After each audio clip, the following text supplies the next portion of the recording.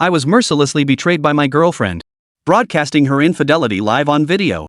Reaching the peak of anger, unexpectedly activated a god-tier selection system. Faced with humiliating choices like forgiving infidelity or eating poverty bread, I decisively chose to head straight to the nightclub. Spend 10 times and get full refunds. I thought it was just about spending money to vent my anger, only to accidentally discover that my ex-girlfriend's still charming mother turned out to be the star manager here. As I watched her face flush with shock and humiliation, a brilliant plan for revenge took shape in an instant. I spent a fortune, specifically requesting her personal service, using the power of money to corner her. When the massive funds from the tenfold cashback arrived, I know this game of revenge has only just begun. Chapter 1, God Tier Choice System. I'm eating spicy strips, no. I'm jogging. Dachang City, Jinhu residential area, downstairs of the apartment building. Lu Feng held a birthday cake in his left hand and a phone in his right, looking puzzled at his girlfriend who was on a video call with him. On the screen, his girlfriend Yang Qingyao's pure and adorable face filled the entire frame. However, her snow-white face bore an unnatural flush, and she appeared to be panting slightly. Xiaoyao, what's wrong with you? Why do you seem so strange? Today was supposed to be Yang Qingyao's birthday, and Lu Feng had even specially spent 3 days' wages to buy her favorite chocolate lava cake. But now, seeing his girlfriend acting so oddly during their video call, Lu Feng felt his heart drop and his face paled slightly. Wrong, what exactly are you doing? At that moment, someone on the other end seemed to shift the phone slightly. An indistinct, ambiguous sound faintly emerged. Yang Qingyao's voice also grew peculiar, as if moving to the same rhythm.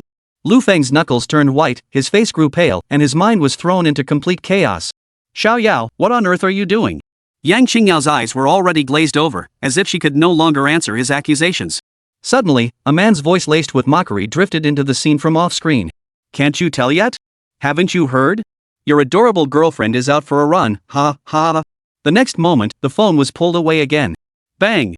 Lu Feng felt as if struck by lightning, his eyes widening abruptly. If the phone hadn't been so expensive, his trembling hands would have dropped it entirely. Xiaoyao, you! In that instant, disappointment, shock, anger, all sorts of emotions surged through Lu Feng's heart. He couldn't possibly misunderstand what had just happened.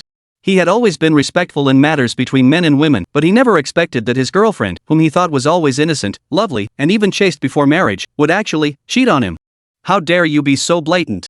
At Lu Feng's furious roar, the man in the video call laughed even more triumphantly. Ha, she's not, and she hasn't cheated. You know what? She's actually always been mine. I intentionally made her date you. Pausing briefly, the man added with supreme smugness. This is the mission I gave her. How about it, exciting, right? At this moment, Lu Feng wished he could rush into the screen and kill those damned cheating bastards.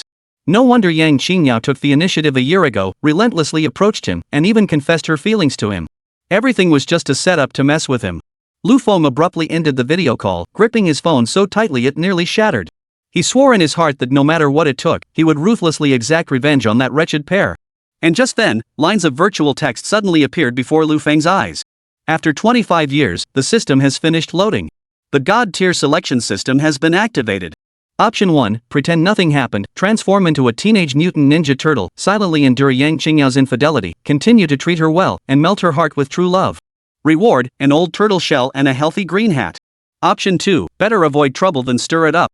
Being a coward is fine, just find the other man and beg him to stop contacting Yang Qingyao. Reward, a steamed corn banwawatu. Option 3, there are plenty of women in the world, why bother with such a wicked one? Head straight to the nightclub, indulge in wild revelry tonight, and embark on a brand new life. Reward, tenfold cashback on tonight's nightclub expenses. This, having read countless web novels, Liu Feng instantly understood. He had activated the system. As for these 3 options, what kind of outrageous options are these first 2? Sweetie. Definitely not picking the 3rd option. Lu Feng's eyes flickered as he recalled the scene from the video call, his fists clenching so tightly his nails nearly pierced his palms. Luckily, with the system now in his possession, he had the absolute power to take revenge on that despicable couple. Tenfold cashback on nightclub spending. I still have around 100,000 in savings. With this tenfold refund, I'm aiming for at least 10 million tonight. The rewards from the first choice were already so generous, making him even more eager to see what future choices would bring. Lu Feng made up his mind, went out to hail a shared electric bike, and headed straight for Golden Leaf KTV. Soon, he arrived at the entrance of Golden Leaf KTV. As the highest-end entertainment venue in the city, its prestige and exclusivity were exceptionally lofty. Lifting his gaze, his eyes were met with a scene of dazzling splendor. A row of high-quality beauties dressed identically in kipeos and black stockings stood in two lines in the lobby to greet guests, the slits in their kipeos practically reaching their buttocks. At the entrance, a few burly security guards were also standing post. Lu Feng sniffed, got off the shared electric bike, and walked inside. Yet, whether it was the receptionist at the front desk or those cheapao-clad ladies, not a single one paid him any attention. Some even rolled their eyes at Lu Feng, who looked shabby from head to toe. This was a high-end entertainment venue, usually frequented by wealthy businessmen. A smelly beggar arriving on a shared bike clearly couldn't afford to spend here. Lu Feng paid no attention and walked straight to the reception desk. The receptionist glanced at him briefly before returning to her phone, not even bothering to greet him. Lu Feng spoke up, "Hello, I'd like to book a private room." The receptionist didn't even bother to look up, replying indifferently, "I'm sorry sir, we only provide services for members here." At these words, the surrounding hostesses covered their mouths and giggled quietly. This poor guy doesn't even know the rules of Golden Leaf KTV, yet he wants to book a private room right away. Lu Feng had saved up over 100,000 from his job over the years. With the tenfold cashback offer, he felt extremely confident and immediately asked, "How much does a membership cost?" The receptionist put down her phone and, with a tone of contempt disguised as politeness, replied to Lu Feng, "Sir, our membership here comes in 5 tiers. Standard member, priced at 2,888. Silver member, priced at 5,888. Gold member, priced at 10,888. Platinum membership, priced at 58,888. Black Gold membership, priced at 88,888. Lazily finishing her sentence, the receptionist half raised her eyelids, her gaze laced with mockery. "Sir, may I ask which membership you'd like to open?" She emphasized the word open with a sarcastic tone, clearly mocking Lu Feng as if a membership at Golden Leaf KTV were some game pass that a penniless guy like him could just open on a whim. The security guards and receptionists were also all staring at Lu Feng with gleeful anticipation. Get ready to see how this broke guy will have to awkwardly leave because he can't afford to pay. This drama happens a few times every month. They're all poor guys like Lu Feng, reckless enough to enter this Golden Leaf KTV, only to back off upon seeing the membership prices can't even afford the cheapest regular membership. Unexpectedly, the next moment, Lu Feng's calm voice rang out.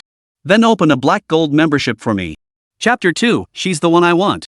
The moment these words were spoken, the entire hall fell into silence. Whether it was the receptionist, the greeter, or the security guard, everyone doubted whether they had heard correctly. This poor kid, whose entire outfit probably didn't cost more than $100, could actually afford a Black Gold membership? Impossible. Yet the next moment, Lu Feng really took out his phone and scanned the payment code on the marble countertop. As the sound of the payment notification rang out, several receptionists immediately approached with warm enthusiasm. The flattering smile on that pretty face couldn't have been more ingratiating. "Sir, please come this way. I'll take you to our most luxurious private room right away.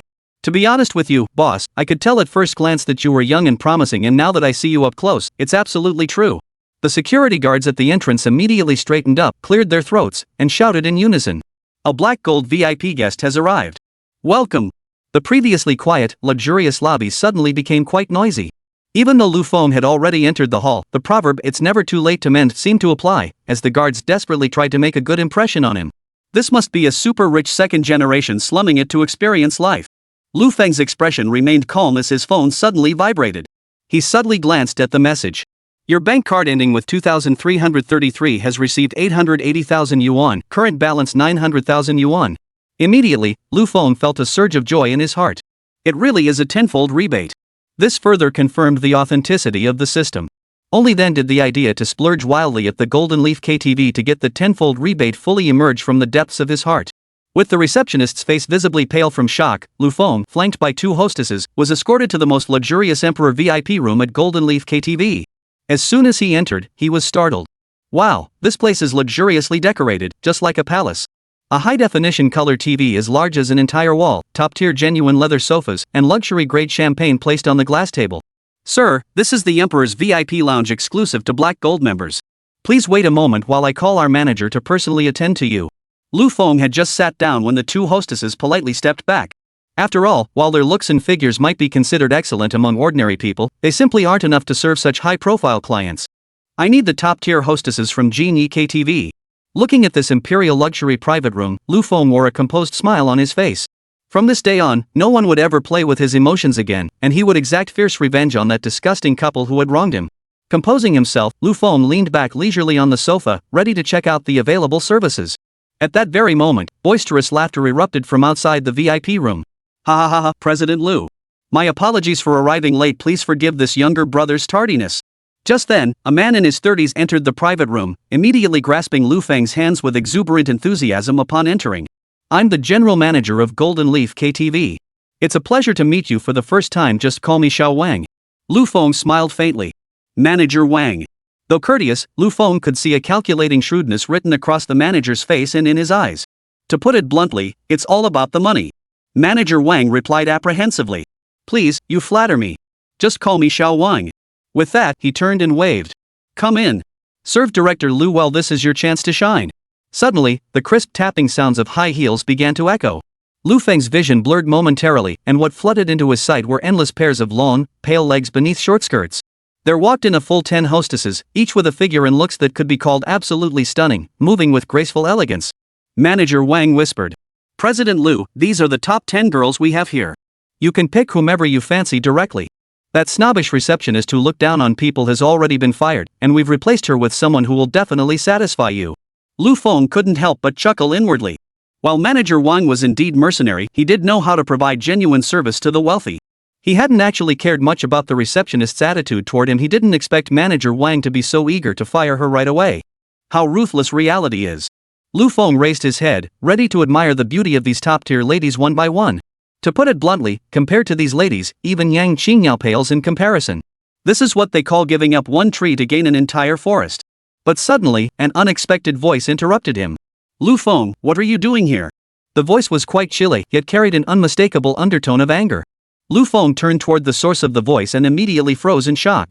There stood a woman in her 30s, poised and graceful among the 10 young ladies, standing out like a crane among chickens. Yet, she wasn't a hostess but appeared to be the manager. The woman was incredibly beautiful, with snow-white skin and a gentle, graceful appearance. Yet within that grace, there was also a touch of nobility and elegance, and coupled with her role as head waitress, it gave off an air of unapproachable dignity. What's most crucial is that this woman bears a resemblance to Yang Qingyao, yet surpasses her in beauty by an immeasurable margin. Lu Feng froze because he knew this woman. She was Yang Qingyao's mother, Qin Shueya. At this moment, Qin Shueya's delicate brows furrowed deeply, her bright face filled with accusation and reproach. Why aren't you saying anything? Should you even be in a place like this? If you don't take your work seriously, fine, but then you come here to indulge in debauchery? Hearing this, Lu Feng inwardly sneered. Because, this Qin Shueya, clearly also works in the nightlife scene. Even if she's a supervisor, how dare she question him? Daughter cheats, and the mother still dares to judge me? Fine, if that's how you want to play.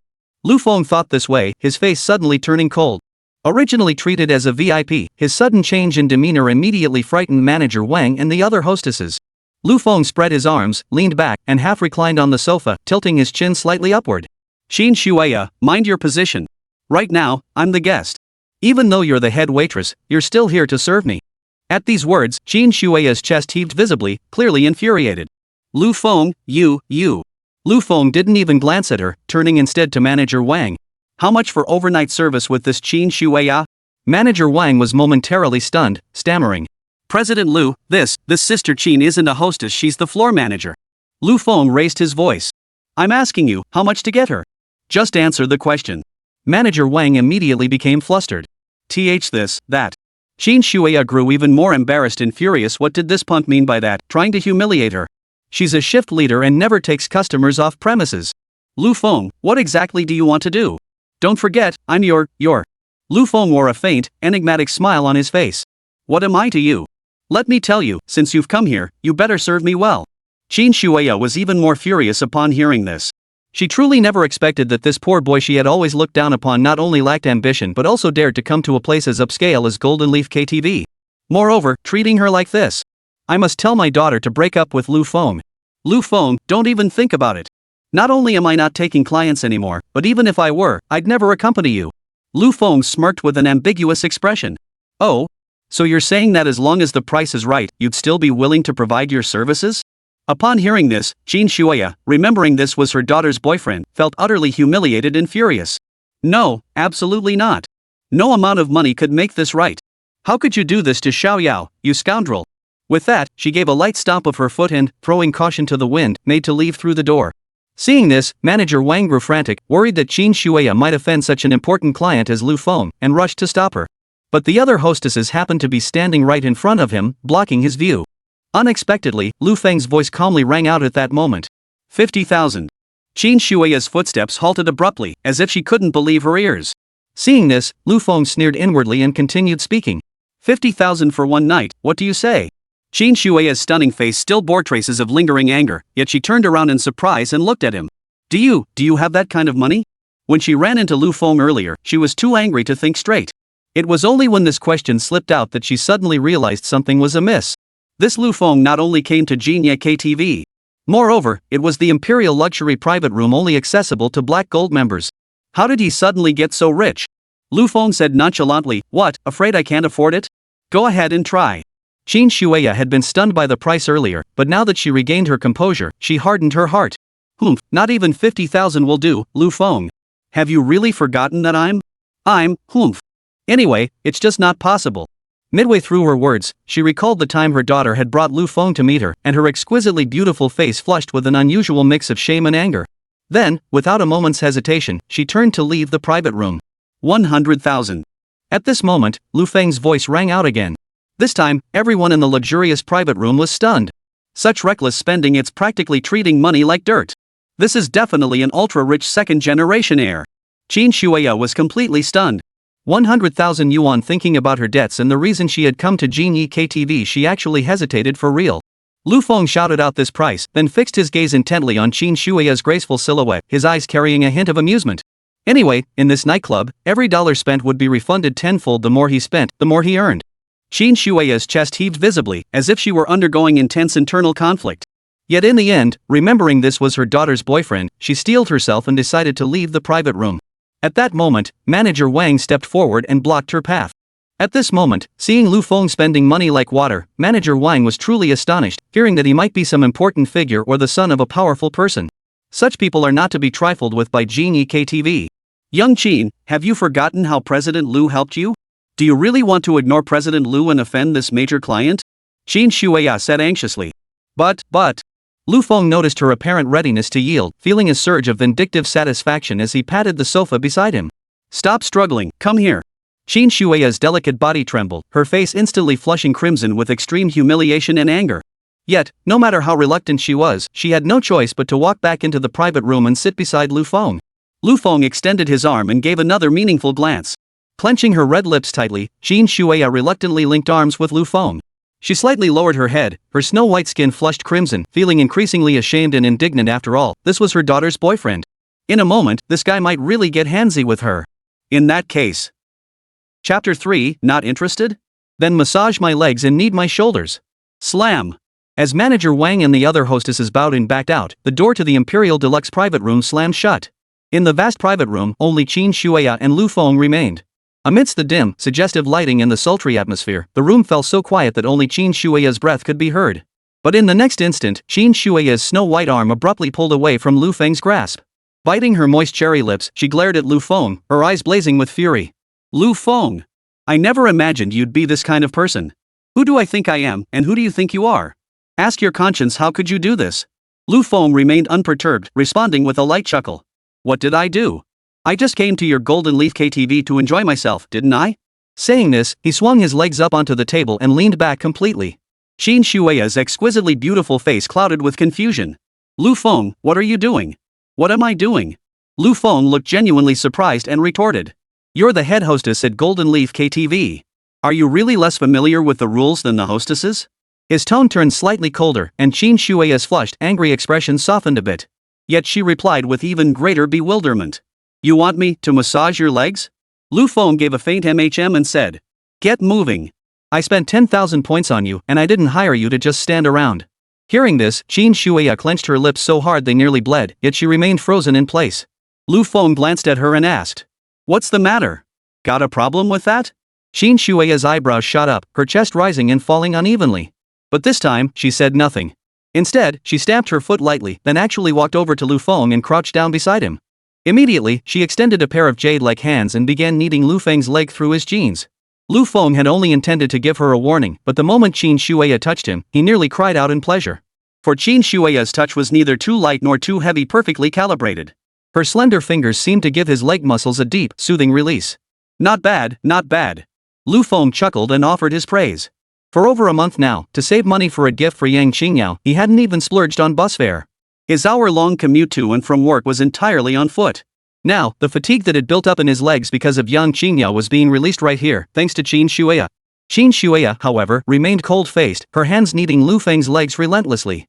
Naturally radiant and captivating, her icy expression only accentuated a unique, alluring beauty. Lu Feng gave a half-smile, half-sneer. What's the matter? You're not happy serving a customer? Is this how you run things as a manager? At these words, Qin Shuya's face flushed crimson not from embarrassment, but from anger. She forced a smile, her lips curving upward like an iceberg melting.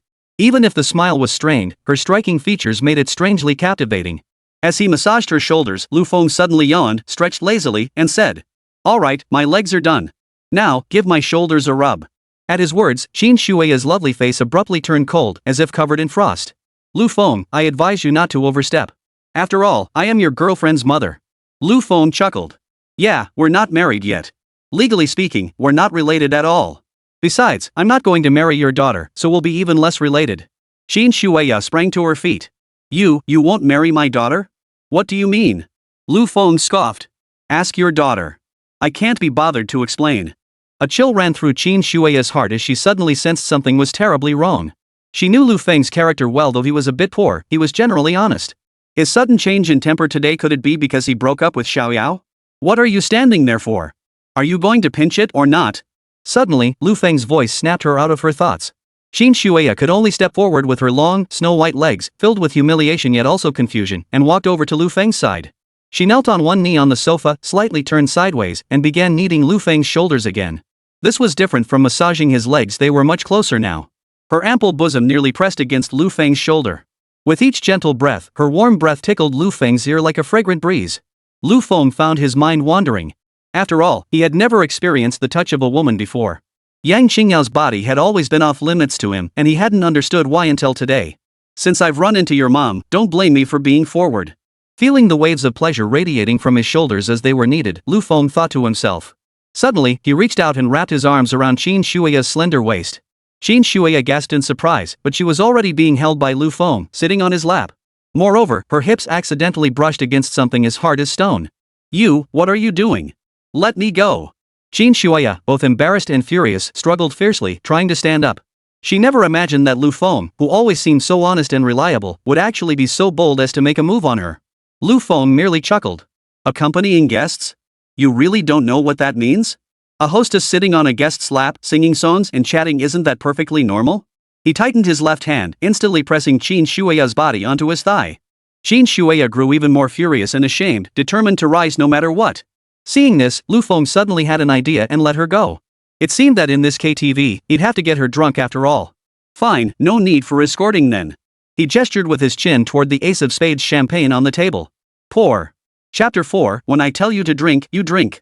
Qin Shuya trembled at his words. Her body is ripe and delicate as a peach. Especially Lu Feng's commanding tone, it made her extremely displeased. After all, she was Lu Feng's girlfriend's mother. But then she thought, if Lu Feng only asked her to pour wine and didn't get handsy, she might be able to tolerate it. Without further delay, Qin Shuya opened the premium Black Ace champagne worth over 10,000 yuan per bottle and poured a small glass to the brim. "Pour 10 glasses, fill them all to the brim." Lu Feng's voice rang out again, still dripping with command. Qin Shuya bit down hard on her full red lips. Though her face twisted with resentment, she still filled 10 glasses to the brim. Lu Feng chuckled softly. "Quite obedient, aren't you? More so than your own daughter." Qin Shuya slammed the wine bottle down with a loud thud, her voice thick with shame and indignation. "Lu Feng, what do you think you're doing? My daughter and I haven't done anything to offend you. Why are you humiliating us like this?" Lu Feng sneered coldly. "Insult your daughter? Ha! I already said go ask her yourself." Qin Shuya froze, sensing something was terribly wrong. What exactly had happened between her daughter and Lu Feng? But then Lu Feng spoke up. "I know. That 100,000 I just charged to your account? It only counts toward the membership's recharge limit, right? Your commission would be around 30,000 at most." Qin Shuya's eyes narrowed with suspicion as she covered the revealing part of her chest. What do you think you're doing? Let me make this clear, no matter how much money you offer, I'll sell my artistry, but never my body." Before she could finish, Lu Feng cut her off. 10,000 per glass. Drink every drop of liquor in this place." The moment those words left Lu Feng's mouth, Qin Shuya's slender frame trembled slightly. Her gaze, already brimming with shame and indignation, now held an added layer of conflict. She had been forced to work at this Golden Leaf KTV due to accumulated debts from failed investments. And now, Lu Feng pulled out his phone without a second thought. He had already paid another 100,000 yuan when manager Wang stepped out earlier. Originally, he had only 800,000 yuan left.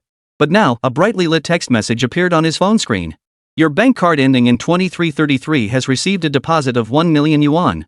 Current balance, 1,800,000 yuan. The tenfold cashback reward had arrived again. Looks like tonight really is unlimited cashback as long as you spend at the nightclub. Come to think of it, does transferring money to hostesses count as spending too? Lu Feng's lips curled slightly. Not only would he exact brutal revenge, but he would also use Qin Shueya to rack up cashback rewards. Ding! Suddenly, Qin Shueya's phone rang. She pulled it out and her pretty face instantly paled with shock. Because the screen showed that Lu Feng had actually transferred her a full 10,000 yuan. Lu Feng, you. Lu Feng said indifferently. I told you, 10,000 for a drink. If you want to accept the transfer, you have to drink first. At the same time, he noticed the system prompt popping up. Spend 10,000, tenfold cashback successful, received 100,000. It really works. Lu Feng felt a surge of excitement within, yet his expression remained unreadable. He sat back comfortably on the sofa, a faint smile playing at the corners of his mouth, his gaze calmly fixed on Qin Shueya. Qin Shueya's full chest rose and fell rapidly, clearly torn by intense inner conflict. Suddenly, she seemed to stamp her foot lightly, then abruptly grabbed the wine glass from the table and downed it in one gulp. Perhaps from drinking too hastily, or perhaps from overwhelming shame and anger, a few drops spilled, trickling down her snow-white neck and pooling at her collar, instantly dampening the white shirt. A glimpse of snow-white skin became faintly visible. Yang Qingya was already quite beautiful, otherwise, Lu Feng wouldn't have treated her so well back when he didn't even know she was a prostitute. But Qin Shueya was 100 times more beautiful than his daughter, possessing an extreme allure beyond that of a young girl. A surge of lust flared within Lu Feng, yet he suppressed it. He tapped his phone a few more times, initiating a second transfer. Spending 10,000, 10x cashback successful, received 100,000. Another system notification appeared. Lu Feng's lips curved slightly as he looked at Qin Shueya. 10,000 for one drink. This is the second one. Qin Shueya stared at the new transaction on her phone. Though still seething with anger and humiliation, her beautiful eyes widened slightly. For some reason, though Lu Feng's voice hadn't changed, to her ears it now carried a hint of masculine bravado. Catching herself thinking this, Qin Shueya shook her head sharply and took a deep breath to steady herself. After all, she was the mother of Lu Feng's girlfriend. No matter how generous Lu Feng might be, this was unacceptable. Though champagne wasn't particularly strong, she couldn't hold her liquor well and was already feeling tipsy. Thinking of the debt, Qin Shueya steeled her resolve, picked up a second glass, and downed it in one gulp. More wine spilled out, soaking the front of her blouse. Lu Feng watched the stunning beauty with a smile in his eyes. Third glass. Another 10,000. Fourth glass. Fifth cup. Alright, sixth cup. So obedient, seventh cup. Before long, Lu Feng had already transferred 100,000 yuan to Qin Shueya. But at the same time, he received a whopping 1 million yuan in cashback rewards. With this, his savings had reached 2,700,000. It was nearly enough for a house in Dachang City. But it was still nowhere near enough. Tap. Just then, Qin Shueya placed her wine glass on the table. Her snow-white, alluring face was now flushed with crimson patches, and her eyes had grown hazy. Her graceful figure swayed unsteadily, as if she might stumble and fall at any moment. Lu Feng, your salary is only 3,000, right? You penniless kid, where did you get all this money? After receiving the 10th transfer of 10,000 yuan, Qin Shueya continued to tease him relentlessly. Lu Feng smiled faintly, about to respond. But suddenly, an ouch echoed through the air. Unable to hold her liquor, Qin Shueya stumbled and fell straight into Lu Feng's arms. Her soft, fragrant body pressed against him, sending a wave of sensual warmth through Lu Feng. The thought that this was Yang Qingyao's mother made the sensation even more unsettling. How did I? Qin Shueya's face flushed crimson with shame and embarrassment as she struggled to rise from his embrace. But perhaps because she was too drunk, the moment she pushed herself up, her arms went limp and she fell back into Lu Feng's arms. Lu Feng held her firmly, yet his expression softened into a gentle smile. What's this? Didn't you say you sell your art, not your body? What exactly are you doing now? At that moment, Lu Feng's intense masculine scent kept wafting into Qin Shueya's nostrils. And Qin Shueya felt utterly humiliated and enraged. Lu Feng, where do you think your hands are wandering? Stop it right now. Chapter 5, An Unexpected Touch, a True Misunderstanding. Lu Feng hadn't actually overstepped. He was actually using his hands to support Qin Shueya's body, preventing them from getting too close. But upon hearing Qin Shueya's words, he gave a soft chuckle and instantly released his grip. Fine, I'll let go. Ah! Qin Shueya let out a sharp cry as her entire body pressed firmly against Lu Feng. Lu Feng could feel her soft, fragrant body trembling slightly against his own. He couldn't help but shake his head and teased her. What are you pretending? You're over 30, with a daughter already. Still playing coy? Let me tell you, I won't pay a penny more because of this. Qin Shuya was already too drunk and weak to stand, forcing her to remain lying in Lu Feng's arms. Hearing Lu Feng's words now, she felt both embarrassed and angry, yet she couldn't stand up. She couldn't control the trembling of her body either. Because she hadn't been with a man in over a decade. The trembling was an instinctive reaction, something she simply couldn't control. Lu Feng, help me up. Otherwise I. Or else what? Lu Feng's eyes twinkled with amusement, but after a moment's thought, he helped her sit up. But perhaps due to her intoxication, Qin Shuya's body felt unusually limp. Even after sitting up, she leaned against Lu Feng. This made it look as though she had deliberately sat on Lu Feng's lap. Qin Shuya was mortified and furious, but helpless. She could only quietly gather her strength to stand. Fearing she might fall, Lu Feng reached out again and wrapped his arm around her waist. With his other hand, he picked up the remote and activated the wall-sized high-definition screen. Lu Feng was actually trying to divert her attention. Because Qin Shuya's writhing against him had ignited his desires completely. But this was a KTV lounge. Even without surveillance cameras, he chose to restrain himself to avoid leaving any evidence behind. As he pressed the buttons to select a song, suddenly, he felt Qin Shuya in his arms gain strength. She wrenched free from his grasp and abruptly stood up. Clang! As Qin Shuya stood up, she accidentally knocked over another bottle of premium Black Ace champagne on the table. The bottle shattered instantly, spraying champagne all over Lu Feng. Worst of all, it soaked his crotch completely. It looked as though he'd wet himself. I'm so sorry. Qin Shuya was genuinely startled this time. On one hand, this bottle of champagne costing over 10,000 yuan had already been included in the private room's expenses essentially purchased by Lu Feng. On the other hand, she thought about how Lu Feng had still transferred her 100,000 yuan regardless, greatly alleviating her debt crisis. Yet she had refused to even accompany him as a hostess and had even soaked his pants. A twinge of guilt finally stirred in Qin Shuya's heart. Lu Feng was also at a loss for words, mainly because he couldn't possibly walk out with his pants this wet. Just as he was about to speak up and ask Qin Shuya to go buy him a new pair of pants, Qin Shuya grabbed the tissue box beside her and pulled out several sheets at once. It's my fault. Lu Feng, don't move. I'll clean you up right now. She knelt directly between Lu Feng's legs, using the tissues to soak up the moisture in his crotch. But occasionally, she accidentally brushed against something she shouldn't have, causing her pretty face to flush bright red. Lu Feng sighed helplessly, about to tell her to go buy him a new pair of pants after all. But suddenly, at that very moment, his phone rang. Lu Feng pulled it out and his eyes narrowed instantly. It was Yang Qingyao calling him on video. That, daring to video call me?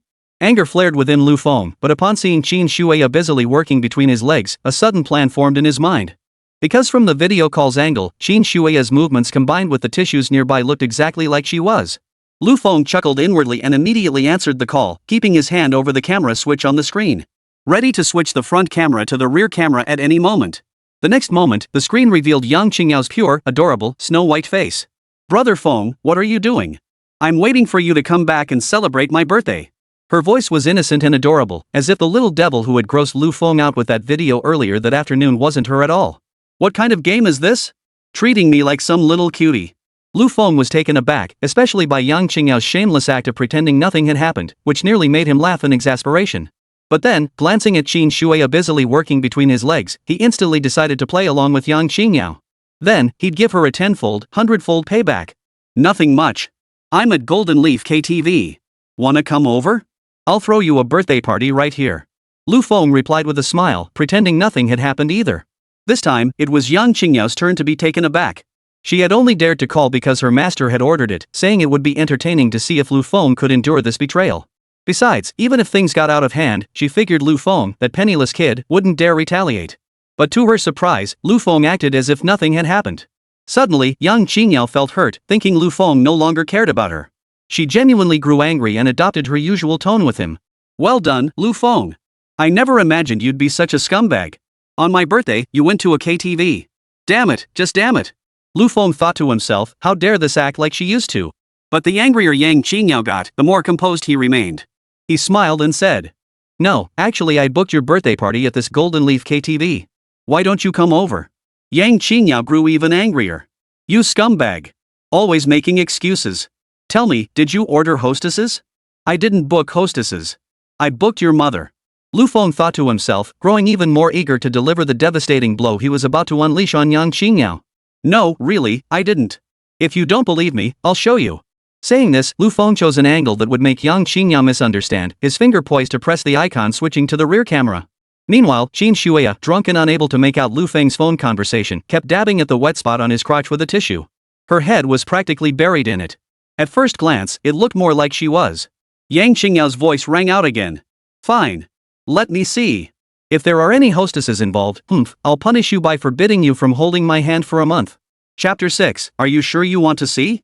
Lu Feng saw the big fish take the bait and chuckled inwardly, but his expression remained serious as he said, Don't you trust me?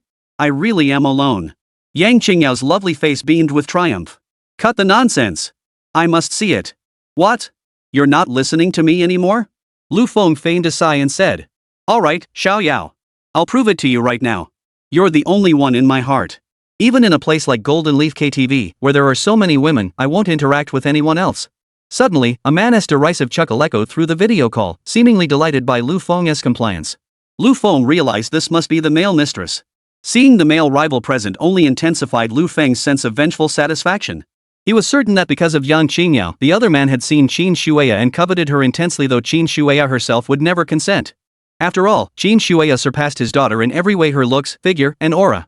Any man faced with the choice between the two would unhesitatingly pick Qin Shuya, even though she was already in her 30s. Without hesitation, Lu Feng pressed the camera switch button. Instantly, the video call switched from Lu Feng's handsome face to the scene inside the imperial luxury private room. Yang Qingyao gasped in astonishment. Wow, this room. How is it different from the other rooms at Golden Leaf KTV? It's way too luxurious. Deep down, Yang Qingyao even felt a flicker of genuine emotion, thinking she might have been unfair to Lu Feng. But then she remembered his meager monthly salary of 3,000 yuan and his dead-end job. How could he possibly afford this suite? Had he just given up after being provoked by her? What a loser. She was certain she hadn't done anything wrong. Lu Feng smiled and said, I specially arranged this for your birthday. I wanted to give you a big surprise. How about it? Do you like it? Yang Qingyao nodded vigorously. I love it. I absolutely love it. But just as she finished speaking, Lu Feng's hand deliberately trembled slightly. Instantly, the camera angle shifted downward, capturing Qin Shuya's jet black hair in the frame. Yang Qingyao's smile froze on her face, her voice tinged with confusion. Brother Feng, did I see that wrong? How come I think I saw a woman? Seeing the slight shock on Yang Qingyao's face, Lu Feng felt a surge of satisfaction. This afternoon, you were cheating with your male lover while video calling me. Now it's my turn. No, there's no woman here. You must be seeing things. He immediately feigned innocence, his expression appearing utterly bewildered. Yang Qingyao's voice, however, grew sharp. Even though she no longer loved Lu Feng, she couldn't tolerate him having another woman. There definitely is. Move the camera down. So you really are cheating on me on my birthday, huh? You piece of trash. Hearing this, Lu Feng finally let out a light sigh with a smile and replied. Alright, you caught me. But this isn't another woman. Yang Qingyao's face paled. What do you mean? You're seeing my best friend Zhou Xiaoyu? You dare to have your cake and eat it too? No way. She'd never go for you.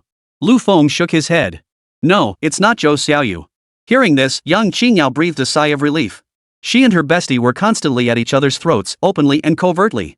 Even if her own love-struck dog Lu Feng got snatched by her bestie, she'd be furious. Thank goodness it wasn't her. But the next moment, the camera angle shifted on Lu Feng's end, and his voice, tinged with a mocking smile, echoed. It's your mom. On the screen, a woman of breathtaking beauty lifted her head. She was immeasurably more beautiful than Yang Qingyao, yet her gaze was unfocused, a trace of moisture lingering at the corner of her mouth as she reached up with a delicate, snow-white hand to wipe it away. Moreover, the nearby banquet table was littered with used tissues, soaked through with alcohol. Boom! Yang Qingyao froze in place as if struck by lightning, her eyes widening instantly. Her face visibly flushed crimson before turning completely ashen. Her eyes even began to glaze over. Mom? Mom! What happened? Yang Qingyao felt as if she'd been hit by a train. Her chest felt tight, and she could barely breathe. Her voice was filled with disbelief. Her voice even cracked with a hint of tears.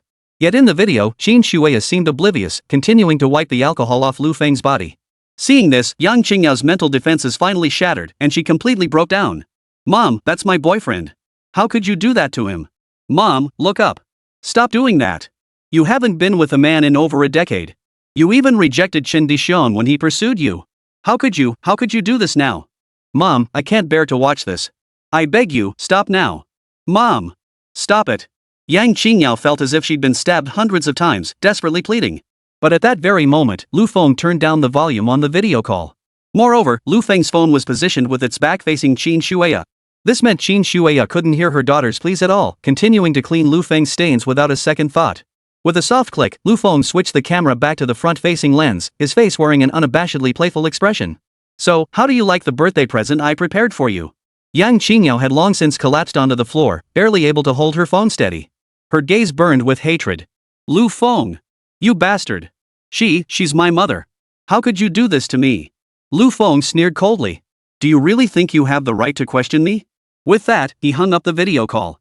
But just before the call ended, he caught the other man's distraught, furious roar. It seemed that this male mistress was even more furious than Yang Qingyao about having conquered Qin Shuya.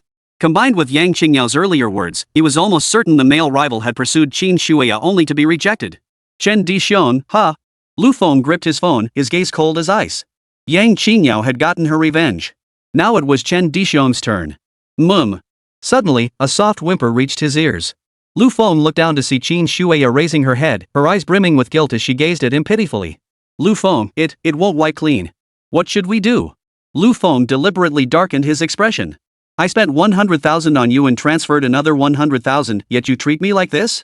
Don't you owe me some compensation? Truthfully, Qin Shuya was still seething with shame and anger, yet she also felt a twinge of guilt. But she was the hostess, not a hostess girl, and she didn't know how to make it up to him. Surely she couldn't just do that with him. The thought sent a jolt through her, sobering her up considerably. She hadn't been with a man in over a decade, and it would be a lie to say she felt no desire. Earlier, while wiping Lu Feng's pants, she'd brushed against his multiple times. Yet she never imagined such a ridiculous thought would surface. No, I can't. After all, he's my daughter's boyfriend. I absolutely mustn't. Amidst her startled cry, Lu Feng suddenly swept Qin Shuya into his arms. This time, whether from drunkenness or something else, Qin Shuya's face flushed crimson. After a moment's struggle, she suddenly sat still on his lap. Satisfied, Lu Feng chuckled softly. If you won't compensate me, then I'll just take it myself. Chapter 7, Snagging His Goddess 2. Qin Shuya bit her lip, closed her eyes, and prepared to endure silently. After all, she had made a mistake. If Lu Feng touched her a little, there was nothing she could do about it.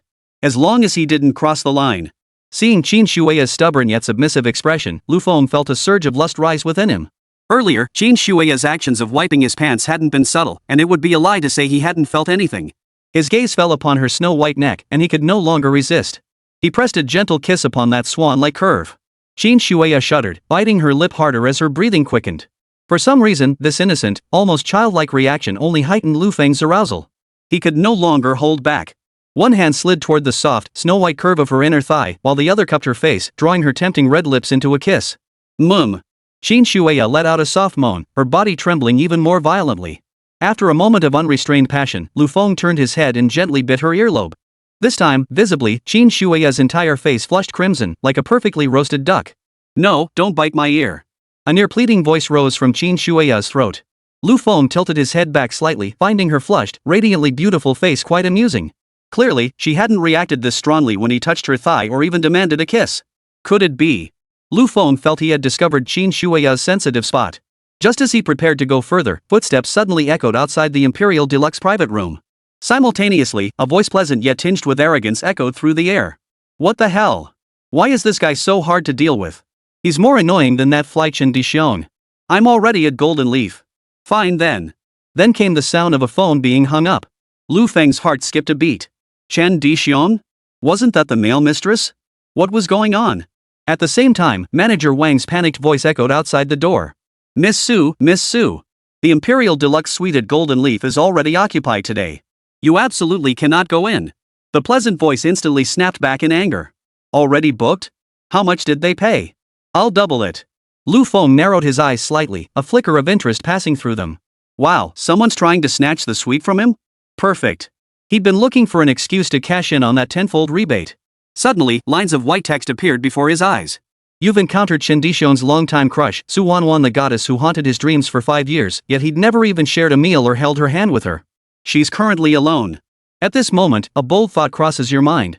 Option 1, be a gentleman, leave Su Wanwan alone, give up the private room, and escort the drunk Qin Shuya home. Reward, 1 infertility pill.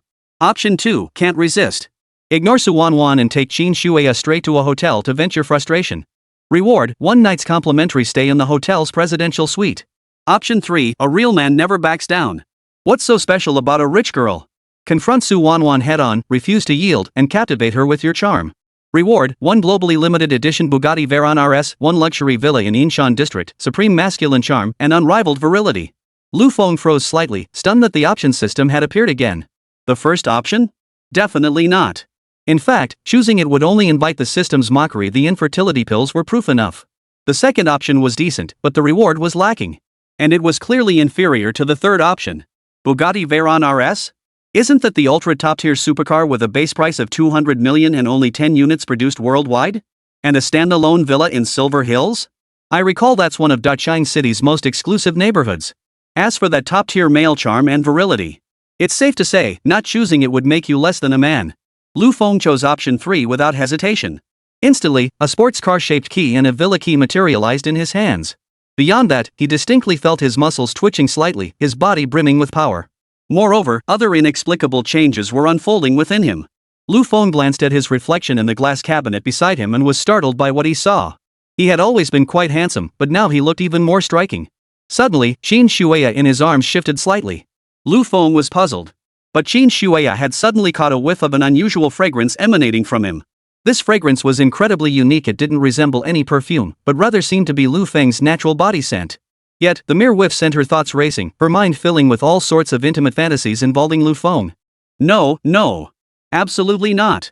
Qin Shueya felt utterly embarrassed, biting her tongue hard to snap herself back to reality. Suddenly, her stomach churned violently, her insides feeling like a stormy sea. It turned out she'd drunk too much earlier, and now she felt like she was about to throw up everything she'd eaten that afternoon. Click. Just then, the door to the Imperial Deluxe private room swung open, pushed by a pair of snow-white hands. Qin Shueya rose just in time, clutching her mouth as she dashed out. Lu Feng was taken aback, then realized Qin Shueya was heading to the restroom. His gaze shifted, and he caught sight of the spoiled Miss Su. Instantly, Lu Feng's eyes lit up. Su Wanwan wore a sky-blue spaghetti strap top and denim hot pants, her long, shapely legs drawing all eyes. Her features were exquisitely beautiful, and her fashionable style rivaled even major internet celebrities and minor stars. To put it bluntly, Yang Qingya was nothing compared to Su Wanwan. No wonder Chen Dixuan, with that, is still chasing after Su Wanwan. Unexpectedly, Su Wanwan froze in surprise when she spotted him. Holy, he's so handsome. Su Wanwan gasped inwardly, lifting her exquisitely beautiful face slightly. Hey, wasn't your boss trying to snatch that private room from me? She's already left quietly. I'll give you 100 grand. You leave too. Born into immense wealth and privilege, she instantly recognized that every item Lu Feng wore was cheap, off the street bargain. So she deliberately flaunted her wealth, hoping Lu Feng would back down. At the same time, she clearly misunderstood, mistaking Qin Shueya, who had just run out for this poor kid's boss. Manager Wang, trailing behind, was frantic. He dared not offend either of these VIPs and was about to speak up to mediate. But unexpectedly, Lu Feng lifted his chin. 10,000? I'll give you 20,000. Now kindly leave and don't bother me. Su Wanwan froze for a moment, her anger instantly ignited. She crossed her arms and chuckled lightly. Oh, don't tease me. Can you really come up with 200,000? If you can, I'll drink with you tonight. Chapter 8, so that's how you make your money? Oh? Lu Feng narrowed his eyes slightly, a hint of amusement in his voice. Are you sure? If I pull out 200,000, you can't back out. Su Wanwan replied with unwavering certainty. Only a dog would back out. Lu Feng chuckled. Alright, deal. Lu Feng clearly hadn't expected this dumb beauty to be so stubborn and so easy to provoke. But he didn't mind having another stunning beauty join him for drinks. He pulled out his phone, scanned the payment QR code on the table, and did it with a casual air. Spending 200,000, 10x cashback successful. Received 2 million. Lu Feng felt a surge of satisfaction. 2 million yuan, it was already in the bag. His total assets instantly surged to 4,500,000. The next moment, Manager Wang's body trembled as his earpiece buzzed with the notification of a successful top-up from his phone. His face lit up like a flower, and he beamed with enthusiasm. Mr. Lu, your generosity is truly remarkable. On my authority, Golden Leaf will gift you an additional bottle of Royal Salute worth 30,000 yuan. Su Wanwan's beautiful eyes widened in disbelief. Truthfully, 200,000 yuan wasn't much to her. The main issue was that this handsome guy, dressed head to toe in cheap, street-style clothes, simply didn't look like someone with deep pockets. He'd spent the 200,000 yuan with such effortless ease, as if it were 20 yuan. Even she couldn't claim such composure. You, fine. This lady misjudged you. Good for you, humph. Su Wanwan was stumped, her pretty face flushing slightly. After speaking, she swung her long, snow-white legs and turned to leave. Lu Feng chuckled and called after her. Hey, don't back out now. You promised to drink with me. Su Wanwan halted in her tracks, a flash of defiance crossing her lovely face. She turned back, her tone haughty. What? You're going to stop this lady now? Lu Feng smiled and said. Fine, go ahead. Just call out my name twice and I'll let you leave. Su Wanwan froze for a moment before snapping back, grinding her little fangs as she retorted. Fine then. You're calling me a little dog, aren't you? Lu Feng flopped onto the sofa and chuckled. You said it yourself. Choose, either drink with me or bark twice and I'll let you go. Su Wanwan puffed out her cheeks in annoyance, wrestling with her decision for a moment before finally snapping. Fine, let's drink. Who's afraid of who? She plopped down beside Lu Feng, arms crossed, glaring at him defiantly. Lu Feng found the sight amusing. This spoiled little miss was surprisingly cute and clueless. He was also somewhat surprised he hadn't expected things to go so smoothly. He'd assumed Su Wanwan would likely refuse to comply at any cost. After all, someone who clearly belonged to the upper echelons of the wealthy and beautiful elite, how could she possibly be humiliated and then agree to drink with a stranger? Even though he was quite handsome. He didn't realize that at this very moment, Su Wanwan was secretly gloating inside, a flicker of amusement dancing in her eyes. I just played a little hard to get, and this hunk took the bait. Men really are all the same. Anyway, I never planned on going back after sneaking out today. I'll do whatever I want. She had actually run away because she refused to marry the wealthy heir her family had arranged for her. Originally, Su Wanwan had planned to flee overseas immediately. Her best friend, who had helped her escape, had specially arranged a farewell party for her tonight at Golden Leaf KTV. But tonight, her family actually tracked down her friend. Her friend needed her help dealing with them and couldn't get away. She only found out about it after arriving at Golden Leaf. Unexpectedly, she bumped into Lu Feng, a handsome guy who made her heart skip a beat at first sight and changed her plans.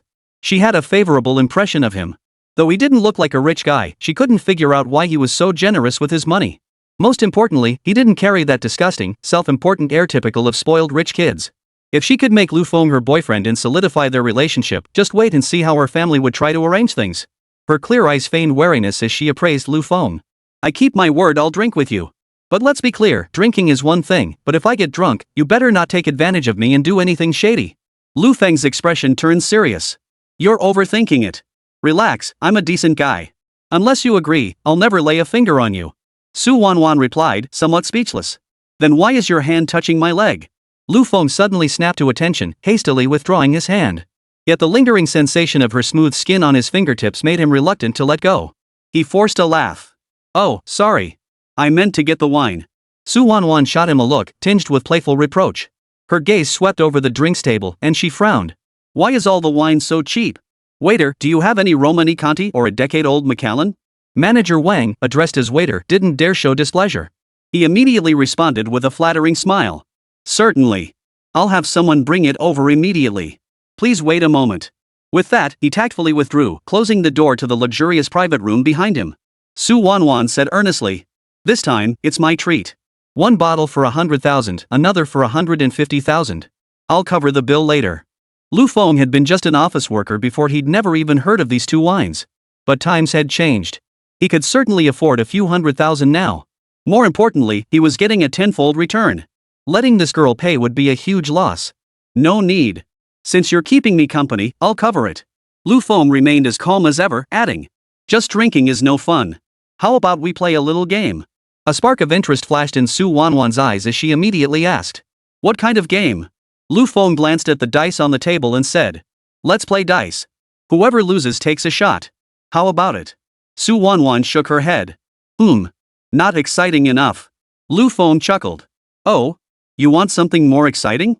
What exactly counts as exciting? Su Wanwan suddenly flashed a smile. How about this, the loser not only drinks a shot but also plays truth or dare. Anything goes, the loser can't refuse. What do you say? As soon as she finished speaking, a faint blush spread across her snow-white, delicate face. The dim lighting prevented Lu Feng from noticing. Truth be told, she'd never played such an intimate game with a guy before. She'd only heard that when men and women played these games together in nightclubs, embarrassing things tended to happen. Because men were all pigs. But since she'd decided to get to know Lu Feng today, she was willing to take the plunge. The thought of it even gave her a little thrill. Lu Feng's pupils dilated. Holy crap! Didn't you say you wouldn't do anything bad? Suddenly, he felt like he was the one walking into the lion's den. Pretty thrilling, I like it, ha ha ha. You first or me first? Su Wanwan feigned nonchalance, chuckling slyly. I'll go first. Don't cry later, okay? Just as her hand touched the dice cup, a pair of voices drifted in from outside the private room, growing louder as they approached. Xiao Yao, that Bugatti Veyron RS at the entrance is so sleek. It's one of only 10 top-tier supercars in the world, and I heard it costs 200 million just for the base price. Wait, this must be the place, right? Yep, this is the place. Brother Xiong, he should be inside. Hearing those voices, Su Wanwan's brows instantly furrowed. Lu Feng, however, wore a playful smile in his eyes.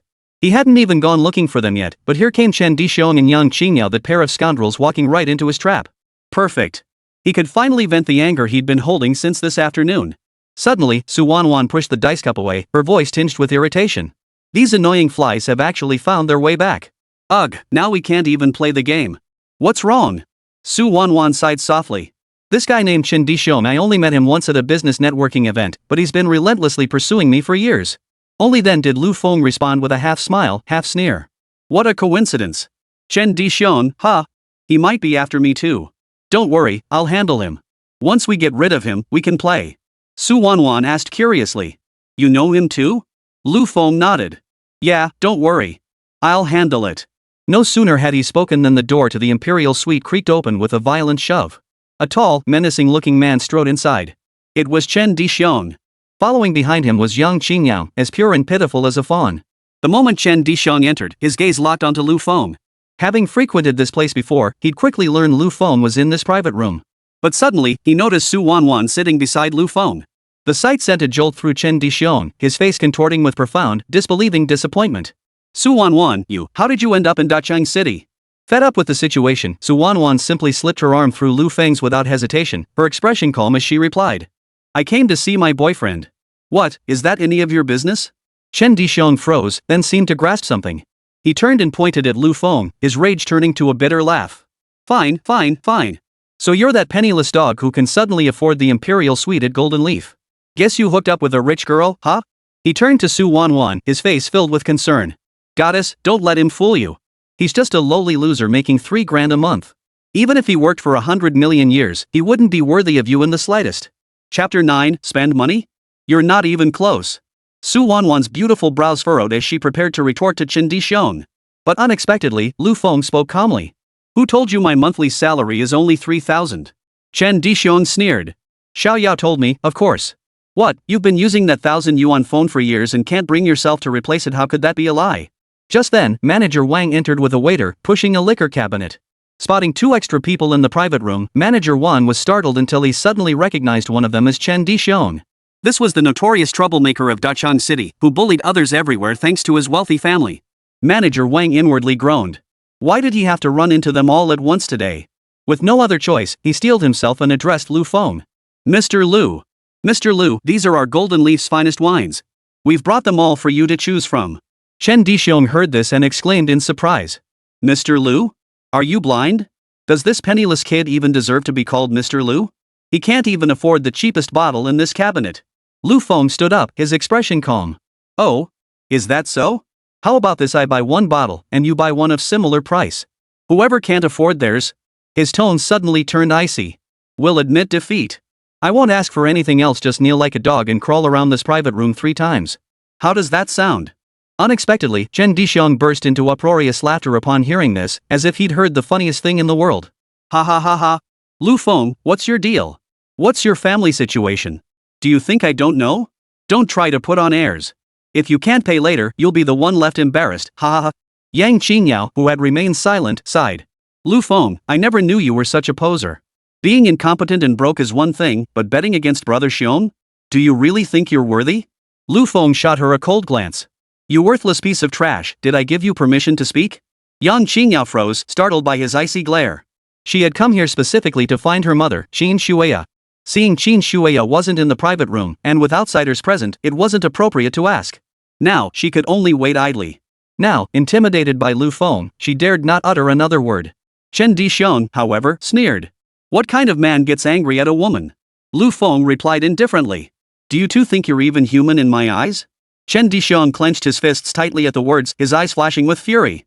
But then he remembered Su Wanwan, the goddess who had haunted his dreams for years, was right there. He immediately suppressed his urge to beat Lu Feng senseless.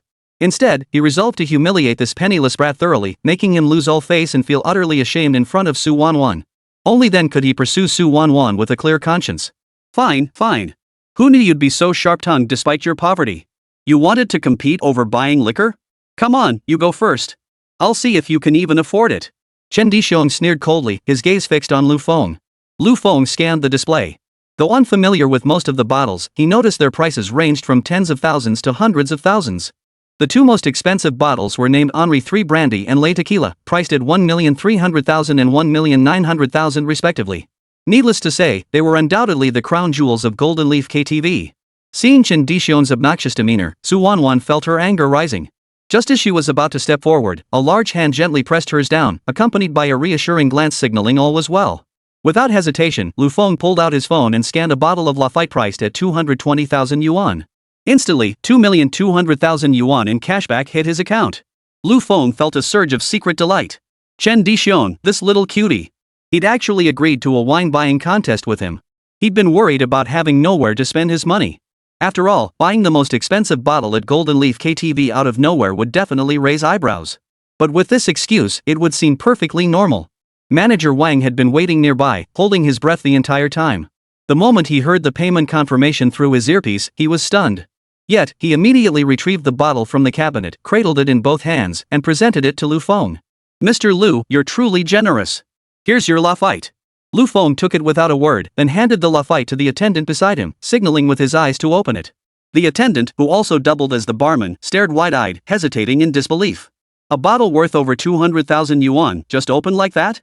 But seeing the unwavering certainty in Lu Feng's eyes, he scrambled to open it with professional equipment. With a pop, the bottle opened, and instantly, the entire room fell silent. For a split second, time seemed to freeze within the private room. Yang Qingyao's eyes widened instantly, as if she couldn't believe what she was seeing. 22,000 yuan. Lu Feng just casually spent it? Where did he get that kind of money? Chen Dishion's pupils flinched slightly. Initially, when Lu Feng scanned the QR code to pay, Chen had suspected it was a setup orchestrated by Golden Leaf KTV and Lu Feng a ploy to scam him with fake drink promotions. But when Lu Feng actually had someone open that bottle of Lafite, he was genuinely taken aback. After all, with his expertise, he could tell this Lafite was the real deal. And once such an expensive bottle of Lafite was opened, it couldn't be returned. Seeing the goddess Su Wanwan glance over curiously, Chen Dishong suddenly gritted his teeth and pulled out his phone. "Fine, then I'll buy this bottle of Diva vodka for 250,000. The payment cleared quickly, and manager Wang, beaming with a broad smile, presented the bottle of Diva vodka to Chen Dishong. Lu Feng, however, watched Chen Dishong with a leisurely gaze, his expression speaking volumes. Chen Dishong gritted his teeth and opened the bottle of Diva vodka as well. But just as he finished opening it, Chen Dishong suddenly seemed to come to some realization, letting out a sigh of relief. "So where did you get the money, you cheapskate? Probably your parents stashed it with you, huh? They worked their asses off for decades to save that cash, and you blew it all just to save face? What a devoted son you are, ha ha ha." Chen Dishong laughed wildly, then waved his hand grandly. "Manager, bring me that bottle of Diamond Jubilee whiskey worth 360,000. Let's see how this kid keeps up." Yang Qingyao, prompted by Chen Dishong's words, also figured out where Lu Feng's money came from. Seeing this, she couldn't help but glance at Lu Feng with a teasing look, waiting to see how he would embarrass himself once his money ran out. Though Su Wanwan didn't understand the situation, she'd already decided that if Lu Feng truly couldn't afford it, she'd cover for him. Unexpectedly, Lu Feng remained calm. He pulled out his phone and scanned another QR code. "Then I'll take this 390,000 yuan Pommery whiskey." Instantly, 3,900,000 yuan in cashback appeared in his account. Lu Feng felt a surge of satisfaction inside, yet his expression remained composed. The payment processed instantly upon scanning the code. Manager Wang, his face brimming with flattery, presented the bottle to Lu Feng with both hands. In that instant, Chen Dishong's smug expression froze. He never imagined Lu Feng could actually afford it. Cold sweat instantly broke out on Chen Dishong's back. Although his family provided him with 2 million yuan monthly for living expenses, it was already the end of the month. Having lost heavily gambling recently, his account now held only about 1 million yuan. He had planned to scare Lu Feng off with this move, but unexpectedly, Lu Feng could actually afford such a large sum.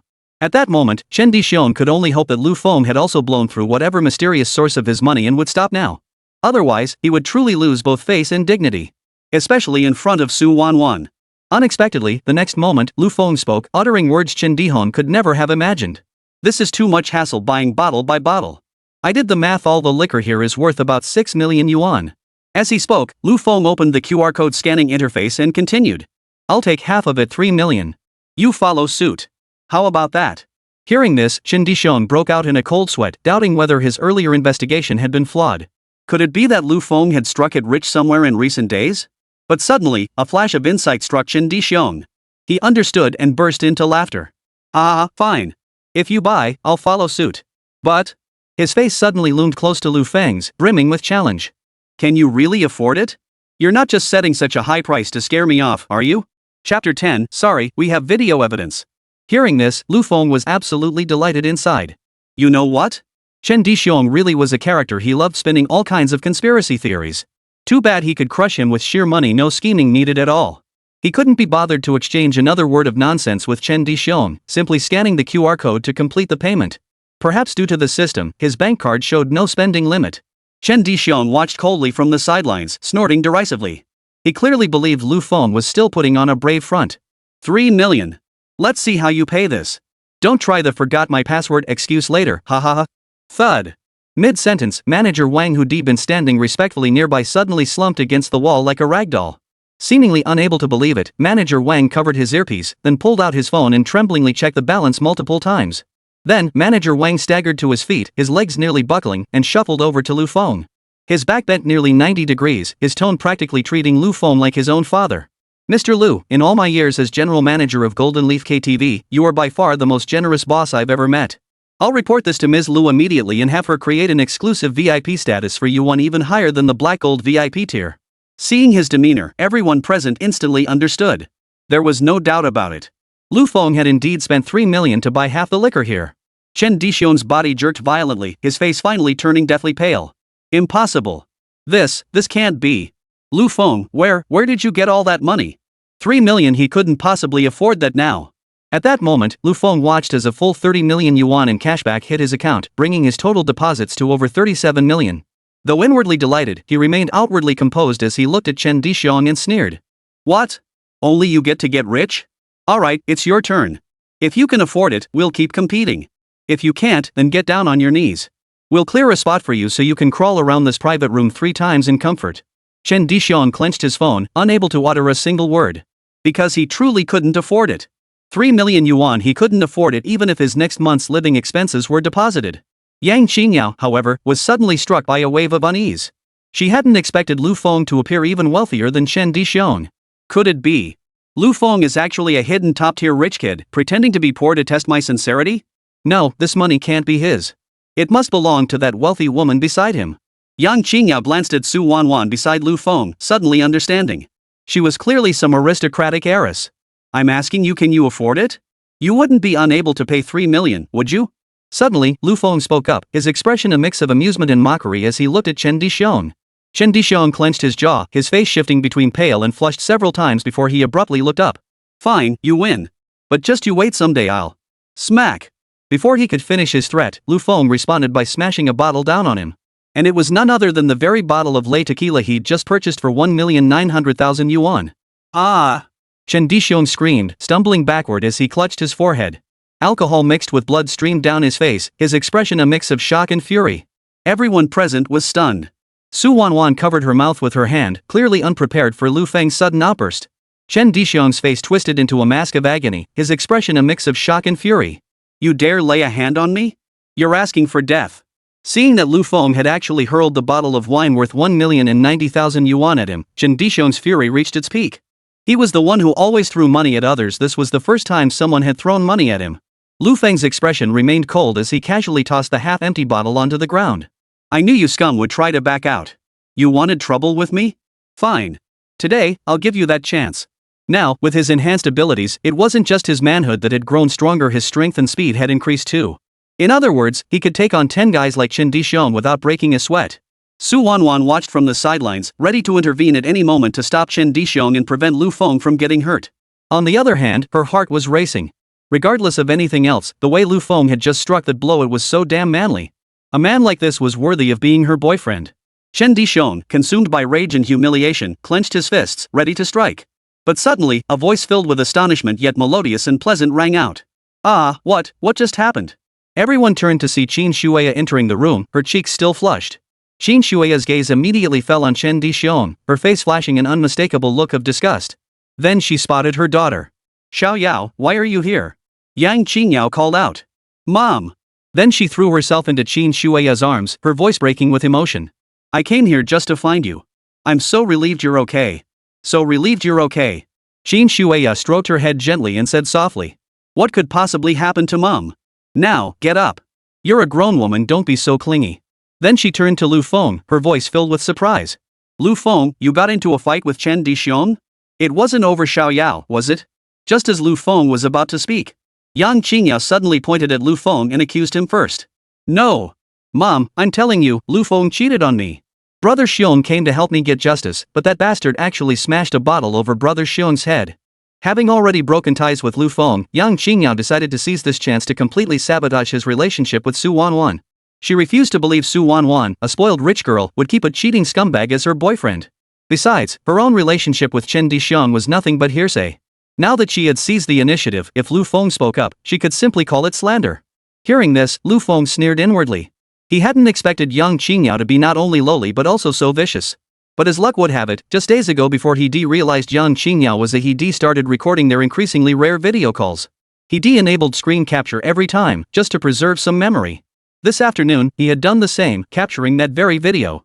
If, in front of so many people, especially in front of Yang Qingyao's mother Qin Shueya, Su Wanwan, and manager Wang, if he were to produce that video, there was no doubt that Yang Qingyao would be utterly disgraced. This would be the ultimate, most powerful revenge. Qin Shueya, clearly unaware of the truth, saw her charming face turn cold in an instant. Lu Feng, is this true? Chen Dixiong, who had been clutching his throbbing forehead, snapped to attention. Pointing at Lu Feng, he shouted. Auntie, what's there to ask? If this kid hadn't cheated, why would Xiao Yao come crying to me? Why would I come looking for Lu Feng to seek justice for Xiao Yao? As if that weren't enough, he added. That's exactly why he flew into a rage and smashed a wine bottle at me. Look at what he did to me. Su Wanwan listened nearby, narrowing her eyes slightly. She sensed that Yang Qingyao and Chen Dixiong might be framing Lu Feng. After all, if it were truly as they claimed, Chen Dixiong wouldn't have mentioned a word about it earlier. But how could Lu Feng prove his innocence? That was the real problem. She genuinely began to worry for him. Unexpectedly, the next moment, Lu Feng shook his head with a wry smile. Some people are just beyond redemption when they stoop so low. Especially you two, a pair of scoundrels who dare to turn the tables on me. Saying this, he pulled out his phone, opened the gallery, and swiped to a video clip. But guess what? I have proof. So tell me, what should we do about this? With that, he pressed play in front of everyone present. Chapter 11, A Lesson. The moment the recording began playing, Chen Dixiong and Yang Qingyao turned ashen. Who could have guessed that Lu Feng would resort to such underhanded tactics? Qin Shueya had no idea the situation had become so absurd. Her charming eyes fixed on her daughter as her voice turned icy. Yao Yao, why did you lie to your mother? All these years, Qin Shueya had been utterly devoted to her daughter. Even after what had happened with Lu Feng, she had struggled to restrain herself. But who could have imagined her daughter would prove so disappointing, even going so far as to blatantly turn the tables on others? She was utterly disillusioned. What broke Qin Shueya's heart most was hearing her daughter repeatedly call Chen Dixiong brother Chen. Chen Dixiong had openly harbored feelings for her, yet behind her back, he'd been involved with her own daughter. That beast.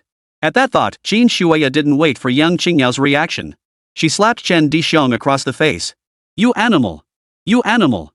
How dare you betray me with my own daughter behind my back? I'll kill you! Qin Shueya's eyes blazed crimson as she raised her right hand and struck with all her might. A sharp slap echoed through the room. In an instant, Chen Dixiong's left cheek swelled up. Chen Dixiong stared at Qin Shueya in shock, clearly not expecting this woman to dare slap him in front of others. Just as he prepared to retaliate, he felt a piercing gaze fixed upon him. Lu Feng? Considering Lu Feng's current status, coupled with Su Wanwan's presence, Chen Dixiong ultimately held back. His lips twitched as he protested. No, that's not it at all. We were just joking around. After saying this, Chen Dixiong tugged at Yang Qingyao, who was still in a daze. Yang Qingyao hurriedly explained. Right, Mom, you've got it all wrong. Brother Chen and I really didn't do anything. Yang Qingyao was blatantly lying through her teeth. The video she'd seen of her and Lu Feng, along with the harsh words exchanged, how could that possibly be a misunderstanding? Though she didn't understand why Chen Dixiong was defending himself, she dared not offend him. She could only grit her teeth and explain. A misunderstanding? It certainly is a misunderstanding. A misunderstanding that you two were secretly together behind my back, or a misunderstanding about the little game you just played? Lu Feng watched the two actors with a half smile. Today's performance was truly spectacular. Even movie stars couldn't match the acting skills of these two. Chen Dixiong shot Lu Feng a furious glare, but upon catching Su Wanwan's gaze, he quickly averted his eyes. His face was utterly ruined today. He reached out to slap Lu Feng on the shoulder, but Lu Feng dodged it. Left awkwardly, he withdrew his hand and forced a smile. My apologies for startling you. I have things to attend to. I'll be taking my leave now. With that, Chen Dishong yanked Yang Qingyao, who was still standing frozen in place, out of the private room. The moment they stepped outside, Chen Dishong slapped Yang Qingyao across the face. Blood trickled from the corner of Yang Qingyao's mouth as she stared at Chen Dishong in shock. Chen Dishong looked at her with disgust, his teeth gritted as he spat out. Didn't you say Lu Feng was a penniless loser? What's the deal with Su Wanwan and him? You. If it weren't for you, I wouldn't be in this mess today. Chen Dishong had been pursuing Su Wanwan relentlessly. After all, she was the eldest daughter of the Su family. Success with her would allow him to leapfrog his current social class. But Yang Qingyao had thrown a wrench into all his plans. Lu Feng was in a private room with Su Wanwan, and he'd even openly declared they were boyfriend and girlfriend. Even if Lu Feng was penniless, he couldn't afford to antagonize him directly. He'd been scheming to use Qin Shueya against Lu Feng. Now look, he'd completely ruined his reputation in Su Wanwan's eyes, all because of this dam standing before him. Brother Chen, how was I supposed to know Lu Feng would cheat? And on top of that, with some rich girl? If I'd known, I wouldn't have come over. Yang Qingyao hurriedly explained. She dared not cross Chen Dishong, a man far from being a gentleman, who operated on the shadowy fringes of society. His methods of manipulating people were endless. She'd seen what happened to the women who crossed him. What's more, everything she had now came from Chen Dishong. Losing this sugar daddy meant losing everything. For now, until she found a suitable new sugar daddy, she couldn't afford to burn bridges with Chen Dishong. Chen Dishong shot her a vicious glare before striding purposefully toward the exit. Once outside, he noticed Yang Qingyao still trailing behind him and barked. Get lost. I don't want to see you. With that, he opened the car door, started the engine, and drove off right in front of Yang Qingyao. Lu Feng and the others remained oblivious to everything unfolding outside the private room. After Yang Qingyao and Chen Dishong left, Qin Shueya felt all her strength drain away. She slumped against the sofa, staring blankly at the wine glass before her. In front of Su Wanwan and Lu Feng, she had downed 2 bottles of red wine in one go. As the alcohol took hold, Qin Shueya suddenly burst into tears. She let the tears flow freely, not even making a move to wipe them away. Su Wanwan, standing nearby, sighed softly. Crossing her legs, she leaned sideways against the sofa, propping her head up with her hand as she watched Qin Shueya cry. Lu Feng had never been one for comforting others. Seeing Qin Shueya cry like this, he seemed at a loss. 10 minutes later, Qin Shueya's emotions finally settled somewhat. She lifted her head to look at Lu Feng sitting beside her, her voice hoarse as she said, I apologize on Yaoer's behalf. I'm sorry. Those words drained her last ounce of strength. After speaking, she dashed out of the private room under Lu Feng's bewildered gaze. Is she okay? Watching her retreating figure, Su Wanwan picked up her wineglass and sat down beside Lu Feng with an air of nonchalance. Lu Feng shook his head. He had no idea what this woman was thinking. Perhaps she needed time to process this herself. In comparison, Qin Shueya was far better than her daughter. Lu Feng didn't dwell on Qin Shueya. Instead, his gaze settled on Su Wanwan. Su Wanwan carried a crisp, cool fragrance like orchids after rain, or jasmine on the verge of blooming, utterly delightful. Would you like another drink? Lu Feng asked cheerfully. After all, Su Wanwan had consumed quite a bit. Her eyes were now hazy, and she was likely already half drunk. Of course. I won't leave until I'm drunk. Su Wanwan raised her glass and clinked it with Lu Feng's in a toast. Within half an hour, Su Wanwan had drunk herself into a stupor. Lu Feng, however, remained perfectly sober, not the slightest bit tipsy. After all, as a working stiff, he'd accompanied plenty of clients out drinking before. This amount of alcohol was barely noticeable to Lu Feng. Drunk Su Wanwan tugged at Lu Feng's collar, murmuring softly. Lu Feng. I'm sleepy. Let's go home. Chapter 12, The 300,000 Yuan Lesson. Lu Feng affectionately ruffled Su Wanwan's hair before scooping her up into his arms. Sober Su Wanwan was a cool, aloof older sister type, but drunk, she was like a little kitten, docile and adorable. This stark contrast made Lu Feng suspect she had 2 faces. Where do you live? I'll take you home. He replied helplessly. But no sooner had the words left his mouth than Su Wanwan's voice piped up again. No, I'm not going home. I want to go to your place.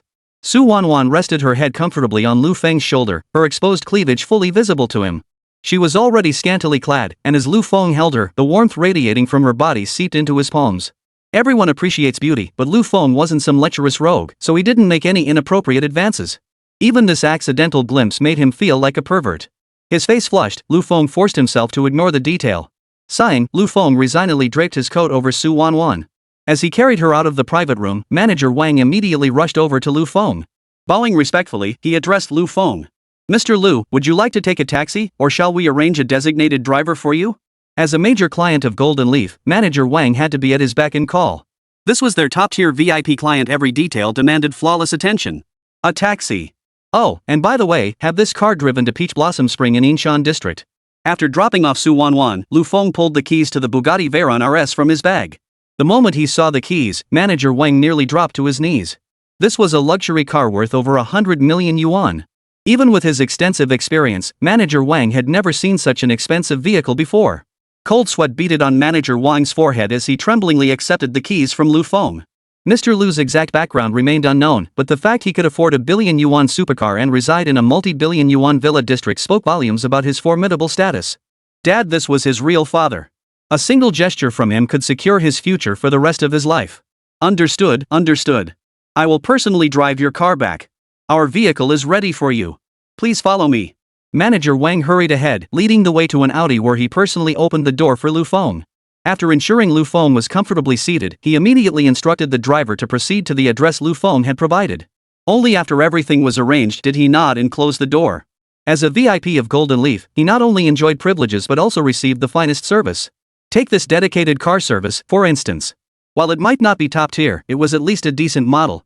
Soon, the driver pulled up directly outside the gates of the villa complex. Just as the driver was about to ask the security guard to open the gate, the guard waved them off impatiently. Who the hell are you? This isn't a place for the likes of you poor bastards. Get the hell out of here.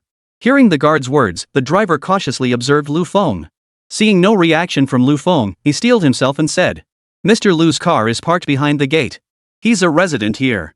I'm the driver from Golden Leaf KTV, here specifically to pick him up. Please open the gate. As fellow working-class folks, the driver knew all too well how snobbish these guards protecting the mansions could be. This was arguably Dachang City's most exclusive enclave for the ultra-wealthy, so the guard's arrogance was hardly surprising. Ha! Think you're something special? Driving a car worth a few $100,000 and acting like you're a tycoon? I've been a security guard here for years and never seen such a cheap car. Who do you think you're fooling? This is your final warning, get the hell out of here, or I'll make you regret it. The guard spat viciously on the ground. Damn it. Usually, they had to bow and scrape before the rich and powerful. Now they finally caught someone trying to pull a fast one, of course they'd jump at the chance to berate him. Lu Feng rolled down the window, his eyes cold as ice. Oh? And how exactly do you plan to make me pay? Seeing Lu Feng move, the driver finally breathed a sigh of relief. Ha, you've got to be kidding me. Don't tell me this is the Mr. Lu you've been talking about? The security guard roared with laughter, clearly dismissing Lu Feng's words. Hearing the security guard's words, Lu Feng raised an eyebrow, eyeing the young guard with interest. Lu Feng had encountered plenty of snobs like this before, but he hadn't expected a security guard in this affluent neighborhood to actually threaten someone. He pushed open the car door and stepped out. After carefully reading the name on the young guard's badge, Lu Feng stroked his chin and chuckled lightly. Wang Tianfu. Nice name. Too bad it's attached to a brainless fool. Before Wang Tianfu could react, Lu Feng called out to 4 burly security guards returning from patrol. You lot, come here. I've got a chance for you to make some money. Interested? Just punch him once, and I'll give each of you 10,000. Cash on the spot. Why dirty your hands when money can solve it? At Lu Feng's casual offer, the men froze in confusion. Once they processed what was happening, hesitation crept in. Wang Tianfu, seeing this, turned and shouted angrily. Damn it, are you guys crazy? Does he even have the money to pay you? Do you really think free money falls from the sky? If any of you touch me, I'll make sure you're packing your bags and getting the hell out tomorrow. The others, threatened by this, quickly quelled their restless thoughts. Wang Tianfu had connections, otherwise, he wouldn't be their team leader. If this guy really was a penniless bum, they wouldn't just lose their jobs, he'd definitely come after them for revenge. Here's 300,000. Want it? Go ahead and take it. As he spoke, Lu Feng pulled out the cash he'd just exchanged from the system. Lu Feng didn't bother with small talk. He leaned casually against the car door, his gaze lingering on the 4 men behind Wang Tianfu. The moment they saw the cash, their eyes lit up. Damn it, losing a job is one thing, but making hundreds of thousands in one night? It's worth it. One burly man charged forward, kicking the small security guard in the stomach. Ah! You dare hit me? You think I won't fire you right now? Wang Tianfu was sent flying backward, clutching his back in pain as he threatened the burly man. The burly man ignored Wang Tianfu's words entirely, landing another punch squarely on his face. Before Wang could react, a flurry of punches rained down, leaving him with a black eye and a swollen face. Damn it, I've had it with you for ages. Guys, get him. If we wait any longer, we'll lose everything. Seeing the burly man nearly beat the man to death, the remaining 3 rushed forward to join the assault. Stop hitting me, stop it, bro. Grandpa. Chapter 13, begging for mercy on his knees. These men weren't listening to Wang Tianfu.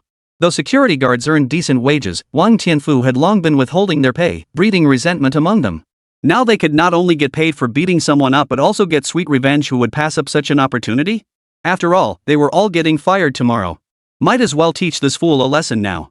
Under their relentless blows, Wang Tianfu's cries grew fainter and fainter until he finally passed out. Only then did they stop. The burly leader spat contemptuously at the unconscious Wang Tianfu and sneered. "You piece of trash, threatening me? You worthless scum." Lu Feng, watching the spectacle, was thoroughly satisfied with the burly man's actions. He swiftly handed over the 300,000 yuan and spoke leisurely. "This is your reward. How you split it is your business. Oh, and here's my number.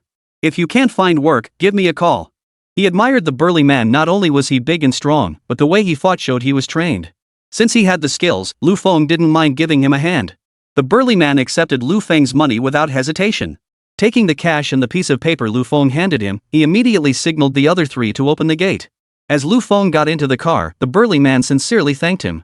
"Thank you for today, boss." Lu Feng nodded in acknowledgement. Only after he was seated did the driver begin the journey into the villa district, carrying both Lu Feng and Su Wanwan. Meanwhile, Yang Qingyao had left Golden Leaf and hailed a taxi straight home. Less than half an hour later, the door unlocked with a key. Qin Shuya, who had rushed back from Golden Leaf, stared coldly at her daughter sitting on the sofa. "Yaoer, don't you owe your mother an explanation?" Having already vented her emotions, Qin Shuya had now completely calmed down. She set down her bag and sat beside young Qingyao. Looking at the daughter she had cherished and raised since childhood, an indescribable ache filled Qin Shuya's heart. "Mom, it's all fake. Mom, have you forgotten how Lu Feng used to live? He's being so extravagant today because he's already cheating with some rich woman. If it weren't for that, why would I ever associate with Chen Dishon?" Yang Qingyao explained. She knew that if she admitted the truth, her mother's temperament would surely drive her to beat herself to death. Besides, she wasn't entirely lying. Lu Feng couldn't have gotten rich overnight. The woman accompanying him today clearly had a complicated relationship with him. It was probably just as she said. Lu Feng had indeed become a sugar daddy's toy boy. Otherwise, how could someone earning just 3,000 a month, with no savings, no car, and no house, suddenly afford to spend millions at a KTV? Lottery winnings? Highly unlikely. Lu Feng never believed in that sort of thing. So what she said wasn't exactly deceiving her mother. At most, it was an exaggeration. Thinking this, Yang Qingyao cautiously observed Qin Shuya's expression. Seeing her mother's face relax slightly, Yang Qingyao quickly pressed on. "Mom, never mind him for now. There's something else. Why did you do that to Lu Feng today?" After speaking, Yang Qingyao quickly unlocked her phone and enlarged the screenshot she'd taken to show Qin Shuya. Qin Shuya's cheeks flushed crimson upon seeing the images.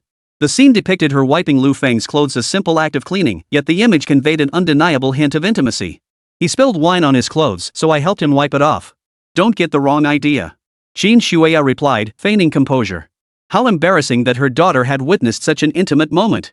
Thankfully, her daughter hadn't seen what happened earlier. Otherwise, how could she possibly lecture her daughter? Upon hearing Qin Shuya's explanation, Yang Qingyao suddenly understood. It seemed Lu Feng had deliberately arranged for her to witness this scene, aiming to drive a wedge between mother and daughter. This realization only deepened her disgust toward him. To her, Lu Feng's actions were as childish as a toddler's tantrum. It only reinforced her belief that he'd hooked up with that rich woman just to disgust her. She would remember this. She would make Lu Feng pay for his actions today. Meanwhile, at the Peach Blossom Villa, Lu Feng, who had just stepped out of the car, couldn't help but sneeze. He had no idea that Qin Shuya had already set her sights on him. He simply thought he might have caught a chill. As he helped Su Wanwan out of the car, Manager Wang carefully parked his luxury vehicle outside the gate. After stepping out, he approached Lu Feng with an ingratiating expression. "Mr. Lu, your car has arrived. Should you require my services again in the future, I'll be at your disposal. This hangover soup is still warm. Would you like me to bring it inside for you?" As a manager, he not only had to serve every guest well but also provide exclusive services to these VIP clients. Manager Wang handed his business card to Lu Feng. After all, serving such a major client once could easily cover a year's salary. "Alright, park it inside first. The spot's on the left. I'll come get the soup later. You can head back once you're done." After giving his instructions, Lu Feng picked up the still drunk Su Wanwan and prepared to carry her inside to rest. V-room. The roar of a sports car echoed nearby. The next moment, a black Maserati pulled up opposite Lu Feng. The man who stepped out eyed Lu Feng curiously. After glancing between Lu Feng and Su Wanwan, he withdrew his gaze and returned to his residence. Lu Feng paid no mind to this minor interruption, carrying Su Wanwan directly into the villa. Chapter 14, Confessing Their Feelings. Lu Feng's villa was situated in the very last row. The entire villa complex consisted of 3 rows, with the most expensive ones located in the 3rd row where Lu Feng resided. Though all villas shared a Chinese architectural style, their sizes varied considerably. Lu Feng's villa alone covered a full 2,000 square meters.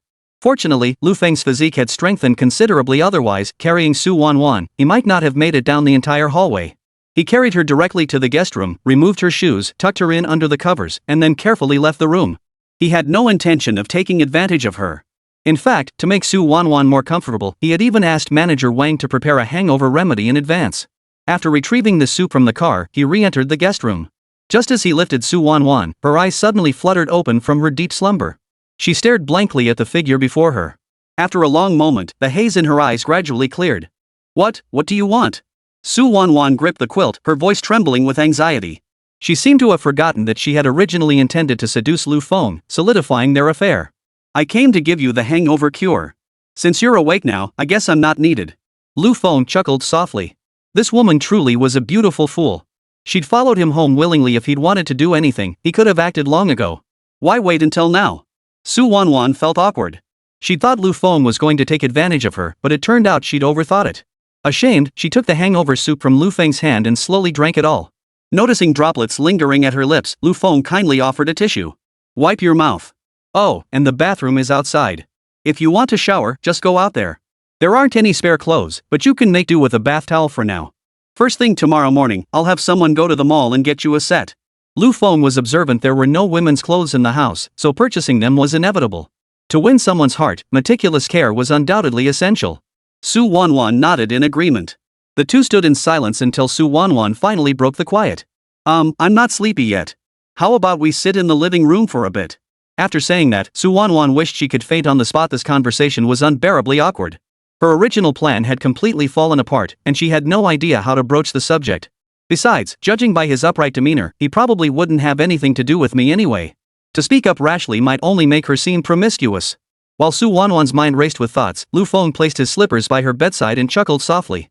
All right then. Since I can't sleep anyway, let's go out and talk. With that, Lu Feng turned and walked out. When Su Wanwan followed, the corridor that greeted her eyes left her utterly astonished. Hanging along the corridor were 7 or 8 portraits, all painted by the renowned artist, Old Master Li. Li Lao's portraits were worth a fortune, usually only seen at auctions. Upon entering the living room, its design was even more dazzling. The entire space was decorated in a traditional Chinese style. Whether it was the seating arrangements or the ceramic pieces, nearly everything was worth millions. Surveying the furnishings, she exclaimed in astonishment. Are these all genuine? If I'm not mistaken, the porcelain here should all be Longquan Celadon, right? It wasn't just Su Wanwan who was astonished. Even the cheapest Longquan Celadon pieces started at 2 million yuan. The living room alone contained at least 20 pieces of Longquan Celadon, easily worth 20 million yuan. Lu Feng. Just who on earth was he? Su Wanwan murmured to herself. Even she couldn't help but feel envious of this extravagant living room. The Su family was wealthy, but they couldn't afford such extravagant displays.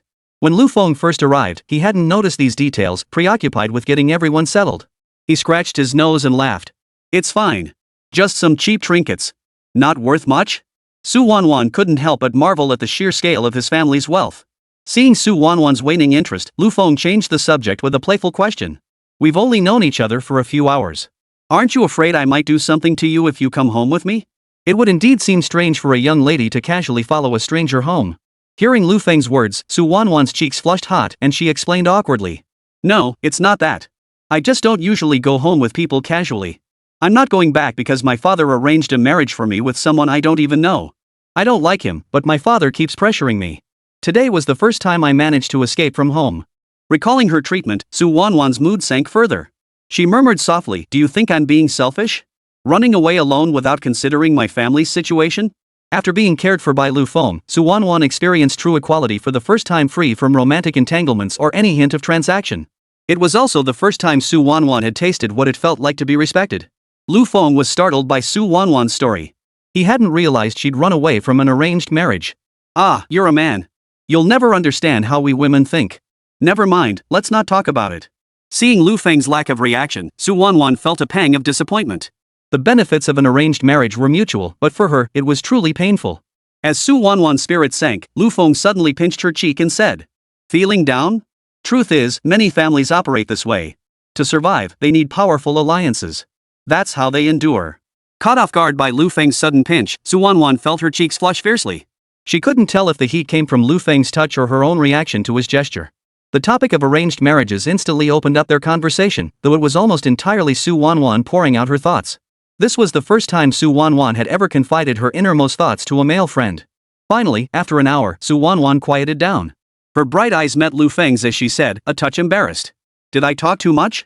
Lu Feng looked at her with amusement, his kindness clearly evident. "You're so adorable, how could you possibly talk too much?" Flattered by Lu Feng's compliment, Su Wanwan lowered her head in embarrassment. "We've been traveling all day. Would you like to take a shower and rest first?" Concerned about her fatigue, Lu Feng thoughtfully suggested she rest. Su Wanwan nodded and got up, heading straight for the bathroom. Soon, Su Wanwan finished washing up.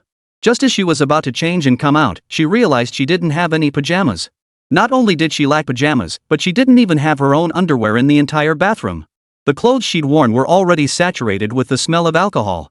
Embarrassed, Su Wanwan wrapped herself in a towel and opened the bathroom door. She stepped out cautiously, only to collide head-on with Lu Feng waiting outside. Startled by Lu Feng, Su Wanwan's hand suddenly dropped, causing the towel to fall to the floor. Her graceful figure was now fully exposed before Lu Feng's eyes. Chapter 15, Status Upgraded. Lu Feng couldn't help but swallow hard. As their eyes met, Su Wanwan frantically picked up the towel. Lu Feng had already turned away. Su Wanwan's cheeks flushed crimson as she hurriedly made her way back to her room. Ah! In a moment of carelessness, Su Wanwan stepped on the towel and stumbled forward, crashing toward the floor. The moment she cried out, Lu Feng turned back, reaching out to pull her into his arms. Su Wanwan's burning body pressed tightly against Lu Feng's. Her legs felt weak, and her hands clutched his sleeves desperately. Noticing her body stiffen, Lu Feng suppressed his rising heat and carried her to the bed.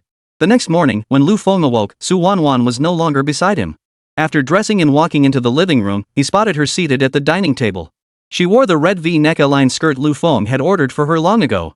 The moment she saw Lu Feng, a faint blush spread across Su Wanwan's cheeks. After breakfast, Su Wanwan sat on the sofa. After gathering her thoughts for a long while, she finally spoke softly. "Thank you for your advice last night. You're right, I do have a lot of issues. So I decided to go home first. As for the arranged marriage, if it's about joining forces, why can't I choose someone even more capable to be my husband?" After saying this, Su Wanwan felt considerably more at ease. The arranged marriage had weighed on her like a heavy stone. Though Lu Feng hadn't offered comfort, she knew his words held truth. If she was going to marry for alliance, she would choose someone stronger, not someone similar to them. "Is that so? Have you found a suitable candidate?" Lu Feng felt a pang of disappointment. He'd expected Su Wanwan to stay, but instead, she seemed even more determined to return home. "Yes. But I won't say now. I don't want my life controlled, so I need to go back and discuss it properly with them. Lu Feng, we'll be friends from now on. Remember to come find me." After exchanging farewells, Su Wanwan rose with feigned nonchalance, preparing to leave. Even after that night, Su Wanwan hadn't directly confirmed their relationship with Lu Feng, as if last night had been nothing more than a dream. Lu Feng made no attempt to stop her. He instructed his driver to take Su Wanwan back first while he remained at the villa. The moment Su Wanwan's people departed, Lu Feng's phone rang. Seeing the caller ID, Lu Feng frowned slightly. The call was from none other than his boss, Zhao Haiming. Zhao Haiming was a scumbag. Not only did he lord over the company thanks to his connections, but to skimp on employee wages, he'd even moved the company's clock-in time up to 8 a.m. "Your superior is calling you, demanding your immediate arrival at the company. You now have a plan. Option 1, answer the call, rush to the office, and face your boss's wrath. Reward, 1 energy recovery pill. Option 2, can't stand it anymore, block your boss's contact info immediately. Reward, 1 private yacht. Option 3, acquire the company and fire the unscrupulous boss. Reward, 10-fold cashback on nightclub spending, 60% ownership of Mingtai Company, and access to all employee records." Seeing the system options again, Lu Feng felt much calmer inside. He never expected the 10-fold cashback opportunity to appear again. The first option? No way. Nobody would want to endure that unprovoked rage, especially from a brain-dead idiot. The second option is decent, but how could a yacht possibly compete with the lure of 10 times cashback? Moreover, the third option included his former company as a reward, where he held the largest stake. Lu Feng didn't hesitate for a moment, immediately selecting the third option. As he made his choice, information about Mingtai Company suddenly surfaced in his memory. Mingtai Company had promising prospects as a gaming firm. Though currently coasting on past achievements, it still generated a steady monthly profit of around 5 million. Thanks to the system, Lu Feng had become the company's chairman. Even without this call, he would have gone to the company to make an appearance. The only thing that displeased Lu Feng was that the former chairman had given numerous positions to his extended family members, none of whom possessed any real ability. The thought made Lu Feng want to fire every last one of these lazy good-for-nothings immediately. After calming himself, Lu Feng dressed and drove his car toward the company. What used to be an hour-long commute now took only a mere 10 minutes. To say he wasn't happy would be a lie. After parking in the company's reserved spot, Lu Feng took his time riding the elevator up to the third floor. This building housed more than just their company. Their company occupied floors 3 through 5, with Lu Feng's workstation located on the third floor. Stepping out of the elevator, Lu Feng was already 10 minutes late according to Zhao Haiming's strict timekeeping standards. Zhao Haiming stood at the company entrance, his face dark as he watched Lu Feng emerge from the elevator. Before Lu Feng could even approach, Zhao Haiming erupted in a torrent of curses. "Lu Feng, where the hell have you been? Didn't I tell you to get here early to prepare for the meeting?" Zhao Haiming's voice echoed down the entire hallway. Colleagues who had arrived early all looked up toward the entrance. Some eyes were filled with amusement, others with pity. After all, when Zhao Haiming lost his temper, he was like an untamed wild dog. Today happened to be the day the newly appointed chairman was scheduled to arrive. Not just Zhao Haiming, but every employee in the company had arrived early. Their goal was to make a good impression on the new chairman. Seeing Zhao Haiming, his face twisted with rage, pointing and gesturing at him, Lu Feng's temper finally snapped. His face cold, he stared at Zhao Haiming, who was barking like a dog, and kicked him straight in the chest. "Get lost, you worthless piece of trash. What the hell are you barking about here?" Lu Feng had always been a quiet man, hardly ever cursing, barely speaking at work. His sudden outburst stunned everyone present. Chapter 16, Fire Them All. Lu Feng was the most even-tempered person in their department. Whenever someone couldn't finish their workload, they'd dump it all on him. He never even raised his voice, let alone hit someone. "Hey, do you think Lu Feng just snapped? How should I know?" But seeing him throw down? That was satisfying as hell. That old pervert deserved a beating ages ago. Whispers of discussion rippled through the crowd. Zhao Haiming was already furious after getting kicked. Hearing his subordinates' comments only fueled his desire to teach Lu Feng a harsh lesson. He staggered to his feet, pulled out his phone, and dialed. "Where the hell are my security guards? Didn't you notice a lunatic got in? You have 1 minute to throw that guy out, or I'll make sure you regret it." The moment the call connected, he bellowed into the receiver. After hanging up, Zhao Haiming glared at Lu Feng and snarled. "Lu Feng, you're going to jail. I'm getting a medical examination." "Jail?" Lu Feng was so enraged by Zhao Haiming's words that he burst out laughing. He fixed Zhao Haiming with a contemptuous gaze. His tone dripped with mockery as he replied. "Then I'll be sure to watch." With that, Lu Feng pulled out his appointment documents. "My apologies, but I am indeed your newly appointed chairman today. A company meeting will be held in half an hour. Everyone should be prepared. No exceptions." The appointment documents were genuine, bearing the company's official seal along with resolutions from both the board of directors and the shareholders meeting. Lu Feng disliked beating around the bush. He couldn't be bothered wasting time on useless people. Pointing directly at Zhao Haiming's nose, he declared. "You're fired. Better get yourself a lawyer. After all, your unauthorized deductions from employee wages and taking kickbacks are enough to land you in jail." Zhao Haiming shook his head, his eyes fixed intently on the documents in Lu Feng's hand, searching for any flaws. The documents were genuine, not forged. Upon hearing the news, Zhao Haiming's legs instantly went weak. "Impossible. Absolutely impossible. You're a useless piece of trash. How could you possibly be the company's newly appointed chairman? This is all fake. It's all fake." Zhao Haiming screamed hoarsely. The chairman clearly wasn't Lu Feng, so why had Lu Feng's identity changed? Why? Zhao Haiming knew full well that the dismissal notice would undoubtedly contain damaging details about him. After years of coasting by, losing this position meant he'd never be general manager again. Worse, no company would even hire him. "Ah! I'll kill you." Zhao Haiming swung his fist at Lu Feng. Snap! The sound of cracking bones echoed, and in the next instant, Zhao Haiming collapsed to his knees, his face contorted in agony. Lu Feng had snapped Zhao Haiming's arm clean off. Cradling his twisted arm, he knelt on the ground, wailing in agony. Lu Feng's physique had grown significantly stronger. He wasn't some pushover to be pushed around. Just as he finished with Zhao Haiming, the security guards from downstairs arrived. The guards recognized Zhao Haiming immediately. As they prepared to confront Lu Feng pointed at the man on the ground and ordered them. "Throw him out. He's fired." This building housed several companies, and the security guards recognized every executive. But seeing Lu Feng's imposing demeanor, though hesitant, they ultimately obeyed his command. They carried the man by his limbs toward the elevator entrance. After dealing with Zhao Haiming, Lu Feng entered the elevator in front of the stunned crowd and pressed the button for the 5th floor. The 5th floor housed all the executive offices, requiring a swipe card for access. Lu Feng presented his ID, successfully entered the office area, and then approached Huan Lan, who was coming toward him. Huan Lan served as the chairman's assistant and was the first to receive news of the chairman's replacement. Though they had never met before, she instantly recognized Lu Feng's identity. The moment she saw Lu Feng, Huan Lan promptly inquired. "Chairman Lu, are you here this early? Would you like coffee or tea? Shall I show you to the office to wait? Lu Feng glanced at Huang Lan. She was a woman in her 30s, and though not young, she exuded an air of efficiency. Lu Feng had met her once before. Though she was an assistant, she handled tasks efficiently and had a gentle disposition, a very capable person. T. Go prepare all the senior management files for me. A company-wide meeting will be held on the 5th floor in half an hour. Remember, everyone in the entire company. With that, Lu Feng strode directly toward the chairman's office. No sooner had Lu Feng sat down than Huang Lan entered carrying a cup of Longjing tea. The fragrance of the tea was refreshingly crisp, carrying a distinctive nutty aroma. The materials have been prepared on the desk, awaiting your arrival, Chairman Lu. Huang Lan gestured toward the materials beside the computer. She had naturally prepared these essentials long ago, concerned that her efforts might not satisfy the new director. Lu Feng nodded silently upon seeing the materials Huang Lan had prepared. The entire senior management team consisted of 7 members, all from the Zhao family. The highest educational attainment among them was merely a degree from a third-tier university. In their years at the company, not only had they failed to produce any meaningful results, but they frequently exploited their positions to secure perks for themselves. Fortunately, none of them held any shares in the company. Otherwise, dismissing them would have been far from straightforward. Half an hour passed quickly, and Lu Feng had nearly finished reviewing the documents. Upon opening the office door, Lu Feng saw every employee in the company gathered outside. Surveying the sea of faces, Lu Feng declared in a solemn voice. My name is Lu Feng. Starting today, I am your newly appointed chairman. After speaking, Lu Feng glanced at the Zhao family members, who were already aware of Zhao Haiming's dismissal.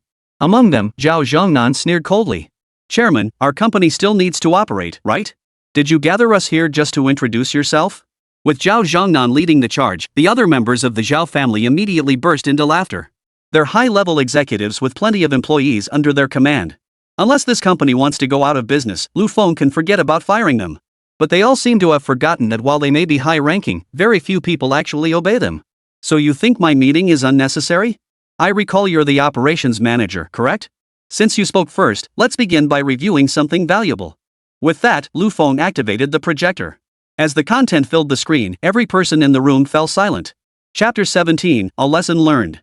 The projection displayed data on Zhao Zhongnan's kickback receipts and evidence of his embezzlement of public funds. Upon seeing the contents, Zhao Zhongnan collapsed to the floor, muttering to himself. How? How could they uncover everything?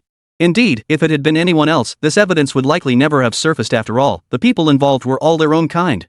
Taking kickbacks, embezzling public funds. Which member of the Zhao family hadn't dabbled in such practices? But Lu Feng, fresh in his new role, had made a bold move. Not only had he compiled all the data, but he had also publicly displayed the evidence before everyone.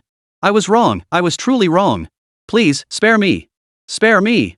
Zhao Zhongnan crawled toward Lu Feng, clutching his leg and weeping bitterly, all traces of his former arrogance and tyranny gone. But how could Lu Feng possibly allow these cancerous tumors to remain in the company? The company's shareholders, along with the board of directors and the board of supervisors, were all present. Except for those abroad who could only witness via video, everyone else had come. As your new chairman, I have prepared other surprises for everyone, especially for you, the Zhao family. Lu Feng kicked the man aside and clicked the computer video again. The subsequent footage was almost entirely a solo performance by the Zhao family members. Beyond embezzling public funds, they were caught stealing and selling company secrets, pocketing employee benefits, illegally profiting, and conducting unauthorized fundraising under the company's name. Upon seeing their shameful deeds laid bare, the remaining Zhao family members went berserk.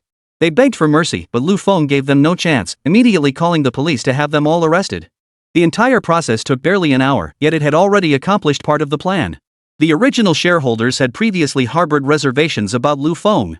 After all, despite holding the largest stake, his youth made them doubt his ability to steer the company. Now it seemed their worries had been unfounded. After the meeting concluded, Lu Feng had Huang Lan escort all the shareholders out. As for the employees, they remained on the 5th floor. Everyone, I have 2 announcements to make today. The good news is that starting today, every employee's salary will increase by 2,000. And I know there are capable individuals among you. I will select the most outstanding among you to fill these vacant executive positions. Only after all the shareholders had departed did Lu Feng turn to his employees to reveal the purpose of today's meeting. Everyone present stared wide-eyed at Lu Feng, clearly not expecting the new board to be so generous today. Of course, with good news comes bad news. Lu Feng shifted his tone, his gaze sweeping across the faces in the room. Amidst the puzzled looks, Lu Feng continued. Those who are coasting by or lack the necessary skills will receive termination notices before the end of the day. That's all. Meeting adjourned. Lu Feng wasted no further time. After delivering the crucial announcements, he promptly returned to his office. In truth, he had already decided on candidates for every executive position and handed the list to Huan Lan. She would notify those individuals to assume their new roles after lunch. As for the dismissals, he left those decisions to them. Only after assigning these tasks did Lu Feng finally relax. Barely had he sat down when his phone rang. "Hello, Feng? Your father's been injured. Hurry over." The voice on the other end was his mother, Luo Suwa, her words thick with tears. "Injured?" Lu Feng took a deep breath and reassured her, "Mom, I'll be right there. Don't worry, just wait for me." With that, Lu Feng immediately stood up and left the office area. After taking the elevator down, he quickly drove to where his parents worked. Driving frantically, he ran 3 red lights along the way, maintaining a minimum speed of 80 kilometers per hour. Fortunately, it wasn't rush hour, allowing him to reach Hongtian Logistics within half an hour. When Lu Feng arrived at the logistics company, the area outside the main gate was crowded with people. After parking his car, he immediately pushed through the crowd to the center. Seeing his father with an injured arm, Lu Feng's heart burned with rage. His fierce gaze swept over the crowd, quickly locking onto Wang Chang, the owner of the logistics company. When Wang Chang met his gaze, not only did he not flinch, but he even sneered coldly. "This has nothing to do with me. Your father hurt his arm lifting something himself. Don't try to pin this on me." Anyone daring to run a logistics company was almost certainly involved in shady dealings. That's precisely why Wang Chang wasn't the least bit worried these penniless fools would come after him. Besides, the job had been begged for by the old couple themselves. Compensation? Not a single penny. These thoughts only bolstered Wang Chang's confidence. The other workers joined him in shooting contemptuous glances at Lu Feng's family. "You better pray my dad is okay, or I'll make sure your entire company goes under." With those words, Lu Feng pulled out his phone. But before he could dial, Wang Chang stepped up and kicked the phone away. Lu Feng's pupils contracted slightly, a sharp glint flashing in his eyes. Under Lu Feng's gaze, Wang Chang crouched down, patting Lu Feng's father on the shoulder as he threatened. "If you want to keep doing business here, don't cause trouble. Otherwise, none of you 3 will walk out of here alive." Wang Chang's threat made Luo Suwa's body tremble. She looked at him with pleading eyes and wailed. "Boss, this is clearly your responsibility. Why won't you take it? We have no money, absolutely none, to pay for treatment. The family was already penniless, still renting a place to live. Where could they possibly find money for medical treatment?" "Enough, Mom. Why beg him? I have plenty of money." Lu Feng snapped, struggling to contain his anger. Though he was scolding his mother, wasn't he also furious at his own impoverished past? If only he hadn't been so stubborn, his parents wouldn't have had to work themselves to the bone. At that thought, Lu Feng wanted to slap himself twice. "Ha ha ha. You're a real joke. You come begging me for a job, and now you expect me to pay you to work here? What kind of joke is this? Old hag, if you're feeling unwell, go home early. Otherwise, you might just play yourself to death." Wang Chang glared arrogantly at Lu Feng's family of 3. He clearly held no regard for them, viewing the 3 as no better than stray dogs on the street. Just as Wang Chang was gloating, Lu Feng abruptly stood up. The next second, Lu Feng's fist slammed straight into Wang Chang's nose. Before anyone could react, Lu Feng executed a shoulder throw, slamming Wang Chang hard onto the ground. "Fat bastard, if you want to die, just say so. Why waste your breath?" With that, Lu Feng planted his foot squarely on Wang Chang's face. Chapter 18, Beauty's Invitation, Showing Off Wealth. Wang Chang's face was crushed under Lu Feng's boot, leaving him unable even to open his mouth for help. He flailed his arms desperately. But Lu Feng gave him no chance. Seeing him move, he decisively snapped both of Wang Chang's arms. Amid Wang Chang's wails of agony, Lu Feng sneered coldly. "Today's just a little lesson for you. You'd better not show your face around me again, or next time you won't be so lucky." Only then did Lu Feng release Wang Chang's hands.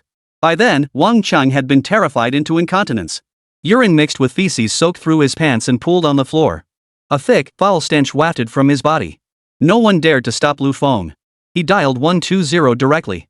Only after the ambulance took his parents away did he walk out of the logistics company and get into his car. Damn, that's a luxury car. If he's so rich, why make his parents work? Damn, he's loaded. I recognize that car, it's worth millions.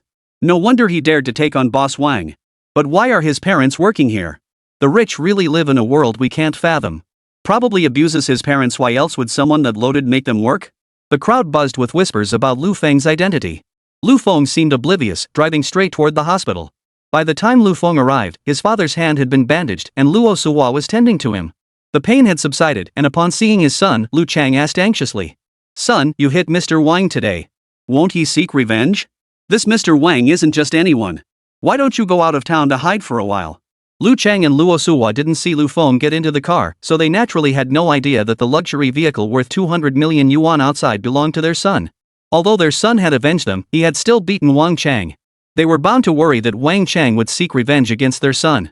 Retaliation against them wouldn't matter much, they were old anyway, and dying wouldn't be the end of the world. But their son was different. He was still young. Dad, I don't need to go. I have money. And you two don't need to work anymore either. I can support you both. Seeing his father still worrying about him, Lu Feng's voice trembled slightly.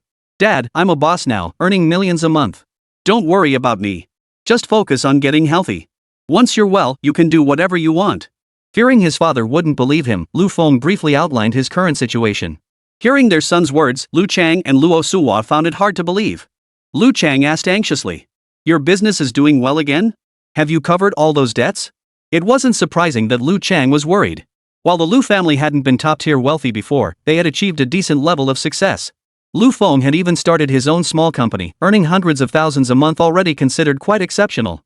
Moreover, Lu Chang had entrusted his own company to Lu Feng's management. While the Lu family's life wasn't extravagant, it was comfortable. But after being set up, all their working capital vanished, and the company now faced bankruptcy. Hearing Lu Feng mention his current income now, Lu Chang couldn't help but feel curious. How had he managed to turn things around after the company went bankrupt? Under his parents' questioning gaze, Lu Feng casually offered an excuse, attributing his recovery to the support of a benefactor. This finally put the two elders completely at ease. Dad, this is a suite. If you need anything, just ring the bell. If both Mom and I are busy, call the nurse, okay? Upon entering the hospital, Lu Feng booked a deluxe suite. The entire room was a spacious 150 square meters, fully equipped with medical facilities. It featured not only a living room and master bedroom but also a guest bedroom for companionship and a bathroom, everything one could need. With Lu Feng's reassurance, his parents finally stopped worrying about the treatment costs. After accompanying his parents into the evening, Lu Feng received a message from Su Wanwan. After leaving home, they had exchanged contact information, though Lu Feng hadn't expected them to interact anytime soon. Unexpectedly, the opportunity came so quickly. Su Wanwan's message stated that the Langi Hotel was hosting an investment conference that evening and had specially invited Lu Feng to attend. The Su family was the organizer of this investment conference, as Langi was under their ownership. Langi Hotel was the most luxurious establishment in all of Dachang City. Within its walls lay the opulent Langi bar, undoubtedly one of the hotel's signature features. After receiving the invitation, Lu Feng glanced at his parents, who were still eating, and smiled softly. Mom and Dad, I need to attend the investment conference. You two rest well. I'll come back after I'm done. Concerned his parents might struggle to adjust, Lu Feng arranged for two senior caregivers to attend to them before leaving. By the time Lu Feng arrived at Langi Hotel, it was already 8 o'clock in the evening. The Langi Hotel, owned by the Su family, was already opulent and magnificent. Tonight, hosting the investment conference, it shone even more splendidly under dazzling lights. Lu Feng drove his Bugatti Veyron RS straight to the hotel entrance. Numerous attendants and security personnel were already stationed at the entrance. Spotting the rare sports car, they were startled and hurried over to greet him. Lu Feng stepped out of the car and tossed the keys toward one of the security guards. Park it in a good spot for me. The security guard scrambled to catch the keys, then stood frozen in place, too intimidated to approach the car.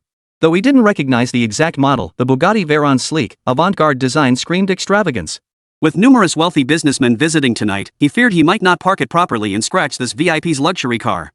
Lu Feng's expression darkened as he demanded. What's the matter? I told you to park it for me. What are you standing there for? The security guard stammered.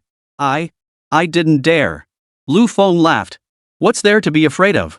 What's so scary about parking a car? Why, your car is too expensive. So what if it's expensive? It'll be fine. Go ahead and drive it. The security guard still hesitated, too timid to move. Just then, the manager spotted the commotion from afar and hurried over. He kicked the security guard in the rear and snapped. Useless piece of trash. What good are you? Can't even park a car? Get out of here. The security guard retreated to the side, tears welling in his eyes. The other guards chuckled, amused by the spectacle. After kicking the guard, the manager turned to Lu Feng with a respectful tone. Good afternoon, sir. I'm the plaza manager here. My sincerest apologies for the security guard's lack of professionalism. I'll have your car parked immediately. Then he turned back to scold the guard. What are you still doing here? I told you to get lost. Are you deaf? The guard scrambled backward, caught between leaving and staying. After a long moment, he finally gathered his courage and said, The car keys are still with me. Chapter 19, Scum attending the gala? The manager immediately lunged forward, snatched the keys, and snapped angrily. Damn it! You're as useless as a dead man. The keys were with you, why didn't you say so sooner? Get out! Get out! Now! The manager jogged over to Lu Feng, plastering on a smile as he said, Sir, my apologies for the delay. I'll park your car immediately. Seeing the manager's obsequious expression, Lu Feng felt an instant wave of disgust, almost making him want to vomit. After all, he'd encountered despicable bosses himself and been bullied before. These types of people only show their true colors when dealing with others. They flaunt their petty authority to beat and berate subordinates, yet grovel before the wealthy. This society was like that. No matter where you went, such people existed. Enough of that. Business comes first. Lu Feng strode into the grand hall without looking back. The hall glowed with dazzling lights as wealthy businessmen and officials in suits and formal attire mingled, exchanging pleasantries. Lu Feng walked straight to a table, took a glass of cocktail from beside the fruit platter, and sipped it slowly while surveying his surroundings. He had arrived early, during the mingling period before the official investment conference began. Suddenly, someone tapped him on the shoulder from the side. "Hey! Isn't this Lu Feng?" Lu Feng turned at the voice and was surprised to see Yun Peng. Yun Peng was a senior executive in the investment department of a fund company. Back when Lu Feng was just an ordinary employee, the two had frequent business dealings. Back then, Lu Feng held a lowly position and was forced to grovel before Yun Peng every time they interacted, which was utterly humiliating. Yun Peng, on the other hand, flaunted his authority, forcing Lu Feng to drink and even make him bark like a dog. Whenever Yun Peng was approached for business deals, he would resort to every trick in the book, thoroughly humiliating Lu Feng before finally agreeing to sign the contract. He took great pleasure in oppressing others with his authority to satisfy his own sense of accomplishment. Yet within just a few short months, their positions had shifted dramatically. He was now the CEO of a major conglomerate, while Yun Peng was merely a senior executive in the investment department. He no longer needed to grovel and watch Yun Peng's every expression like he used to. Yet Yun Peng remained unaware of Lu Feng's current standing. Yun Peng appeared in an expensive suit, accompanied by a stunningly beautiful young woman. The girl had fair skin and striking beauty, with bright eyes and pearly teeth. She wore a long evening gown that revealed her snow-white shoulders, truly a vision of perfection. Yet her brows were slightly furrowed, her face clouded with sorrow, as if weighed down by 1,000 worries. At such a grand investment banquet, where laughter and merriment filled the air amidst the fluttering of young ladies, this girl stood out like a sore thumb, her low spirits starkly at odds with the festive surroundings. Her frowning expression suggested she was quite unwilling to be here, and equally unwilling to be with Yun Peng. Unaware of Lu Feng's true identity, Yun Peng still fancied himself capable of showing off in front of him. He shot Lu Feng a smug glance before abruptly reaching out with his left hand. Grabbing hold of Lu Feng's suit, he yanked it several times with a cold sneer. "Oh ho! Lu Feng, you're quite something. A lowly employee like you, and you think you deserve to wear such an expensive suit? Where'd you rent it from?" Lu Feng was infuriated by this rude gesture. He forcefully slapped Yun Peng's hand away, glared at him, and snapped. "Get your filthy hands off me!" Yun Peng froze at Lu Feng's reaction. In his eyes, Lu Feng was clearly beneath him. Even during business negotiations, Lu Feng had been forced to kowtow to him. But at this very moment, that lowly person dared to give him a cold shoulder. This was outrageous. With that thought, he grabbed Lu Feng by the collar and yanked it violently several times. "Lu Feng, haven't seen you in months, and you've gotten bold? I ask you, what are you, a lowly employee, doing here putting on airs? You're the one who pours my drinks every day during business meetings. Now you come here to put on airs? This is the Su family's investment banquet. Everyone here is a social elite. What business does a lowly nobody like you have here?" Lu Feng shot Yun Peng a cold stare. A sudden flash of menace flickered in his eyes, but it vanished as quickly as it had appeared, his gaze returning to calmness. He suddenly realized his own formidable wealth and control over Ming Tai Company. His current power was immense. A small fry like Yun Peng was utterly insignificant in his eyes. To quibble with such a nobody would only diminish his own standing. Lu Feng sneered coldly, his tone dripping with contempt. "If scum like you can come here, why can't I?" At those words, Yun Peng's face darkened instantly. He strode forward abruptly, glaring at Lu Feng with fierce eyes. "What the hell did you say?" Yun Peng was tall and heavily built. Standing there like that, he could intimidate any man. But Lu Feng wasn't intimidated in the slightest. In his eyes, Yun Peng was nothing but scum now. "I said, if scum like you can come, why can't I?" As he spoke, Lu Feng stared straight into Yun Peng's eyes, his gaze tinged with mockery. Yun Peng flew into a rage. How dare this lowly employee, someone he'd trampled underfoot for years, speak to him like this? "You want to die." He swung his fist, ready to strike. Blinded by rage, Yun Peng completely disregarded the setting. This was a business investment conference hosted by the Su family. The attendees were either wealthy merchants or prominent dignitaries. Such crude behavior in this setting would not only ruin Yun Peng's own reputation but could also severely impact the upcoming business negotiations. The young woman beside him saw the situation spiraling out of control. At this critical moment, she suddenly jogged over and pressed down on Yun Peng's raised fist. "This is an investment conference. Have you considered the consequences of resorting to violence in front of everyone? The young woman's attempt to calm him down did nothing to quell Yunpeng's rage. Instead, it only fueled his anger further. Get lost. Who do you think you are, trying to stand in my way? Gasping for breath, Yunpeng pointed his finger directly at the young woman's nose. Tian Shanshan, I hope you understand your place and figure out whose side you're really on. He shoved Tian Shanshan away violently and rolled up his sleeves. I don't care what occasion this is today. That bastard dared call me a dog scum. Today, I'll make him pay for his arrogance. The commotion immediately drew the attention of many nearby onlookers, who gathered around with curious expressions. Before Yunpeng's raised fist could come down, a cold voice rang out from behind him. Who's got such a temper that they'd come cause trouble at our Su family's investment conference? Chapter 20, Maintain Mystery. Surprise is the name of the game. The onlookers instinctively parted to the sides, clearing a path for the speaker. Lu Feng turned to look in the direction of the voice. Su Wanwan was walking toward them, her expression cold. You really don't consider yourselves outsiders, do you? To openly attack someone at our Su family's investment conference, do you not hold our family in any regard? She shot Yunpeng a chilling glance before lifting the corner of her mouth in a slight smirk, her gaze shifting to Tian Shanshan beside him. Miss Su, my actions were not meant to disrupt this investment conference, but rather to protect it. Yunpeng's expression shifted slightly, his earlier arrogance fading as he turned to smile ingratiatingly at Su Wanwan. The investors targeted at this conference are all key executives or business elites from major corporations. But look at this guy in front of us, he's just a lowly, ordinary employee at some company. If even someone like him can sneak in and pass himself off as legitimate, then my intervention was simply helping the conference kick out unqualified individuals. Su Wanwan calmly glanced at Lu Feng, who merely chuckled without a word. And who are you? You claimed the gentleman before you as unqualified. What exactly is your standing? Furrowing her brow, Su Wanwan turned her questioning gaze toward Yunpeng. Yunpeng proudly puffed out his chest. Miss Su, my name is Yunpeng. I am a member of the Yun family and currently serve as the head of the investment department at Yun Group. Yunpeng answered with righteous indignation, but Su Wanwan paid him no heed. Her gaze swept past Yunpeng and landed squarely on Lu Feng beside him. So you're just an ordinary manager at your family's fund company. Do you even know who he is? Su Wanwan walked over to Lu Feng and pointed at him. Miss Su, I'd recognize this guy even if he were turned to ashes. We've crossed paths countless times before. He's just a lowly, ordinary employee with poor work skills. On multiple occasions when we were signing cooperation agreements, if it weren't for his repeated begging, I wouldn't have signed. So, I know this person all too well. His tone dripped with scorn as Yunpeng shot Lu Feng a cold glance before responding. But Su Wanwan burst out laughing as if she'd heard the funniest joke. I never imagined the Yun family could be so short-sighted and lacking in insight. The man sitting before you is no ordinary employee. Mr. Lu has already acquired 61% of Mingtai Company's shares and is now its chairman. And you still don't know? Seems your fund company's business acumen isn't all that impressive either.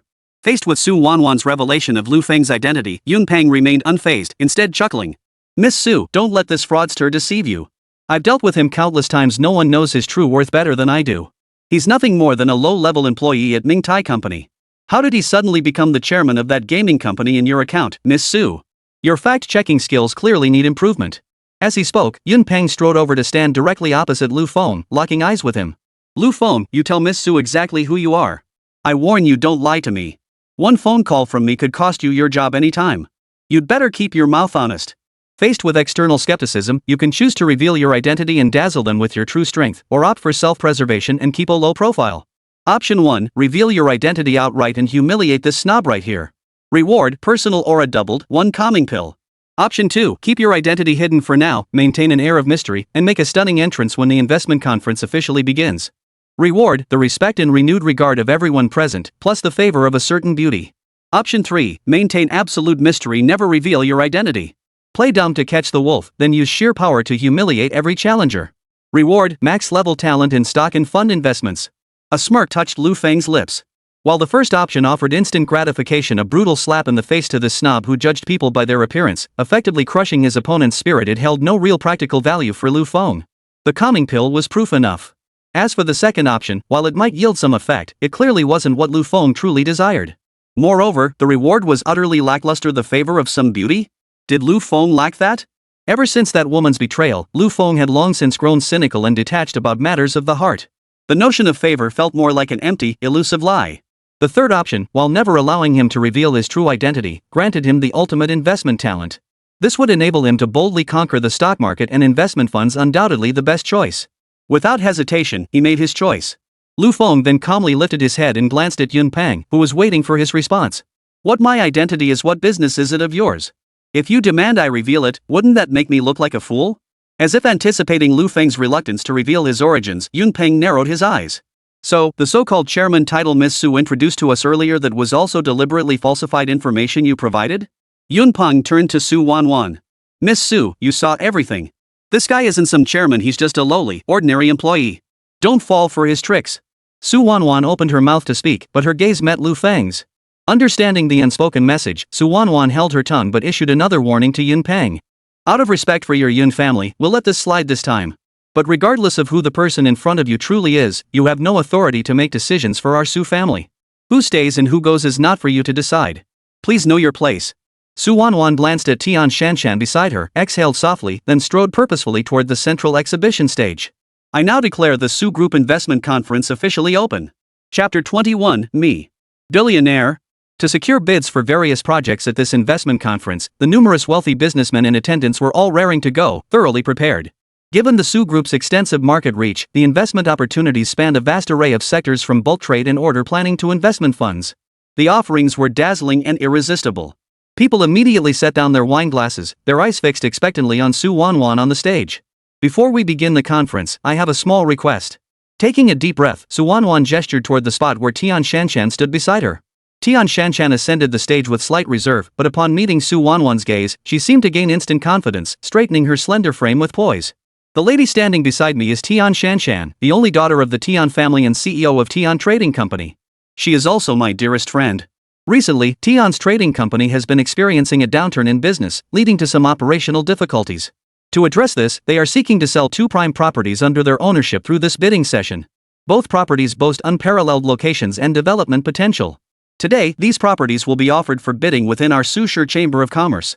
We encourage all business owners to actively participate and place competitive bids. Lu Feng turned his gaze toward Yun Peng, who was seated nearby. Sure enough, a cold smile played on Yun Peng's lips. It seemed this matter might not be as straightforward as it appeared. A girl like Tian Shanshan, how could she possibly be with someone like Yun Peng? Upon closer inspection, the whole affair reeked of something fishy. It was no surprise that Tian's trading company had run into difficulties, even resorting to auctioning off its own properties to secure more capital. Yet, as Tian Shanshan's nominal boyfriend, Yun Peng wore this expression clearly, something was amiss. Through Su Wanwan's mediation, details of 2 plots of land appeared on the large screen behind them. The first plot was located within the city center's major CBD commercial district, truly a prime location. Bidding code C1, starting price, 7 million. The second plot was a warehouse center in the city's outskirts, a prime location for logistics distribution, equally rare. Bidding code C2, starting bid, 5 million. After a quick glance at the information on the screen, Lu Feng's smile was as hard to suppress as an AK-47. Funding wouldn't be an issue this time. I hereby declare the bidding for plot C1 officially open. As Su Wanwan made the announcement, hands began to rise one after another below. 8 million. 9 million. The bids surged higher and higher, clearly indicating strong interest from numerous merchants in this plot of land. Yet the bidding remained cautiously measured, each increment steadily climbing in 1 million yuan increments. Lu Feng remained silent throughout, his gaze fixed intently on Yun Peng's side, eager to see when this fellow would finally make his move.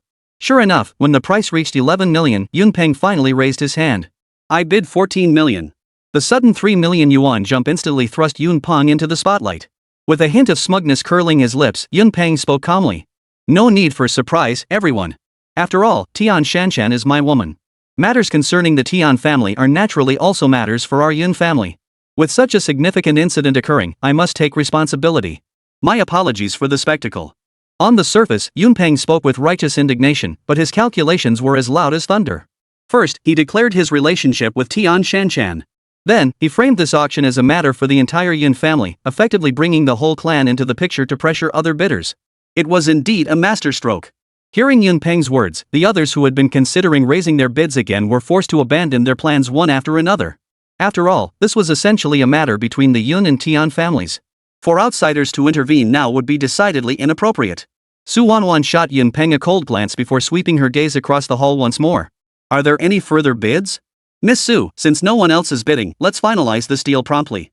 I've already driven the price so high, far exceeding this plot's original valuation. How could anyone possibly continue bidding? Yun Peng wore a broad smile, nodding ostentatiously to Tian Shanshan as if he were rescuing her. His sanctimonious act was nauseating. 14 million, going once. 14 million, going once. Though displeased, Su Wanwan could do nothing as the auction had stalled, forcing her into the final confirmation phase. At that critical moment, Lu Feng raised his hand. 18 million. Nightclub spending, 18 million. Received 10x cashback. 180 million credited to account. Seeing the system notification, Lu Feng's heart leapt with joy. Indeed, Langi Hotel counted as a nightclub. He had come here intending to spend money. The reason he chose to make his move at this moment was twofold. First, to thwart Yun Peng's scheme, as the land's intrinsic value far exceeded this price. The other reason was to test his hypothesis, whether any venue with nightclub characteristics could be classified as such. Now that his theory was confirmed, his options for cashing in had multiplied. He could finally go all out. A collective gasp rippled through the crowd. Eyes shifted from Yun Peng to Lu Feng, accompanied by murmurs of disbelief. Do you think this kid is just spouting nonsense? He casually mentions 18 million. Does he even know how much that is? Who knows? Didn't that Yun family guy just expose him? Said he's just a lowly clerk at some company. With that kind of status, forget 18 million, he'd probably struggle to come up with 1800. Hold on, don't be so sure. Miss Su was there too, and she didn't say anything. How can you be so certain he doesn't have that kind of background? Yun Peng's face turned ashen. He whipped his head toward Lu Feng, his eyes nearly popping out of their sockets with fury. He never imagined this guy who usually groveled at his feet over every minor order would now have the audacity to openly defy him. Lu Feng, you pig-nosed fool. What are you trying to pull here? 18 million? Don't you have the guts to look yourself in the mirror? Do you even have the clout for that? You're just shouting nonsense. Chapter 22, How could this be possible? In Yun Peng's mind, Lu Feng's presence here today was purely to annoy him, a deliberate attempt to make him miserable. Turning his gaze to Su Wanwan, Yun Peng waved his hand dismissively. Miss Su, this guy doesn't have 18 million in his pocket, he probably can't even scrape together 1800. Don't let him keep making a fool of himself. Just have security throw him out. As for the price I just bid, it has already completed the final procedures. Therefore, this plot of land rightfully belongs to our Yun family. A cold smile curved Su Wanwan's lips. The look she shot Yun Peng was tinged with something deeply intriguing. Mr. Yun, sometimes I wonder if you're deliberately feigning ignorance. Mr. Lu's presence here confirms his identity has been verified. Could it be that your Yun family is so out of the loop you still haven't grasped his true status? What should I have realized, Miss Su? Don't let him deceive you. This man is nothing but the lowest of the low. What right does he have to stand here? He isn't even worthy of picking up trash at this investment conference. Yun Peng moved closer to Lu Feng again, his eyes fixed intently on him. If you don't believe me, make him speak for himself. Let him explain what he truly is. Then everything will be crystal clear. Lu Feng remained calm and composed throughout. After all, over 100 million yuan was already in his hands. With this capital, he could pursue many ventures he never dared dream of before. All eyes were now fixed on Lu Feng and Yun Peng. The surrounding murmurs grew louder, with opinions sharply divided. The crowd had clearly split into two factions. I'm giving you one last chance. Are you going to reveal your true identity or not? If you continue to be so shameless, I'll call Mingtai Corporation right now and make sure you suffer the consequences. Yun Peng stood tall and arrogant, shooting Lu Feng a warning glance with his eyes. Lu Feng looked utterly helpless as he shook his head. Go ahead and call if you want. I couldn't care less. Fine. You're asking for it. Since you're here to ruin my plans, don't blame me for smashing your dog bowl. Yun Peng's face flushed crimson with rage. He pulled out his phone, found a number, and dialed it. Determined to expose Lu Feng's true identity in front of everyone, Yun Peng deliberately turned the volume to maximum and activated speakerphone. The call connected quickly, and a woman's voice answered. After a brief exchange, Yun Peng casually introduced himself. Is there someone named Lu Feng working at your company? Does that ring a bell? His tone was haughty, as if he were making baseless accusations against the woman on the other end. Lu Feng, however, remained smiling and silent throughout, maintaining an expression as unflappable as if a mountain were collapsing before him. He truly was shrouded in mystery. Yes, we do. What might you need him for? The woman on the other end of the line spoke again. I'm a long-time client of your company. Over the years, I've signed at least 8 or 10 contracts with you. Now I have one demand, fire that good-for-nothing bastard. Immediately. Right this instant. If you agree to do this and act immediately, I'll personally visit your office tomorrow and bring 5 new contracts. How does that sound? Yun Peng looked utterly confident, even casting a contemptuous glance at Lu Feng mid-sentence. But the next second, the response from the other end of the line left Yun Peng completely stunned. Are you suggesting we fire our own chairman? Mr. Yun, are you feeling well? Silence. A deathly silence hung over the entire hall. Unbelieving, Yun Peng repeated the request for confirmation. Miss Huang, you can't be joking with me. I'm talking about Lu Feng. Huang Lan on the other end of the line responded with equal seriousness. Mr. Yun, you may not be aware, but our chairman recently acquired 61% of our company's shares. Mr. Lu Feng is now our chairman. Therefore, regarding your request to dismiss our chairman, we regret that we cannot comply. Before Yunpeng could respond, Wang Lan's tone grew stern. Furthermore, the remarks you made during this call have already impacted our chairman's personal reputation. I will report this matter to him for discussion. We reserve the right to pursue legal action for defamation. The call ended abruptly. Yunpeng stared in shock at Lu Feng, who stood before him smiling silently. In that moment, he felt as if the sky had fallen. This guy had once groveled like dust before him for a measly order, enduring his repeated mockery without so much as a whimper, a lowly ox or horse from society's lowest rung. But why, after such a short time apart, had this man transformed into the chairman of Mingtai Company? Something was definitely wrong here. Lu Feng, how much did you pay Huang Lan to play along with your charade? With the measly pittance you earn each month, you think you can polish your image this way to satisfy your pathetic ego? Don't you find that utterly ridiculous? Lu Feng shrugged and turned his gaze directly to Su Wanwan. Miss Su, shall we proceed with the investment conference? I wouldn't want trivial matters to disrupt everyone's enjoyment. After all, the conference is the main event, isn't it? Seeing Lu Feng completely ignore him and instead urge Su Wanwan to resume the event, Zhang Yunpeng's forehead instantly bulged with veins. Swinging his fist once more, Yunpeng intended to teach this pretentious fool a lesson. I'll show you how to put on airs. Keep pretending. Today I'll see just how long you can keep this up. I'll see how many more masks of hypocrisy you have left. Before his fist could land, it was seized by a pair of large hands, violently flung aside, and immediately followed by a sharp slap across Yunpeng's face. Smack! The sharp crack echoed through the hall. Yunpeng had never suffered such utter humiliation. Just as he prepared to strike back, he realized the person standing before him was none other than his own uncle Yun Kuei, a core figure within the Yun group. Yunpeng, is the disgrace you brought upon the Yun family not enough? Chapter 23, The Investment World Sucker. The sudden slap silenced all conversation in the room. Yunpeng clutched his face, staring at Yun Kuei in utter disbelief. Uncle, why did you hit me? I was only trying to expose this fraudster's true colors, to prevent Miss Su and everyone here from being deceived. What did I do wrong? Do you realize this kid is deliberately trying to sabotage our acquisition of C1 Low Block? I'm standing up for our Yun family, and you hit me instead? The injustice welling up inside made Yunpeng's face flush redder and redder, on the verge of exploding at any moment. Yun Kuei shot Yunpeng a cold glance. I already had my secretary check this man's background. He is indeed the chairman of Mingtai Network Company. Can you please stop causing a scene? If this continues, it might not be him getting kicked out, it could be us. Yunpeng tried to protest, but Yun Kuei silenced him with a single glare. He turned his head, his face now plastered with a smile as he looked at Su Wanwan. Miss Su, my nephew lacks foresight and acts impulsively at times. That's precisely why he remains confined to managing our group's investment department, never gaining entry to the core leadership. Please consider the earlier incident merely a minor hiccup. Don't dwell on it. I apologize on behalf of the Yun family. Yunpeng never imagined that his last shred of dignity would be so ruthlessly stripped away by his own uncle in front of everyone. This scene, akin to a major social embarrassment, left Yunpeng utterly drained of any will to argue. He simply walked over to the nearby bar, grabbed a pre-mixed cocktail, and downed it in one gulp, saying not another word from start to finish. Seeing the minor incident blow over without escalating into a full-blown scandal, Su Wanwan finally nodded with a smile. It's fine. We welcome differing opinions and questions from anyone, but they must be based on facts. I hope such incidents won't happen again in the future. Now, the investment conference will resume. We will begin the auction for plot C2. The screen behind them displayed information about the plot, and already some participants were eager to secure it. No sooner had the presentation concluded than a bidder raised their paddle high.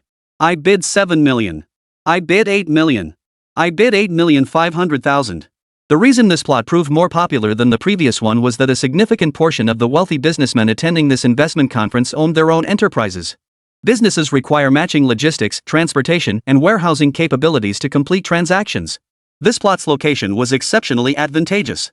Securing it would undoubtedly provide a significant boost to the company's future development. Lu Feng turned to look at Yunpeng again. Yunpeng seemed to have lost his soul, staring down at his drink, no longer interested in bidding. In contrast, Yun Kuei remained composed. After waiting for others to finish bidding, he slowly raised his hand. We bid 11 million. The announcement was met with another brief silence. Even Lu Feng's lips curled upward. It seemed the Yun family was determined to win this plot at all costs. While this plot held considerable advantages for warehousing and logistics, it still fell significantly short compared to the previously auctioned lot. The first plot held rich commercial potential, capable of continuous transformation and generating steady returns. This second plot, however, was purely industrial land intended for use by businesses requiring storage capacity. It had no inherent commercial value or future potential. Yun Kuei had just made his move, driving the starting bid of 5 million yuan up to 11 million yuan, an increase exceeding 100%, clearly demonstrating his unwavering determination to secure the plot. After speaking, Yun Kuei didn't look away. Instead, he turned his gaze toward Lu Feng, who had remained largely silent throughout. That expression, somewhere between a smile and a sneer, seemed to await Lu Feng's response while simultaneously mocking his silence. Lu Feng clearly recognized the pressure being applied. After all, the Yun family was no minor clan. By publicly humiliating one of their own like this, he had effectively damaged the Yun family's reputation. How could Yun Kuei possibly let him off so easily? Mr. Lu, what do you say? You've successfully secured the first auction item. I wonder if you're still interested in this one. The price Yun Kuei was now offering was not just competitive at this investment conference, it would be considered high at any auction center, even carrying a premium. By singling out Lu Feng now, Yun Kuei clearly intended to provoke him. Su Wanwan's beautiful eyes turned to Lu Feng. She too wanted to see how he would respond to the Yun family's provocation. Yet Lu Feng remained utterly unfazed, calmly eating the fruit before him as if the entire incident had nothing to do with him. Only when Yun Kuei posed his question did Lu Feng cease his gluttonous eating, lifting his head to glance at the final transaction price displayed on the large screen. Originally, I had no interest in this plot. But since Mr. Yun personally extended an invitation for me to participate in this auction, how could I possibly refuse?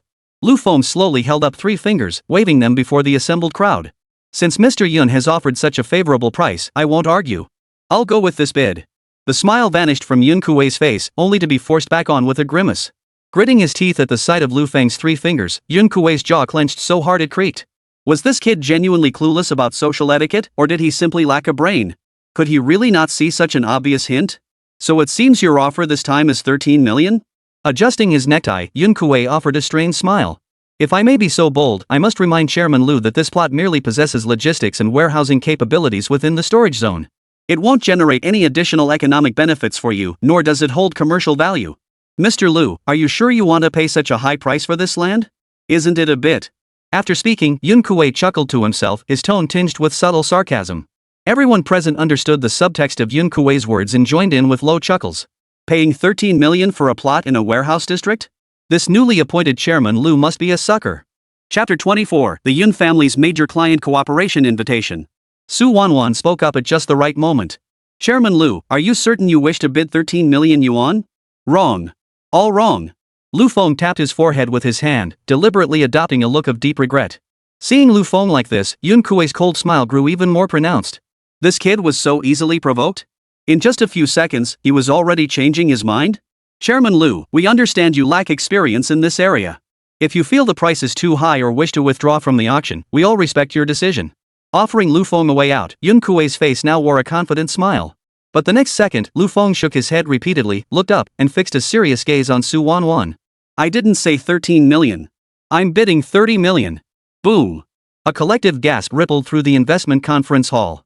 Eyes turned to Lu Feng as if he were a monster, as if he and the rest of them belonged to entirely different worlds. Yun Kuei's lips trembled as he struggled to believe his ears. Chairman Lu, I fear you've had one too many. A plot in this industrial zone fetching over 10 million is already pushing the limit. You're throwing out 30 million? Where on earth did you get such an inflated figure? I understand, Chairman Lu. You've just taken over the company and may not be familiar with many things yet. It's fine. Even if we invalidate your bid for this auction, it'll help you recover a loss. As for future investment cooperation, our Yun family will place an order with your company as a gesture of goodwill to mark our acquaintance. How does that sound? To play it safe, Yun Kuei deliberately lowered his stance this time, even going so far as to promise Lu Feng a cooperative order, essentially offering him a generous way out. Most people would have seized this opportunity to withdraw their earlier bid. After all, paying 30 million for a piece of land for warehousing and logistics was clearly a case of throwing good money after bad. Given Yun Kuei's standing, he should have backed down to preserve both parties' dignity. But Lu Feng merely raised an eyebrow. My apologies, Mr. Yun. I'm quite taken with this plot. Offering 30 million, I don't feel I'm losing out. I appreciate your kindness, but I'm determined to secure this land. The smile vanished completely from Yun Kuei's face as he lost his composure. Recouping the investment costs for this plot from the Tian family was utterly unfeasible. Gritting his teeth, Yun Kuei finally announced his withdrawal from the bidding. Though puzzled by Lu Feng's sudden extravagance blurting out 30 million out of nowhere, Su Wanwan couldn't help but admire his boldness. A faint smile flickered in the depths of her eyes as Su Wanwan spoke softly. 30 million for the first round. 30 million, going once. 30 million, going once. Sold. Nightclub spending, 30 million. Received tenfold cashback. Funds totaling 300 million have been credited. A virtual screen flickered in Lu Feng's eyes, its text flashing repeatedly, making Lu Feng beam with delight.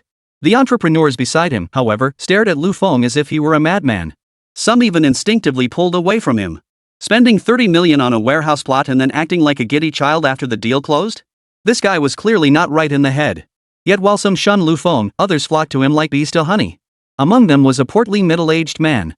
He had sat quietly at a nearby table throughout, observing everything that had just unfolded with a cold gaze. Especially after Lu Feng secured the plot for 30 million, a gleam lit up in his eyes, and he already harbored intentions to cozy up to Lu Feng. The investment conference proceeded normally afterward, though most of the investment opportunities had no connection whatsoever to Mingtai Network, the company Lu Feng controlled. Lu Feng couldn't be bothered to bid and instead sat to the side, quietly eating from the fruit platter. The bidding above was in full swing. Just as Lu Feng was enjoying his meal, he sensed a massive presence seeming to sit before him. Frowning, Lu Feng looked up to see a man who must have weighed over 200 pounds sitting across from him. The man was grinning at him with a fake, hypocritical smile, looking like a modern-day Maitreya Buddha. "You must be Mr. Lu, chairman of Mingtai Company? Pleased to meet you. I'm Li Tianfang, chairman of Tianfang Electronics International Business."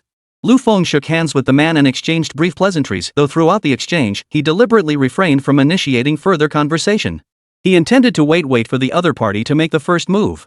After all, in business negotiations, whoever loses their composure first reveals greater willingness to cooperate and loses the upper hand. Lu Feng understood this principle well. Sure enough, after a moment of silence, Li Tianfang, seeing Lu Feng had no intention of engaging further, could only chuckle. "I've long heard that Mingtai Network operates across diverse fields: game development, e-commerce, even custom web solutions. Truly a jack of all trades. So I was wondering if we might explore a partnership, joining forces as two strong players." Li Tianfang clasped his plump little hands together, adopting a gesture that suggested instant agreement. Lu Feng raised an eyebrow. "Mr. Li, I'm curious how you envision this partnership? If I recall correctly, your company has maintained long-standing business ties with the Yun family. You're one of their regular clients. Partnering with you now might invite resentment, wouldn't you agree?" Li Tianfang's expression shifted slightly, his mind filled with shock.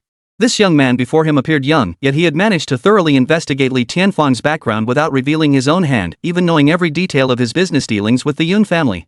Such a person was terrifying. Yet this only reinforced Li Tianfang's conviction: the man before him was no madman.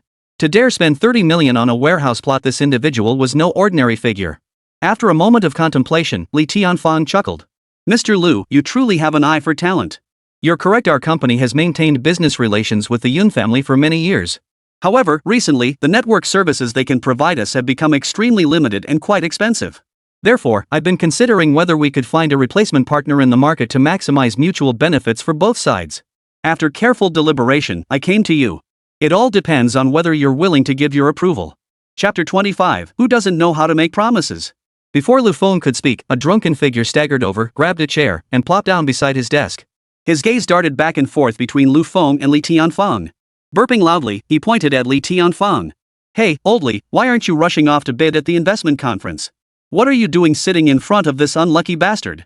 Aren't you afraid he'll rub off his poverty-stricken aura on you?" A flicker of disgust crossed Li Tianfang's eyes as he looked at the man. Clearing his throat, he replied sternly. "Manager Yun, what's the big deal? I'm just here to discuss a business partnership with this young man. I don't believe this violates any clause in our signed contract, do I?" Hearing Li Tianfang's words suddenly made Yun Peng's eyes widen in shock. The alcohol he'd just swallowed instantly sobered him up considerably. "What did you just say? You want to partner with this kid? Boss Li, are you out of your mind? Do you even know his background? How dare you rashly propose a partnership with him? Aren't you afraid of getting ripped off clean?" Under pressure from the Yun family's influence, Li Tianfang forced a smile despite his deep distaste for Yun Peng. He pretended to pour Yun Peng a glass of liquor and pushed it toward him before finally exclaiming, "Oh my! Manager Yun, I really have no choice. Operating costs have skyrocketed lately. Compared to the contract price we agreed upon earlier, the network services you're providing now are a full 60% higher than the original price. I'm barely able to afford it. So this time, I'm exploring alternatives. Let's be honest, if Mingtai Company has the capability, I'm willing to take the risk. It all comes down to trust." Li Tianfang was truly a seasoned veteran of the business world. Even while negotiating with Yun Peng, he didn't forget to cater to Lu Feng's feelings, pounding his chest emphatically as if rallying Lu Feng's spirits. Lu Feng couldn't help but chuckle inwardly. But Yun Peng was far from amused. He immediately stood up, pointing a finger at Lu Feng. "You're something else, kid. Just a few days apart, and you've managed to snag a chairman to play with. You usually look like such a pushover, but today you've really pulled it off. You think this one investment conference will let you poach our Yun family's clients? Dream on. Trying to go up against the Yun family, how many companies do you have to cover the damages? Ha! Rage surged through Yun Peng's veins once more, nearly driving him to lash out again. But before their altercation drew attention, Yun Kuei approached with a grave expression and pulled Yun Peng away. As he departed, Yun Kuei shot Lu Feng a meaningful glance. Without a word, he turned and walked away. With no outsiders to interrupt him, Lu Feng and Li Tianfan quickly reached a verbal agreement on their cooperation. They decided that Li Tianfan would personally visit Mingtai Network Company for an on-site inspection within the next few days. Once the inspection was complete, they would sign the cooperation agreement. After wrapping up these matters, the chamber's bidding session drew to a close. Su Wanwan pointed to the large screen behind her and began introducing the final order. This tender comes from Dongshan Information Company, the largest information service provider in Dongshan City. They require the development of a comprehensive 3-terminal system designed to operate in tandem with both local networks and the internet. This system must support their company's future growth needs. After careful deliberation, they ultimately decided to place this tender within our Su family's investment conference, hoping to secure a capable partner.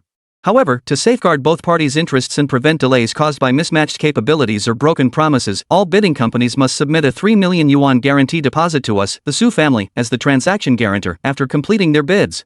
Upon successful project completion and acceptance, this guarantee deposit along with the entire remuneration for this collaboration, preliminarily set at 70 million yuan, will be paid in full to the winning bidder. Su Wanwan delivered this information with a calm demeanor, but the audience below was already stirred to excitement. 70 million. That's a sky-high order. Who wouldn't be tempted by such an offer? Moreover, if a company could secure this contract and successfully complete the project, regardless of other factors, simply carrying the name of Dongshan Information Company would give them a significant edge over competitors when bidding for future projects. Lu Feng raised an eyebrow and glanced at Su Wanwan beside him, only to find her eyes locked on him as well. After all, Mingtai Company specialized in game development and various network technology services. Securing and completing this contract would provide a massive boost to the company's future growth prospects. At this moment, though many were tempted, only a handful raised their hands. On one hand, most of those present were from brick-and-mortar businesses. On the other, Dongshan Network Information Company was simply too large an entity for most small enterprises to realistically compete for this opportunity. Lu Feng, however, raised his hand calmly. "We're willing to give it a shot." The moment Lu Feng finished speaking, he drew the attention of the entire crowd. Several voices raised doubts. "Mr. Lu, as far as I know, your Mingtai Network Company doesn't seem to have the scale for this. Dongshan Information Network is like a giant elephant. Even if they gave it to you, you probably couldn't handle it. I think you should steer clear of this mess. If you fail their review, they might even withhold the deposit, a full 3 million yuan. That's a bit unfair. Chairman Lu has both vision and capability. He's willing to invest 30 million to acquire a piece of warehouse land that alone shows his vision. Do you have that? Don't dismiss someone else's potential just because you lack it yourself. Personally, I have high hopes for Chairman Lu." The entrepreneurs nearby began murmuring among themselves, but this time the focus of their discussion shifted directly to Lu Feng. Everyone present was intensely curious about Lu Feng. After all, in their established business circles, Lu Feng seemed like a dark horse just emerging from the shadows, not only brimming with drive but also radiating seemingly limitless potential, forcing many to take notice. Lu Feng stood up and walked directly to Su Wanwan. "I'll pay the 3 million. Moreover, I am absolutely confident that within 2 months, I can collaborate with the client to complete the development of the 3-platform information system. I sincerely hope Miss Su will give me this opportunity." Lu Feng's declaration sent another ripple of astonishment through the room. This guy is way too brash. Chapter 26, Tian Shanshan's Gratitude. Almost no one present held much faith in Lu Feng's bold promise. Simultaneously, all attention once again focused on Su Wanwan. Because Su Wanwan now represented the Su family, the guarantor of this partnership. If Su Wanwan shook her head, no matter how big or perfect the pie Lu Feng painted would be, it would be useless. But Su Wanwan defied all expectations. She merely nodded gently to Lu Feng, then broke into a smile. "All right, this order is yours. Don't let me down." A murmur rippled through the crowd. What was going on? She casually handed a nearly 100 million yuan project to a young guy who had just taken the position? Wasn't this a bit too frivolous? The murmurs grew louder, but Su Wanwan paid them no mind. She pulled out the project documents, including the accompanying proposals and contracts, and proceeded to sign them on the spot with the heads of the winning companies. Only after everything was settled did the crowd finally disperse. Lu Feng, however, was called back by Su Wanwan from the departing crowd. She gestured toward the back hall. Lu Feng understood and followed Su Wanwan and Tian Shanshan toward the rear area. The Su family truly lived up to their reputation as a first-rate clan. Even their mere back hall was lavishly decorated, with every piece of ornamentation likely costing 5 figures. No sooner had Lu Feng taken his seat than Tian Shanshan approached him, bowing deeply. "Thank you, sir, for your generous offer. Your willingness to pay such a high price for our Tian Group's land is already the greatest assistance you could give us." Lu Feng immediately stood up and helped Tian Shanshan to her feet. As he did so, his eyes inadvertently caught a glimpse of the view between her breasts, nearly causing Lu Feng's nose to bleed. Today, Tian Shanshan wore a V-neck evening gown. The angle at which she was being assisted was just provocative enough to send a rush of heat through Lu Feng's lower abdomen, nearly causing him to lose his composure. "My willingness to purchase these 2 plots stems entirely from considerations for our company's future development. As for the slightly higher price, it's simply to ensure you don't lose out." Lu Feng took a deep breath to steady himself before replying with a smile. A thought struck him. Tian Shanshan had attended this investment conference standing beside Yun Peng, introduced as his girlfriend. Combined with the fact that both Yun Peng and Yun Kuei seemed determined to secure these plots, it hinted at deeper motives. "But I can't figure out why you're with Yun Peng. Have the Tian and Yun families already formed an alliance through marriage? If that's the case, shouldn't the other party in the alliance step up to help when your family business faces a crisis?" Lu Feng had finally hit the nail on the head. A bitter smile touched Tian Shanshan's lips. "To be honest, our Yun family's business has plummeted recently. The truth is, the Yun family's underhanded sabotage is deeply involved. They've been using their resources and tactics to constantly swallow up and squeeze our space, which has led to Tian's trading company's current predicament. The reason I agreed to endure the humiliation of staying by Yun Peng's side was solely to secure the last shred of hope for our family business. To resolve the company's current cash flow crisis, I had no choice but to auction off these 2 plots. But I couldn't trust other auction houses, so I reached out to my closest confidant." Tian Shanshan turned her gaze toward Su Wanwan, who offered a knowing smile. "Now you understand, don't you? That's the whole story. Under normal circumstances, without the Yun family meddling, I could have readily helped my friend. But the Su and Yun families are evenly matched in overall strength, maintaining a delicate balance of mutual restraint. If I were to assist her now as a member of the Su family, it could easily upset that equilibrium, creating far greater complications down the line." Su Wanwan exhaled. "But thankfully, you stepped in at the crucial moment. And with such a favorable price this time, my best friend will surely express her gratitude to you properly." Su Wanwan's gaze toward Lu Feng brimmed with admiration, and her conviction about his extraordinary nature only deepened. "To repay your assistance, I went out of my way to pull strings for you. That final 70 million yuan contract was originally slated for another information network company with greater resources than yours. But I didn't give them a chance to speak. I handed the project directly to you. I hope you won't disappoint me." Finally understanding the whole situation, Lu Feng smiled. "Rest assured, I won't let anyone down." Pulling a checkbook from his pocket, Lu Feng prepared to write out 3 million yuan as a guarantee deposit for Su Wanwan. But Su Wanwan smiled and shook her head. "You're willing to invest 30 million to help my best friend. What's 3 million to you? Besides, only the guarantor knows whether the deposit was received. Outsiders have no right to know if the funds actually arrived. So consider this 3 million a thank you gift from me on behalf of my friend." For most people, the chance to save 3 million yuan out of thin air would be a dream come true. But Lu Feng was different. What about the promised tenfold return? If he just let this go, wouldn't he be losing 30 million for nothing? Who would turn down money? Certainly not Lu Feng. Waving his hand with righteous indignation, Lu Feng deliberately adopted a solemn and principled demeanor. "Miss Su, let's keep things separate. Regardless, this is a matter of trust between Dongshan Information Network Company and your firm. If even the guarantee deposit isn't properly secured, it will inevitably give them grounds for criticism in the future. I detest owing anyone favors over money. Therefore, I absolutely must provide this 3 million. With a sweeping gesture, Lu Feng filled out a check, pressed it into Su Wanwan's hand, and turned to leave. Watching his retreating figure, Su Wanwan's eyes held a trace of lingering reluctance she hadn't even noticed herself. Tian Shanshan noticed Su Wanwan's unusual reaction.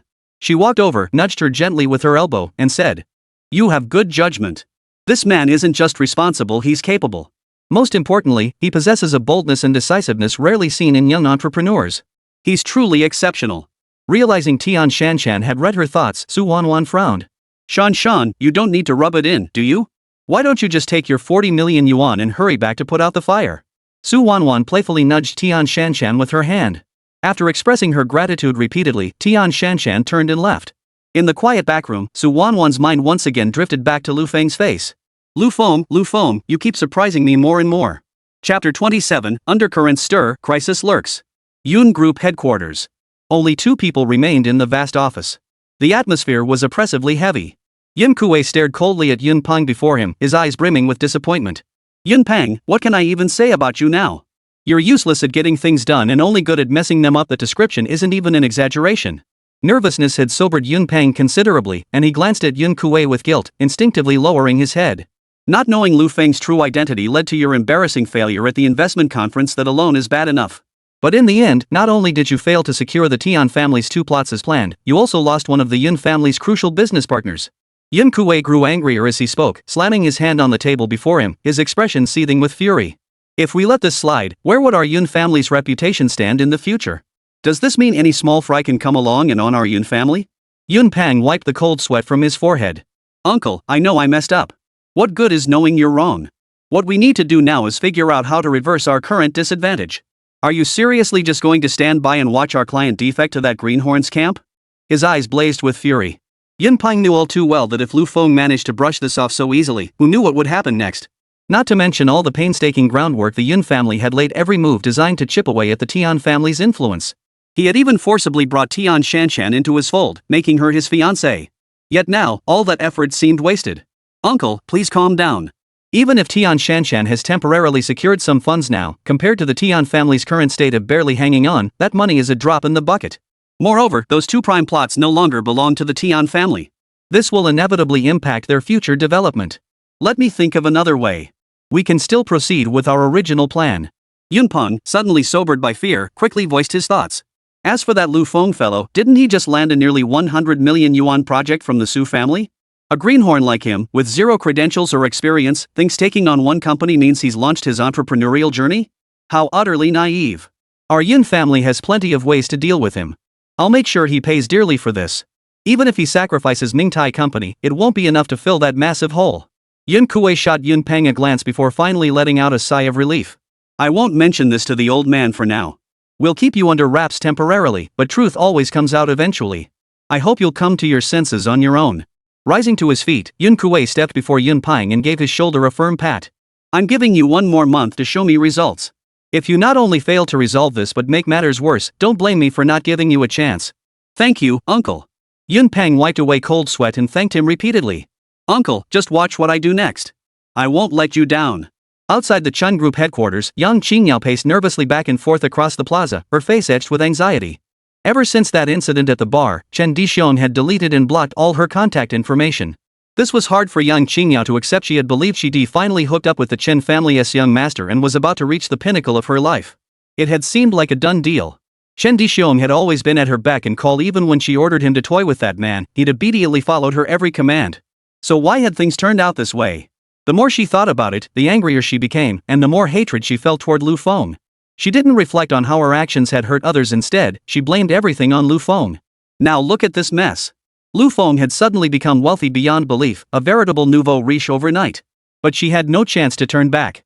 As for Chen Dixiong, he had blocked all her contact information because of the incident at the bar.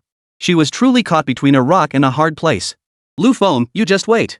Once I'm back with Chen Dixiong, I'll make you taste the consequences of crossing me. Yang Qingyao clenched her jaw tightly and snorted coldly. As the corporate lobby doors swung open, Yang Qingyao immediately spotted Chen Dixiong escorted out by 2 security guards. She quickly smoothed her hair and adjusted her carefully chosen outfit, then approached him with a radiant smile. Darling, are you still angry? It's been so many days now. You haven't contacted me at all. Don't you know how much I've missed you? A flicker of disgust crossed Chen Dixiong's eyes as he looked at Yang Qingyao. What the hell are you doing here? Wasn't the last time embarrassing enough? It's all because you incompetent screwed things up that I ended up humiliated in that bar. How dare you let some lowlife show off in front of me? Yang Qingyao seethed inwardly. She knew full well this debacle wasn't her fault. Chen Dixiong had blown his own importance out of proportion, setting himself up for a humiliating fall. But now, she could only grit her teeth and swallow her anger. After all, arguing over who was right or wrong was less important than securing her future prosperity. Alright, dear, I was wrong last time. I apologize. I promise it won't happen again. Please give me another chance. As Yang Qingyao spoke, her body began to drift closer to Chen Dixiong, seemingly by accident. The security guards flanking Chen Dixiong caught the exchange and promptly smiled at the pair before turning in unison and heading back to the headquarters building. Today, Yang Qingyao wore a red low-cut short dress. The fiery hue accentuated her youthful figure, making her fair skin appear even more delicate and flawless. Combined with her naturally exquisite features, it stirred a restless agitation within Chen Dixiong. The woman before him was truly a captivating beauty. Alright then. Since you've already admitted your mistake, I see no reason to pursue this further. This matter is temporarily closed. However, that brat Lu Feng, I won't let him off the hook no matter what. There'll be plenty of opportunities to deal with him later. Chapter 28, Ideal or Reality? Chen Dixiong spoke as he reached out, wrapping his arm around Yang Qingyao's slender waist and pulling her close. His hand drifted downward, giving her buttocks a firm squeeze that drew a soft giggle from her. Come on, he murmured, I heard a new hotel opened in the south part of town, with themed suites. Want to check it out? Chen Dixiong's lecherous tone reached Yang Qingyao's ears, yet it made her want to throw herself into his arms. Oh my, you're so annoying. It's broad daylight, isn't that a bit inappropriate? What does it matter if it's day or night between us? If we want to do it, we can indulge any time, wouldn't that be even better? Chen Dixiong's gaze grew increasingly intense as he looked at Yang Qingyao, his hands already beginning to wander. As they spoke, they turned and headed toward the underground parking garage. Soon, a sports car emerged from the garage and swiftly merged into the nearby traffic. With Lu Feng's financial backing, Tian Shanshan rushed back to Tian Group and began injecting funds into the cash flow. This finally slowed the collapse of Tian Group at a critical moment. This eased one of Tian Shanshan's major concerns. But just as Tian Shanshan prepared to redouble her efforts, hoping to gradually pull Tian Group out of its current operational crisis, an uninvited guest arrived at her office. What's this, my little darling? Just a few days apart, and now you seem so distant when you see me? A cold smile curled the corners of his mouth as Yun Peng stood up from Tian Shanshan's desk and spread his arms wide. I've missed you terribly these past few days. Come give me a loving hug. Tian Shanshan stared at Yun Peng's shameless expression, feeling a wave of nausea rise within her. She walked over to the nearby sofa and sat down expressionlessly, her brows furrowed. Why are you here? Seeing Tian Shanshan's attitude toward him shift so drastically, Yun Peng immediately understood what had happened. The smile vanished from his face, replaced by a look of pure malice. He sat down beside her, a sneer curling his lips. So Miss Tian has grown wings now, daring to give me the cold shoulder? Don't you remember? When the Tian Group faced operational crises, who stepped up with capital to bail you out? Who repeatedly pulled the Tian Group back from the brink? Now you've sold 2 plots of land and got your hands on a couple of steel balls, and suddenly think you're invincible? It's like a cripple who's healed his leg wanting to throw away his crutches. Yun Peng paused, then rose slowly and walked to the window. Let me make this perfectly clear, our Yun family offering to unite with yours through marriage, me accepting you as my fiancé, is an immense blessing and favor for your Tian family. I hope you don't take this for granted. Do you really think those funds alone can revive the Tian Group? You're dreaming. Hearing Yun Peng's words, Tian Shanshan's face turned ashen with fury, her chest heaving violently. Lifting her head coldly, Tian Shanshan glanced at Yun Peng before her. Finished? Do you think I'm unaware of what's been happening? The last few projects Tian Group bid on cleanly were all in the final stages of negotiation. Yet suddenly, the next day, the clients cancelled the contracts. Do you really believe I don't know someone's pulling strings behind the scenes? And as for this land auction at the Su Family Business Association, did you really think I wouldn't see through your scheme to acquire these prime plots at rock-bottom prices? You thought your plan was flawless, but you never imagined there could be someone even more cunning than you, right? Tian Shanshan's words made the usually unyielding Yun Peng tremble with rage. Lu Feng's smirking face flashed through his mind once more. He couldn't fathom how someone who once groveled at his feet for a measly order, lowering himself to the dust, could suddenly transform into the chairman of Mingtai Network Company. If he truly possessed such power, why had he hidden his capabilities for so long, living a life of constant groveling? Compared to that notion, he preferred to believe Lu Feng had won the lottery, making him nothing more than a nouveau riche upstart. Without a word, Yun Peng grabbed Tian Shanshan's wrist with one hand.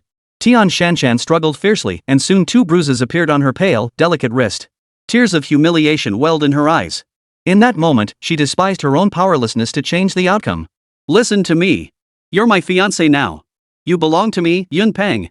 Yet here you are, gushing over some lowly marten silk you've only seen once, while complaining about your own fiancé. Do you really think I'm made of stone, incapable of getting angry? If I choose, the Yun family has 100 ways to wipe your Tian family off the face of the earth. You'd better not push me too far. Tian Shanshan took a deep breath, forcing back the tears threatening to spill once more. Without hesitation, she bit down on his wrist. Yun Peng recoiled in pain, releasing his grip. Tian Shanshan seized the moment to pull away, rushing to the office door and flinging it open. She pointed outside. Please leave. Seeing Tian Shanshan's resolute stance, Yun Peng's rage nearly reached its peak. Yet he knew this wasn't the moment to act decisively. A frozen river doesn't freeze overnight, and the mighty Tian family wouldn't crumble in a single day.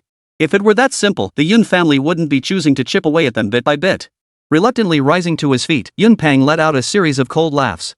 I hope you'll carefully weigh the consequences. Are you certain you'll fare well by standing against our Yun family? I'll give you more time to think it over. I hope you make the right choice. Don't let the entire Tian family be destroyed by your stubbornness. After delivering this parting shot, Yun Peng turned and walked away.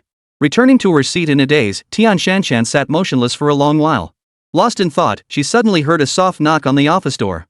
Tian Shanshan looked up and saw that familiar smiling face appear before her eyes. What? Not welcome? Chapter 29, Taking advantage of others' misfortune is not the way of a gentleman. When Tian Shanshan saw Lu Feng, an overwhelming urge to cry welled up inside her. Perhaps it was because of Yunpeng that all the pent-up grievances in her heart had nowhere to vent. Now, Lu Feng's appearance felt so perfectly timed that it nearly broke her defenses. She quickly turned her back to Lu Feng, took a deep breath, and composed herself. Lu Feng noticed her movements, but he didn't say anything. After all, some matters needed to be handled personally, they were other people's private affairs. Of course you're welcome. I just didn't expect you to arrive so quickly. A smile spread across her face as Tian Shanshan replied cheerfully. She promptly poured Lu Feng a cup of tea, placed it on the table before him, and sat down beside him. It's not that fast. Several days have passed since the last auction ended. I came mainly to see if there are any opportunities for cooperation. Lu Feng lifted his cup, took a sip, and stated his purpose directly. But Tian Shanshan didn't see it that way. She only gave a bitter smile. Mr. Lu, I understand what you men truly desire. I know why you're willing to spend so much on things far exceeding their monetary value. Still, I must thank you for helping the Tian family at that critical moment. I can. As if making a momentous decision, Tian Shanshan reached out, her hand trembling slightly as she took Lu Feng's and placed it upon her warm, jade-like thigh. Holy crap, do you have to start things off this intense? Lu Feng's face remained impassive, but his heart pounded wildly. With beauty by your side and the moment ripe, should you follow your nature or ride the wave of youth? Please make your choice, host. Option 1, go with the flow and take her right here. Host will gain triple kidney function enhancement and 1 vitality restoration pill.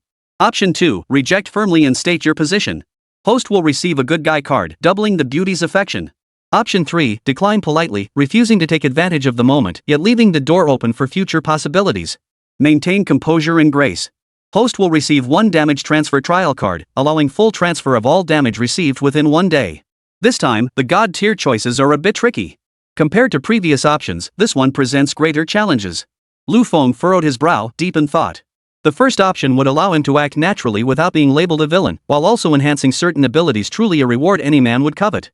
But Lu Feng rubbed his chin and glanced at Tian Shanshan beside him. Tian Shanshan possessed an exceptionally stunning figure. Now, standing so close to him, the peculiar sensation of her fingers and stockings rubbing against his hand was enough to stir even Lu Feng's desires. But then he remembered that Tian Shanshan had attended the Su Family Chamber of Commerce event as Yun Peng's girlfriend. This thought instantly dampened half of his previously eager intentions. Better to get to the bottom of things first. Otherwise, once he stepped into this murky water, the aftermath could be troublesome. As for the second option, Lu Feng dismissed it outright. Ever since Yang Qingyao's betrayal, Lu Feng no longer believed in the notion of genuine reciprocity in this world. People aren't what they used to be. No matter how harmless or innocent someone might appear on the surface, it was nothing more than a facade. As for the third option, this choice strikes a good balance, but what exactly is this damage experience card? Does it mean that no matter how severe the damage I take, I can transfer it all to someone else using this Shanghai experience card? Wouldn't that essentially grant me complete freedom to run rampant during its validity period? To be in a state of near invincibility? Compared to the rewards from the previous choices, this one certainly looked quite tempting. Lu Feng made his choice without hesitation, a smile once again curling the corners of his mouth. Every flicker of emotion across Lu Feng's face was meticulously observed by Tian Shanshan, a hint of disappointment flickering deep within her eyes. Sure enough, men were all the same. Even the Lu Feng standing before her was no exception. But the very next second, Lu Feng decisively withdrew his hand from her stockings. Miss Tian, I didn't come here to take advantage of you. I know your family hasn't fully recovered yet. I'm here to propose a partnership. Lu Feng let his gaze rest openly on her warm, jade-like, white, and slender legs, a mysterious curve forming at the corner of his mouth. As for matters like this, we can discuss them another time. Lu Feng's final words instantly erased the nascent respect Tian Shanshan had begun to feel, yet they also eased her tension. Thank you. Beyond thanking Lu Feng, Tian Shanshan couldn't think of a better way to express her current feelings. Tell me, how's your company doing these days? And how did you become Yunpeng's girlfriend? Compared to other matters, Lu Feng was more eager to learn these details. These were crucial indicators for determining his next course of action. Tian Shanshan pressed her lips together, seemingly pondering whether to lay bare everything that had happened to her. After all, it hadn't been long since she'd encountered Lu Feng. As the saying goes, you can never truly know someone's heart. If the person before her was sent by Yunpeng, then what she revealed now could potentially put the Tian family in mortal danger. After an internal struggle, Tian Shanshan finally stood up and closed the office door. Our family business has seen its original market share shrink to less than 60%. We're currently at a critical juncture where our capital chain is on the verge of breaking. Summoning her courage, Tian Shanshan said with a bitter smile. As for me becoming Yunping's girlfriend, I had absolutely no choice. At the time, the company's capital chain was on the verge of collapse. Yet for some reason, the financial institutions we'd previously worked with all suddenly claimed they couldn't provide us with loans. It was then that Yunping appeared, representing the Yun family. Even if Tian Shanshan hadn't said the rest, Lu Feng could guess the gist. This was the kind of melodramatic plot twist you'd find in countless novels. Anyone with eyes could see what was going on. That Yunpeng? He's quite the sly fox. Chapter 30, The customer is always right. This was the classic definition of taking advantage of someone's misfortune. Moreover, it was possible that behind the scenes out of Tian Shanshan's sight every recent development concerning the company's expansion had been intertwined with the influence of the Yun family's hidden forces. The fact that Yunpeng conveniently appeared as a savior at this moment speaks volumes. Haven't you investigated who's been undermining your foundation behind the scenes?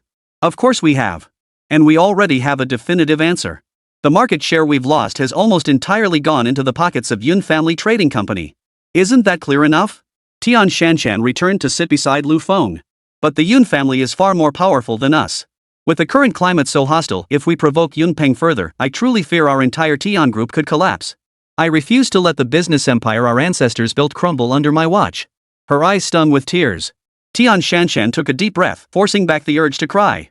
Lu Feng pulled a pack of tissues from his pocket and handed it to Tian Shanshan. Alright, I understand the situation now. Given the delicate relationship between you and the Yun family, I know exactly what steps to take next. A relieved smile spread across his face as Lu Feng stood up. For now, continue with your responsibilities. In a few days, I'll bring the project proposal and the letter of engagement. I'll also provide ample funding to ensure your family business operates smoothly. There will be no more crises of broken capital chains. Watching Lu Feng's tall figure walk away, Tian Shanshan was instantly overcome with emotion, unable to speak. She desperately wanted to rush forward and embrace this man tightly. He had quietly helped her countless times without drawing attention. Compared to Yunpeng's actions, Lu Feng's approach left no trace of resentment whatsoever. I'm leaving. Flinging Tian Shanshan a flirtatious wink, Lu Feng exited the office. As the city lights began to glow, most people wrapped up their workdays, dragging weary bodies back to their cramped apartments to rest. Yet this marked only the dawn of the city's nightlife. A black sports car roared like a beast charging through the night, its engine growling as it pulled up in front of Golden Leaf KTV. Lu Feng still vividly remembered his first visit here. That visit marked the start of his new life after being betrayed. This time, however, Lu Feng intended to have a talk with the owner of this KTV. Xin Shui's face flashed through his mind once more, along with everything that had transpired that day. Unconsciously, the corners of Lu Feng's mouth turned upward. Meeting again like this, isn't this what they call enemies meeting by chance? Hearing the commotion outside, Manager Wang hurried to the door, flashing a wide grin as he eagerly opened the door for the luxury car's owner. I knew something good was bound to happen today. My left eyelid kept twitching. And after all that waiting, I never imagined it would be you, Chairman Lu. Lu Feng didn't even bother to glance at him, stepping out of the car and tossing the keys to him casually. Same as always, find me a decent parking spot. Chairman Lu, rest assured. Leave it to me. Manager Wang bent over like a shrimp, his face plastered with a smile, offering attentive service. Striding into the KTV, Lu Feng felt as though he'd stepped into another world when he saw the constantly shifting, colorful lights above the dance floor, a stark contrast to his last visit here. Without Lu Feng even needing to speak, Manager Wang, having arranged the parking, immediately trotted over to his side and smoothly secured the top-tier VIP room for him. Impressed by Manager Wang's efficiency, Lu Feng casually tossed him a stack of bills. Good service. Here's your tip. Manager Wang was no stranger to high-stakes situations. After all, someone who had risen to his level was undoubtedly a seasoned professional. He knew exactly what to say and do for any type of person, effortlessly mastering the nuances of every situation. But no matter what, this was a full 20,000 yuan. Manager Wang snatched it up, his not-so-handsome face practically splitting in a huge grin. Mr. Lu, you're too kind. Serving you is my honor. I'd be delighted to continue providing service as long as you're satisfied. Lu Feng raised an eyebrow and gestured toward the door. Manager Wang immediately understood. Please wait a moment. I'll arrange for our top talent to be sent over this week. But just as he turned, Lu Feng's lazy voice sounded again from behind him. You should know exactly who I want. I have no interest in those mediocre, run-of-the-mill types. I only have eyes for that one. A look of unease flashed across his face as Manager Wang awkwardly turned away. Mr. Lu, actually, our KTV recently welcomed a new batch of talent. Each one was carefully selected through rigorous screening. I believe you might. Lu Feng's previously languid gaze instantly sharpened. His piercing eyes fixed on Manager Wang, causing the man's body to involuntarily tremble. But Manager Wang reacted quickly, immediately switching to a flattering smile. Of course, if you still prefer our team leader Qin, I'll go fetch her for you right away. With that, Manager Wang slunk away. Recalling the intimate scene that had unfolded with Qin Shueya in the private room last time, Lu Feng still felt a lingering sense of satisfaction. Though Qin Shueya was that mother, Lu Feng simply couldn't bring himself to be harsh with her. Qin Shueya had her own character and principles, a completely different type from her depraved daughter. What baffled Lu Feng was how a mother with such sound values could raise a daughter whose values were so utterly warped. Lost in thought, the door to the private room swung open, revealing that familiar face before him. "We meet again." Lu Feng patted his thigh. "It's been ages since we last met. I've missed you terribly. Why don't you come sit down?" Spotting Lu Feng, Qin Shueya snorted coldly and turned to leave. But just as she turned, she caught Manager Wang's warning glare. Gritting her teeth, she reluctantly walked back in. She didn't sit on Lu Feng's lap, however, choosing instead to take a seat at a distance from him. "Why are you here again?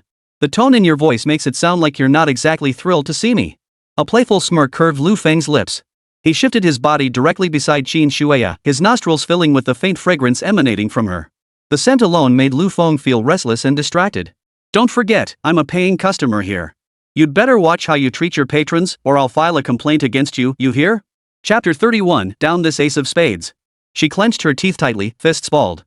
Qin Shueya struggled to control her emotions.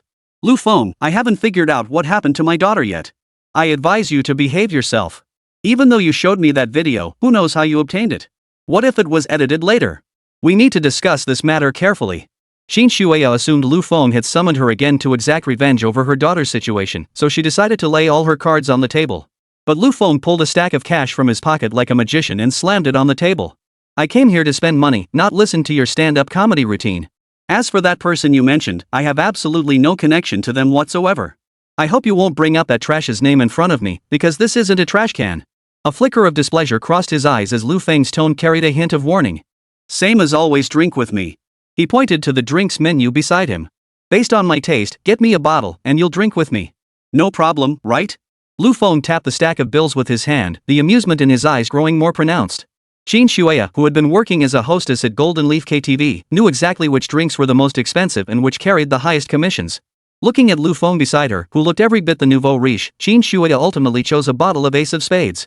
Compared to other premium liquors priced in the hundreds of thousands, this one seemed rather ordinary. Its price tag was a mere 88,888 yuan, a very auspicious number. "Lu Feng, I don't know what's happened to you lately that's made you so wealthy, but I still hope you'll rein it in a bit. You never know when you might find yourself struggling with money, so it's wise to save some capital for the future." Deep down, Qin Shueya felt a sense of guilt toward Lu Feng regarding her daughter's situation. Even though her daughter had explained everything to her, Qin Shueya still couldn't quite make up her mind. The drinks arrived promptly, accompanied by an exquisitely arranged fruit and vegetable platter. Manager Wang personally delivered the drinks. He glanced at Qin Shueya, then at Lu Feng, his eyes conveying a knowing look. "Mr. Lu, this is the liquor you ordered. The fruit platter beside it, our KTV's highest grade selection priced at 18,888 yuan, is my personal gift to you. I hope you enjoy it." As he introduced the fruit platter, Manager Wang slyly emphasized its price. Lu Feng waved dismissively. "Finished with the introductions? If so, get out quickly. Don't interfere with what I enjoy doing." Yes, go ahead and get back to work." Manager Wang nodded repeatedly before hastily exiting the private room. Before Qin Shueya could open the wine, she suddenly felt her balance shift. A powerful force pulled her onto Lu Feng's lap. The position was highly suggestive. Compounding this, Qin Shueya was wearing a loose-fitting black cocktail dress today. As she lay across Lu Feng's lap, his line of sight offered an unobstructed view of things he shouldn't see. A heat surged involuntarily in his lower abdomen, and Lu Feng felt his desire rising. He tried to push himself up, but Qin Shueya struggled repeatedly, each attempt ending in failure. "Lu Feng, no matter what, I'm still your ex-girlfriend's mother. I expect you to retain the most basic humanity. Stop humiliating me like this. How many times must I tell you? I am not a hostess. While I work at Golden Leaf KTV, I am the manager. I only handle matters within my own responsibilities. Hostessing is not my concern." Qin Shueya's face flushed crimson. Finally, seething with anger, she rose and pointed her finger right at Lu Feng's nose. "You think money gives you free rein to do whatever you want? Who knows where your money even comes from? You used to count every penny just to afford meat at home. How did you suddenly become so wealthy? Do you really think it's all from your own hard work?" Watching Qin Shueya lash out at him, Lu Feng remained unperturbed. Truth be told, this money really was earned through his own efforts. He worked hard to make choices, worked hard to find the most advantageous outcomes for himself. The rewards he earned were the fruits of his labor. What was wrong with that? Let me repeat, I came here to spend money. I have no connection whatsoever to your daughter. I'm simply a paying customer. Have you ever seen a manager so clueless as to speak to a customer in such a tone and with such an attitude? Lu Feng raised an eyebrow, shooting Qin Shuya a cold glance. Realizing her earlier indiscretion, Qin Shuya could only lower her voice to offer an apology. I was just. No, just about it. Shouldn't you be opening my wine? Then join me for a few drinks. He pulled out several stacks of cash from his pocket and placed them neatly on the table before him. Same deal as always, 10,000 per glass. Let's drink until we're drunk tonight, shall we? Lu Feng pulled Qin Shuya back to his side in one swift motion. Surprisingly, this time she offered no resistance. The liquor was opened, poured into several cups, each resting atop stacks of cash. I've noticed that no matter who I drink with, it never feels as good as drinking with you. Why do you think that is? Lu Feng buried his face in her shoulder, his nostrils filled with Qin Shuya's faint fragrance. In that moment, an unexpected calm washed over him. Qin Shuya tried to pull away, but seeing Lu Feng show no sign of escalating his behavior, she gritted her teeth and endured it. Once we finish all this liquor, can I leave? Lu Feng suddenly lifted his head and reached out to lift her chin. Qin Shuya's lovely face came into view under the light, a style completely different from her daughter's. Compared to that innocent, docile appearance, Qin Shuya's looks and aura were far more captivating. Her delicate features, paired with an efficient and intellectual aura, were so captivating that even Lu Feng found himself unable to look away. Do you dislike me that much? Caught off guard by Lu Feng's sudden question, Qin Shuya momentarily lost her words, turning her head away. I'm just stating the facts. But Lu Feng suddenly laughed. What if I need other services from you? Qin Shuya seemed to grasp something instantly. Like a cat whose tail had been stepped on, she sprang to her feet, pointing her finger at Lu Feng's nose and barking sharply. Don't push your luck. Chapter 32, A Smooth Deal. Watching Qin Shuya erupt in fury, Lu Feng settled into a more comfortable position, observing her with a faint, ambiguous smile. Qin Shuya's fury intensified. Lu Feng, I know you came here just to torment me. Don't think your filthy money gives you free rein. The matter between you and my daughter isn't over. You think you can twist the truth however you like? She's already told me everything. That video was entirely fabricated by you. Lu Feng's eyes remained utterly still, showing not the slightest flicker of emotion, especially when she brought up the past again. Given Yang Qingyao's character, she would never admit that the disheveled woman in that phone video was her. She'd do everything in her power to smear him with lies and twist the truth. What mother in the world doesn't love her child? The woman before him, Qin Shuya, was no exception. Naturally, she would choose to believe her own daughter over an outsider like herself. Now that you think you've got a few pieces of silver, you turn around and want to distance yourself from my daughter, just to prevent her from benefiting from you, right? How utterly wicked your heart is.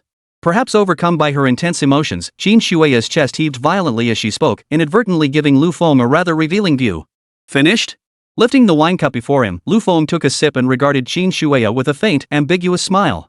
In truth, while Qin Shuya had been speaking, she had been secretly observing Lu Feng's every move. The video Lu Feng had produced earlier was already quite persuasive, and her daughter's explanation seemed far too flimsy.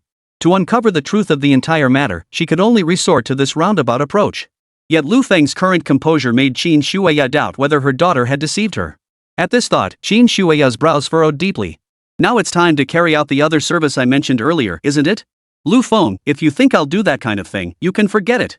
Do you really believe everyone is as shameless as you, capable of any disgusting act? After finishing her retort, Qin Shuya turned to leave. The moment the door to the VIP suite opened, she saw Manager Zhang still standing there. Caught red-handed eavesdropping, Manager Zhang now wore an awkward expression. Seeing Qin Shuya turn to leave, Manager Zhang deliberately stiffened his expression. Qin Shuya, Mr. Lu is our KTV's VIP client. Are you sure you want to treat our god with such a terrible attitude? You should know that if I report this to management, you'll face consequences. Don't tell me you don't even want to keep this job?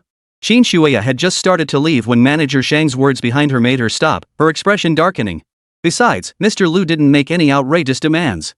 He merely requested an additional service. You didn't even listen clearly before jumping to negative conclusions. Is this how you normally serve customers? Lu Feng had now reached the doorway, leaning casually against the doorframe of the VIP suite. He watched Qin Shuya with an amused expression. Her fists were clenched tightly, clearly struggling to control her emotions. After a long moment of hesitation, she finally relaxed her grip. Turning her head once more, Qin Shuya's face no longer bore the anger of moments before. Instead, it was replaced by an expression of cold, businesslike detachment. Mr. Lu, what exactly do you intend for me to do? Lu Feng found it amusing, for seeing Qin Shuya now was like seeing his former self, the one who had toiling away like a beast of burden in the company, reduced to utter insignificance. He gestured inward with his finger and raised an eyebrow. I still want you to drink the wine. After all, I've paid for it. Since the money's already spent, shouldn't we avoid wasting it? Seeing Lu Feng's indifferent expression only made Qin Shuai tremble with anger. But she had no choice. This job was crucial to her. She couldn't afford to lose it, no matter how much she despised the man standing before her. As if steeled by resolve, Qin Shuai turned and entered the private room. She picked up the glass of liquor and tipped it back in one gulp. Lu Feng kept his hands in his pockets, not even glancing at her as he turned toward the staircase leading to the upper floor. The third floor of Golden Leaf KTV was the venue's most exclusive section. The entire floor had been converted into a single, expansive suite. Lu Feng approached the main door and entered without hindrance. Before him unfolded an enormous living room spanning 70 or 80 square meters. The entire hall was lavishly decorated, fully equipped with every amenity, every detail exuding an air of extreme luxury. Beside the living room sofa stood a Chinese-style partition. A refreshing tea aroma wafted continuously from behind it. Lu Feng walked straight over and sat down opposite an elderly man who was brewing tea. You've arrived at just the right moment. This tea is perfect for drinking now. Had you come earlier, it likely wouldn't have been ready, the bitterness wouldn't have fully mellowed. Had you come later, half the delicate fragrance would have dissipated, leaving only a hint of sourness.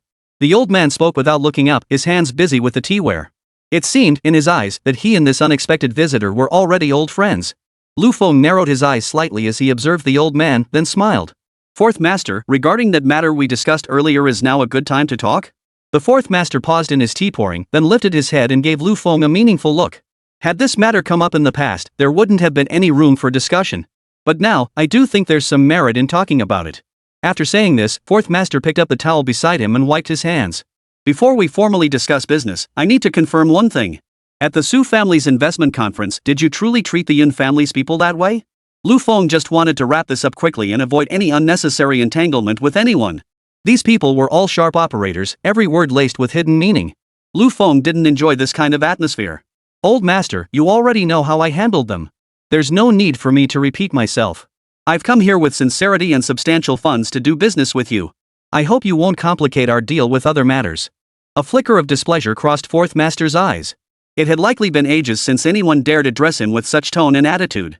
Lu Feng's abrupt approach left him momentarily unsettled. But quickly, fourth master regained his composure, a smile curling at the corners of his mouth, one that didn't reach his eyes. Very well, very well. You truly are a promising young man, decisive and full of initiative. Lu Feng reached out and picked up a cup of tea from before the fourth master. So, sell me this Golden Leaf KTV. Name your price. Chapter 33, There's a kind of love called my cattle and horses. Lu Feng had come personally to negotiate the KTV acquisition primarily because he wanted a place of his own for future business ventures. Golden Leaf KTV, both in scale and specifications, perfectly matched Lu Feng's expectations. Most crucially, the God-tier choice system seemed to multiply all nightclub expenditures by tenfold. Owning his own KTV would provide a fully functional space for any future decisions, eliminating countless complications. Brilliant! I love doing business with decisive people. Fourth master chuckled, stroking his beard as he pulled out the transfer contract that had been prepared long ago. This Golden Leaf KTV is the backbone of nearly all my holdings. Had we not hit it off today, I'd never have considered this deal.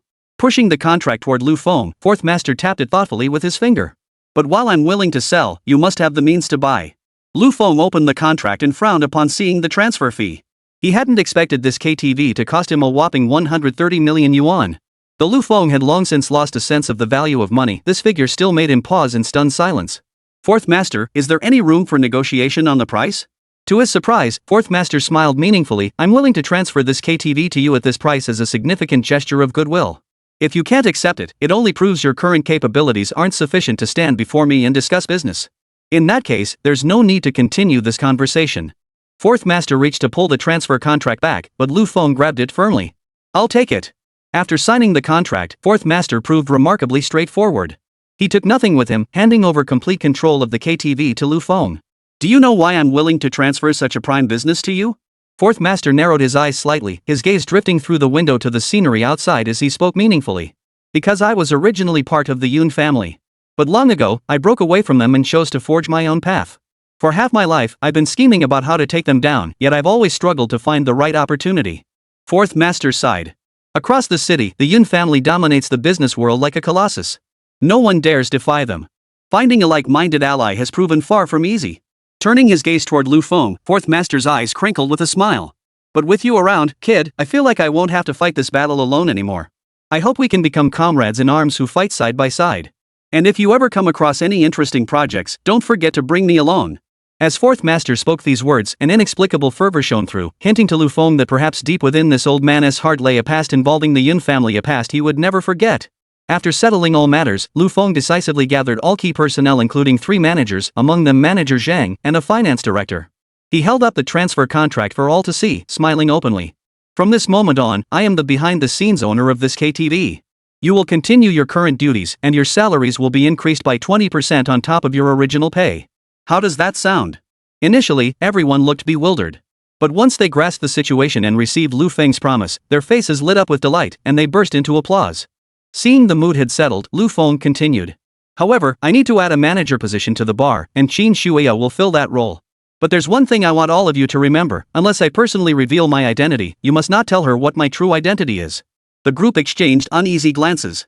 Manager Zhang, who knew Lu Feng best, looked particularly troubled. Mr. Lu, this might be difficult to manage. After all, if she truly becomes manager, we'll inevitably communicate frequently. If someone accidentally slips up and reveals the truth later, wouldn't that? A mysterious smile played at the corners of Lu Feng's mouth as he spoke with unwavering confidence. Rest assured, I won't make you endure this for too long. It's just that for the time being, I don't want too many people knowing my true identity. After some deliberation, the others finally agreed. After handling the Golden Leaf KTV matter, Lu Feng returned to the VIP room as if nothing had happened and resumed his seat. By then, Qin Shuya had long finished her drinks. Her eyes glazed over with drunkenness as she rested her head on the table. Seeing Qin Shuya seemingly drunk, Lu Feng frowned and snapped his fingers at Manager Zhang, who stood waiting by the door for instructions. Arrange a car and find a driver. I need to send our newly appointed manager home. Manager Zhang, ever the shrewd operator, immediately flashed a smile upon hearing Lu Feng's request and nodded eagerly. Right away, boss. Half an hour later, Lu Feng finally managed to carry the utterly inebriated Qin Shuya back to her home. Naturally, Lu Feng knew the address of his former mother-in-law's family home. The journey was familiar territory, and he soon laid Qin Shuya gently on the bed. Wiping the sweat from his forehead, Lu Feng glanced around the room. The scene was so familiar, yet everything had changed, and yet, nothing seemed different. As Lu Feng was lost in thought, a soft moan reached his ears. Turning his head, he saw Qin Shuya grimacing in pain as she rolled over and clung to the edge of the bed. Lu Feng grabbed the nearby trash can and gently patted Qin Shuya's back. I thought you could hold your liquor well, but now it seems you're no different. You did it for a few pieces of silver, but before I was betrayed by your daughter, wasn't I the same? After finally calming down for a moment, Qin Shuya drifted back into a drowsy sleep. Gazing at her nearly flawless figure, Lu Feng couldn't help but let out a low whistle. Compared to your daughter, you're even more desirable. If I'd met you instead of her at the beginning, perhaps things would have turned out differently. Rising to his feet and stretching lazily, Lu Feng smiled with ease. But now, you're only fit to be a beast of burden under my command. Chapter 34, Playing Along, Truth and Deception. Lu Feng turned to leave. After all, this place held too many memories from the past, and he didn't want them to cloud his mood. But as soon as he stepped into the living room, a familiar voice drifted toward him from afar. Honey, my mom is really easygoing. She's a very laid-back person. If she found out I was with you, she definitely wouldn't object. It was young Qingyao. Immediately after came a man's voice tinged with disdain. What? Do I need to seek approval from others about who I want to be with? Am I supposed to go begging your mother for permission? Of course not. Didn't we agree this time that after returning, I'd clarify our relationship with my mother? It'd be like starting a new chapter in my love life. Yang Qingyao seemed flustered and immediately launched into a flurry of explanations.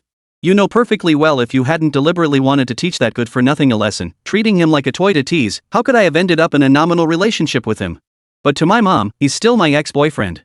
So now we have to correct that misinformation. That way, when we're together in the future, it'll be completely legitimate, right? Lu Feng sneered, but at the same time, a bold idea formed in his mind. Instead of leaving quickly or hiding, he casually returned to Qin Shuya's bedroom. He deliberately left the door slightly ajar, allowing anyone outside to peek through the crack and see inside. Yang Qingyao, you love putting on airs, don't you? Today, I'll put on a show for you too. As the key turned in the lock, Lu Feng immediately pounced on Qin Shuya. Feeling the soft, fragrant body beneath him, he sensed a surge of lustful heat coursing through his veins. Yet Lu Feng held back from further advances, burying his face in the hair by her ear. Still, from the angle visible through the door crack, their movements and actions were highly suggestive. Mom, we're home. Yang Qingyao's voice echoed from the living room. After calling out several times with no response, she decided to head straight toward Lu Feng and Qin Shuya's location. Ah! The shriek from outside confirmed Lu Feng's objective had been achieved. He sat up, bewildered, and turned his gaze toward young Qingyao, who had frozen solid in the doorway. After a moment of shock, Yang Qingyao finally snapped out of it.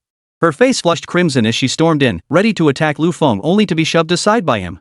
Lu Feng, what the hell do you think you're doing? What did you do to my mom? Are you even human? Facing Yang Qingyao's accusations, Lu Feng shrugged nonchalantly. What did I do? What proof do you have? Unlike some people, I don't hide behind excuses. If I really wanted to do something, I would have done it already. Why wait for you to come back and catch me red-handed? Lu Feng felt nothing but disgust for the woman before him, unwilling even to look at her. What had happened earlier was merely a petty prank. He'd done it to make her feel uncomfortable. Her discomfort was his greatest pleasure. As Lu Feng spoke, he started to walk away from Yang Qingyao. But after taking just one step, someone reached out and blocked his path. Looking up, he saw it was none other than Yang Qingyao's lover and the mastermind behind the entire scheme, Chen Dixiong. Well, I wondered who it could be. Why, it's our little green-haired turtle. So, what's the matter? Did our video mess with your head? Now you're getting desperate? Chen Dixiong spoke with a mocking smile, his gaze drifting toward Qin Shuya on the bed. You even dare to do this to your former mother-in-law. You really are scum. Facing the taunts, Lu Feng gave an eerie smile. Is that so? If I recall correctly, a certain someone was relentlessly pursuing her back then. After being rejected repeatedly, he settled for her daughter instead. Chen Dixiong nearly choked on his words at Lu Feng's remark. But turning to look at the indignant Yang Qingyao beside him, Chen Dixiong cleared his throat softly. Now, explain how you ended up in someone else's home? Miss Qin, what's going on here? Did you perhaps drug him? If I told you I just had her drink with me at Golden Leaf KTV, and she ended up like this after getting drunk. Oh, and do you want to know how much that bottle of wine cost? The mere mention of alcohol sent Chen Dixiong's blood boiling. He, who had always been arrogant and domineering within the Chun group, had never suffered defeat in front of Lu Feng. Especially now that Lu Feng had deliberately brought it up again, it was unbearable for Chen Dixiong. Lu Feng, you're still playing dumb? Fine. Qin Shuya is completely unconscious from intoxication. Who knows what you did to her while we were gone? To preserve evidence and avoid wrongfully accusing any innocent party, I believe it's necessary to report this to Uncle Hat. He must personally investigate and resolve this matter. A mocking sneer curled the corners of his mouth as Chen Dixiong pretended to pull out his phone to make the call. But before the call could connect, Yang Qingyao snatched it from his hand and hung up. What are you doing? My mother is a fiercely proud woman. This matter absolutely cannot be blown out of proportion. Her chest heaved violently, clearly enraged by Lu Feng's actions. Gritting her teeth, she pointed her finger at Lu Feng's nose. But you're not leaving either. I'm going to make my mother a sobering soup right now. Once she wakes up, if anything really happened, I swear I'll haunt you even as a ghost. Lu Feng gave her a casual glance, not even bothering to acknowledge her threat. He shoved her aside and opened the door. As he was about to leave, Lu Feng added one last, meaningful remark. If you don't want people to know, don't do it. Dirty people are inherently filthy. I think that saying fits you perfectly. If you're so skilled, why don't you use some editing magic to cut me a video that's just as brilliant? I'm looking forward to it. A cold smile curled his lips as Lu Feng turned and walked away without looking back. Behind him came the sound of a plate shattering, followed by Yang Qingyao's furious curses. Lu Feng, I'll make you regret it. Regret ever uttering those words. Chapter 35, The Agent. Watching Lu Feng's retreating figure, Yang Qingyao nearly fainted from rage. She couldn't fathom when this man had gained such confidence. But now, she had her mother's problem to deal with. No matter how furious she felt, Yang Qingyao couldn't chase after him. She could only let Lu Feng walk away. Observing Yang Qingyao's furious expression, Chen Dixiong sneered contemptuously before stepping forward to pat her shoulder. Alright, no need to get so worked up. We'll have plenty of chances to settle this with him later. Right now, just focus on taking care of your mother. We can handle the rest slowly. Turning to face Chen Dixiong, Yang Qingyao forced a faint smile. If it hadn't been for Chen Dixiong's scheming in the first place, she wouldn't have ended up playing such a cruel joke on him. Yet now he acted as if he were completely detached from the situation. Though seething inside, Yang Qingyao dared not sever ties completely. After all, this was her sole lifeline to reshape her life and destiny. Having pulled every string to bring him back into her orbit, she wouldn't risk ruining her entire plan over someone insignificant. With this thought, Yang Qingyao pouted in displeasure and turned to pout at Chen Dixiong. Honey, you better keep your word about what you just said. The way that jerk treated me and my mom earlier, when we get the chance, we have to find a way to make him pay dearly. No mercy. Of course. The moment I get my hands on him, I'll make that brat pay dearly. I'll get you your revenge, sweetheart. Chen Dixiong nodded with a cold smile. Even without Yang Qingyao's earlier warning, Chen Dixiong would have acted this way. Because for him, the enmity between him and Lu Feng had long since reached boiling point. The face I lost earlier, I'll find a reason to reclaim it. Agreeing to Yang Qingyao now is just doing her a favor. Baby, you're so sweet. A sweet smile spread across Yang Qingyao's lips as she threw herself into Chen Dishon's arms. They lingered affectionately for a while before suddenly remembering her mother. She briefly explained the situation to Chen Dishon before returning to the bedroom to tend to her mother. No sooner had Lu Feng returned home than an unfamiliar number called. The caller was none other than Tian Shanshan. This was the number Lu Feng had deliberately given her after their last meeting, ensuring he could reach her or be reached by her at a moment's notice. In his scheme, the Tian family was another crucial piece of the puzzle. How come you suddenly have time to call me? Aren't you afraid your fiancé will get angry? Lu Feng broke the awkward silence first, speaking with playful teasing. A moment of silence hung on the line before Tian Shanshan's voice came through. Mr. Lu, I realize this is a bold move calling you out of the blue, but honestly, you're the only person I know I can turn to for this collaboration. Lu Feng raised an eyebrow at her words. What kind of cooperation are you proposing? What exactly are we collaborating on?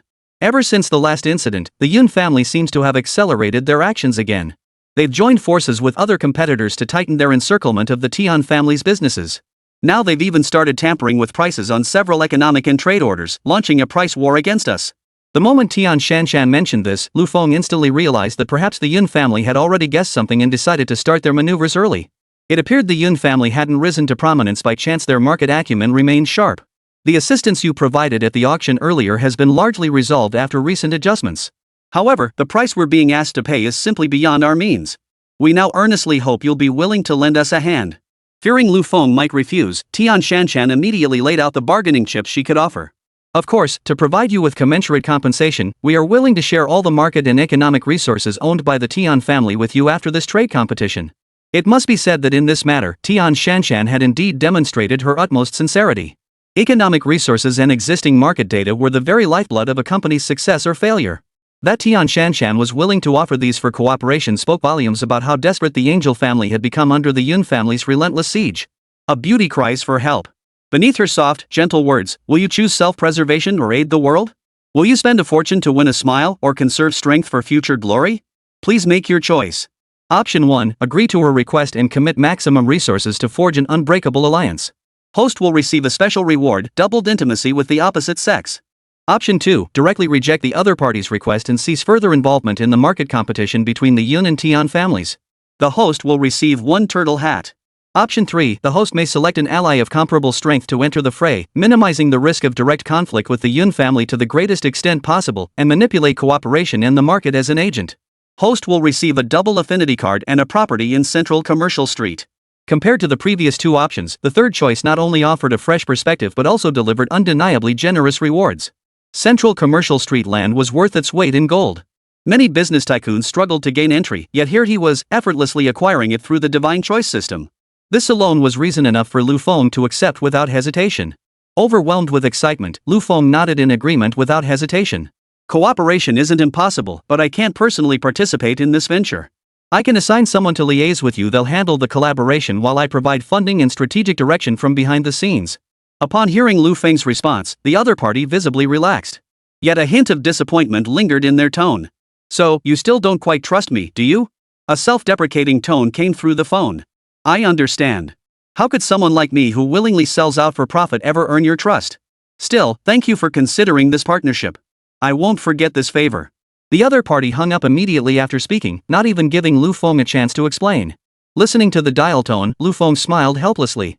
This misunderstanding had escalated considerably. Chapter 36, The Joy of Promotion. Deep down, Lu Feng understood perfectly well. The reason Tian Shanshan had chosen to be with Yun Pang and become his fiancé might indeed stem from her own unspoken hardships. The vast Tian family estate had fallen into her hands, leaving Tian Shanshan with no room for retreat. Now that she had discerned the Yun family's intentions, she had to take decisive action.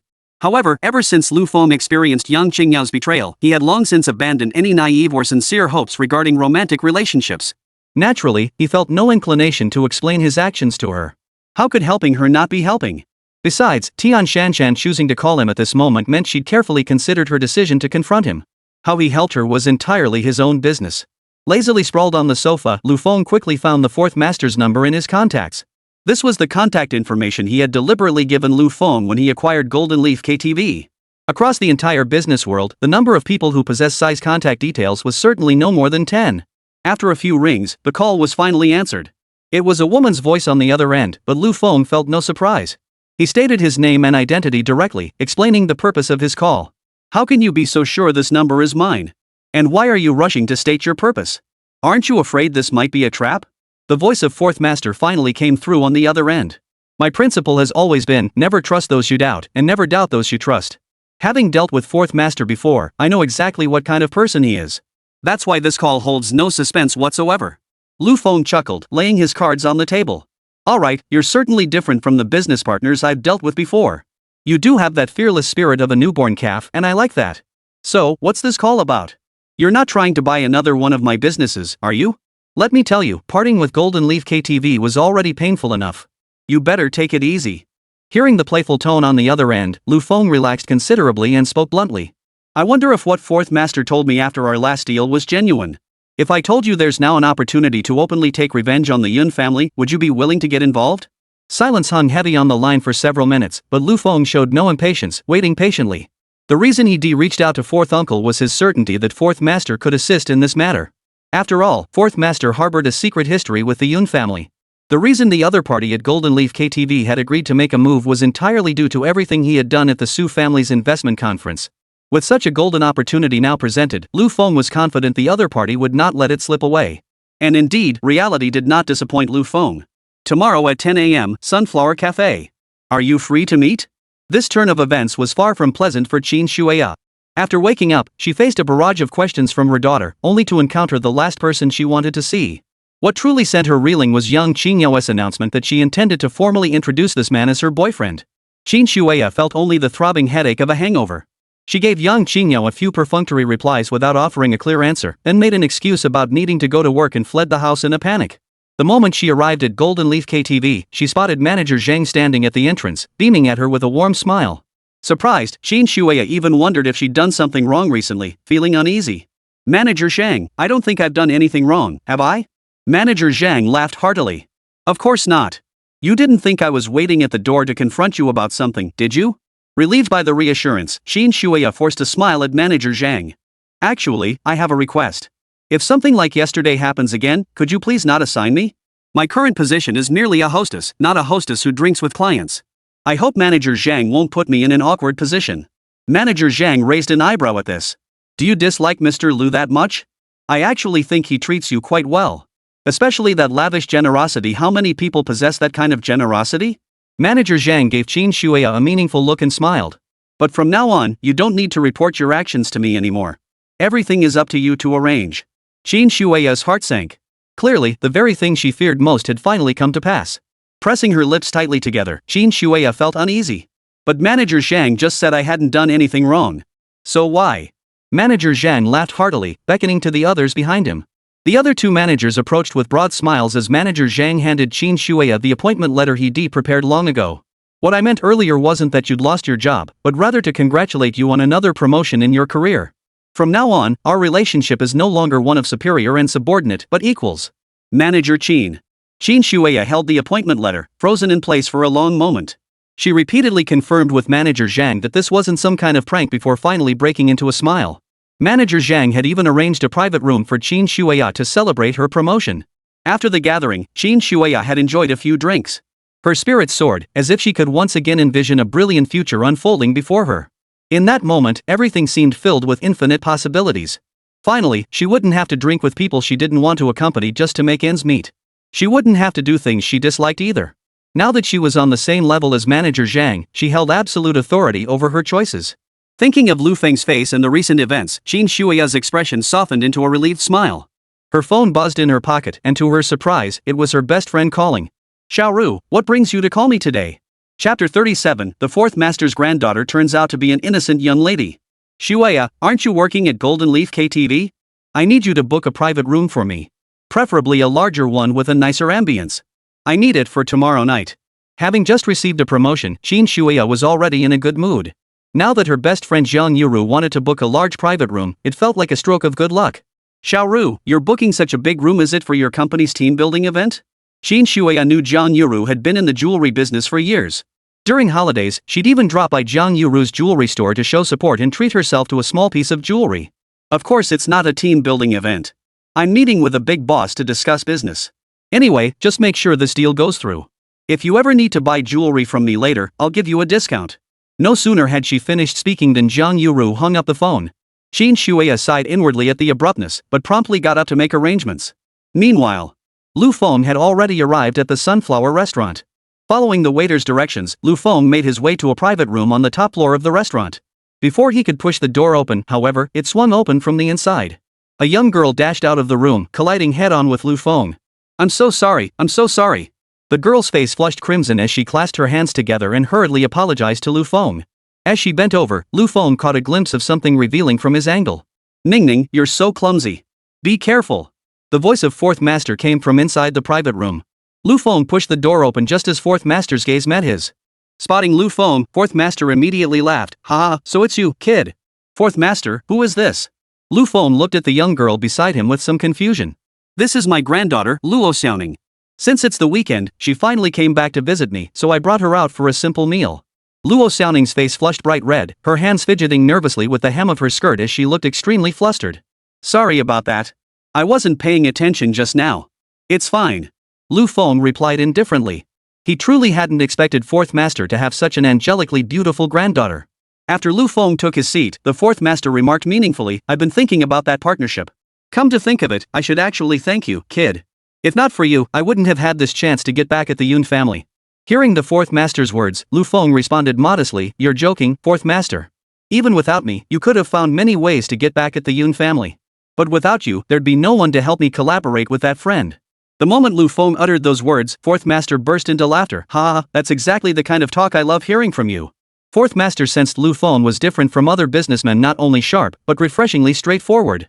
When discussing business with Lu Feng, there was never any need for beating around the bush, it was all about straightforwardness.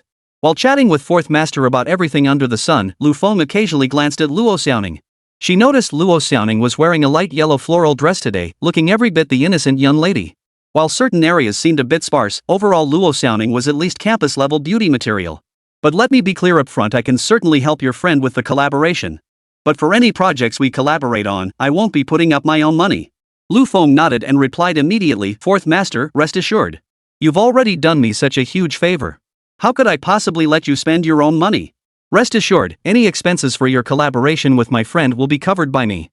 Fourth Master appreciated Lu Feng's straightforwardness. With a sweeping gesture, he addressed Luo Xiaoning, Ningning, raise your tea in place of wine and toast this elder brother. He's the most outstanding young man I've ever met. You should learn from him more in the future, understand?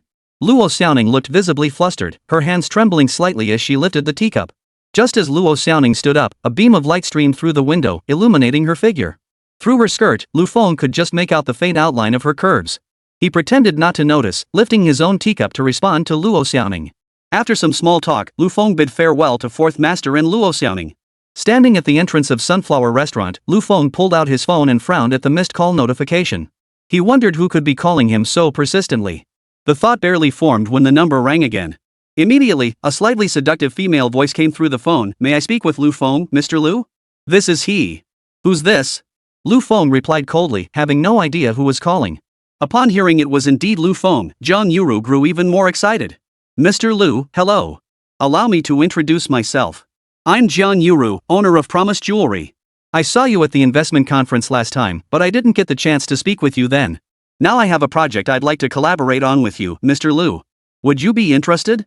Upon hearing the name Promise Jewelry, Lu Feng recognized the brand. It was one of Dachang City's premier jewelry brands, even fairly well known throughout the entire province. Lu Feng hadn't expected the owner of Promise Jewelry to be the one who had taken notice of him at the investment conference. He tentatively asked Jiang Yuru, well then, why don't you tell me first what exactly is this project? Mr. Lu, Promise Jewelry intends to launch a brand new jewelry collection targeting the younger generation. However, we currently lack some startup capital. Therefore, if you're interested, Mr. Lu, Promise Jewelry would hope to secure your investment. As for the specifics of profit sharing, if you're open to collaboration, we can discuss the details in person tomorrow. As soon as Jiang Yuru finished speaking, lines of white text appeared before Lu Feng's eyes. The beautiful owner of Promise Jewelry has taken notice of you. Unfortunately, you've never dealt in jade or jewelry before, leaving you somewhat hesitant. Option 1, you prioritize stability above all and never invest in unfamiliar business ventures. Decline Jiang Yuru's partnership invitation. Reward, 1 jewelry magazine. Option 2, you're somewhat tempted by the beautiful owner's offer, but deep down, you feel hesitant about such ventures. You tell Jiang Yuru you need time to consider it. However, by the time you make up your mind, the project may already have been snatched up by someone else. Reward, a diamond ring the size of a pigeon's egg. Chapter 38, Top-Tier Jewelry Appraisal Skills. Option 3, you believe a successful man seizes every opportunity. You accept Jiang Yuru's partnership invitation and agree to meet tomorrow evening for detailed discussions. Reward, Global Top-Tier Jewelry Appraisal Skill Specialization. Lu Feng was momentarily stunned. He hadn't expected this to trigger the option system. When it came to jewelry knowledge, Lu Feng was truly clueless. At most, during his previous life when he was a devoted admirer of Yang Qingyao, he had lived on steamed buns and pickles for a month just to buy her a small jewelry bracelet. Consequently, he genuinely hesitated when confronted with jewelry investment now. But seeing the reward for the first option left him utterly speechless. This crappy magazine reward wasn't even worth as much as that infertility pill the system had given him before. As for the second reward, a pigeon egg-sized diamond ring sounded decent enough. Lu Feng figured it must be worth a pretty penny. But in comparison, the third reward was undoubtedly the better choice. After all, as the old saying goes, in this world, the more skills you have, the better. If Lu Feng could acquire the jewelry appraisal skill specialization, he could instantly transform into a world-class jewelry appraisal master. The value behind that status alone would outweigh 10 pigeon egg-sized diamond rings. Mr. Jiang, I'm quite interested in this project. Then pick a place. We'll meet tomorrow and discuss it properly. The moment Lu Feng finished speaking, a warm current surged through his mind. Immediately, an ocean of knowledge about jewelry appraisal poured into his mind. What astonished Lu Feng even more was that this knowledge included how to discern the quality of jewelry from the appearance of rough stones. He couldn't help but marvel inwardly this was nothing short of a bug-level skill for jade stone gambling. This is wonderful, Mr. Lu. I'm truly grateful for this opportunity. I'll be waiting for you tomorrow night at Golden Leaf KTV. Jiang Yuru said excitedly to Lu Feng. Upon hearing Golden Leaf KTV, Lu Feng's eyes narrowed into slits. Negotiating a business deal at his own turf? Lu Feng felt like fate was giving him another chance to reconnect with Qin Shueya. Meanwhile, Yang Qingyao was still nestled in Chen Dishong's arms, cooing about how she'd set her sights on an exorbitantly priced jewelry necklace. The moment he saw the jewelry, Chen Dishong suddenly remembered something. Oh, right. I recall your mother being close friends with the owner of Nuyen Jewelry, wasn't she? Yang Qingyao pondered briefly before replying in a sweet, coquettish voice, they do keep in touch. Why do you ask, dear? That's perfect timing. I'm actually planning to collaborate with Promise Jewelry. Could you mention it to your mom later and help us connect? Chen Dishong said slyly, his eyes sparkling with mischief. Yang Qingyao pouted in response, oh, so you're just using me as a tool. Chen Dishong suddenly pulled Yang Qingyao into his arms. Of course not. You're my little treasure. Did you like that necklace earlier? If you help me pull this off, I'll buy it for you. That evening, Yang Qingyao specifically went to Golden Leaf KTV to find Qin Shueya. Mom, I remember you and Jiang Yuru, the owner of Nuyen Jewelry, were besties, right? Qin Shueya replied while processing orders on her computer. Yes, why? Chen Dishong wants to collaborate with Promise Jewelry. Since you know the owner of Promise Jewelry, could you help facilitate the connection? Qin Shueya initially thought Yang Qingyao was about to discuss something major. Since Jiang Yuru happened to be meeting for business at Golden Leaf KTV tomorrow, Qin Shueya replied immediately, sure, I'll mention it to Auntie Jiang then. Don't worry. Receiving Qin Shueya's reply, Yang Qingyao couldn't help but smile and respond, Mom, you're the best. The next evening arrived quickly. Being a weekend night, Golden Leaf KTV was already packed to the rafters as soon as darkness fell. However, following Jiang Yuru's request, Qin Shueya had reserved a luxurious private room just for her. Yet when she arrived at the private room carrying the drinks, her expression froze solid. To her astonishment, Lu Feng had somehow appeared in the private room. What are you doing here? Qin Shueya's brows furrowed slightly, her expression turning distinctly displeased. The memory of Lu Feng humiliating her at the KTV last time was still vivid in Qin Shueya's mind. She naturally assumed that Lu Feng had come to deliberately cause trouble for her again. They even have a fruit platter. The service here is surprisingly decent, Lu Feng remarked with a playful expression as he looked at Qin Shueya. Leaning back on the plush sofa in the private room, he spoke leisurely, what? Am I not allowed to be here? In the past, when Qin Shueya was just a junior manager, she would never have dared to say anything to Lu Feng. But now she was at least a manager, so she addressed Lu Feng directly, this private room is already reserved. You should leave immediately. Qin Shueya placed the fruit platter on the coffee table and turned to leave the private room. She planned to notify the bartender to clear the room if Lu Feng didn't leave soon. But just as Qin Shueya set down the fruit platter, Lu Feng suddenly leaned close to her ear and whispered, so unwelcome, huh? This made Qin Shueya's entire body instantly tingle, and even her cheeks began to flush slightly. Moreover, as Lu Feng leaned in, Qin Shueya caught the distinctive scent emanating from him, and her mind instantly filled with unspeakable images. Qin Shueya quickly swallowed several times, trying to compose herself. Lu Feng, you'd better show some respect. I'm no longer just a junior manager, I'm the manager of Golden Leaf KTV. If you know what's good for you, you'll leave immediately and stop disrupting our business operations. Shin Shueya deliberately put on a stern expression, though inside, her emotions were already running wild. Lu Feng, however, showed no urgency. He picked a grape from the fruit platter and popped it into his mouth. These grapes are surprisingly sweet. Hearing Lu Feng's words, Shin Shueya's face flushed crimson. She hadn't expected him to say something like that. Now, Shin Shueya didn't want to spend another second with Lu Feng. She turned and was about to leave the private room. But before her fingers could touch the door handle, a pair of steady, powerful hands suddenly grabbed her from behind. Shin Shueya had almost no strength to resist and was pulled toward Lu Feng instantly. Chapter 39, You booked this private room? In such a hurry to leave? Don't you want to stay and keep me company a little longer? Lu Feng grabbed Shin Shueya's slender waist and pulled her toward him. In truth, Lu Feng only intended to push her into the seat. He hadn't planned to do anything overly inappropriate. But Shin Shueya stumbled and ended up sitting directly on Lu Feng's lap.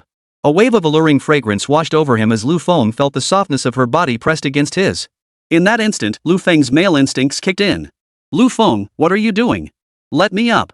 Shin Shueya tried to stand up again, frantically grabbing at anything within reach. In her panic, she accidentally touched something as hard as stone. Her face flushed crimson instantly, her mind even conjuring some unspeakable images. She quickly shifted to the side, avoiding eye contact with Lu Feng as much as possible to steady herself. Lu Feng, I advise you to behave yourself. This is my final warning. This private room is reserved. Leave now before the guests arrive. Despite Shin Shueya's words, Lu Feng showed no intention of leaving. He looked at Shin Shueya with keen interest and said casually, could it be that the person who booked this private room actually wants to discuss business with me? If anyone else had said this, Shin Shueya might have believed it. But coming from Lu Feng's mouth, Shin Shueya refused to believe a single word.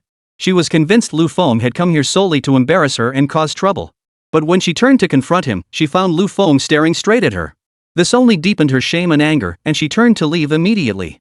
Shin Shueya, you'd better remember who exactly allows you to keep working here. Lu Feng's voice suddenly came from behind her, causing Shin Shueya's expression to shift with surprise. If I can keep my job here, it's obviously because the boss values me and thinks I have a diligent work ethic. What else could it be? Lu Feng shook his head helplessly at this. It seems you really are naive to the point of foolishness. But someone as naive as you has it easy. Fools usually have fewer worries. After saying this, Lu Feng pointed at the grapes in the fruit bowl. I'll give you 10,000 yuan if you peel these grapes for me. Feed me one grape, and I'll give you another 10,000. How about it? Back when Shin Shueya was just a junior manager, she might not have dared defy Lu Feng's unreasonable demands. But now that she was the manager of Golden Leaf KTV, she certainly didn't need to be at his beck and call anymore. Lu Feng, who do you think you are? Why should I take orders from you? I'm no longer a hostess. I'm the manager of Golden Leaf KTV now. Got that? Lu Feng nodded with a smile, showing little surprise. After all, he had personally arranged for Shin Shueya to become manager. How could he not know? With a meaningful look, Lu Feng addressed Shin Shueya. So, what exactly are you trying to say? No one can give you orders anymore, right? Shin Shueya felt a newfound sense of freedom, no longer needing to read anyone's expressions. She retorted directly to Lu Feng, exactly. Don't even mention 10,000 yuan. Even if you offered me 100,000, I wouldn't listen to you. This remark caught Lu Feng off guard. But upon reflection, he realized it wasn't entirely unexpected. After all, Shin Shueya was different from her daughter, Yang Qingyao. Yang Qingyao was a gold digger through and through. In contrast, Shin Shueya possessed a backbone and principles. Just then, the door to the private room suddenly swung open. The moment Jiang Yuru spotted Shin Shueya, she greeted her warmly. Shueya, I didn't see you at the front desk earlier. So you were here. Seeing Jiang Yuru appear, Shin Shueya instantly grew more tense. If Lu Feng remained here, it would inevitably disrupt Jiang Yuru's upcoming business negotiations. But before Shin Shueya could say anything else, Jiang Yuru suddenly exclaimed excitedly, Mr. Lu, I'm so sorry to have kept you waiting. Hearing Jiang Yuru say this, Shin Shueya even doubted her own ears.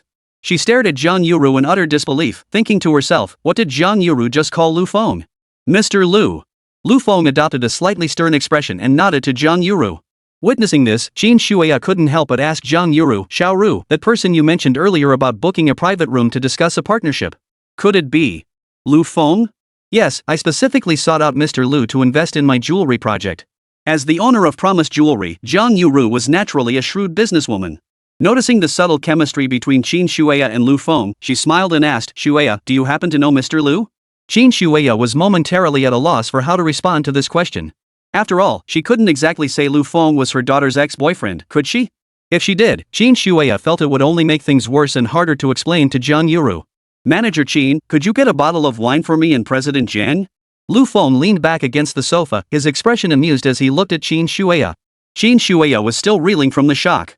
After all, she never would have believed that Lu Feng would one day be discussing business with Zhang Yuru. Qin Shuya knew full well that Zhang Yuru was the owner of Promise Jewelry.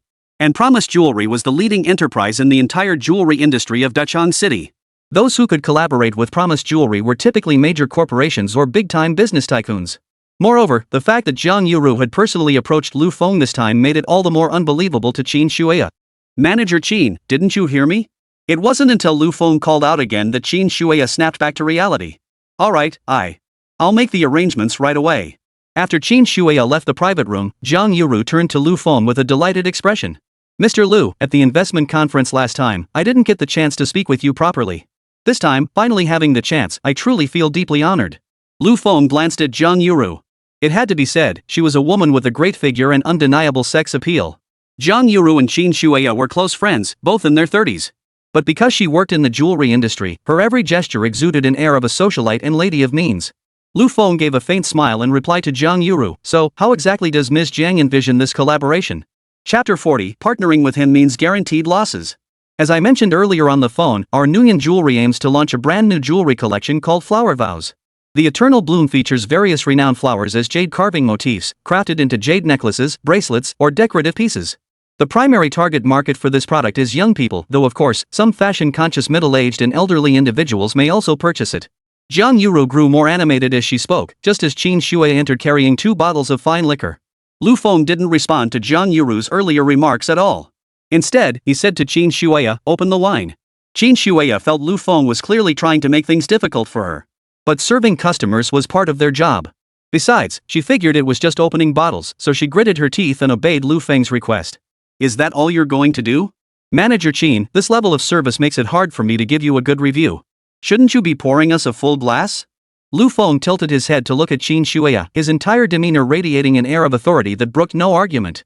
Zhang Yuru glanced at Lu Feng, then at Qin Shuya. She sensed a distinctly awkward atmosphere permeating the entire private room. Qin Shuya remained silent, dutifully pouring wine for Zhang Yuru and Lu Feng.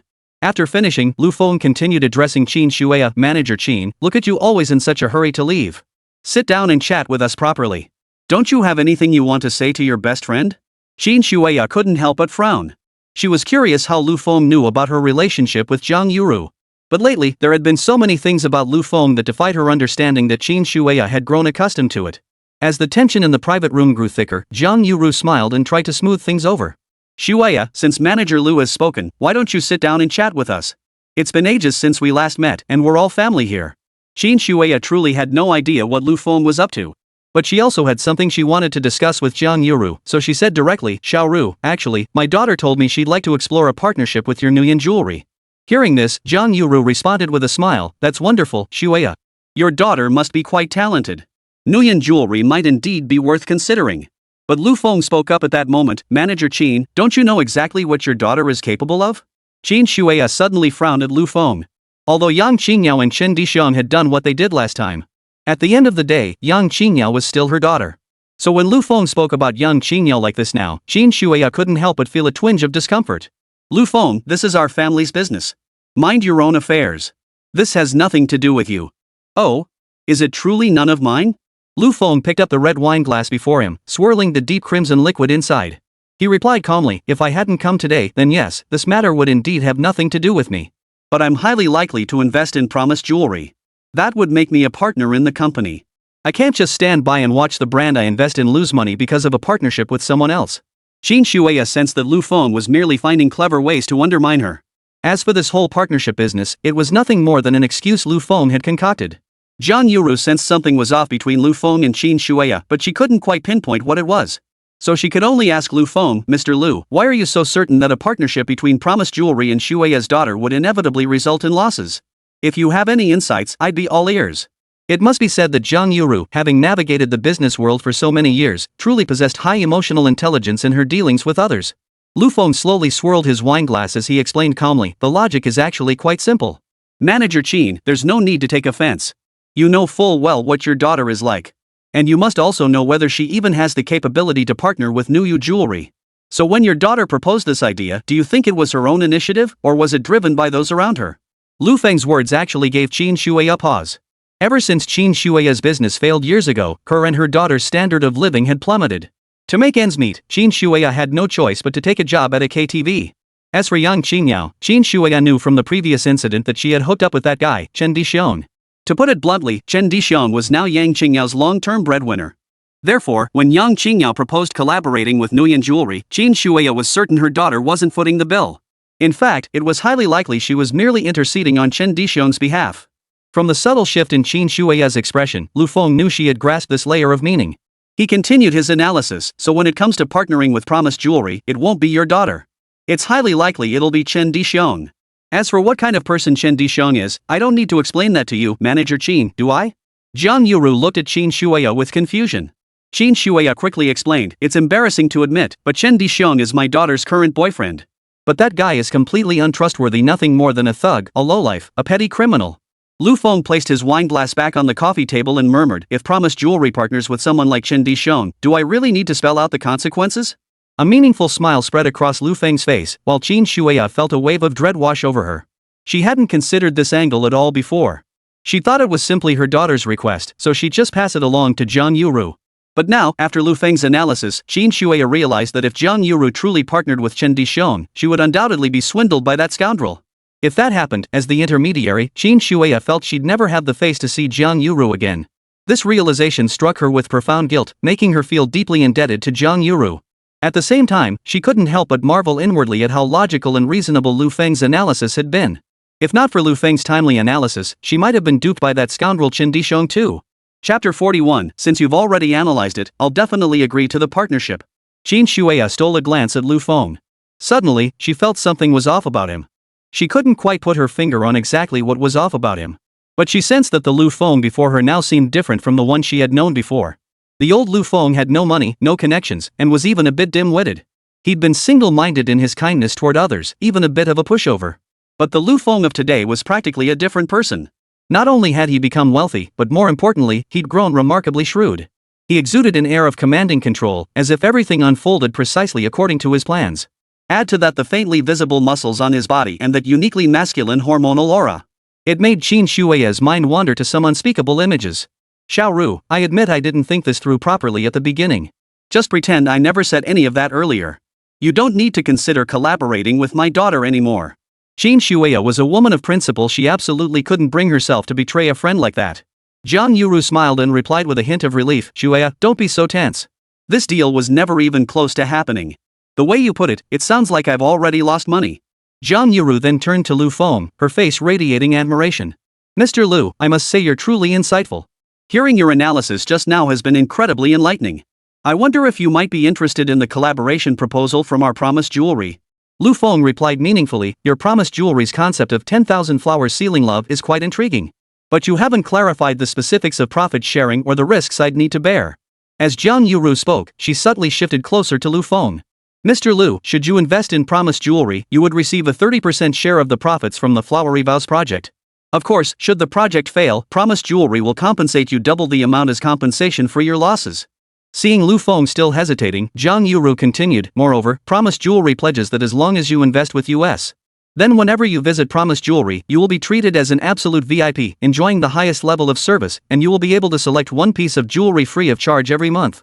In truth, Jiang Yuru knew that with Lu Feng's financial standing, the monthly complimentary jewelry selection benefit was hardly worth his attention. But this represented the full extent of Promise Jewelry's capabilities. It was the utmost sincerity Jiang Yuru could offer. Qin Shuai felt this matter no longer concerned her and prepared to rise and leave. Lu Feng suddenly spoke up at that moment, Manager Qin, what do you think of this project? Are you suggesting I partner with Nguyen Jewelry? At that moment, Qin Shuai froze in place, utterly speechless. She assumed that as a mere KTV manager, she had no say in business collaborations of this caliber. But she never imagined Lu Feng would seek her opinion at this very moment. Not only Qin Shuai, but even Jiang Yuru was surprised that Lu Feng would ask Qin Shuai. This only deepened Jiang Yuru's curiosity about the nature of Lu Feng and Qin Shuai's relationship. I'm afraid I'm not in a position to comment on this. Qin Shuai slowly turned around, her expression slightly troubled.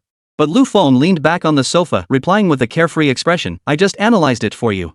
Now it's your turn to analyze it for me. Is that so hard? Besides, Manager Qin, you used to run a company yourself. Even though it's been years, you should still have some business sense, right? Qin Shuya genuinely had no idea what Lu Feng was up to. But she felt there was no vested interest between them. Normally, Lu Feng wouldn't have given her this chance. Therefore, Qin Shuya naturally assumed that Lu Feng was asking her this question at this moment precisely to find a way to make her look foolish. With that thought, Qin Shuya straightened her posture and replied, objectively speaking, Nguyen Jewelry is Dachang's premier jewelry brand. With its growth over the past few years, Promise Jewelry has also gained some recognition nationwide. Moreover, Promise Jewelry promises a 30% profit margin, which is already quite generous. Therefore, if investors have sufficient working capital, investing in Promise Jewelry is indeed worth considering. It's a highly profitable venture. As she finished speaking, Qin Shuya couldn't help but think to herself, Lu Feng, you think this little thing will make me look bad? Though I haven't managed the company in years, I still possess some business acumen. Your scheme won't succeed. But Lu Feng merely smiled and said to Jiang Yuru, Ms. Jiang, Manager Qin has already made the decision for me. Regarding Promise Jewelry's 10,000 Flowers, One Love project I'm investing. Jiang Yuru had expected a prolonged tug-of-war with Lu Feng. But Lu Feng had made his decision so quickly. Qin Shuya, however, expressed surprise, Lu Feng, didn't you even give this proper consideration? That was just my objective analysis. Don't you need to think it through yourself? Lu Feng shrugged. What's there to consider? Haven't you already done it for me? Truth be told, Lu Feng wasn't exactly a pushover. While Jiang Yuru was negotiating with him, Lu Feng had already reviewed all the relevant details about Wanhwa Dingqing's jewelry collection on his phone. He had just acquired the world-class jewelry appraisal skill gifted by the system. So regarding the design details of these jewels, he only needed a glance to know if there were any issues. Since everything was in order, Lu Feng naturally wouldn't pass up such a lucrative opportunity. Jiang Yuru immediately stood up and grasped Qin Shuya's hand. Shuya, thank you for helping me secure this partnership. Looks like I owe you one this time. Qin Shuya couldn't fathom how she'd ended up letting Lu Feng sign the contract so easily, and now Jiang Yuru was even indebted to her. What Qin Shuya didn't realize was that this entire scenario had been meticulously planned by Lu Feng. Lu Feng could even arrange for Qin Shuya to become the general manager of Golden Leaf KTV. So when Jiang Yuru now wanted to collaborate with him, Lu Feng naturally seized the opportunity to extend a favor. Chapter 42, A Toast of Unity. After all, Lu Feng saw no issue in extending this favor to Qin Shuya. Watching herself being thanked by Jiang Yuru, Qin Shuya suddenly felt dazed. She looked at Lu Feng with surprise, a strange feeling suddenly stirring in her heart. Qin Shuya couldn't shake the feeling that Lu Feng had changed, that he was suddenly looking out for her. But she quickly dismissed this thought. After all, before this, Lu Feng had done many things to humiliate her. So now, when Lu Feng unexpectedly showed her a bit of kindness, Qin Shuya couldn't help but suspect he had some ulterior motive. Mr. Lu, since we've agreed, let's proceed with signing the contract now. Jiang Yuru had prepared meticulously for today's negotiations with Lu Feng. After signing all the contracts, Jiang Yuru felt it best not to disturb Lu Feng and Qin Shuya any further. So she stated directly, Mr. Lu, I'll take my leave now. Should any further issues arise, we can discuss them over the phone. Before leaving, Jiang Yuru shot Qin Shuya a meaningful glance. Leaning closer, she whispered, Shuya, seize this opportunity. Hearing this, Qin Shuya was instantly baffled. She couldn't fathom why Jiang Yuru would say something like that. But before Qin Shuya could ask anything, Jiang Yuru picked up her bag and walked straight out of the private room. The private room was now empty except for Qin Shuya and Lu Feng. Qin Shuya had no idea how to face Lu Feng now, her mind consumed with thoughts of escape. But Lu Feng spoke up, I went out of my way to do you such a big favor, and now you're just going to leave without saying anything? Do you think that's appropriate? Qin Shuya turned around, her brows slightly furrowed, a look of confusion appearing on her delicate face. Lu Feng, what exactly do you want? To this question, Lu Feng replied with an innocent expression, I don't want anything at all. Then why did you say agreeing to the partnership was all because of me? Lu Feng suddenly laughed, slowly approaching Qin Shuya with his wineglass in hand. Of course it's because your analysis made sense. Since your analysis made sense, I naturally agreed right away. Hearing Lu Feng's explanation, Qin Shuya truly felt powerless to refute him. Her cheeks flushed slightly, mostly from being annoyed by Lu Feng. Of course, part of it was also because Qin Shuya felt a bit embarrassed and shy. The main reason was that Lu Feng was standing far too close to her now. So much so that when Lu Feng breathed, Qin Shuya could even catch the distinct scent of male hormones. This sensation sent tingles coursing through her entire body, and her mind began conjuring unspeakable scenarios. What's the matter? Aren't you going to show some appreciation?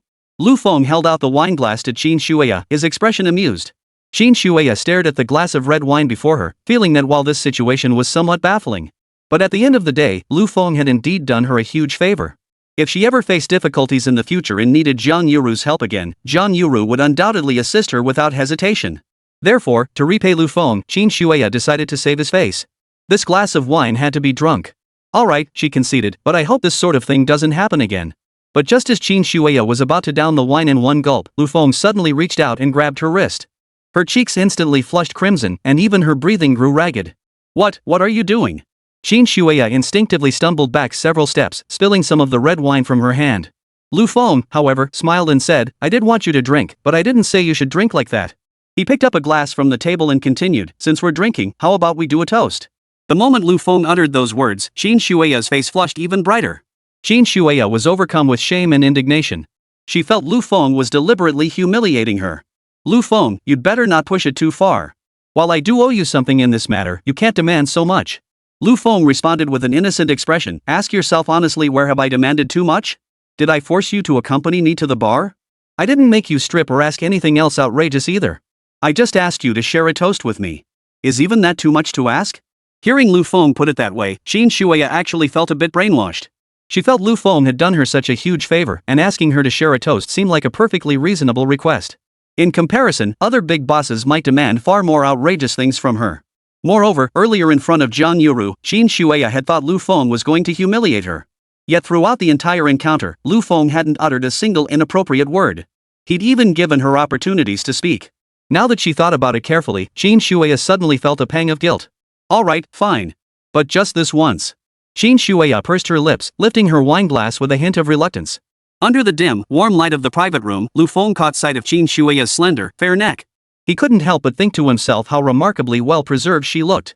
If Lu Feng hadn't known her personally, he would have believed she was only 26 or 27. As their arms slowly intertwined, the distance between Qin Shuya and Lu Feng grew ever closer. Finally, to reach the wine in her glass, Qin Shuya practically pressed herself against Lu Feng. This sent a wave of intense heat surging through Lu Feng's lower abdomen. Qin Shuya had originally intended to get it over with, quickly drink the wine and leave promptly. But just then, Qin Shuya suddenly sensed something unusual. Her abdomen suddenly brushed against something as hard as stone. Her face flushed redder than the wine in the glass. Why haven't you drunk yet? Do you like being this close to me? Hearing Lu Feng's words, the already nervous Qin Shuya became even more flustered. Her arm trembled, accidentally spilling the entire contents of her glass all over herself. The red wine trickled down her neck, soaking through her white business shirt. From Lu Feng's angle at that moment, he could just catch a glimpse of the alluring dew beneath her blouse. Chapter 43, Mom, you're actually taking his side? It had to be said, Qin Shuya was truly well endowed. So much so that Lu Feng instantly felt his mouth go dry, his entire body growing restless.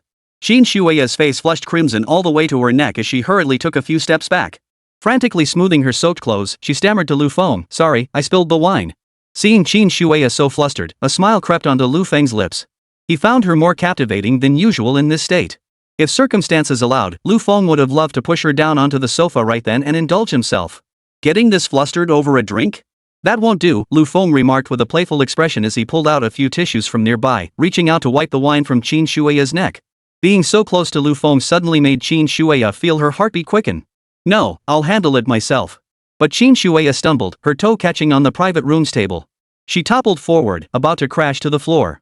Fortunately, Lu Feng reacted swiftly, catching her in his arms and preventing her from hitting the floor.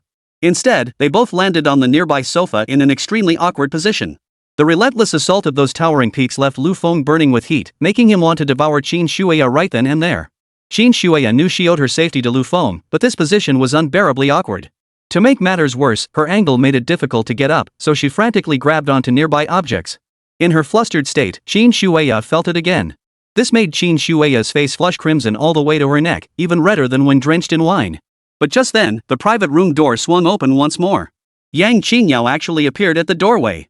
Truthfully, young Qingyao was supposed to be spending the day with Chen Dixiong and had no time to seek out Qin Shuya. But she worried Qin Shuya might feel awkward broaching the collaboration topic with Zhang Yuru. So she decided to come personally to remind Qin Shuya not to forget to act as the intermediary between Chen Dixiong and Zhang Yuru. Yet the moment Yang Qingyao pushed open the door, she witnessed this utterly awkward scene. She watched helplessly as her mother lay sprawled across Lu Feng, her clothes soaked through with red wine. Qin Shuya scrambled off Lu Feng the moment she heard the commotion. In that moment, she wished with all her heart that even if Zhang Yuru had returned to witness this scene, it would never have been her own daughter who appeared here. If she could, Qin Shuya would have wanted to find a crack in the ground and crawl right into it. After all, Lu Feng was her daughter's ex-boyfriend, and here she was, entangled with him like this. Qin Shuya feared her daughter might misunderstand she'd never be able to clear her name, even if she jumped into the Yellow River. Yaoer, let mom explain. What just happened absolutely wasn't what you think it was. Not only Qin Shuya, but even Lu Feng hadn't expected Yang Qingyao to suddenly appear here. But he wasn't in the mood to explain anything. Instead, watching Qin Shuya and Yang Qingyao bicker over this misunderstanding, Lu Feng found it rather amusing. After a few seconds of reaction, Yang Qingyao glared at Lu Feng with eyes wide with fury. Lu Feng, you shameless jerk. You came here again just to humiliate my mom, didn't you? Yang Qingyao naturally refused to entertain that possibility. She only assumed Lu Feng had threatened Qin Shuya with that video again, forcing her into that situation. Following this line of thought, Yang Qingyao felt Lu Feng was nothing short of a beastly scumbag. Hearing Yang Qingyao's words, Lu Feng genuinely felt like laughing. He thought this woman's brain was indeed a bit slow. Qin Shuya had clearly been on top of him just moments ago, yet she actually thought he was threatening her? With that thought, Lu Feng responded to Yang Qingyao in a leisurely tone. Yang Qingyao, do you really think what you saw is what actually happened? Why don't you ask your mother what really happened just now? But Yang Qingyao was completely deaf to any words right now, especially Lu Feng's. Seeing the spilled red wine on the floor, Qin Shuya's tearful expression, and Lu Feng's infuriating smirk, she had already figured everything out. Lu Feng, are you going to obsess over that video for the rest of your life? That video is obviously a fake you made. And you keep threatening my mom with it over and over again? What kind of man are you? But that didn't seem to satisfy her. Yang Qingyao continued her tirade. So what if you suddenly have a few stinking bucks now? Look at that smug, nouveau riche face of yours. Let me tell you, Lu Feng, no amount of money will ever wash away the cheap, tacky vibe ingrained in your bones. You dress up like a respectable person day after day, but deep down, you're nothing but a disgusting piece of trash. Hearing Yang Qingyao's tirade, Lu Feng's eyes grew icy. Finished, you idiot? The moment those words left his mouth, Yang Qingyao's expression froze. She hadn't expected Lu Feng to call her an idiot outright. Yang Qingyao was utterly furious, her face flushing bright red with rage. But just as she was about to continue her sarcastic retorts toward Lu Feng, Qin Shuya suddenly interjected from the side. Enough, Yaoer. Don't say another word. Lu Feng didn't really do anything wrong. You can't accuse him unfairly. Hearing Qin Shuya say this, Yang Qingyao looked utterly shocked. She even wondered if her earlier rage had caused her to hallucinate. Yang Qingyao stared at Qin Shuya with utter disbelief. Mom, have you lost your mind? Are you actually defending that good-for-nothing Lu Feng now? The moment Yang Qingyao uttered those words, Qin Shuya immediately rebutted her. Yaoer, I warn you not to speak like that again. What's gotten into you? Why do you resort to name-calling at the slightest provocation? Is this how I raised you all these years? Hearing her daughter constantly berate Lu Feng, Qin Shuya felt genuinely uneasy. After all, Lu Feng had just done her a major favor, and he hadn't really done anything wrong. Chapter 44, So this is the kind of woman you are. Yang Qingyao frowned at Qin Shuya, wondering if her mother had lost her mind. Mom, is Lu Feng threatening you with that video again? Is that why you won't scold him? Can you use your brain? That video is obviously fake. Why would you believe it? You don't trust your own daughter, but you'll believe some overnight rich nobody? Qin Shuya responded with a serious expression. Lu Feng didn't threaten me with that video. You can't accuse him falsely. Besides, what you just said was incredibly hurtful. Don't say another word. Yang Qingyao was utterly stunned. Her shock now was no less than when she first learned of Lu Feng's sudden wealth. After a moment, Yang Qingyao nodded thoughtfully. She glanced at Lu Feng, then at her own mother, as if she had grasped something. Suddenly, Yang Qingyao let out a cold laugh, her expression tinged with contempt as she said, Mom, so this is who you really are. Now I get it. Lu Feng never threatened you, but he must have paid you off. You're all about the money, that's why you're defending Lu Feng like this, right? Hearing Yang Qingyao's words, Qin Shuya's eyes widened in shock. She couldn't believe that the daughter she had raised with such hardship and sacrifice would one day think of her this way. Yaoer, is this truly the image I hold in your heart? Does that mean I'm nothing but a woman who'd sell her principles and integrity for money in your eyes? Qin Shuya stared intently at Yang Qingyao, desperate not to hear any more hurtful words from her daughter's mouth. But Yang Qingyao responded with a cold laugh, Isn't that exactly what I am? When you first wanted to work at the KTV, I didn't say anything. But I never imagined that after Lu Feng gave you a few measly coins, you'd start defending him. Smack! Just as Yang Qingyao was in the heat of her tirade, a sharp slap echoed through the room. Lu Feng watched in disbelief as Qin Shuya actually slapped Yang Qingyao across the face. Even Lu Feng was stunned by the scene. After all, Qin Shuya was Yang Qingyao's mother, and Yang Qingyao had doted on her daughter since childhood. Yet just now, Qin Shuya had slapped Yang Qingyao across the face for her own sake. Even though Lu Feng had witnessed everything firsthand, it still felt utterly unbelievable. At that moment, not only Lu Feng, but even Yang Qingyao's expression was filled with astonishment. She stared at Qin Shuya for a long moment before murmuring, You dare hit me? After slapping Yang Qingyao, Qin Shuya herself felt a pang of regret. But the words Yang Qingyao had just hurled at her were so vile that even Qin Shuya couldn't bear to hear them. She didn't want her daughter to look down on her, and she certainly didn't want her daughter to become so pathetic. I slapped you to snap you out of it. Lu Feng didn't threaten me, and he certainly didn't bribe me. I just tripped and fell earlier, that's all. Qin Shuya had done her utmost to explain to her daughter, but Yang Qingyao refused to believe a word of it. She felt her mother had become a stranger, so much so that Yang Qingyao didn't even want to stay here any longer. Enough! Don't say another word! Yang Qingyao suddenly screamed hysterically, startling even Lu Feng. Tears welled up in Yang Qingyao's eyes as she burst into tears and stormed out of the private room. Watching her daughter run off tearfully like that, Qin Shuya felt a pang of sorrow in her heart. From childhood to adulthood, Qin Shuya had never laid a finger on Yang Qingyao. But just now, she had actually slapped Yang Qingyao across the face. Yet upon reflection, Qin Shuya felt no regret. Ever since her daughter had gotten involved with that Chen Dixion, she felt her behavior had only grown more and more disgraceful. If she didn't discipline her early on, she feared she might regret it even more someday. Your daughter's running away, aren't you going after her? Lu Feng leaned back on the sofa, his tone dripping with schadenfreude. Qin Shuya hesitated briefly before shaking her head. Forget it. Let her be. After forcing herself to calm down, Qin Shuya refilled her wine glass beside her. I owed you a drink earlier. Here, this one's on me. With that, she downed the entire glass in one gulp, a display that even Lu Feng found somewhat admirable.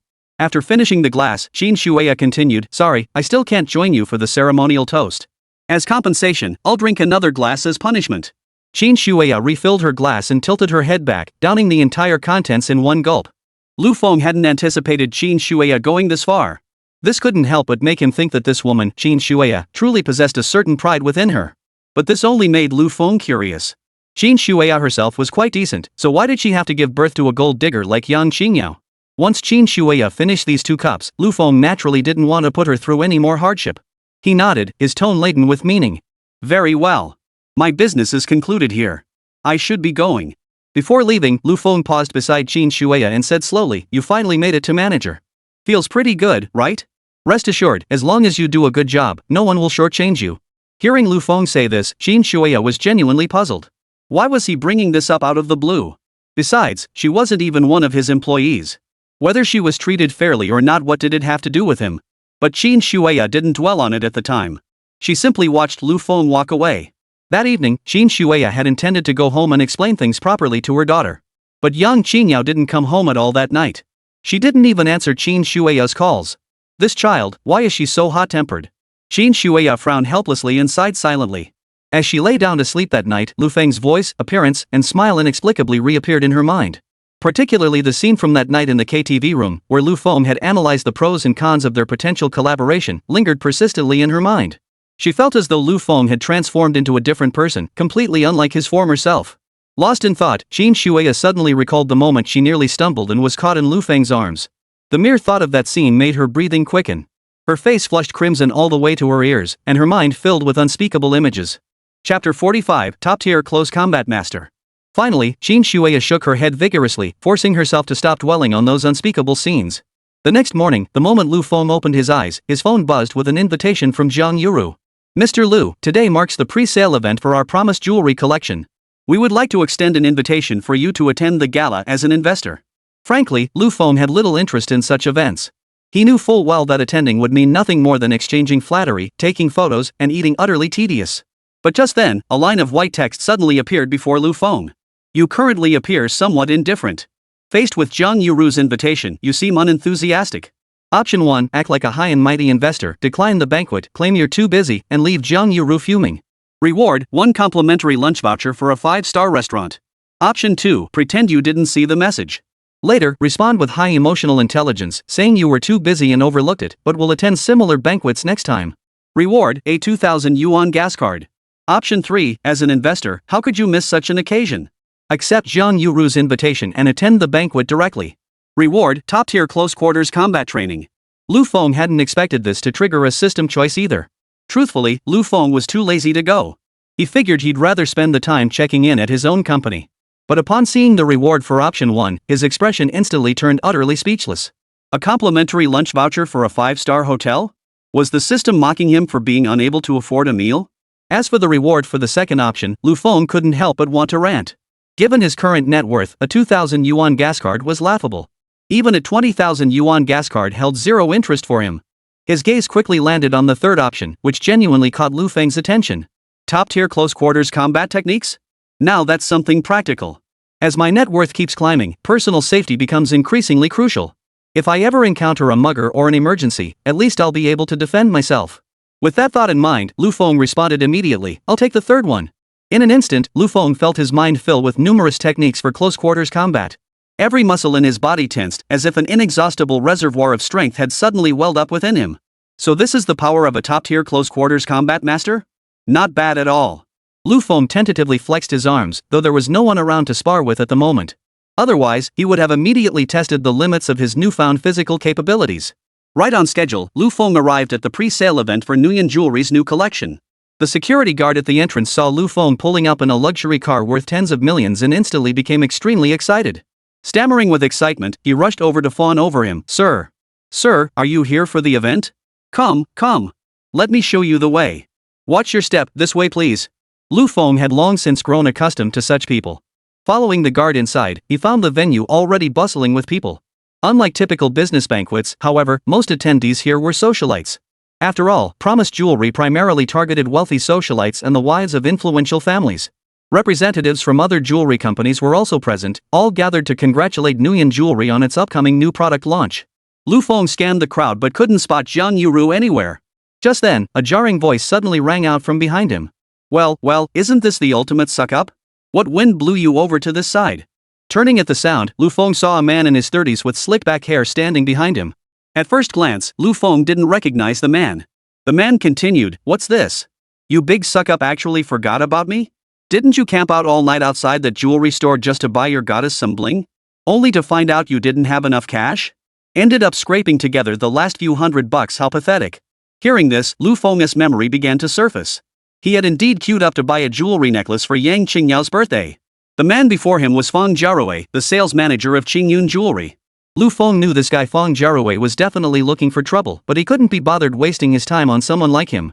But Feng Jiarui persisted relentlessly. Lu Feng, what are you playing at? You're nothing but a pathetic sycophant, and you actually have the nerve to show up at Promise Jewelry's new collection preview? Feng Jiarui scrutinized Lu Feng from head to toe, then burst out laughing. You look pretty decent for a dead dog, but I bet you rented that outfit, didn't you? I get it, you're here early to scout jewelry for your goddess, right? As Feng Jiarui's voice grew louder, a crowd of onlookers gathered around him and Lu Feng. Seeing the crowd gathering, a sly gleam flashed in Feng Jiarui's eyes. He addressed the crowd around him directly. Never seen a suck-up before? Well, today you're in for a treat. This is the biggest suck-up I've seen in all my years in this business. And the kicker? This guy isn't just a suck-up, he's broke. His gaze shifted back to Lu Feng. Lu Feng, you know what? Stop pretending to be something you're not. Get lost. This isn't the kind of place for someone like you. Stop disgusting us. Lu Feng stared straight into Feng Jiarui's eyes, making Feng feel distinctly uncomfortable. Just as Feng Jiarui was about to continue mocking Lu Feng, Jiang Yuru's voice suddenly came from the side. Mr. Lu. Jiang Yuru wore a burgundy cheapao today, perfectly accentuating her graceful figure. If Jin Shueya was the gentle, reserved older sister type, then Jiang Yuru was absolutely the stunningly sexy, fiery stepmother type. Mr. Lu, I'm terribly sorry for not greeting you at the door. I should have been there to welcome you. Jiang Yuru greeted Lu Feng with utmost respect. When Jiang Yuru lowered her head, Lu Feng could even catch glimpses of her alluring curves. Witnessing this scene truly sent a rush of blood to Lu Feng's head. Chapter 46. Hey, isn't this the big lick dog? Hearing Jiang Yuru address Lu Feng this way, Feng Jiarui was utterly shocked. In his mind, Lu Feng was nothing more than a penniless loser who couldn't even scrape together 2,000 or 3,000 yuan. How could he possibly be worth such fawning treatment from Jiang Yuru? With this confusion, Feng Jiarui couldn't help but say to Jiang Yuru, Ms. Jiang, have you got the wrong person? I know that kid Lu Feng, he's nothing but a total suck-up. And he's dirt poor, scraping together every last 100 yuan.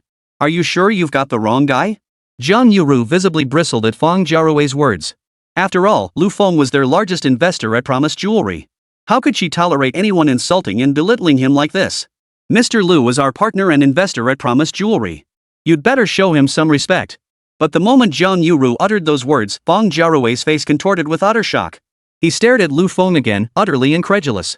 Although Lu Feng was now dressed in an expensive suit, Feng Jiarui found it incredibly difficult to associate Lu Feng with the role of an investor. It wasn't surprising that Feng Jiarui thought this way. The main reason was that Lu Feng had looked downright shabby the last time he went shopping at Qingyun Jewelry. Mr. Jiang, you must be joking, right? If that kid were an investor, I could be the richest tycoon in the entire city of Dashang. Jiang Yuru's expression darkened noticeably. Were it not for the existing cooperation between Nuoyuan Jewelry and Qingyun Jewelry, Jiang Yuru would have already shown Feng Jiarui the door. With no other choice, Jiang Yuru pulled out a photo of the contract on her phone. Mr. Lu has just invested in our Nuoyuan Jewelry's 10,000 Flowers of Love project. What? Does Manager Feng have any objections to this? The moment Jiang Yuru produced the contract, Feng Jiarui was utterly dumbfounded. He never imagined that Lu Feng was actually an investor in Nuoyuan Jewelry. And for this brand new jewelry project, he had invested a whopping 10 million yuan. The realization sent shockwaves through Feng Jiarui's mind. Jiang Yuru couldn't be bothered to waste any more words on Feng Jiarui. Instead, she turned to Lu Feng with a smile and said, Mr. Lu, please don't take offense. It's all my fault for not doing a good job promoting it, so many people still don't know you're an investor in Promise Jewelry. Mr. Lu, Promise Jewelry has prepared a selection of samples today. Please step this way and join me for a look. Lu Feng nodded and walked straight past Feng Jiarui. Truthfully, if Jiang Yuru hadn't intervened, Lu Feng had been tempted to test his newly acquired close-quarters combat skills on Feng Jiarui. But since Jiang Yuru had already helped him salvage some face, Lu Feng naturally couldn't ruin the event right here. As for Feng Jiarui, Lu Feng wasn't in any hurry. He'd deal with him later when the opportunity arose. Following Jiang Yuru into the venue, Lu Feng saw numerous jewels of varying colors displayed on the exhibition stands before him. All these pieces were carved from top-grade jade, clearly demonstrating Promise Jewelry's commitment to this new product preview event. Thanks to his previous system selection, Lu Feng now possessed world-class jewelry appraisal skills. Faced with these jewels of varied hues and bizarre shapes, he was far from being a mere amateur who only knew how to talk the talk. Seeing these exhibits, Lu Feng couldn't help but inwardly marvel. It must be said, Nuoyuan Jewelry truly lives up to its reputation as Dachang City's premier jewelry enterprise. Both in terms of material quality and craftsmanship, these pieces are absolutely top-tier. Yet as he continued examining them, Lu Feng suddenly sensed something amiss. Among the exhibits, a particular red jewelry piece caught his attention, seeming strangely off. Jiang Yuru noticed Lu Feng's gaze lingering on it and quickly explained, Mr. Lu, this is a piece we collaborated on with Qingyun Jewelry. Crafted entirely from Phoenix Red Jade, we plan to launch it alongside the Bond of 1,000 Flowers collection. After staring at the piece for a long while, Lu Feng shook his head and said, Ms. Jiang, I advise you to abandon this idea. If Nuoyuan Jewelry releases this piece, its reputation in the market will plummet. Hearing Lu Feng's words, Jiang Yuru's expression instantly filled with confusion. She asked Lu Feng in puzzlement, Mr. Lu, why do you say that? To this, Lu Feng replied, because this piece is fake. It's not genuine Phoenix Red Jade at all. If this item is counterfeit, won't its eventual release damage Nuoyuan Jewelry's reputation? The moment Lu Feng uttered these words, everyone present couldn't help but gasp in astonishment. They never imagined they'd encounter counterfeit goods at Nuoyuan Jewelry's new product preview event. While others merely looked astonished, only one person at the scene was visibly shaken: Feng Jiarui. As the sales manager of Qingyun Jewelry, Feng Jiarui was naturally responsible for the collaborative project with Nuoyuan Jewelry. Now Lu Feng was implying this jewelry was fake. Wasn't that essentially accusing Qingyun Jewelry of manufacturing counterfeits? At this thought, Feng Jiarui erupted in fury. Lu Feng, have you lost your damn mind? I only said a few words to you earlier. Do you really need to hold such a grudge? Why is it that all the other jewelry here is fine, but the moment you hear this piece is a collaboration with Qingyun Jewelry, you immediately call it fake? Feng Jiarui felt Lu Feng's earlier remarks stemmed purely from petty spite, deliberately trying to make things difficult for him. But Lu Feng looked at Feng Jiarui as if he were a little darling. What kind of person do you think you are that I'd bother targeting you on purpose? Hearing this, Feng Jiarui was so enraged his face flushed crimson. He thought Lu Feng had already been arrogant enough, but now he dared to speak to him like this. Lu Feng, watch your mouth. Qingyun Jewelry and Nuoyuan Jewelry are partners. How could we possibly scam General Manager Jiang with counterfeits? You clearly don't know what you're talking about and are just spouting nonsense on purpose, aren't you? In an instant, many eyes turned to Lu Feng, and whispers began to circulate. This guy's clearly holding a grudge. He thinks Manager Feng slighted him earlier and is now deliberately seeking revenge. Who says otherwise? He looks petty as hell. What a loser. Chapter 47, Zhongqing's Jewelry Appraisal Expert. He actually dares to call this Phoenix Red Jade fake? I seriously doubt he even knows anything about jade. He's clearly just petty. And he's supposed to be an investor? What a small-minded person. Faced with the crowd's skepticism, Lu Feng was about to speak when the system's options suddenly appeared before his eyes. Most people don't believe what you're saying. Everyone is filled with doubt toward you right now. You feel extremely angry, convinced that these people are all mentally deficient. So, you decide what to do next. Option 1, swallow your pride, say nothing for now, and quietly watch Nuoyuan Jewelry partner with Qingyun Jewelry. Wait until Nuoyuan gets scammed by counterfeits, then stand by and laugh at their misfortune. Reward, a Phoenix Red Jade carving worth tens of millions. Option 2, you refuse to swallow this humiliation. You curse them all as ignorant fools who can't recognize quality. In a fit of rage, you terminate the partnership with Nguyen Jewelry, showcasing your investor's authority. Reward: Jang Yuru throws caution to the wind, desperately trying to win you back. Option 3, prove through concrete action that the jade is fake, delivering a crushing blow to every person present who looked down on you. Reward: on the launch day of the 10,000 Flowers Love Pledge collection, receive a tenfold return on sales revenue. Seeing this scene, Lu Feng couldn't help but feel surprised. He hadn't expected this to trigger a system option. As for the first option, it was utterly humiliating. Facing such widespread skepticism, Lu Feng found it nearly impossible to swallow his pride and endure the humiliation. Moreover, given his current status, even a phoenix red jade sculpture worth tens of millions scarcely piqued his interest. As for the second option, Lu Feng pondered briefly. It was undeniably satisfying. Especially since it would earn him the unconditional pleas for him to stay from a fiery beauty like Jang Yuru. At that point, whatever Lu Feng commanded, Jang Yuru would obey. But Lu Feng wasn't quite that depraved. Besides, if he abruptly terminated the partnership, he'd have to pay Nguyen Jewelry a hefty penalty. Realizing this, Lu Feng chose the third option without hesitation. He slowly turned around, his expression laden with meaning as he addressed Feng Jiaowei. I'm merely stating the facts. The phoenix red jade your Qingyun Jewelry provided is counterfeit. Am I not allowed to speak up about that? Feng Jiaowei was seething with anger at Lu Feng's words, trying to figure out how to counter him. But then Jiang Yuru interjected, but these jewels have all undergone professional authentication. They were even endorsed by Jiangqing's foremost gemologist.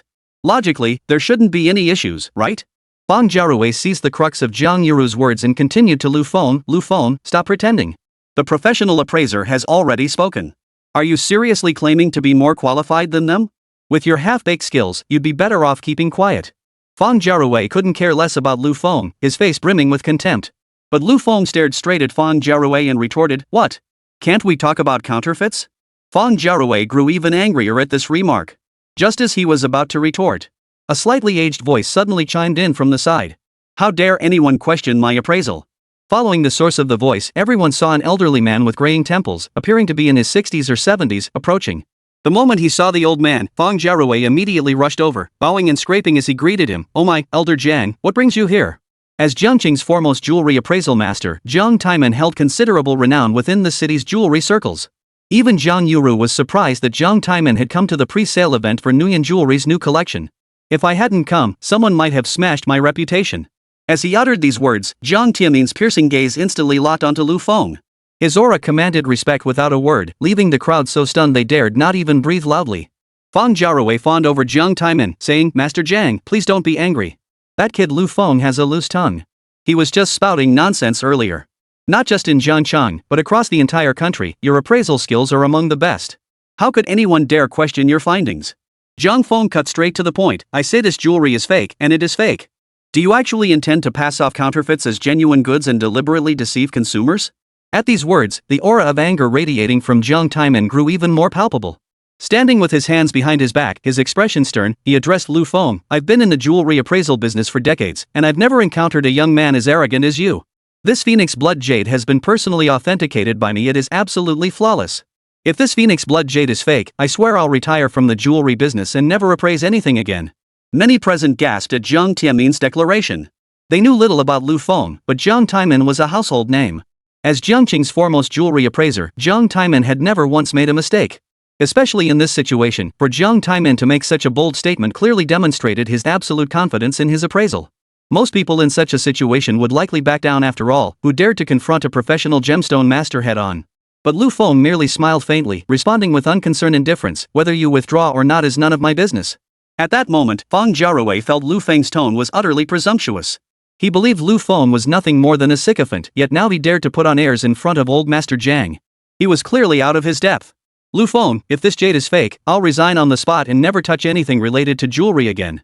Feng Jiaowei never trusted Lu Feng's judgment to begin with. With Jiang Taiman present, only a fool would believe Lu Feng's appraisal. With this thought, Feng Jiaowei felt certain of victory and pressed on, but if this Phoenix Blood Jade is genuine, you must compensate Qingyun Jewelry for 500,000 yuan in reputational damages. So, are you up for the bet? Feng Jiaowei grinned wickedly at Lu Feng. He figured Lu Feng, with his cowardly nature, must be terrified by now, probably already thinking of excuses to get out of there. Instead, Lu Feng replied, if this jade is genuine, I'm willing to buy it at 100 times the price and I'll cover your reputational damages too. How does that sound? Chapter 48, Tenfold Compensation. Lu Feng's words sent shockwaves through the crowd. After all, Phoenix Blood Jade was an extremely rare and valuable gemstone. A single piece of jewelry made from such a small fragment of Phoenix Blood Jade could easily fetch 4 or 500,000 yuan. If Lu Feng were to purchase it at 10 times the price, he'd be spending at least 40 million. Had he lost his mind? Jiang Yuru, who had overheard Lu Feng's words, had intended to dissuade him. Yet, she found herself momentarily at a loss for how to persuade him. Left with no choice, she could only let Lu Feng and Feng Jiarui gamble it out here. Jiang Taimin couldn't be bothered to waste words on a hothead like Lu Feng. He pulled out his professional jewelry appraisal equipment, slipped on a pair of reading glasses, and walked straight over. After a thorough examination with the professional equipment, the results confirmed it was indeed Phoenix Blood Jade. This outcome was clearly within everyone's expectations. Feng Jiarui exclaimed with excitement, "Lu Feng, what more can you say now?"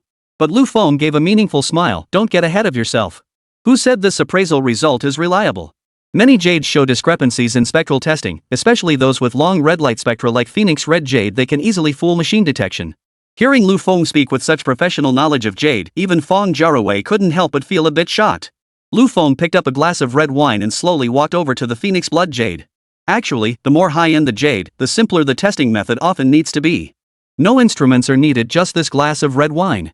Under the watchful eyes of the crowd, Lu Feng poured the entire glass of red wine directly onto the Phoenix Blood Jade beside him. At first, the wine adhered perfectly to the Phoenix Blood Jade, creating an unusual reddish hue. But within mere seconds, the wine-covered areas began to darken, eventually turning a poisonous-looking purplish black. What is happening? You ruined this Phoenix Blood Jade. You have to pay for it. Feng Jiarui stormed over to Lu Feng, his voice boiling with rage. Almost everyone in the banquet hall assumed Lu Feng had destroyed the Phoenix Blood Jade in a fit of rage born of humiliation. Only Jiang Taimin, witnessing this scene, furrowed his brow deeply, his expression turning grave. Could I really be wrong? Hearing Jiang Tiamin's words, Feng Jiarui's face was filled with utter disbelief. Old Jiang, what did you say? Feng Jiarui approached Jiang Taimin, utterly baffled by the old man's sudden, inexplicable remark. All eyes now turned to Jiang Taimin. He slowly approached the purplish-black Phoenix Blood Jade and murmured, "Though I hate to admit it, this Phoenix Blood Jade is indeed fake." The room erupted in an uproar at his words. Jiang Taimin continued his explanation. True Phoenix Blood Jade, as its name suggests, is as pure and flawless as a phoenix itself. Normally, Phoenix Blood Jade is highly stable. If exposed to external stimuli, its color would only become more vividly red. But this piece, when exposed to red wine, turned directly purple-black. Clearly, it's not genuine Phoenix Blood Jade. At this point, Jiang Taimin looked at Lu Feng with a complex expression. "Young man, who exactly are you? Ordinary people would never know such characteristics of Phoenix Blood Jade, let alone think to use red wine to test its purity. Forget others, even I only thought of this method just now. That you could conceive of this method from the start indicates your profound expertise in jewelry appraisal." Faced with Jiang Tiamin's praise, Lu Feng was taken aback. He'd expected this old fellow to either stubbornly deny it or slink away like characters in novels. To his surprise, the man admitted his mistake so decisively. He offered a faint smile. "I know a little bit about it." Ability was meant to be displayed. He had no intention of deliberately hiding his skills. Watching Lu Feng and Jiang Taimin gradually strike up a lively conversation, Feng Jiarui felt a pang of unease. Just as Feng Jiarui was pondering what to say, Lu Feng suddenly spoke up. "Didn't someone just say they were quitting the jewelry business for good? Since everyone's here today, why don't you just call the owner of Qingyun Jewelry and tell him you're resigning?" Humiliated in front of everyone, Feng Jiarui snapped back in anger. "Lu Feng, you'd better not push your luck. Everyone makes mistakes. You can't be so unforgiving when you're in the right." Lu Feng laughed. Had this guy read too many novels? Every line he uttered echoed those classic villains, only more pathetic. "If you want to go back on your word, I certainly can't stop you." As he spoke, Lu Feng's gaze shifted to Jiang Yuru. "Miss Jiang, Nuyan Jewelry and Qingyun Jewelry have a cooperative relationship. Your contract is legally binding.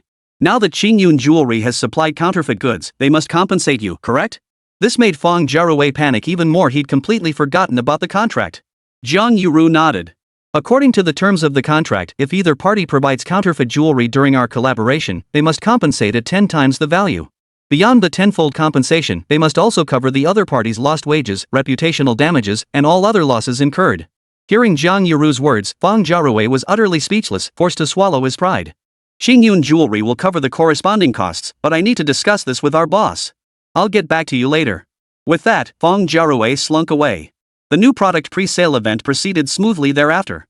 As the event drew to a close, Jiang Taimin specifically sought out Lu Feng and said, "Mr. Lu, in a few days, the antique market in Jiangcheng will host a jewelry appraisal conference. I'd like to invite you to attend. We can exchange insights and learn from each other." With that, Jiang Taimin personally handed Lu Feng an invitation. Truthfully, Lu Feng had little interest in jewelry or antiques. But considering that this old man's connections might prove useful in the future, he decided to accept the invitation. "Thank you for your kindness, Mr. Jiang. If my schedule permits, I'll be sure to attend." After the banquet concluded and the guests gradually dispersed, only Jiang Yuru and Lu Feng remained in the banquet hall. Had it not been for today's events, Jiang Yuru would never have known that Lu Feng possessed such extensive knowledge about jewelry. Chapter 49, Playing Innocent. Jiang Yuru had always found Lu Feng charming, and after today's events, her admiration for him soared even higher. "Mr. Lu, you're truly accomplished at such a young age." So talented at this age, Jiang Yuru murmured, swaying her slender waist as she approached Lu Feng with a glass of red wine. Lu Feng thought Jiang Yuru truly lived up to being Qin Shui's best friend. Though both women were in their 30s, they maintained remarkably youthful appearances. Jiang Yuru's skin was even more dewy and supple than many college girls. Especially as she approached him, her swaying curves catching his eye with every step. "Ms. Jiang, here's to a successful collaboration. And may your Wanhai romance collection sell like hotcakes when it launches." Lu Feng clinked glasses with Jiang Yuru. That goes without saying. Truthfully, Lu Feng genuinely wished her well. After all, the first day's sales of the Wanhua Dingqing collection would determine how much he stood to earn. If the Wanhua Dingqing jewelry collection performed exceptionally well on its opening day, Lu Feng would undoubtedly rake in a fortune. Jiang Yuru had hoped to engage Lu Feng in a meaningful conversation, perhaps even a deeper exchange. But Lu Feng never gave her the chance, and in the end, Jiang Yuru had no choice but to let it go. By the time Lu Feng left the banquet hall, dusk had already begun to fall. With nowhere else to go, Lu Feng headed straight for Golden Leaf KTV. "Oh, Mr. Lu. Please come this way." Manager Zhang greeted him with an instantly obsequious expression. "Mr. Lu, are you here to see Manager Qin? Please take a seat in the private room. I'll have her join you right away." Because Lu Feng was a frequent visitor, Manager Zhang knew that whenever Lu Feng came to Golden Leaf KTV, he always wanted Qin Shuya to accompany him. But Lu Feng waved his hand dismissively. "No need to trouble yourself. I'm just here to look around. You go ahead with your work." "Understood, Mr. Lu. Should you need anything, just let me know," Manager Zhang replied with a broad smile, careful not to slight Lu Feng in the slightest. Ever since Lu Feng bought the entire Golden Leaf KTV, he hadn't properly looked around the place. Lu Feng couldn't help but marvel inwardly. Golden Leaf KTV truly lives up to its reputation as the top-tier KTV in all of Dachan City. The decor is indeed luxurious in every aspect. Looks like buying this place from Fourth Master wasn't a bad deal after all. As this thought crossed his mind, Lu Feng suddenly heard a commotion coming from a nearby private room. "Damn it, what are you trying to pull with that innocent act in front of me? What's wrong with being a manager? If you really wanted to play innocent, why the hell did you come work at a KTV in the first place? Look at you dressed like a loose woman. You came here to work just so I could grope you, so what are you pretending for?" As the owner of Golden Leaf KTV, Lu Feng naturally went to investigate upon hearing the commotion. The moment he pushed open the door, he saw Qin Shuya being held by the face by a muscle-bound man who was violently forcing alcohol down her throat. Her violent struggles caused the liquor to spill all over her, soaking her white professional shirt and clinging to her body, accentuating her sexy, fiery figure. "Ah, that's right. Now we're talking. Come on, let me get a good feel of you." Just as the muscle-bound man lunged forward, his hand suddenly froze mid-air. He looked up to find Lu Feng had appeared beside him, his hand already gripping the muscle man's wrist. "Gentlemen, let's talk this out calmly," Lu Feng said with a smile, his bare hand firmly gripping the muscle man's wrist. The muscle guy had been about to get his hands on Qin Shuya when Lu Feng interrupted him, leaving him feeling incredibly annoyed. "Who the hell are you? I'm paying for this service, what business is it of yours?" As the muscle man and Lu Feng exchanged heated words, Qin Shuya quickly wriggled free from his grasp and stood by the side of the private room, catching her breath. But when she saw Lu Feng was also present, every nerve in her body instantly tensed up again. She was genuinely worried Lu Feng would use this incident as leverage to keep manipulating her. Especially threatening her, saying he'd tell Yang Qingyao if she didn't obey him. If that happened, Qin Shuya truly didn't know how she could ever escape Lu Feng's grasp.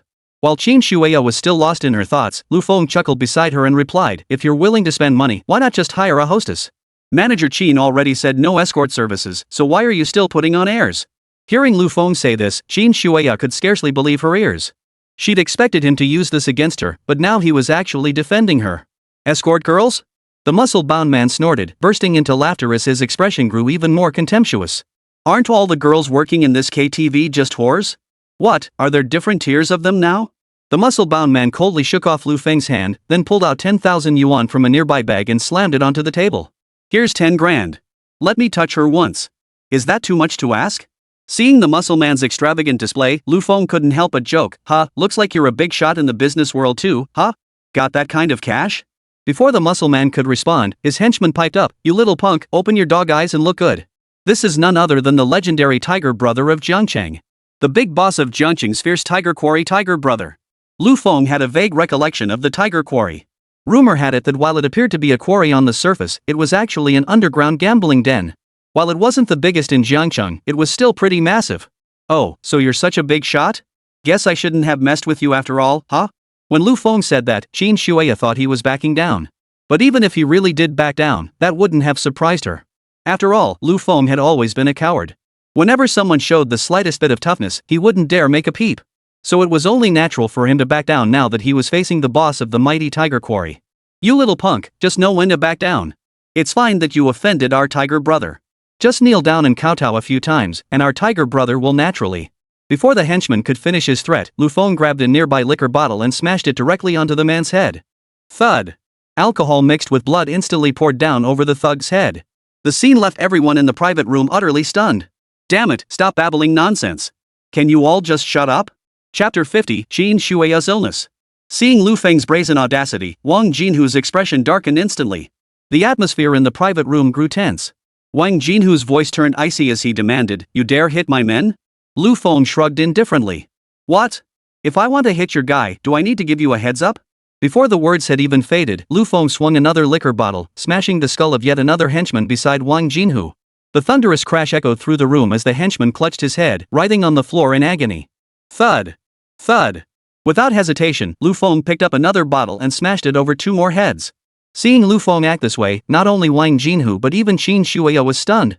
She never imagined Lu Feng would go this far for her sake.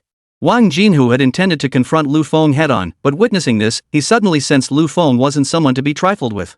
"You little bastard, you're pretty damn bold, aren't you? You dare hit my men right in front of me? Don't you have any?"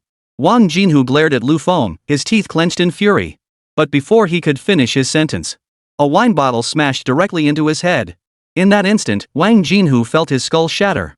The alcohol splashed onto the wound, making him wince in pain. "Damn it!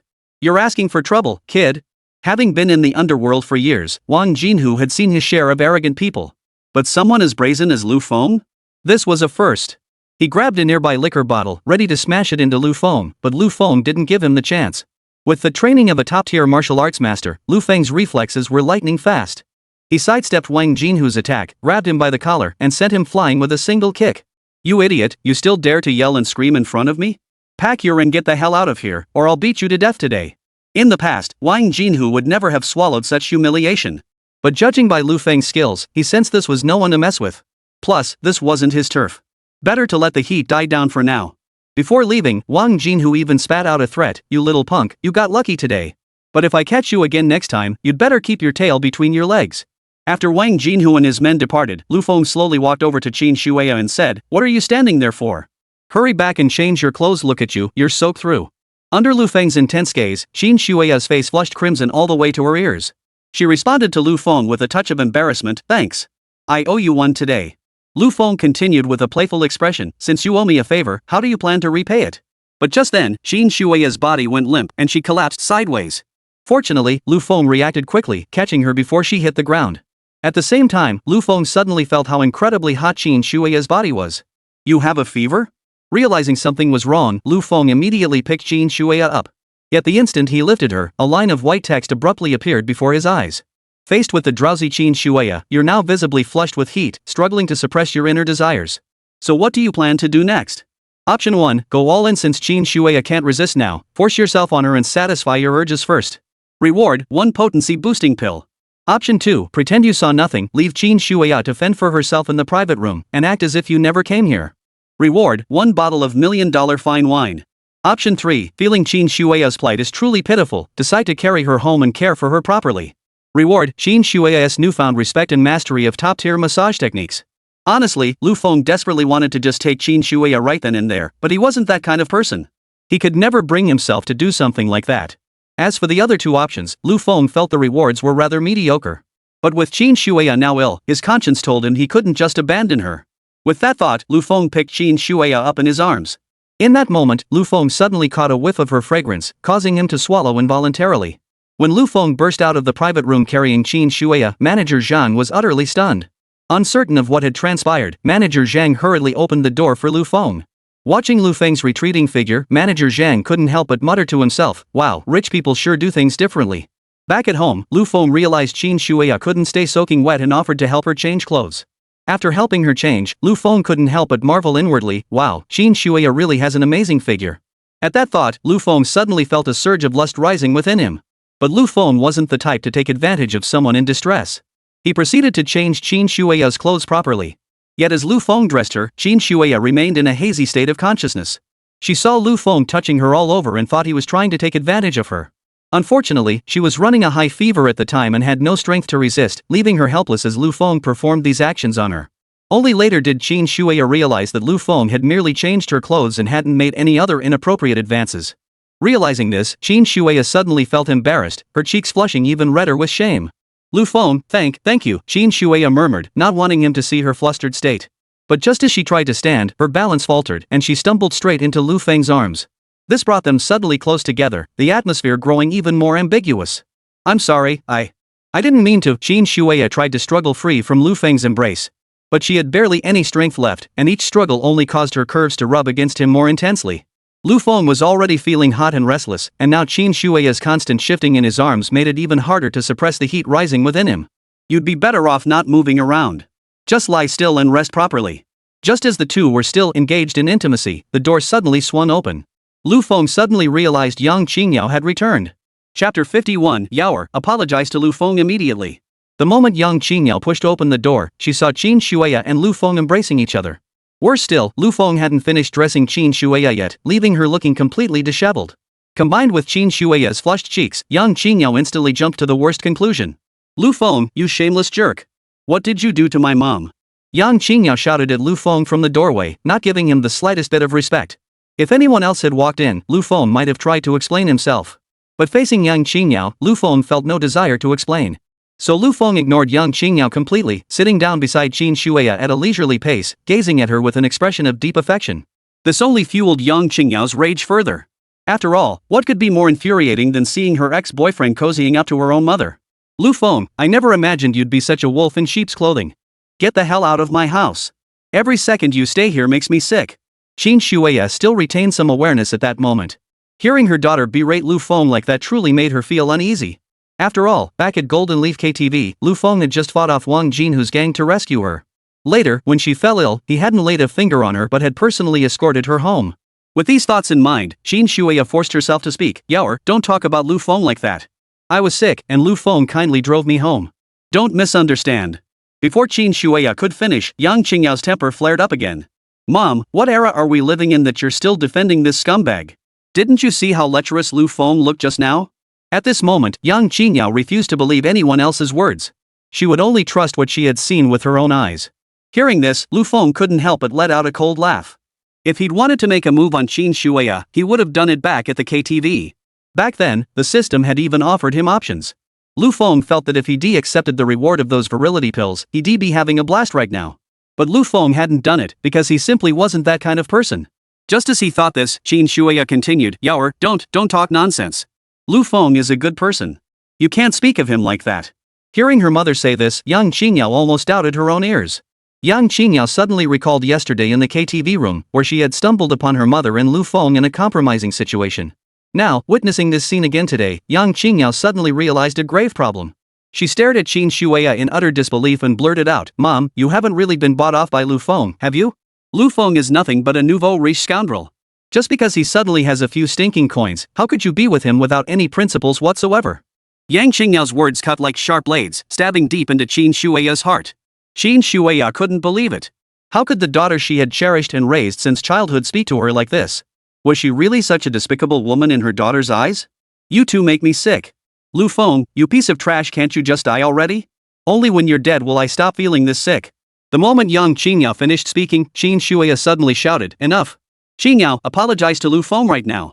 Qin Shuya was a woman of principles and boundaries. If Lu Feng truly was a lecherous scoundrel, she wouldn't have defended him.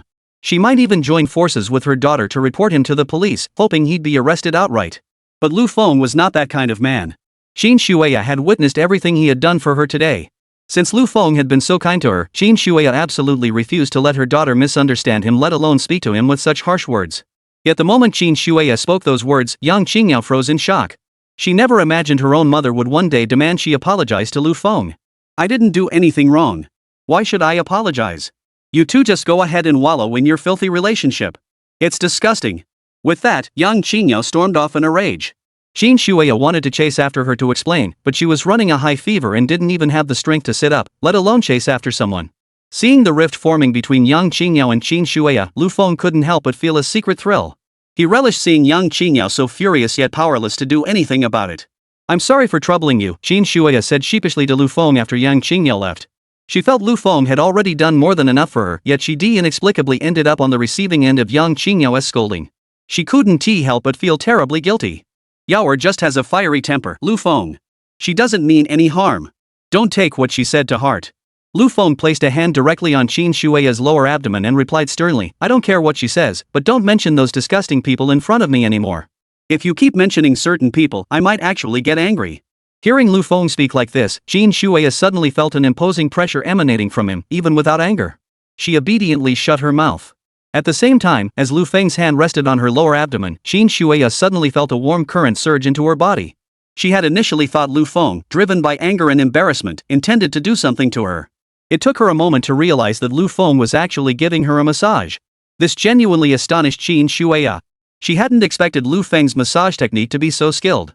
Especially when his warm, large hands glided over her body, she felt almost no discomfort at all.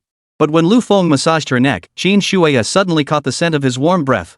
That breath carried an intensely potent scent of male hormones, causing Qin Shuya's face to flush crimson all the way to her ears. Her body went limp and her mind was instantly flooded with all sorts of unspeakable scenarios. Chapter 52, Pay the hospital bill or get out. Finally, Qin Shuya felt so incredibly comfortable that she couldn't control herself and let out a muffled moan. As he massaged Qin Shuya, the burning desire within Lu Feng intensified, leaving him restless and feverish. Especially after hearing Qin Shuya's soft moan, he nearly lost all control. You have a fever. It's best you don't go to work tomorrow or the day after. Just rest at home. Just as he felt the floodgates of his inner beast threatening to burst, Lu Feng abruptly stood up and forced himself to speak calmly to Qin Shuya. Qin Shuya gave a slightly helpless, bitter smile and murmured, in my current state, taking time off would mean a pay cut. Besides, I just got promoted to manager not long ago. Taking time off now wouldn't look good. Lu Feng gave Qin Shuya a meaningful look. As long as I don't say anything, who at Golden Leaf KTV would dare to gossip about you? Qin Shuya froze, puzzled. What do you mean by that? I know you're just trying to cheer me up. You're just a regular at Golden Leaf KTV, not the owner like us. At this, Lu Feng suddenly leaned close to Qin Shuya, his expression playful. How do you know I'm not? Qin Shuya grew even more puzzled, but Lu Feng stood up abruptly. Never mind. Get some rest. If you feel unwell, remember to call me. After Lu Feng left, Qin Shuya was once again alone in the room. For some reason, Qin Shuya suddenly felt reluctant to let Lu Feng leave. She couldn't explain it, but the moment Lu Feng was gone, an empty feeling settled in her heart. After leaving Qin Shuya's home, Lu Feng couldn't help but think to himself, Qin Shuya seems like a woman with a pretty solid moral compass. How did she end up with a daughter like young Qingyao? Just as these thoughts crossed his mind, his phone rang. Glancing at the caller ID, he saw it was his mother, Luo Suwa. Mom, what's going on? Why are you calling me at this hour? Ever since the incident at Hongtian Logistics, Lu Feng had arranged for his parents to stay in a luxury suite at the hospital. Normally, his parents should have been asleep in the hospital at this hour. Why would she suddenly call him? Immediately, Luo Suo's voice, trembling with tears, came through the phone. Son, did you forget to pay the hospital fees? They're trying to kick me and your dad out right now. What's going on? Your dad and I have nowhere to go now. As Luo Suo spoke, Lu Feng faintly heard a flurry of curses and grumbling on the other end of the line. You penniless old fools, get the hell out of here. Stop hogging the toilet. If you can't pay, get the hell out. This isn't some charity home for old farts. The next second, it sounded like someone had suddenly shoved Luo Suwa, followed by her piercing scream on the other end of the line. Mom, are you okay? Can you still hear me, Mom? No matter how loudly Lu Feng shouted, Luo Suwa gave no response. Realizing someone had harmed his parents, Lu Feng was instantly consumed by rage, slamming his right hand hard against the car interior. Damn it! What the hell is wrong with those bastards at the hospital? I clearly paid for a month's stay. How can they kick us out after just a few days? Lu Feng had planned to go home and rest that night, but now that this had happened, he slammed his foot on the gas pedal and sped straight toward the hospital. He ran several red lights along the way, covering the 40-minute journey in just 15 minutes. As soon as he arrived at the hospital, Lu Feng strode purposefully toward the inpatient ward. In the hallway, he caught sight of a group of people violently assaulting his parents. "Pack your things and get out of here, you two old fools. You don't have the money, so don't you dare stay here." A man in a white coat, leading the group, shouted at Luo Suwa and Lu Chang with extreme hostility. Lu Chang, still wrapped in bandages, stumbled and fell to the floor. Luo Suwa immediately protested, "My son said he paid the hospital fees. What right do you have to kick us out?" Hearing this, the man burst out laughing as if he'd heard the most ridiculous joke. "Look at you two, so poor and pathetic. How could you even make up something like that? Get out of here now, or I'll help you roll." Ouch. The man spoke while attempting to shoo Lu Feng's parents away like stray dogs. Seeing this, Lu Feng's anger flared instantly. He lunged forward in a single stride and kicked the man flying several meters away. "Mom, Dad, don't be afraid. I'm here now. As long as I'm here, no one dares to bully you." Lu Feng hurriedly helped his father to his feet. Seeing Lu Feng appear, Lu Chang suddenly cried out, "Son, tell me honestly, do you have any money? If you don't have money, just tell Dad. I won't say anything. But we can't pretend to be something we're not and stay in such a fancy hospital room on purpose." Lu Feng knew his father was worried about him, so he quickly explained, "Dad, don't worry. I'm a big boss now. Not only can I afford this room, but if I wanted to, I could buy the entire hospital." Zhang Haowen struggled to his feet from the floor, pointing at Lu Feng and immediately cursing, "Damn it! Who the hell are you, you little punk? How dare you kick me? Do you know who I am? I'm the head of the inpatient department here. How dare you lay a hand on me?" Lu Feng wanted nothing more than to beat Zhang Haowen to death right then and there. He walked straight up to him and retorted, "You'd better check carefully. I've already paid the hospital fees. This is a hospital, after all. I don't want to make a big scene. You'd better apologize to my parents right now." Hearing Lu Feng's words, Zhang Haowen was momentarily taken aback. If it had been anyone else, Zhang Haowen might have genuinely doubted whether he'd made a mistake. But he took in Lu Feng's shabby attire from head to toe. Clearly, Lu Feng looked like he was barely scraping by. How could he possibly afford such an expensive hospital room? His arrogance flared instantly. Pointing at Lu Feng, he sneered, "The hospital system shows you haven't paid a dime. What are you playing at? Some penniless kid from who knows where trying to play the big shot? That's laughable. Your parents must have hit rock bottom to end up with a son like you." Chapter 53, I'm the hospital's major shareholder. Zhang Haowen wore a look of utter arrogance and contempt. He was convinced that a penniless nobody like Lu Feng couldn't possibly afford such a room, which was why he dared to speak so boldly. Lu Feng had thought that earning money would finally let his parents live comfortably, but he never imagined encountering such treatment in the hospital. But just as Lu Feng was about to respond, a line of white text suddenly appeared before his eyes. Faced with the snobbish head of admissions, you feel utterly furious. You want to charge right at him and beat him so badly his own mother wouldn't recognize him. In this state of rage, you decide you must do something.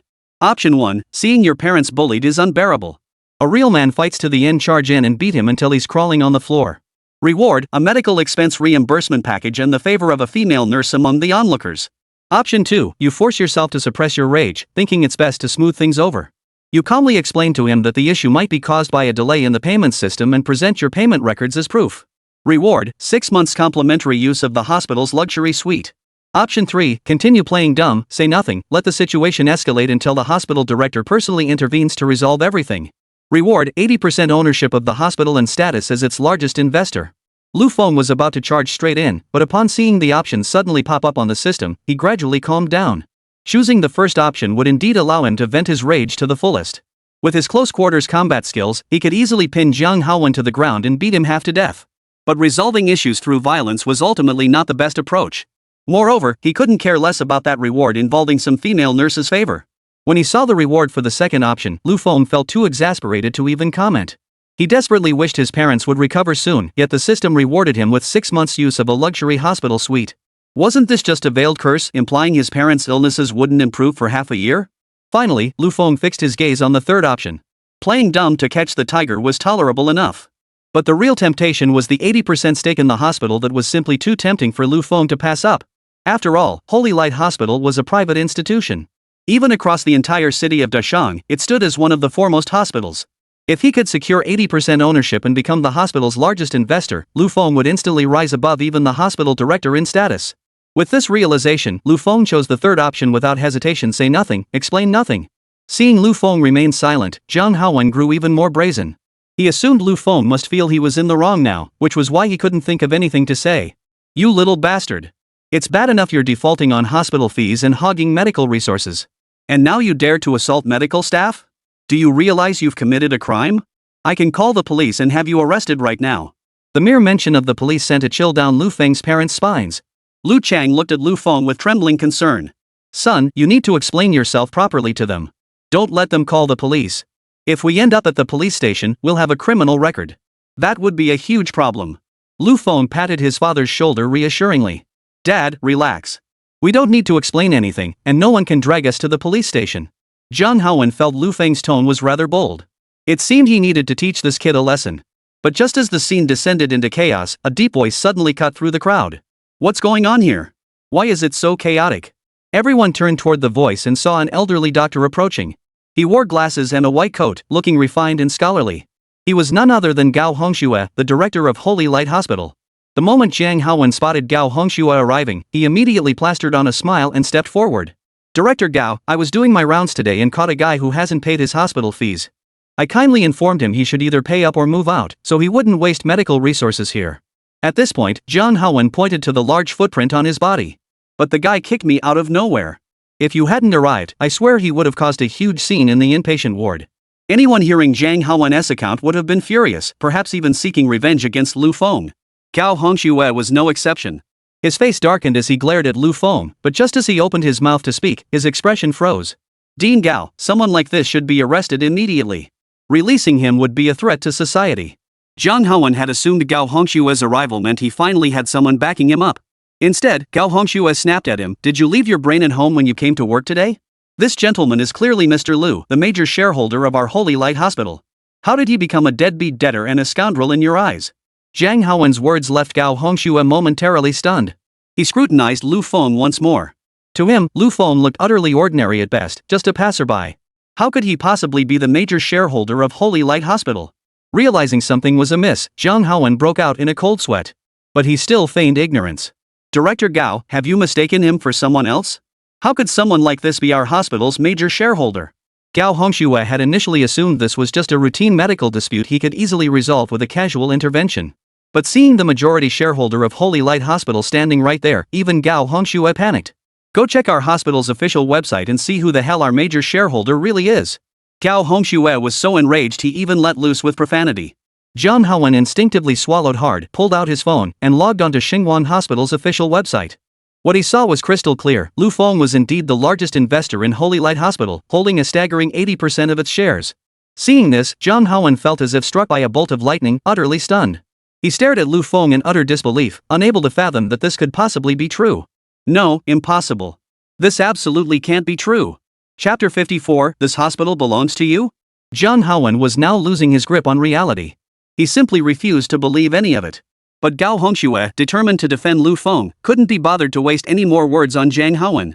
With obvious impatience, he cut straight to the point. Zhang Haowen, you've really let me down.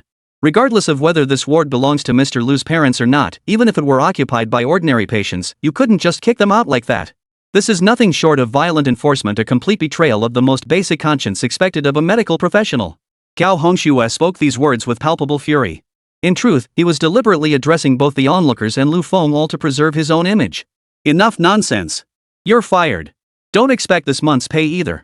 Now take off your uniform and get out of here. Zhang Haowen stared at Gao Hongxue in utter disbelief. He couldn't fathom that one moment he was still the director of inpatient services at Holy Light Hospital, and the next he'd been fired.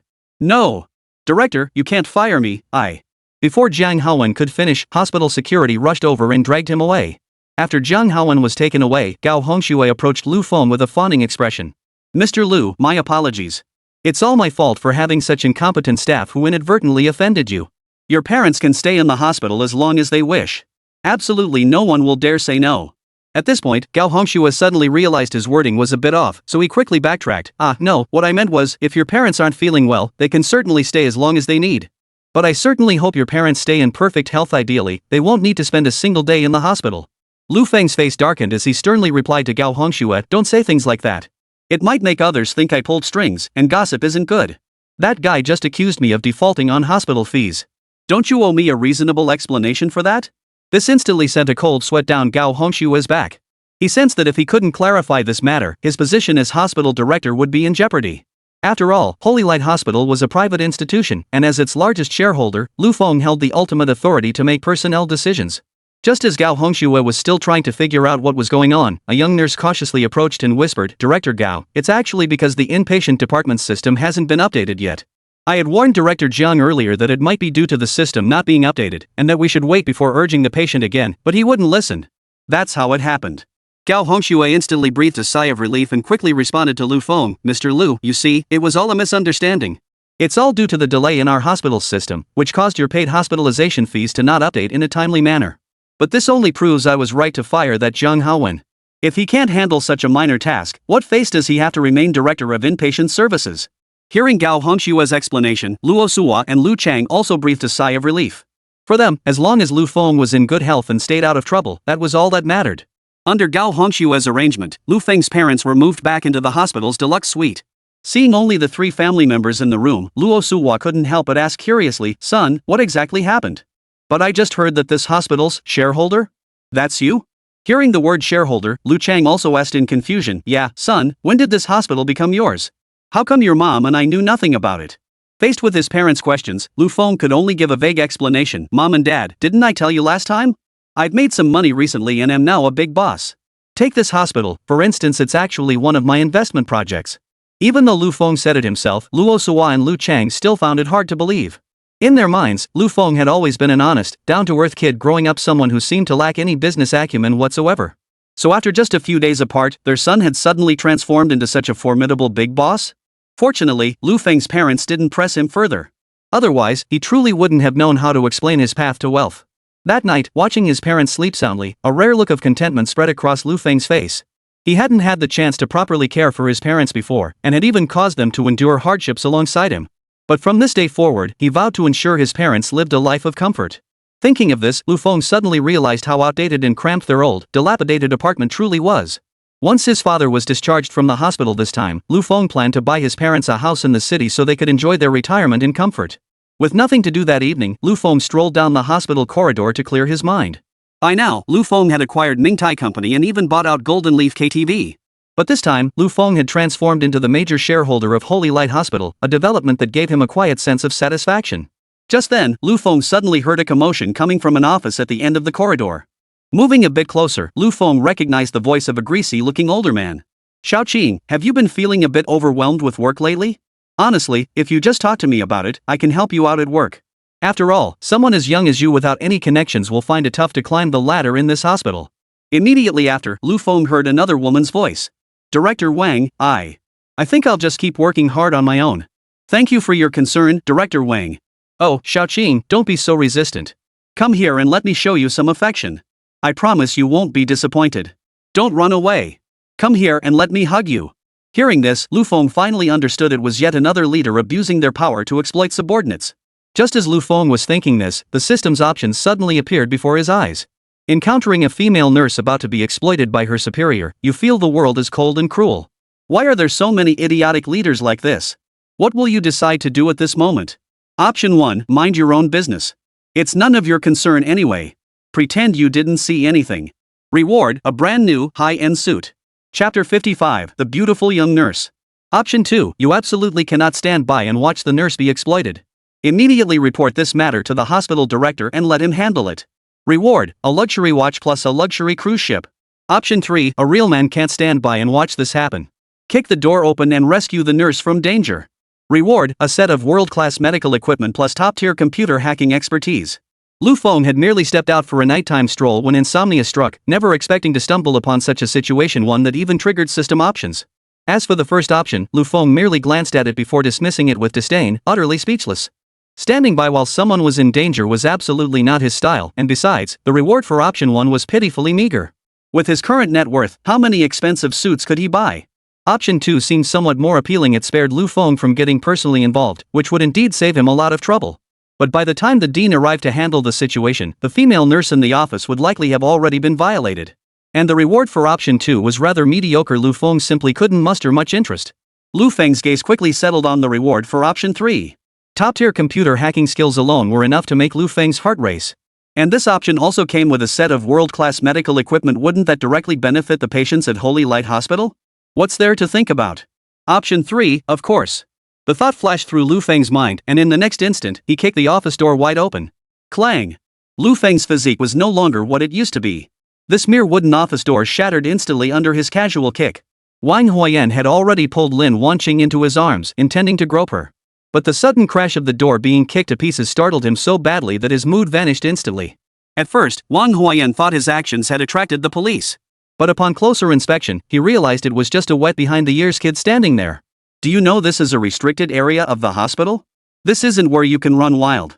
Just as he spoke these words, Wang Huayan suddenly felt that Lu Feng looked familiar. It dawned on him this was the major shareholder of Holy Light Hospital who had clashed with Jiang Haowen earlier that night. Oh, it's you, Mr. Lu.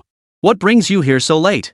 Wang Huayan said to Lu Feng with a broad smile plastered across his face. However, Lu Feng completely ignored him and instead beckoned to Lin Wanqing with a flick of his finger. Lin Wanqing instantly saw him as her savior and immediately moved closer to Lu Feng. Watching his scheme disrupted by Lu Feng, Wang Huayan was seething with frustration. But Lu Feng happened to be the major shareholder of Holy Light Hospital. Wang Huayan couldn't say anything, so he forced a smile and said, Mr. Lu, I was just joking with Lin Wanqing earlier. Is that any way to joke? Lu Feng's icy gaze suddenly fixed on Wang Huayan, instantly making him break out in a cold sweat. Wang Huayan shot Lin Wanqing a vicious glare and demanded in a tone bordering on threat, Xiaoqing, tell Mr. Lu right now, was I joking with you just now? Lin Wanqing was so terrified she didn't know what to say. Lu Feng had heard everything clearly from outside the office door. He didn't need Lin Wanqing's confirmation. He strode straight to Wang Huayan, raised one hand, and grabbed Wang Huayan's wrist. Ow! Ow! Ow! Wang Huayan instantly felt a piercing pain shoot through his wrist. He tried to pull away, but the harder he struggled, the more excruciating the pain became. I'm just joking with you now. Is that funny? Lu Feng asked, enunciating each word clearly, his face a mask of indifference. The intense pain silenced Wang Huayan's wisecracks, forcing him to stammer, not funny, not funny. Ha? Not funny? But I was just joking with you. Lu Feng said expressionlessly, even tightening his grip. The result was Wang Huayan nearly fainting from the agony. It's funny. It's really funny. When Lu Feng finally released Wang Huayan, the latter had been nearly tortured to death. He collapsed limply onto the ground, utterly drained of strength. Lin Wanqing expressed her gratitude to Lu Feng. Mr. Lu, thank you so much. Hearing her gratitude, Lu Feng turned to face her. He noticed she wore the most ordinary nurse's uniform, yet beneath that white attire lay a stunningly curvaceous figure. However, her figure seemed somewhat mismatched with her youthful appearance, prompting Lu Feng to think of a word, childlike. At that thought, Lu Feng suddenly felt that the management of Holy Light Hospital was utterly rotten to the core. Now that he was the majority shareholder of Holy Light Hospital, he absolutely had to clean up the place. No need to thank me. Just be careful when you're alone on night shifts from now on. After saying this, Lu Feng instructed security to take Wang Huayan away, then returned to the luxurious suite where his parents resided. For some reason, the moment Lin Wanqing saw Lu Feng, she felt an unexpected surge of attraction. Especially when Lu Feng burst into the office and she hid behind him, her heartbeat quickened uncontrollably. Lost in thought, some wildly absurd scenarios even flashed through the young girl's mind. No. That's Mr. Lu. What on earth are you thinking, Lin Wanqing? She shook her head vigorously and hurried back to the duty room. The next morning arrived quickly. With nothing else to do, Lu Feng decided to visit Ming Tai Company. As soon as he arrived at the hospital entrance, he happened to run into the young nurse from the previous night. Mr. Lu, I didn't get a chance to thank you properly last night. Here's a bouquet I bought for you. I hope you like it. Lu Feng glanced at the bouquet Lin Wanqing handed him.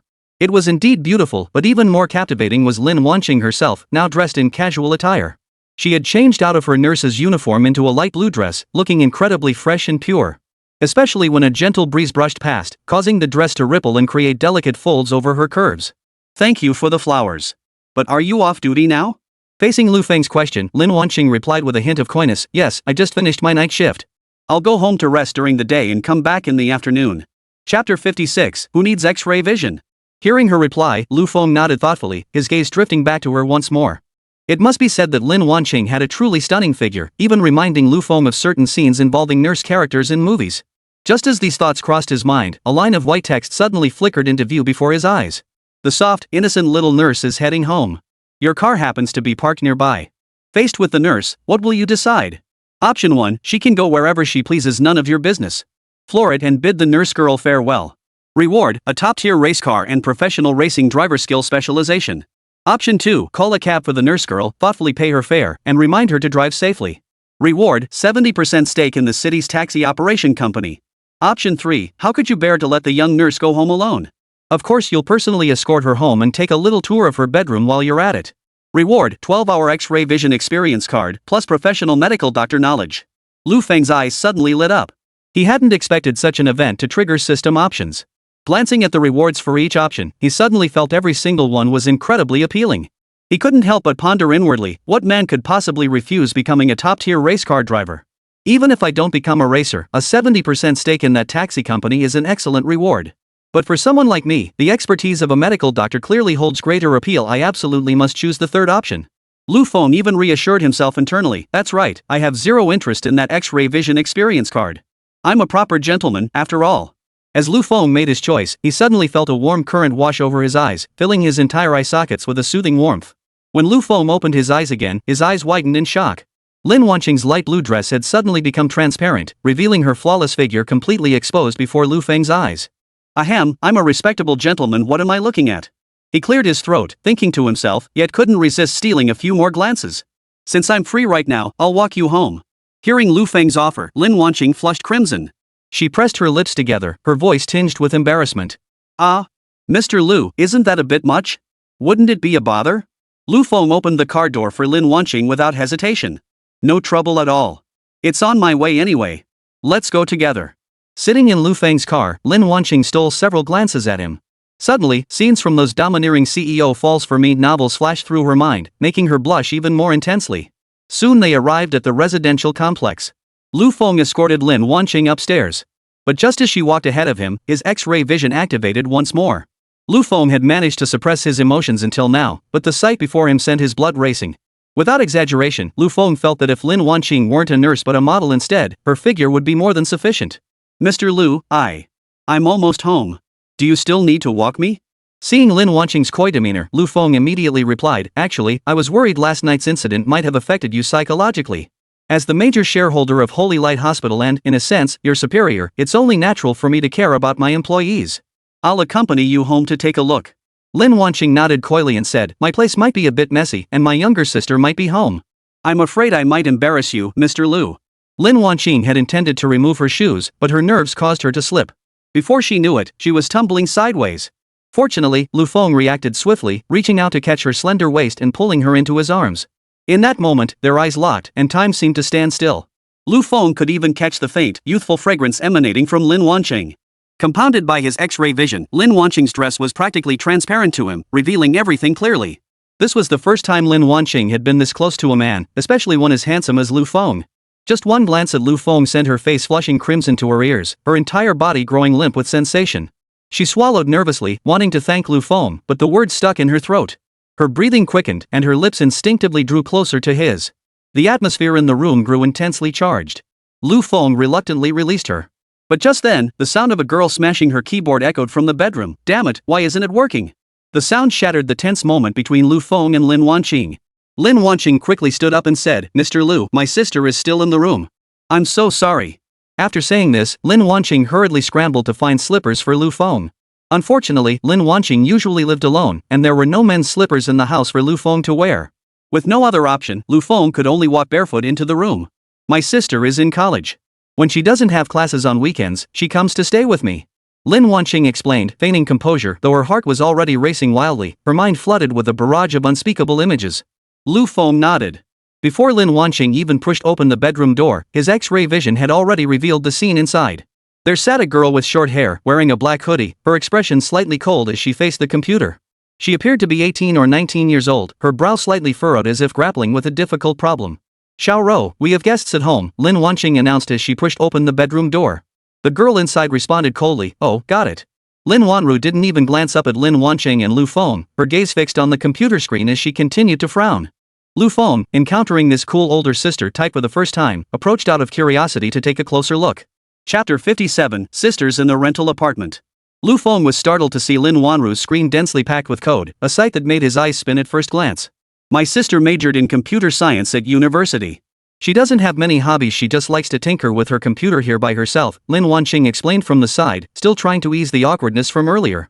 Lu Feng nodded thoughtfully, staring at the computer for a moment. The computer hacking skills bestowed by the system manifested in full force at that moment, flooding Lu Feng's mind with an ocean of programming knowledge. Noticing a flaw in Lin Wanru's programming, Lu Feng remarked nonchalantly, your logic is seriously flawed. No wonder the program keeps crashing. Lin Wanru glanced at Lu Feng through the computer screen's reflection and coldly remarked, "If you're trying to hit on my sister, go to the living room. Don't come here and bother me." Hearing her sister speak like this, Lin Wanqing felt instantly embarrassed. She had always assumed her sister was nothing but a computer nerd, never imagining she knew so much. "Xiao Rou, this is our hospital's director Lu. Don't be so disrespectful." But Lin Wanru remained aloof, ignoring Lu Feng completely. Just then, a line of white text suddenly appeared before Lu Feng's eyes. "Your kind warning seems to have fallen on deaf ears with the aloof girl across from you. What do you decide to do next? Option 1, ignore it completely and let this rude little brat fend for herself. Reward, 1 globally limited edition Iron Man figurine. Option 2, complain about her sister right in front of Lin Wanqing. Who cares what others think, you gotta feel good about yourself. Reward, a pair of designer sneakers. Option 3, teach this brat a lesson by personally fixing the glitch in the program. Reward, the heart of the aloof girl, plus a luxury penthouse in the city center." Glancing at the system options, Lu Feng chose the third one without hesitation. "Your skills are truly lacking. Let me handle this." Lu Feng pushed Lin Wanru aside and sat down at the computer. This clearly annoyed Lin Wanru. She couldn't help but snap at Lu Feng, "Hey, even if you want to show off in front of my sister, could you at least not mess with me?" Lu Feng paid her no mind whatsoever. His hands flew across the keyboard at lightning speed, a sight so astonishing even Lin Wanru gaped in amazement. Within minutes, Lu Feng had finished coding the entire program. A fully functional software application appeared on the computer screen. This can't be possible." Lin Wanru stared at the computer screen in utter disbelief, unable to trust her own eyes. As a skilled programmer, she'd intended to take on some freelance work for extra cash. Instead, she encountered such a thorny problem that she feared missing her deadline and getting docked pay. Yet Lu Feng had just effortlessly solved it, leaving Lin Wanru utterly stunned. "You know computer programming too?" Facing Lin Wanru's question, Lu Feng responded casually, "Not much, just a little bit." But only Lin Wanru knew this wasn't merely a little knowledge. After all, even she hadn't been able to solve that technical problem just now. In that moment, Lin Wanru's impression of Lu Feng underwent a subtle shift, and she even began to admire his programming skills. Not just Lin Wanru, even Lin Wanqing stared at Lu Feng in astonishment. She hadn't expected Lu Feng to not only be the hospital's major shareholder but also to have considerable expertise in computer programming. Without delay, Lin Wanru pulled out her phone. "Can we exchange contact information? Your programming skills are impressive. If I ever run into any issues, I'd love to exchange ideas with you." Lu Feng sensed a stark contrast in the sisters' personalities. The elder, Lin Wanqing, was the epitome of a refined young lady, demure, delicate, and shy. But Lin Wanru was a cold, taciturn programming girl, radiating an aura that said, "Keep your distance." "Sure, let's exchange contacts." Faced with the invitation from this beautiful girl, Lu Feng naturally had no reason to refuse. After everything was settled, Lin Wanru spoke again. "My classmate just happened to ask me to hang out, so I won't disturb your alone time with my sister." Lin Wanqing's face flushed bright red. She'd always thought her sister was a quiet type, but today she'd been embarrassed time and again.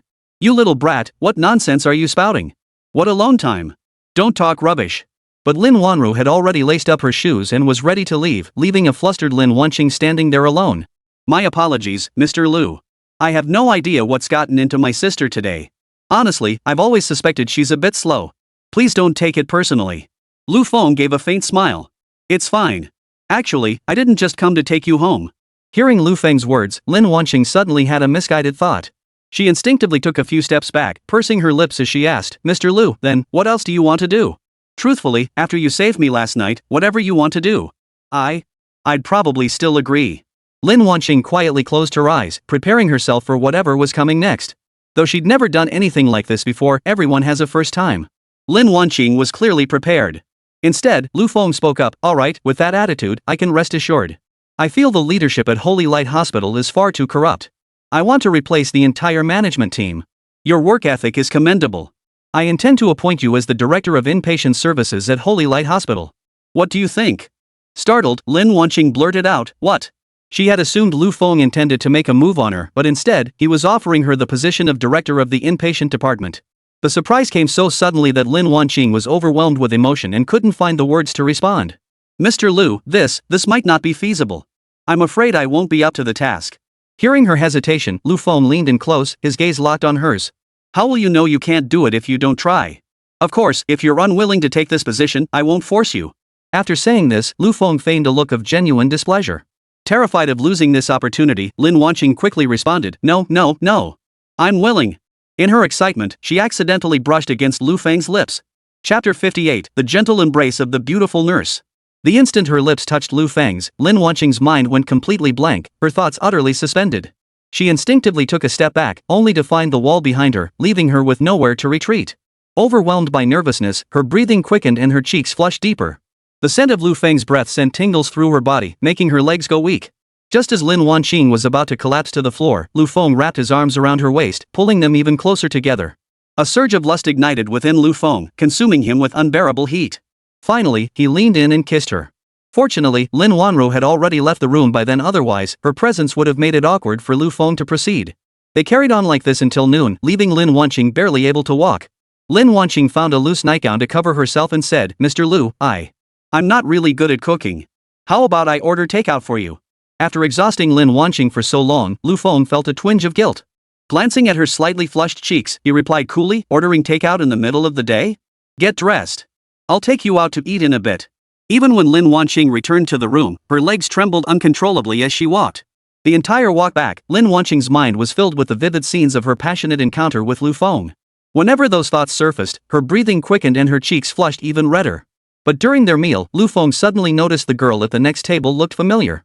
Upon closer inspection, Lu Feng recognized her. It was fourth master's granddaughter, Luo Xiaoning. Lu Feng recalled that he hadn't seen Luo Xiaoning since their last meeting with fourth master at the Sunflower restaurant. He never expected to run into her here today. But back then, Lin Wanqing had been by his side, making it awkward for Lu Feng to greet Luo Xiaoning. But the next moment, a man with a beer belly and a receding hairline approached Luo Xiaoning. "Hey, sweetheart, why are you eating alone? Want to join us? We ordered way too much and can't finish it all." As he spoke, the man even reached out to touch Luo Xiaoning's hand. Luo Xiaoning immediately pulled her hand away and replied sternly, "Sorry, I'm meeting a friend. They'll be here soon." But the man persisted, "No problem. More people make it more fun. When your friend arrives, they can join us too." Lu Feng witnessed the entire scene. He couldn't help but feel the urge to step in and teach this creepy guy a lesson. Suddenly, a line of white text appeared before Lu Feng's eyes. "You witnessed the granddaughter of your business partner being harassed and you simply can't stand by and watch.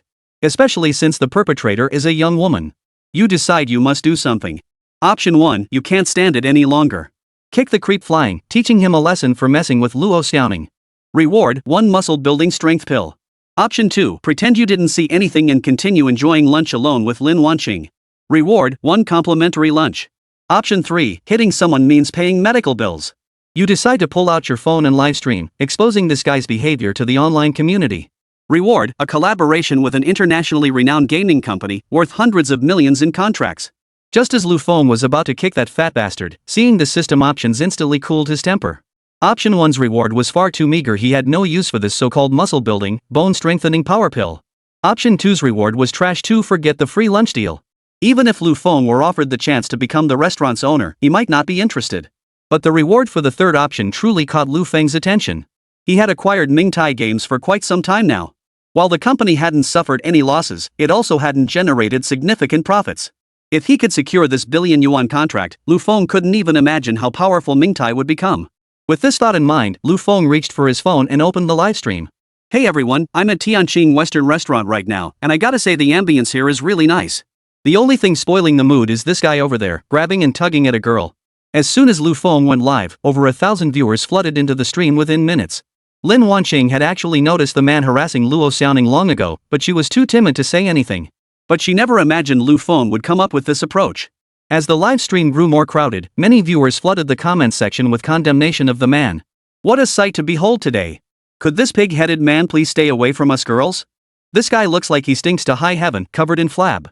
How can he be so delusional? If I were that girl, I'd have slapped him already.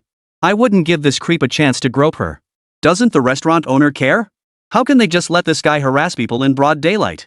The man, of course, noticed Lu Feng live streaming and instantly flew into a rage, shouting, "Hey, kid! What are you filming with that phone?" With that, he lunged to grab Lu Feng's phone. But when he saw the live stream had a lot of viewers, he suddenly chickened out. "Damn it, kid! You better watch your back when you're walking alone at night." After spitting out this threat, the man didn't dare linger any longer. He quickly shuffled out of the restaurant with his henchmen, looking thoroughly defeated. To be honest, Lu Feng still felt kicking that fat bastard was the most satisfying thing. But since the live streaming system offered the best rewards, Lu Feng had no choice but to make that decision for the sake of better system bonuses. After the man left, Luo Xiaoning looked at Lu Feng with embarrassment and said, "Thank you." Beyond that, Luo Xiaoning said nothing more. Lu Feng couldn't tell if she hadn't recognized him or if she was socially anxious, but he didn't press the matter. After finishing their meal, Lu Feng drove Lin Wanqing to Holy Light Hospital. On the way, Lin Wanqing couldn't help but ask Lu Feng, "Mr. Lu, you're so clever. How did you come up with that solution just now? I thought you'd just charge over and beat that guy up." Chapter 59, Hospital-Wide Meeting. Lu Feng genuinely didn't know how to respond to Lin Wanqing's question. He couldn't exactly tell her it was an option the system had given him, and he'd simply chosen the one with the best reward, could he? Instead of wondering about that, you should be thinking about how to deliver your upcoming inaugural speech. Hearing Lu Feng's words, Lin Wanqing suddenly grew tense. "Mr. Lu, you really intend to appoint me as the head of the inpatient department?" Lu Feng shrugged indifferently. "Of course. Your work ethic is commendable, you'll handle it perfectly." Since Lu Feng had spoken so decisively, Lin Wanqing could only press her lips together and nod, accepting everything he had arranged for her. When Lu Feng returned to Holy Light Hospital, several oversized cargo trucks were parked at the entrance. These were all rewards bestowed upon Lu Feng by the system, a variety of world-class medical equipment. The moment Gao Hongxue spotted Lu Feng, his face lit up with a broad smile. "Mr. Lu, you are truly magnificent. I'm truly at a loss for words. The medical equipment you funded is incredibly advanced. With this equipment, our Holy Light Hospital's overall medical standards will undoubtedly rise significantly." At the same time, Gao Hongxue noticed Lin Wanqing also stepping out of Lu Feng's car. His curiosity was piqued. How could Lin Wanqing, just a junior nurse, be accompanying Lu Feng? But Gao Hongxue, a seasoned veteran, suddenly recalled certain unspeakable matters.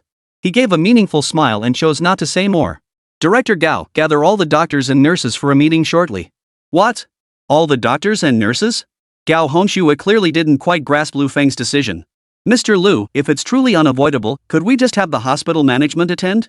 They can relay your orders afterward." No sooner had Gao Hongxue finished speaking than Lu Feng's gaze fixed on him. "Director Gao, are you questioning my orders?" Caught off guard by Lu Feng's sharp tone, Gao Hongxue was visibly shaken. He quickly responded, "No, no, no. How could I dare question you, Mr. Lu? I'll make the arrangements immediately. Have them all assemble in the main conference room shortly." About 10 minutes later, the large conference room at Holy Light Hospital was packed. Essentially, every medical staff member except those required for ward rounds or surgeries had gathered there. "Why did they suddenly call all of us here? What's going on? I heard it was our hospital's major shareholder who called us here. Probably just for a lecture. Oomph, rich folks like that just have nothing better to do. Sure, he owns this hospital, but he shouldn't get too cocky, right? Yeah, I've got a mountain of work waiting for me. No idea what this guy's going to say." Just as the murmurs grew louder, Lu Feng suddenly appeared before the crowd, instantly silencing them. "I apologize for taking up your time. Today, I'm here to address one matter." Lu Feng stood at the front of the conference room, his gaze sweeping over each medical staff member. As the majority shareholder of Holy Light Hospital, Lu Feng commanded respect. Even though some harbored grievances, every face turned toward him was plastered with a forced smile. "I've noticed many people at Holy Light Hospital are merely occupying important positions without doing any real work. Therefore, I intend to purge a group of people, those who are inactive, incompetent, or of poor character. All of them will be removed." At this point, Lu Feng picked up a list beside him. "Everyone on this list is terminated. The vacancies left by these departures will be filled through a phased selection process. I will now announce the appointments for the new positions. First, Director of the Inpatient Department, Lin Wanqing." The moment Lu Feng uttered these words, he was met with immediate objections from many present, especially those whose names appeared on the list. Facing imminent dismissal, they launched a fierce protest against Lu Feng. "I've been here since the hospital's founding. Why am I being fired out of the blue?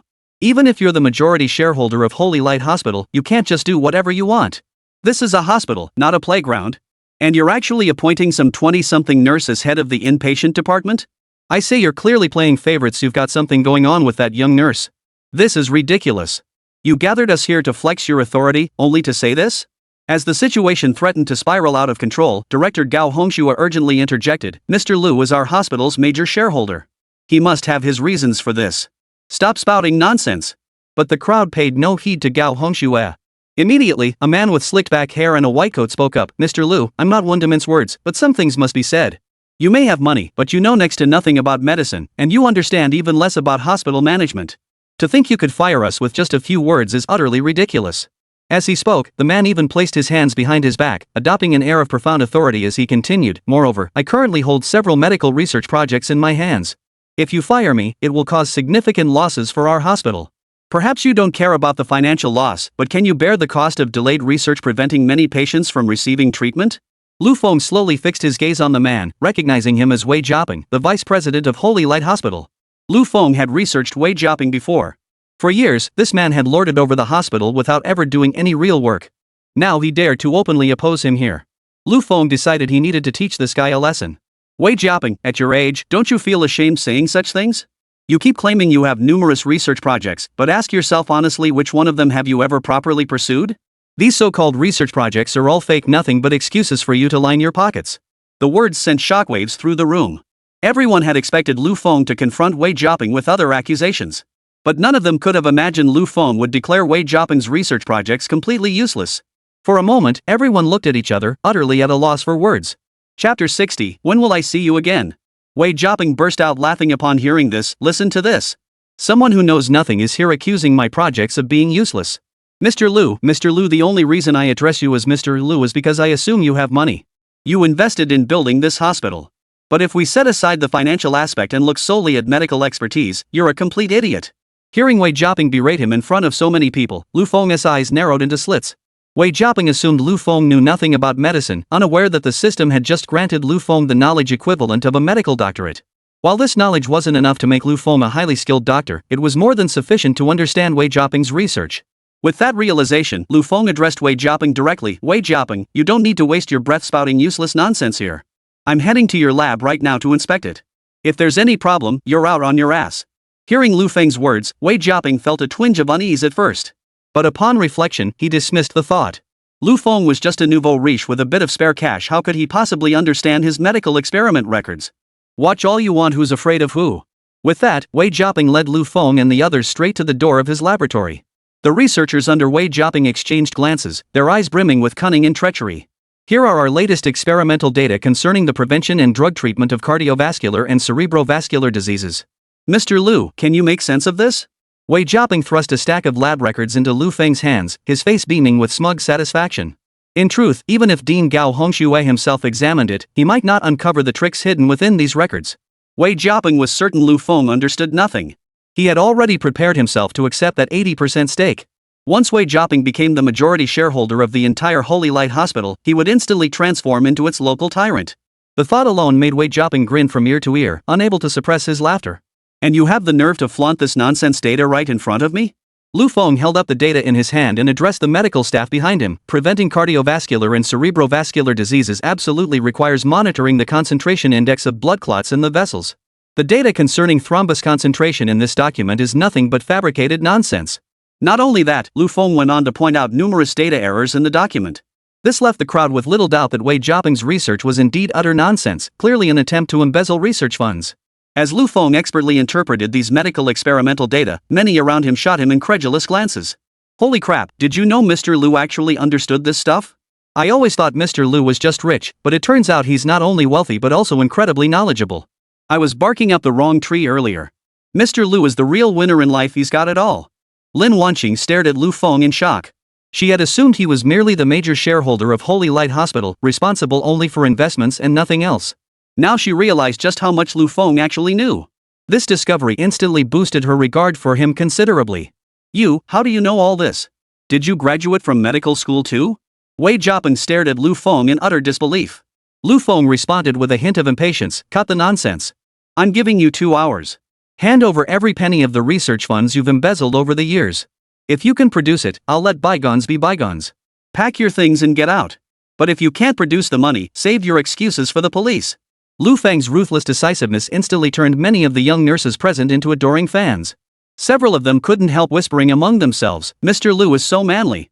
That's what a truly successful man looks like. Mr. Lu is handsome, knowledgeable, and best of all, wealthy. If he were my husband, I'd smile in my sleep. I wouldn't even need him as a husband. If Mr. Lu was willing, I'd gladly be his mistress. I don't care about titles or labels. Hearing these nurses' remarks, Lin Wanqing couldn't help but feel a pang of jealousy. Finally unable to contain herself, she blurted out, you'd better keep your voices down. Mr. Lu hates it when people gossip behind his back. If he finds out you're talking about him like this, watch out, he might fire all of you. Meanwhile, Wei Jiaping was seething with rage. All these years at Holy Light Hospital, he'd lived a life of privilege and comfort, never encountering any problems. Then out of nowhere, some big shareholder shows up and knocks him off his perch. What's that look on your face? Still not convinced? Lu Feng stared straight at Wei Jiaping. You have 2 hours. If you can't come up with the money, we'll meet at the police station. The inevitable outcome was Wei Jiaping failing to produce the compensation and being taken away by the police. As for the others on the list, Lu Feng dismissed them all without exception. Once everything was settled, Gao Hongxue wiped the cold sweat from his brow and beamed at Lu Feng. Mr. Lu, your bold reforms are absolutely vital for Holy Light Hospital. I feel that from now on, Holy Light Hospital is bound to become the best hospital in Jiangcheng. Let's cut the pleasantries from now on. I'm usually very busy and rarely have time to come to the hospital for supervision. If similar situations arise at the hospital from now on, Director Gao, I will hold you personally accountable. The icy tone in Lu Feng's voice sent a chill down Gao Hongxue's spine, leaving him drenched in cold sweat. Still trembling, Gao Hongxue replied, yes. You're absolutely right, Mr. Lu. I'll be more careful and ensure proper oversight. After handling these matters, Lu Feng visited his parents in their luxury suite and was about to leave. Just before he exited, Lin Wanqing suddenly called out to him, Mr. Lu, when will I get to see you again? Seeing Lin Wanqing's sweet, vulnerable expression, Lu Feng found her truly endearing. He walked over, gently ruffled her hair, and replied tenderly, don't worry. Chapter 61, Rest assured, Mr. Lu, I understand the rules. Once I've finished handling other matters, I'll naturally come back to the hospital to check on you. Now that you're the head of the inpatient department, don't let me down. After saying this, Lu Feng gave Lin Wanqing's smooth, delicate cheek a playful pinch, causing her face to flush bright red all the way to her ears. After leaving Holy Light Hospital, Lu Feng headed straight for Golden Leaf KTV. As soon as he arrived, Manager Zhang greeted him with a broad smile. Oh, Mr. Lu, you're here. We just received a new shipment of wine today. I'll have Manager Qin send it to your private room shortly. The moment he heard the name Manager Qin, Lu Feng's brows furrowed. You mean Qin Shueya started work today? Manager Zhang clearly didn't grasp Lu Feng's meaning and continued smiling. Qin Shueya was just promoted to manager by you. Of course she'd be here for work. But rest assured, we've all kept it under wraps. Qin Shueya still doesn't know you're the owner of Golden Leaf KTV. Lu Feng couldn't help but frown. He knew Qin Shueya had been running a fever yesterday, so he hadn't expected her to come to work today. But just as Lu Feng was pondering this, the system's options suddenly appeared before his eyes. Qin Shueya has come to work while sick. As the owner of Golden Leaf KTV, what is your decision? Option 1, publicly reprimand Qin Shueya in front of everyone, scolding her for coming to work while sick. What if she infects customers and causes serious consequences? Immediately fire her after the reprimand. Reward, 1 bottle of smooth hairspray. Option 2, pretend you know nothing. Since Qin Shueya enjoys working, let her continue. Reward, 1 genuine leather office chair. Option 3, call Qin Shueya into a private room alone. Confront her about coming to work while sick, but show her some concern. Reward, 1 negative status removal pill. Seeing these 3 system options, Lu Feng was utterly speechless at the rewards for the first 2 choices. By comparison, only the third option offered a decent reward. Go get Qin Shueya here immediately, but don't tell her I'm in the private room, understand? Manager Zhang hurriedly nodded in agreement. Understood. Rest assured, Mr. Lu, I know the rules. Moments later, the private room door swung open as Qin Shueya walked in carrying a bottle of liquor. She was still wearing that same professional white blouse and black pencil skirt. But due to her illness, she carried an added air of wearied beauty that made one want to cherish her. Good evening, sir. Your wine. Qin Shueya carried the bottle into the private room as usual, but the moment she saw Lu Feng, she froze in place. Qin Shueya suddenly realized Lu Feng had deliberately summoned her. If this had happened before, Qin Shueya would have assumed Lu Feng was deliberately making things difficult for her. But after these recent incidents, she realized she might have misunderstood him. So this time, Qin Shueya didn't feel overly resentful toward him. She merely placed the wine in front of him with a hint of wariness. Here's the wine you requested. Lu Feng's gaze had been fixed on Qin Shueya the entire time, causing her to instinctively tug at her collar and the hem of her skirt. Immediately after, Lu Feng spoke, I don't want the wine. I want you. At these words, Qin Shueya's eyes widened in shock. She instinctively took a few steps back, her voice trembling slightly. Lu Feng, what do you mean by that? Lu Feng reached out and abruptly pulled Qin Shueya toward him. This action visibly heightened her tension. However, instead of pulling her onto his lap, he made her sit beside him. His tone was accusatory as he demanded, do you even realize you're sick? Didn't I tell you yesterday to stay home and rest properly? Qin Shueya had expected Lu Feng to make a move on her, but instead he was just saying this? This caught Qin Shueya completely off guard. She could only respond, it's just a common cold. No need to take time off. Besides, someone like me whose business failed and now has to work at a KTV doesn't deserve time off. Hearing Qin Shueya's words, Lu Feng's expression grew complex. Lu Feng addressed Qin Shueya directly, I'm ordering you to rest now. Look at the state you're in.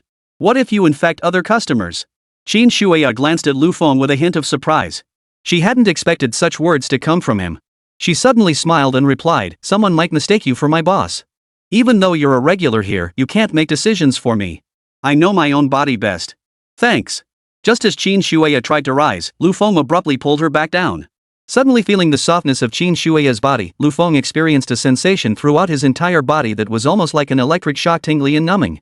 But Lu Feng knew this wasn't the time for such thoughts. He spoke sternly to Qin Shuya, "You absolutely cannot go back to work now. If you exhaust yourself, won't you just end up spending money on treatment anyway?" As he spoke, Lu Feng placed his hand on Qin Shuya's neck. With the movement of his fingers, he even brushed against her collarbone. Her face flushed instantly, turning crimson all the way to her ears, and her breathing grew uncontrollably rapid. "Lu Feng, I'm your ex-girlfriend's mother. You can't treat me like this. Let go of me." Qin Shuya struggled, trying to break free from his embrace. But Lu Feng only tightened his grip and commanded, "You don't care about your own body, but don't you think I should care?" Only then did Qin Shuya realize Lu Feng was massaging her. Using the professional massage techniques granted by the system, Lu Feng could alleviate her condition through touch. Perhaps it was because Lu Feng's hands kept moving around her neck, making Qin Shuya feel a bit shy. Or perhaps it was the guilt of having misunderstood him that made her feel awkward. Her face flushed crimson as she pressed her lips together, momentarily at a loss for words. As Lu Feng increased the pressure of his massage, Qin Shuya actually began to feel quite comfortable. She had been working while feeling unwell, leaving her in a drowsy state. But after Lu Feng massaged her a few times, Qin Shuya suddenly felt much lighter all over. Chapter 62, The Awkward Scene in the Private Room. Yet whenever Lu Feng's fingers brushed past her earlobe, Qin Shuya's body would involuntarily tremble, accompanied by peculiar reactions. Sitting directly on Lu Feng's lap, she occasionally caught whiffs of his scent, which inevitably conjured unspeakable images in her mind. Ah! Finally, Qin Shuya couldn't hold back any longer and let out an involuntary cry. That sound, combined with her flushed cheeks, made Lu Feng find her utterly endearing. Qin Shuya seemed to realize she'd lost her composure and tried to explain. But just then, she suddenly heard the voices of a man and a woman outside the private room. "Didn't I tell you last time to talk to your mom about helping me connect with Nguyen jewelry? Why hasn't anything happened after all this time? I have no idea what she's thinking about day in and day out. I'll ask her about it in detail when I see her later.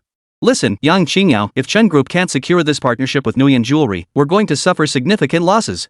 Honey, I know. Yesterday I saw Mom had a fever. She might be sick or something, so she must have forgotten. I'll personally ask her again for you later. Don't be upset, dear." Hearing that familiar voice, Qin Shuya knew Yang Qingyao and Chen Dishon had arrived. To avoid the awkwardness of running into Yang Qingyao, Qin Shuya tried to get up from Lu Feng's lap. "Mom, about that thing I mentioned last time." Yang Qingyao had asked the front desk for Qin Shuya's location, so she pushed open the private room door without hesitation. The moment she pushed the door open, Yang Qingyao's expression froze solid.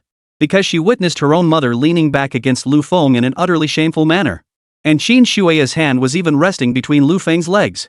The scene struck her like a bolt of lightning, leaving her utterly speechless and frozen in shock. Chen Dixiang immediately pointed at Lu Feng and shouted, "Lu Feng, you shameless bastard. What are you doing to Aunt Qin? Last time I caught you groping Aunt Qin in the private room, and you claimed it was just a misunderstanding. Now we've caught you again, what excuse do you have now?" Lu Feng hadn't expected to find himself in such a predicament again. As he pondered how to respond, a line of white text suddenly appeared before his eyes. You couldn't bear to see Qin Shuya so exhausted while ill and intended to give her a relaxing massage. But Yang Qingyao and Chen Dishon caught you in the act. Faced with this awkward situation, you must decide what to do. Option 1, you absolutely cannot let others misunderstand your relationship with Qin Shuya. Quickly end things cleanly by explaining that Qin Shuya is sick and you were merely giving her a massage. Reward, a pair of massage gloves crafted from precious silk. Option 2, blast Yang Qingyao and Chen Dishon, declaring you'll do whatever you want and they have no say in it. Reward, 90% discount on a property in Dachan City's new development zone. Option 3, offer no explanation whatsoever. Instead, hold Qin Shuya even tighter. If Yang Qingyao insists on misunderstanding, let her continue to misunderstand and fume. Reward, a globally limited edition Lamborghini, plus mastery of 8 foreign languages.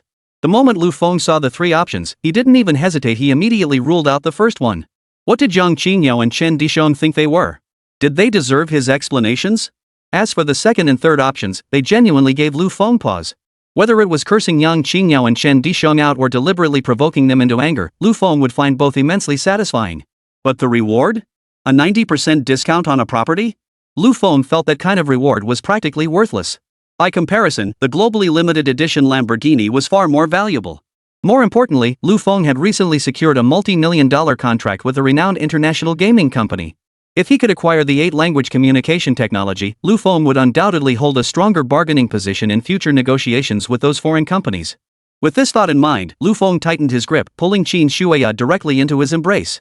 Simultaneously, he shot young Qingyao a look bordering on provocation, which nearly drove her mad with fury. "Lu Feng, you shameless bastard! Let go of my mom right now! What the hell do you think you're doing?" Yet despite young Qingyao's tirade, Lu Feng showed no sign of releasing Qin Shuya. His other hand even slid onto her shoulder. Even Qin Shuya was shocked by this turn of events. She had expected Lu Feng to release her immediately, but instead, he held her even tighter. But there really was nothing between Qin Shuya and Lu Feng. So Qin Shuya could only explain to young Qingyao, "Yaoer, don't misunderstand Lu Feng. Lu Feng knew I was feeling unwell and was just massaging my neck. He wasn't doing anything else." This explanation made Chen Dishong burst out laughing. "Aunt Qin, do you think Qingyao and I are 3-year-olds? You and Lu Feng aren't even related. Why would he massage your neck? And you're practically his ex-girlfriend's mom." If word got out that he was massaging his ex-girlfriend's mom's neck, who would believe it? As he spoke, Chen Dishong walked straight up to Lu Feng and Qin Shuya. "Lu Feng, you really are a beast. You didn't even spare Aunt Qin. The sight of you makes me sick." Chen Dishong glared at Lu Feng and unleashed a torrent of abuse, showing him no respect whatsoever. After all, in Chen Dishong's eyes, even if Lu Feng had made a little money now, he was nothing more than a nouveau riche upstart. He was no match for a legitimate young master from a distinguished family like himself. Just then, a car key suddenly appeared in Lu Feng's pocket. He knew it was the system's reward. He pulled Qin Shuya closer and retorted to Chen Dishong, "Chen Dishong, you have the nerve to lecture me here? What sordid things did you and young Qingyao do? Do I really need to spell it out for you again?"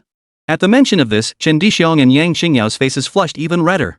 Yang Qingyao completely lost her composure, pointing at Lu Feng and snapping, "Lu Feng, can you just drop this damn thing already? I've made it perfectly clear that video was nothing but an AI-generated fake. It's not real at all. If you keep using that video to threaten my mom into doing things, don't blame me for calling the cops." Chapter 63, Qin Shuya at 38 degrees. Hearing this, Lu Feng sneered coldly with utter contempt. "Yang Qingyao, you've got some nerve. You actually have the audacity to threaten me with the police? Go ahead and call them if you want. I'd love to see whether the police come to arrest you or me." Hearing this, young Qingyao actually felt a bit flustered. After all, she knew deep down that all the videos Lu Feng had were genuine. So she quickly changed the subject. "You talk all this nonsense, but in the end, you still forced my mother to do that kind of thing in the private room, didn't you? Lu Feng, you bastard. Let go of my mom." With that, young Qingyao rushed over to help Qin Shuya break free from Lu Feng's embrace. But Qin Shuya turned to young Qingyao and said, "Yaoer, Lu Feng didn't threaten me. He certainly didn't force me. Don't misunderstand him. Lu Feng was genuinely just giving me a massage. Nothing else happened." Hearing her mother say this, young Qingyao felt even angrier. Yang Qingyao couldn't believe that even now, her mother was still defending Lu Feng. "Mom, have you lost your mind from the fever? How could you side with Lu Feng like this?" Qin Shuya responded with a stern expression, "Yaoer, I may be sick, but I haven't lost my mind yet. Even though you and Lu Feng broke up, we can't accuse him of things he didn't do. You'd better apologize to Lu Feng quickly. Then this matter can be put to rest." Yang Qingyao found it utterly laughable. She had actually worried that Qin Shuya might be threatened by Lu Feng. Now Qin Shuya actually wants her to apologize to Lu Feng. Though young Qingyao was furious, she had to attend to the matter at hand first. She addressed Qin Shuya directly. "Remember when I asked you to contact the owner of Nguyen Jewelry? How did that go? I did mention it to your Aunt Jiang, but she refused. In the end, she chose to partner with Lu Feng instead." Hearing Qin Shuya's response, Chen Dishong's eyes widened in shock. "What? Promise Jewelry partnered with Lu Feng?" Chen Dishong looked at Lu Feng in utter disbelief. He couldn't fathom how this kid had managed to connect with Promise Jewelry. But seeing the current dynamic between Lu Feng and Qin Shuya, Chen Dishong suddenly understood everything. He looked at Lu Feng with a meaningful expression. "Lu Feng, you're quite the schemer, aren't you? So you deliberately seduced Aunt Qin just to get connected with Promise Jewelry, right? You scum, deceiving Aunt Qin's feelings and sabotaging the partnership between our Chan Group and Promise Jewelry, just you wait." With that, Chen Dishong slammed the private room door shut and stormed out. Watching Chen Dishong leave, young Qingyao hurried after him. Before leaving, young Qingyao shot one last barb at Qin Shuya. "You make me sick." Qin Shuya felt a pang of sadness seeing her daughter's cold indifference toward her. But she was still ill at the time and couldn't chase after him directly. She could only sit alone on the sofa, silently enduring it all. Meanwhile, Lu Feng, witnessing the conflict between Qin Shuya and Yang Qingyao, couldn't help but feel a secret sense of satisfaction. "I'll be leaving now. If you need anything else, just call me." Qin Shuya rose with a desolate expression, her voice faint as she addressed Lu Feng before turning to leave the private room. However, a high fever had already left Qin Shui's head feeling dizzy and foggy. Compounded by Yang Qingyao's earlier provocation, a sudden wave of dizziness swept over her, sending her tumbling sideways. But she didn't hit the floor. Through her haze, she felt the reassuring warmth of a solid chest. Looking up, she realized it was Lu Feng who had caught her. Lu Feng, I. Qin Shuya desperately wanted to say she could manage alone and didn't need his help. But the persistent high fever had already robbed her of the ability to form coherent sentences. Just then, a line of white text slowly appeared before Lu Feng's eyes. The system's options manifested once more. You feel Qin Shuya's burning fever and realize her condition has worsened. She is now in your arms. Your next decision. Option 1, show your manly prowess. What's wrong with Qin Shuya having a fever? At 38 degrees Celsius, she's even more alluring. Proceed to consummate matters right here in the private room. Reward, 1 Shen Kuan Yang Tun Strength Pill. Option 2, you decide Qin Shuya can't stay like this and take her home yourself. Reward, a $200 gas card. Option 3, chase after Yang Qingyao before she's too far away. Explain the situation clearly and convince her to return to care for Qin Shuya. Reward, 1 pair of warm, waterproof, form-fitting athletic pants. Lu Feng nearly fainted when he saw the first option the system presented. While the first option seemed tempting, Lu Feng wasn't the kind of scheming villain who took advantage of others. Especially with Qin Shuya sick and running a high fever, Lu Feng simply couldn't bring himself to do such a thing. As for the third option, Lu Feng found it utterly humiliating. Not only would explaining this to Yang Qingyao be utterly humiliating, but the reward itself was pitifully meager. While a 2,000 yuan gas card was nothing special, out of sheer helplessness, Lu Feng ultimately had no choice but to opt for taking Qin Shuya home. Alright, you don't need to say anything else. I'll just take you home. Before Qin Shuya could respond, Lu Feng picked her up and carried her out of Golden Leaf KTV. Soon, Lu Feng arrived at Qin Shuya's home. Thoughtfully, he prepared a cup of warm water and a towel for a cold compress. But just as he placed the towel on her forehead, he suddenly noticed the gentle rise and fall of her chest with each breath. This sight, combined with her flushed cheeks, would make any man want to cherish her deeply. But Lu Feng didn't dwell on it. After placing the towel, he immediately prepared to leave. The cool sensation on her forehead brought Qin Shuya back to her senses. She had assumed her daughter was tending to her, but upon opening her eyes, she saw Lu Feng standing there. Seeing this, a whirlwind of emotions swept through Qin Shuya, leaving her at a loss for words. As Lu Feng prepared to leave, Qin Shuya could only manage, "Lu Feng, thank you." Facing her gratitude, Lu Feng offered only a faint smile, saying nothing more. Downstairs, Lu Feng glanced at the unexpected 2,000 yuan gas card in his pocket and couldn't help but shake his head with a wry smile. Chapter 64, Dare to Insult Me? I'll beat you to a pulp. Driving the Lamborghini from the system's latest reward, Lu Feng floored the accelerator and quickly vanished from the vicinity of Qin Shuya's residential complex. Early the next morning, Lu Feng arrived at Mingtai Company dressed in a suit. The system had previously rewarded him with a high-value cooperation order, and today he came to the company to finalize the relevant contract signing. Shortly after arriving at his office, Wang Lan walked in carrying a stack of documents. "Mr. Lu, these are the documents for today's meeting with Auric Games. I've organized them for you." Lu Feng looked up just as Huang Lan bent over to hand him the papers, revealing a glimpse of her cleavage beneath her white blouse. Despite being in her 30s, Huang Lan exuded an undeniable urban professional vibe in her company attire. Especially with her sharp, refined features and long, fair legs, she had the look of a beautiful white-collar woman straight out of a movie. Lu Feng took the documents and nodded. "Alright, head over to the conference room and get ready. We'll be starting the cooperation negotiations with Auric Games shortly." Meanwhile, several business vehicles had already pulled up outside Mingtai Company's entrance. Numerous foreigners emerged from the vehicles, led by a stunning blonde beauty with striking features. Beside her, a man with a sharp, monkey-like face spoke in a foreign language. "Miss Karina, honestly, I have no idea what headquarters is thinking, wanting to partner with a company like this." Karina's expression remained unchanged as she replied in a cold tone, "Headquarters must have their reasons. Our job is to finalize the cooperation details with Mingtai Company and sign the contract. The rest is none of our concern." With Karina having made her stance clear, the man naturally had little more to say. Upon entering Mingtai Company's large conference room, the man saw Lu Feng sitting alone in the vast space. He couldn't help but put on airs, declaring, "Hey, where's your boss? Doesn't he know we're here from Auric Games?" Watching the foreign man strut about like a peacock, Lu Feng felt genuinely annoyed. However, he found the blonde-haired, blue-eyed beauty quite pleasant, which somewhat eased his irritation. Seeing Lu Feng still sitting there motionless, the man grew even more impatient. "Hey! Are you people from Mingtai Company hard of hearing? I'm talking to you. Is it just Mingtai Company that's got a screw loose, or is it all of you Dragon Country people?" The foreign man spoke entirely in a foreign language, but Lu Feng possessed the system-granted specialization in communicating in 8 languages, allowing him to understand every word. The moment he heard the man insult him like that, rage instantly surged within Lu Feng. Simultaneously, the system's options appeared before Lu Feng. Faced with a rude foreign business partner hurling insults, as the chairman of Mingtai Company, what action will you take next? Option 1. Pretend you don't understand the foreign language. This avoids awkwardness and conflict, allowing you to communicate through a translator. Reward: 1 Teenage Mutant Ninja Turtles cosplay costume. Option 2. Shut him up with a punch. Charge forward and unleash a flurry of punches on the man, pinning him to the ground and beating him senseless first. Reward: double your strength and gain 5 minutes of invincibility. Option 3. Respond sternly in the foreign language, assert your identity, and demand an apology. Reward: enhanced aura effect, doubling your intimidating presence within line of sight. Given the options presented by the system, Lu Feng absolutely could not choose the first one. After all, the reward spoke volumes. If Lu Feng chose to pretend he didn't understand, even the system would look down on him, directly awarding him a cowardly turtle costume. From a business perspective, the third option was actually the best choice. It wouldn't damage relations too much while effectively preserving Mingtai Company's dignity. But Lu Feng simply couldn't swallow that bitter pill. Especially since the man hadn't just insulted Lu Feng, he'd also disparaged the Dragon Nation. There was no way Lu Feng would let him get away with it. What's there to think about? I'm going with the second option. At that thought, Lu Feng's eyes narrowed into slits, veins bulged on his forehead, and an intimidating aura radiated from his entire body. The man remained utterly oblivious to the gravity of the situation. He even pointed at Lu Feng and continued his tirade. Our Ori Games is an internationally renowned company. It's pure charity on our part to partner with a small-time company like yours. The man spoke with an air of arrogance, not giving Lu Feng the slightest bit of respect. When he saw Lu Feng walking toward him, he assumed Lu Feng was finally coming to greet him.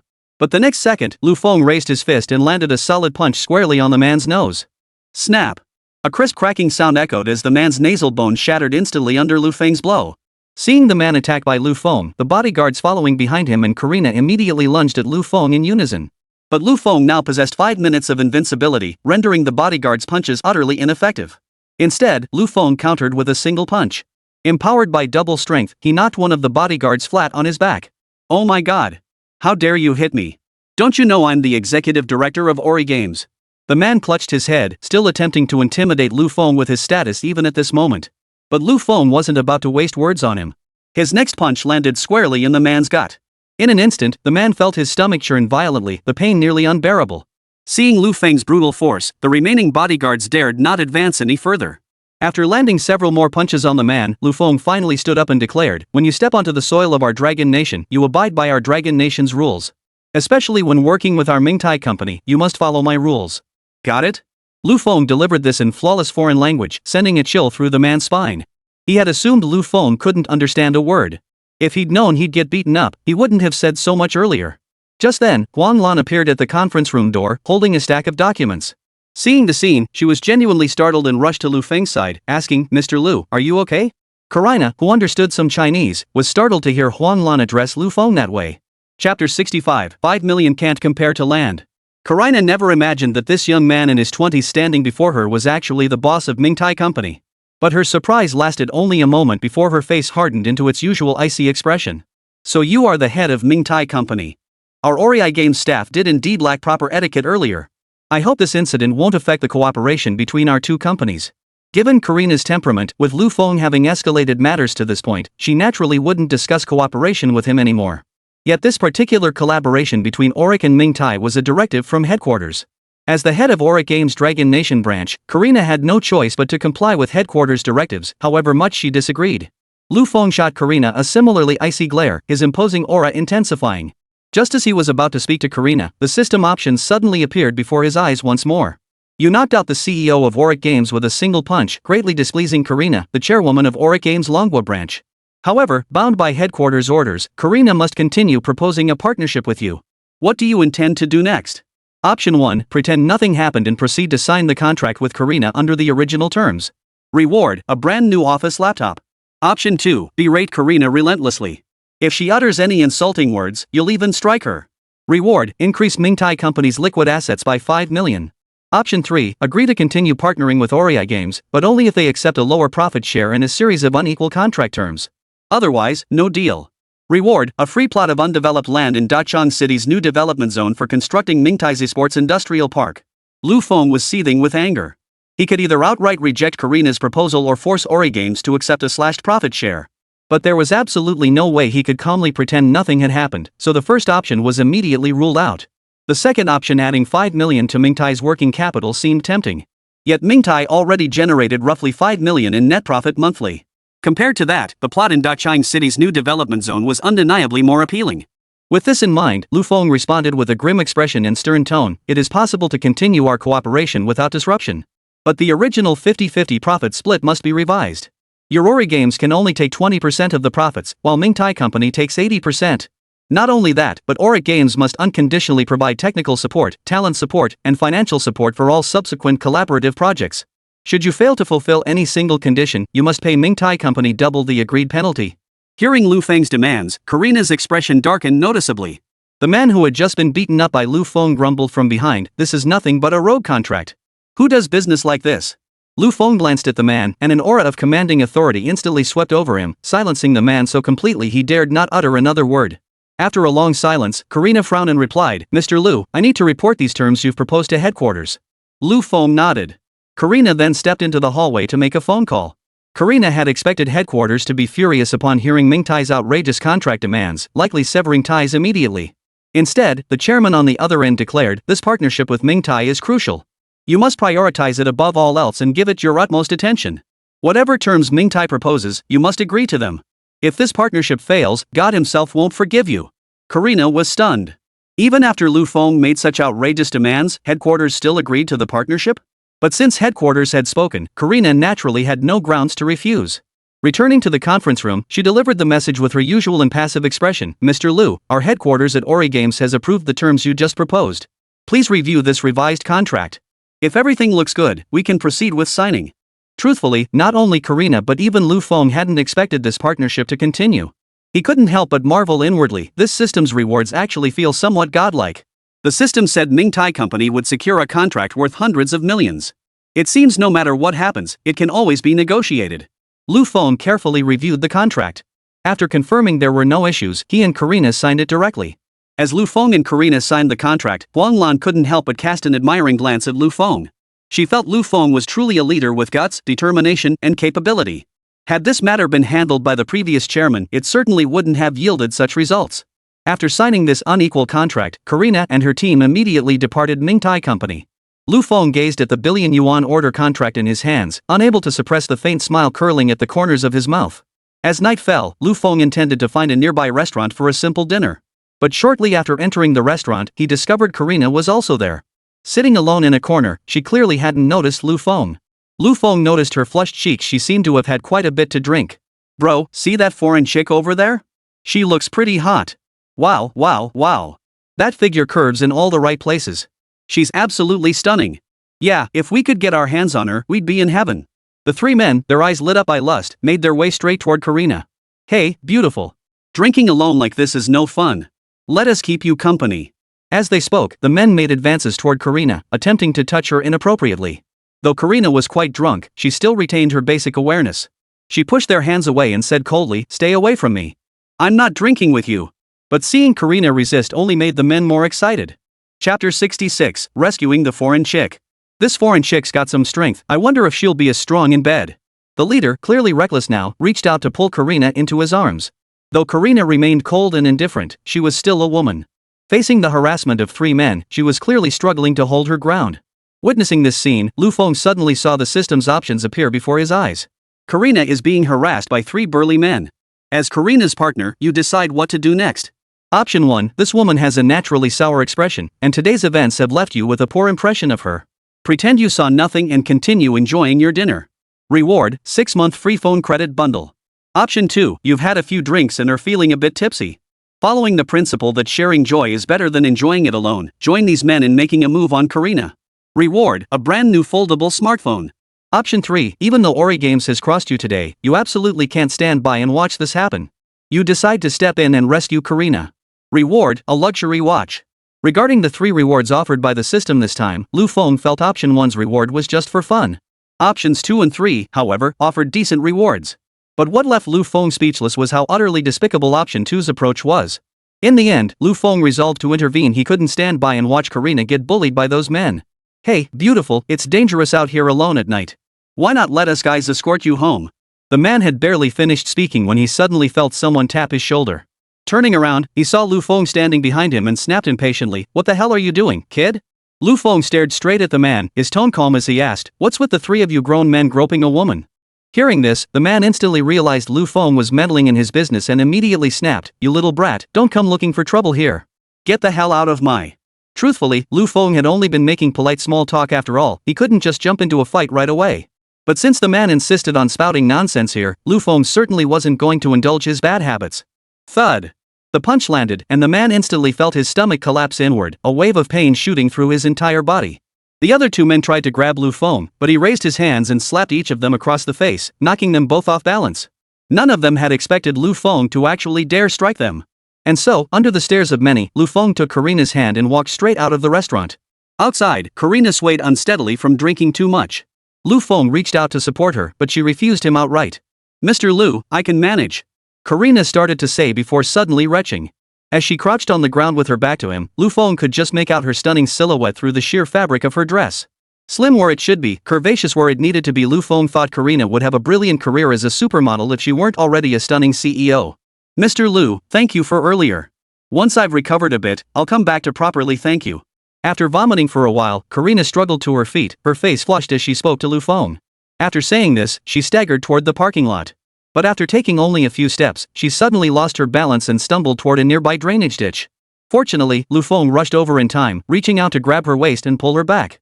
As he held her, Lu Feng suddenly noticed the faint fragrance emanating from Karina's body, sending a tingling sensation through him.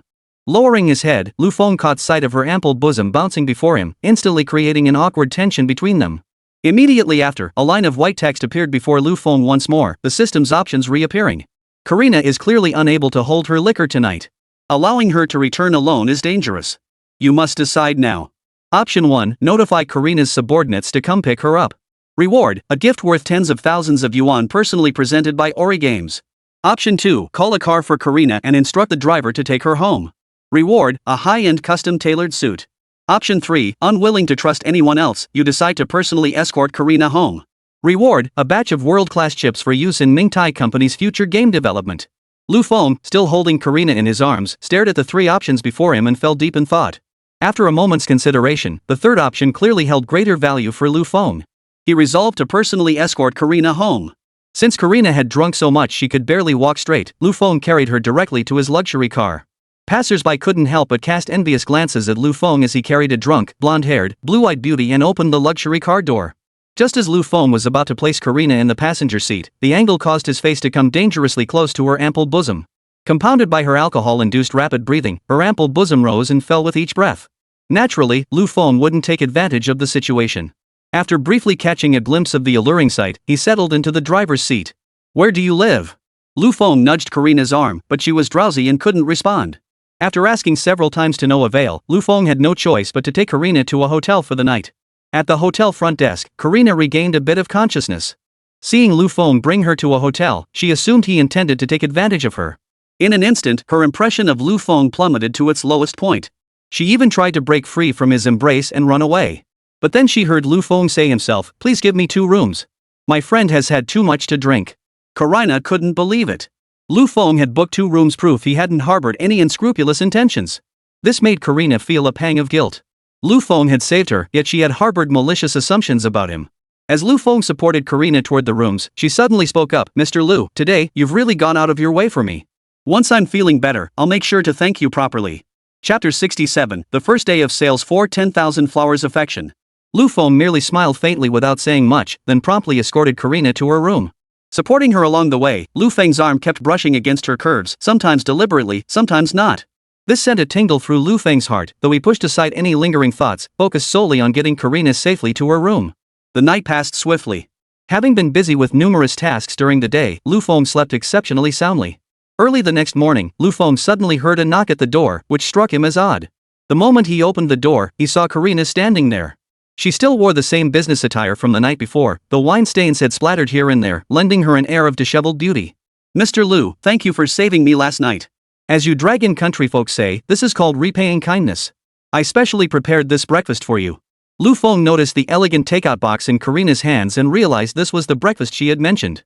But despite being takeout, it bore the logo of a 5-star restaurant, looking undeniably upscale. Well. A takeout breakfast is supposed to repay the favor for saving you last night? Lu Feng teased, looking at Karina. This made Karina blush slightly, but she quickly regained her cool, aloof expression. This morning was too rushed. I didn't have time to prepare a proper gift. Next time we meet, I'll personally present you with a gift to repay you, Karina declared with unwavering resolve. Lu Feng found this foreign beauty rather intriguing. After handing Lu Feng his breakfast, Karina left the hotel immediately. While Lu Feng was eating breakfast, he suddenly saw a news alert about Nguyen Jewelry's new product launch. He recalled that today was the first day of sales for the 10,000 Flowers Love Affirmation Jewelry collection. Moreover, Lu Feng recalled that the system had granted him a reward, a 10-fold cashback on sales during the first day of the Flower Vow collection's launch. Lu Feng was eager to see just how much wealth this day would generate for him. So after finishing breakfast, he headed straight to the launch event for Promise Jewelry's new collection. This rose jade pendant is so beautiful, dear. I wanted buy it for me. Promise Jewelry truly lives up to its reputation as Dachang City's premier jewelry brand. The creativity behind this new collection is simply outstanding. So many jade accessories inspired by flowers, I don't know which one to choose. Early in the morning, a long queue had already formed outside Promise Jewelry, with a steady stream of customers coming to purchase pieces from the Flower of Love collection.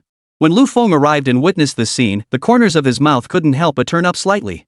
Seeing so many people flocking to buy Nguyen Jewelry, Lu Feng couldn't help but imagine how much money he could rake in if sales were multiplied by 10. However, just as the sales event was running smoothly, a jarring female voice suddenly cut through the crowd. Promise Jewelry sells nothing but counterfeit goods, she declared, holding aloft a lotus-shaped jade pendant. All eyes instantly turned to the woman. Jiang Yuru frowned at the scene and stepped forward to say, all the jade raw materials used by Promise Jewelry are genuine.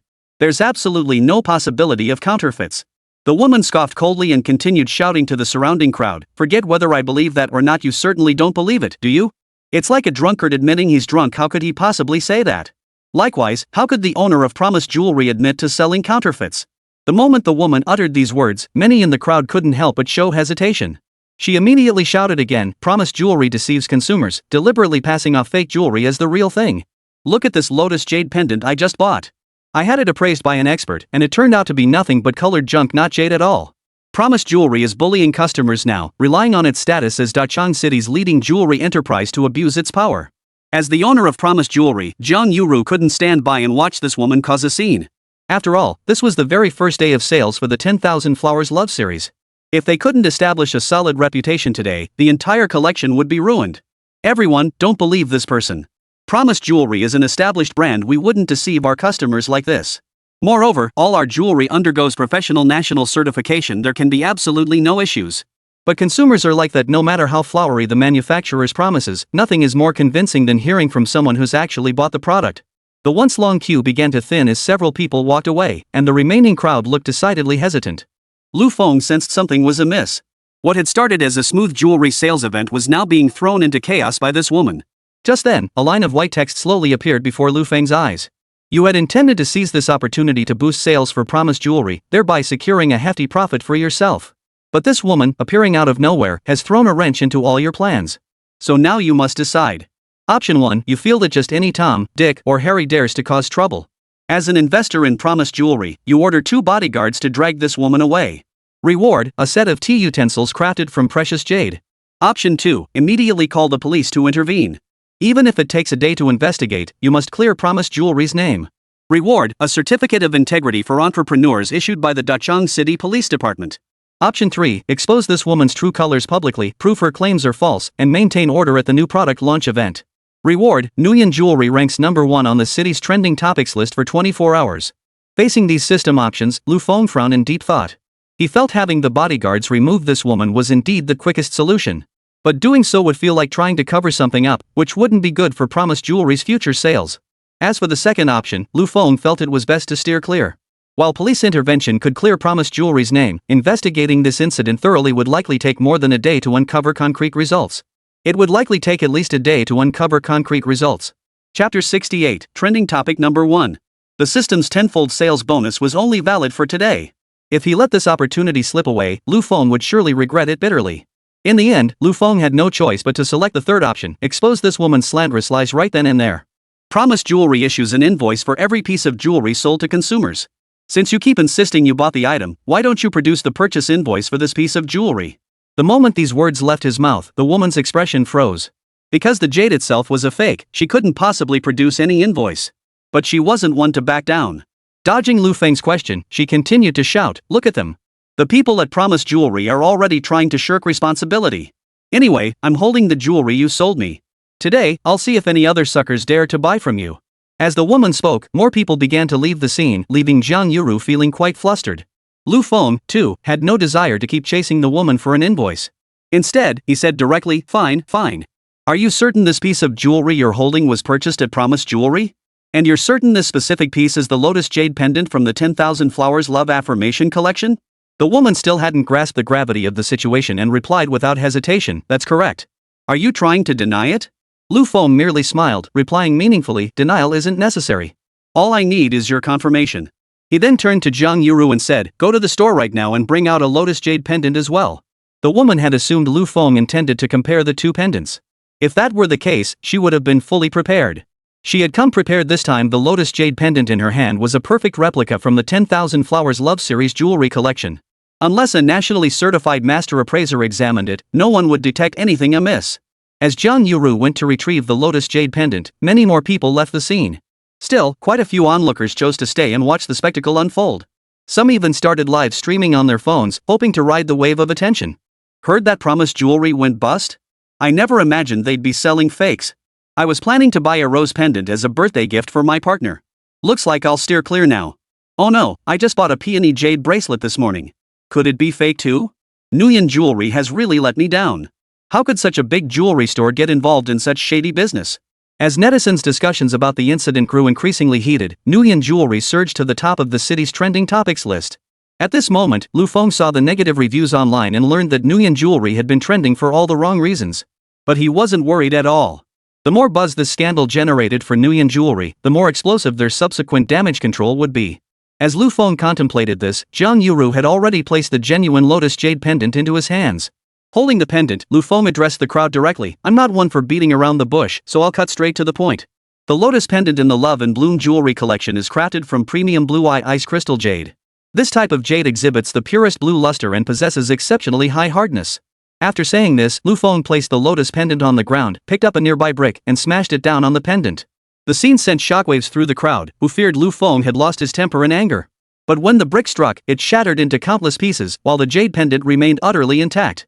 Under the watchful eyes of the crowd, Lu Feng picked up the pendant again. "Come, take a closer look yourselves. Does this pendant show even the slightest sign of damage?" The onlookers immediately crowded around, each wearing an expression of utter astonishment.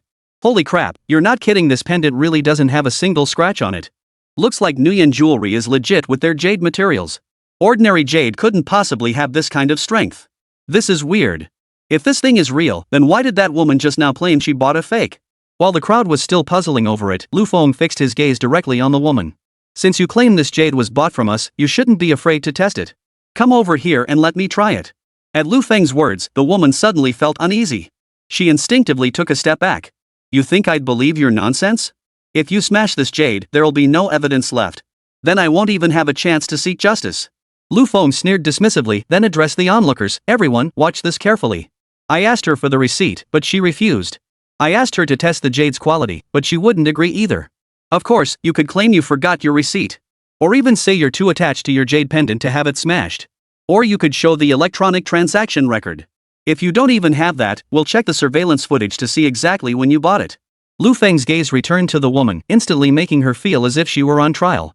After Lu Feng finished speaking, many people present slowly came to their senses. Even online, quite a few began siding with Nguyen Jewelry. What's this woman's game? She came to claim compensation, yet she can't produce a single piece of evidence? Can't produce an invoice, won't provide an e-receipt. I bet she wouldn't dare check the surveillance footage either. This whole mess, I actually thought Nguyen Jewelry was selling fakes at first. Turns out it's just this idiot spreading rumors. Guys, you won't believe this, I just smashed my Lotus Jade pendant with a brick and it didn't break. Blue Pupil Ice Crystal Jade is incredibly durable and valuable. The fact that Nguyen Jewelry uses this as raw material shows their genuine commitment. In an instant, the online sentiment toward Nguyen Jewelry underwent a complete reversal. Where everyone had been condemning Nguyen Jewelry for scamming consumers, now the internet was flooded with nothing but praise for the brand. Watching the online sentiment shift, Lu Feng pressed the woman further, "Spreading rumors is illegal. Tell me who put you up to this?" Chapter 69, Double Refund on Nightclub Spending. Lu Feng asked this because he could tell the jewelry in the woman's hand was a high-quality replica of the lotus jade pendant. Ordinary people simply didn't possess such craftsmanship. Even if someone did have such skill, they wouldn't need to resort to scamming others for money. Yet this woman had chosen to take such a risk, causing a scene in front of so many people clearly aiming to smear promised jewelry. Realizing her scheme had failed, the woman slowly backed up a few steps before attempting to flee. But Lu Feng had already instructed his bodyguards to block her escape route, leaving her nowhere to run. Don't lay a finger on her, we don't want her making more false accusations against us. Escort her inside for tea first. Don't disrupt the sales flow out here. Lu Feng instructed his bodyguards calmly and methodically. Without a word, they immediately escorted the woman into the inner hall of promised jewelry. Watching Lu Feng handle the situation flawlessly, Zhang Yuru's admiration for him surged once more. She had initially thought Lu Feng was merely handsome and wealthy, the epitome of a young, promising gentleman. But today, Zhang Yuru witnessed his remarkable ability to handle situations. That sense of composure under pressure truly instilled a feeling of security. Mr. Lu, I'm truly sorry to trouble you today, especially with something like this, Zhang Yuru said gratefully, her slender waist swaying as she spoke. As her slender waist swayed, her ample bosom bounced rhythmically, creating an almost precarious sensation. Lu Feng merely smiled faintly at the sight before replying, as an investor in promised jewelry, I couldn't stand by and let others disrupt the event. Now that the disturbance has ended, let's proceed with the sales as planned. Due to the recent incident, promised jewelry had surged to the top of Dachang City's trending topics list. Within half an hour, the crowd blocking the entrance had doubled in size. This scene persisted until evening, with customers still streaming in to purchase the 10,000 flowers of love. Certain types of floral jade pieces had even sold out completely. Zhang Yuru had anticipated the 10,000 flowers of love collection would be popular, but she never imagined it would be this wildly successful. Eager to engage Lu Feng, Zhang Yuru excitedly exclaimed, Mr. Lu, the 10,000 flowers collection is selling like hotcakes. We've already sold over 500 pieces today. Upon hearing Zhang Yuru's words, Lu Feng made a rough estimate. The cheapest piece of 10,000 flowers jewelry would cost over 30,000 yuan, while the most expensive could reach over 100,000. Selling over 500 jewelry pieces would bring Nuyen Jewelry at least 20 million yuan in revenue. Add to that the system's tenfold sales bonus, and that meant at least over 200 million. Realizing this, Lu Feng couldn't help but let the corners of his mouth turn up slightly. Though he was already wealthy, who wouldn't welcome more money? Mr. Lu, to celebrate our first collaboration being such a success, how about I treat you to dinner tonight? Zhang Yuru said, deliberately accentuating her impressive cleavage. She kept leaning toward Lu Feng, sometimes intentionally, sometimes not, so that her ample curves would occasionally brush against him. The sensation sent a tingle through Lu Feng's heart, but just then, his phone buzzed with a message. He glanced at his phone. It was from Su Wanwan. Lu Feng, my parents are forcing me to have dinner with a blind date tonight. Can you come and help me out? Now faced with simultaneous invitations from Zhang Yuru and Su Wanwan, Lu Feng found himself in a real bind. But just then, the system options appeared before Lu Feng's eyes once more.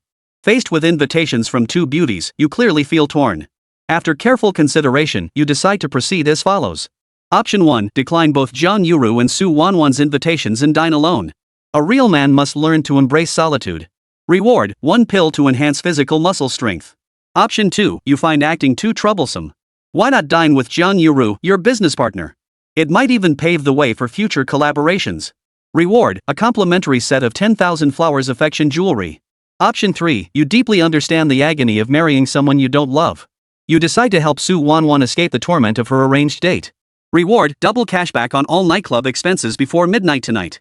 The moment Lu Feng saw the double cashback offer for nightclub spending, his eyes lit up. Though it was only double the amount, not quite as generous as the previous tenfold return. Compared to the rewards of the first two options, this double cashback offered better value for money. With that thought, Lu Feng responded to Zhang Yuru, Miss Jiang, I have some things to attend to tonight. I'm afraid I won't be able to join you for dinner. Before leaving, Lu Feng reminded Zhang Yuru, oh, and since Manhwa Dingqing is so popular today, you should definitely capitalize on this buzz. Aim to create another peak in jewelry sales revenue before midnight tonight. Learning Lu Feng couldn't join her for dinner, a hint of disappointment flashed across Zhang Yuru's flawless face. She had hoped to use tonight's opportunity to potentially deepen her relationship with Lu Feng. But since Lu Feng couldn't make it, Zhang Yuru resolved to focus on boosting sales figures instead, hoping to impress him. Following the location provided by Su Wanwan, Lu Feng soon arrived at the entrance of the Longshao Hotel. The Longshao Hotel was one of Dachang City's more renowned five-star establishments, frequented primarily by the city's wealthy and powerful elite. Lu Feng! A lively, girlish voice suddenly rang out from nearby. Lu Feng turned to see Su Wanwan running toward him in a powder-pink V-neck gown, looking like a fairy. As she ran, her snow-white breasts bounced gently with each step, a sight truly pleasing to the eye. Lu Feng, thank you for coming to my rescue today. My parents practically forced me to come. I really had no choice. Don't worry. Tonight, we just need to pretend to be a couple. It shouldn't be too much trouble for you. Lu Feng responded with a gentle smile. If I thought it was a bother, I wouldn't have come tonight. Hearing his words, Su Wanwan lowered her head and smiled knowingly, her cheeks flushing slightly as a hint of shyness crept into her heart. Chapter 70, Rivals in Love. But just as they were about to enter the hotel, Lu Feng spoke up. Since we're pretending to be a couple, shouldn't we walk in more naturally? Only then did Su Wanwan realize. She shyly hooked her arm through Lu Feng's. Sorry, I'm not very experienced. This way looks more like a real couple, right? Seeing Su Wanwan's coy demeanor, Lu Feng found the little girl rather adorable. Led by Su Wanwan, Lu Feng arrived at a private room on the top floor of the Longshao Hotel. The moment they pushed open the door, a young man wearing gold-rimmed glasses and a suit spoke up. Wanwan, you're finally here. But when the young man noticed Lu Feng accompanying Su Wanwan, his expression darkened instantly. Wanwan, who is this? The young man asked sternly, his eyes filled with hostility toward Lu Feng. Su Wanwan deliberately tightened her arm around Lu Feng's waist. This is my boyfriend, Lu Feng. Lu Feng, let me introduce you. This is Lu Xiaopeng. We went to the same university, and our fathers are business partners. Lu Feng deliberately wrapped an arm around Su Wanwan's waist and addressed Lu Xiaopeng. I hear you wanted to invite my girlfriend out to dinner? Since I'm free tonight, why don't the three of us dine together? At that moment, Lu Xiaopeng's gaze toward Lu Feng was filled with utter loathing. He looked at Su Wanwan in utter confusion. Wanwan, what's going on here? We agreed I'd treat you to dinner tonight. When did you suddenly get a boyfriend out of nowhere? Caught off guard by Lu Xiaopeng's question, Su Wanwan visibly flinched. She quickly composed herself and replied, I've always had a boyfriend. Didn't my dad tell you? Besides, what's wrong with bringing my boyfriend to dinner? Did you invite me over for some ulterior motive? Lu Xiaopeng was so furious his molars itched. He wanted to charge over and knock Lu Feng flat on the ground. He scrutinized Lu Feng from head to toe, finding every inch of him reeking of cheapness. Lu Xiaopeng was convinced that a loser like Lu Feng was completely unworthy of Su Wanwan. Wanwan, I never imagined your taste in boyfriends could be this poor. With so many guys chasing after you, why did you pick this loser who can't even hold his own? Lu Xiaopeng couldn't care less about Lu Feng. After sitting down, he sneered contemptuously at Su Wan, criticizing Lu Feng. Lu Feng, however, said nothing. Instead, he slowly and deliberately took Su Wanwan's hand, deliberately displaying an affectionate demeanor right in front of Lu Xiaopeng. This sent Lu Xiaopeng's rage soaring to new heights, a torrent of fury erupting within him. Good evening, sir. Here is the menu for the Longshao Hotel. Just then, the waiter respectfully handed the menu to Lu Xiaopeng. Lu Xiaopeng pointed at Lu Feng across from him and said, I don't need it. Give the menu to that guy over there instead. He then fixed his gaze on Lu Feng. Lu Feng, this must be your first time in such a high-class establishment, right? Today, I'm giving you this one chance. Order whatever you want. See for yourself what the upper class is really like. After this meal, I strongly advise you to break up with Wanwan immediately. You're simply not worthy of her. Su Wanwan never expected Lu Xiaopeng to lay into Lu Feng so bluntly and directly. Lu Feng shot Lu Xiaopeng a meaningful look and replied calmly, whether I'm worthy or not isn't for you to decide.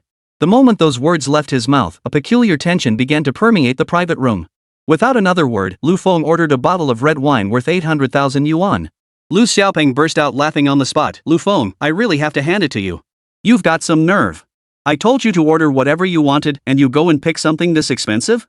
Your resentment towards the wealthy is pretty intense, isn't it? But Lu Feng looked at Lu Xiaopeng as if he were a little kid. You've got it all wrong. I'm having dinner with my girlfriend. What business is it of yours? I'm covering every single expense tonight.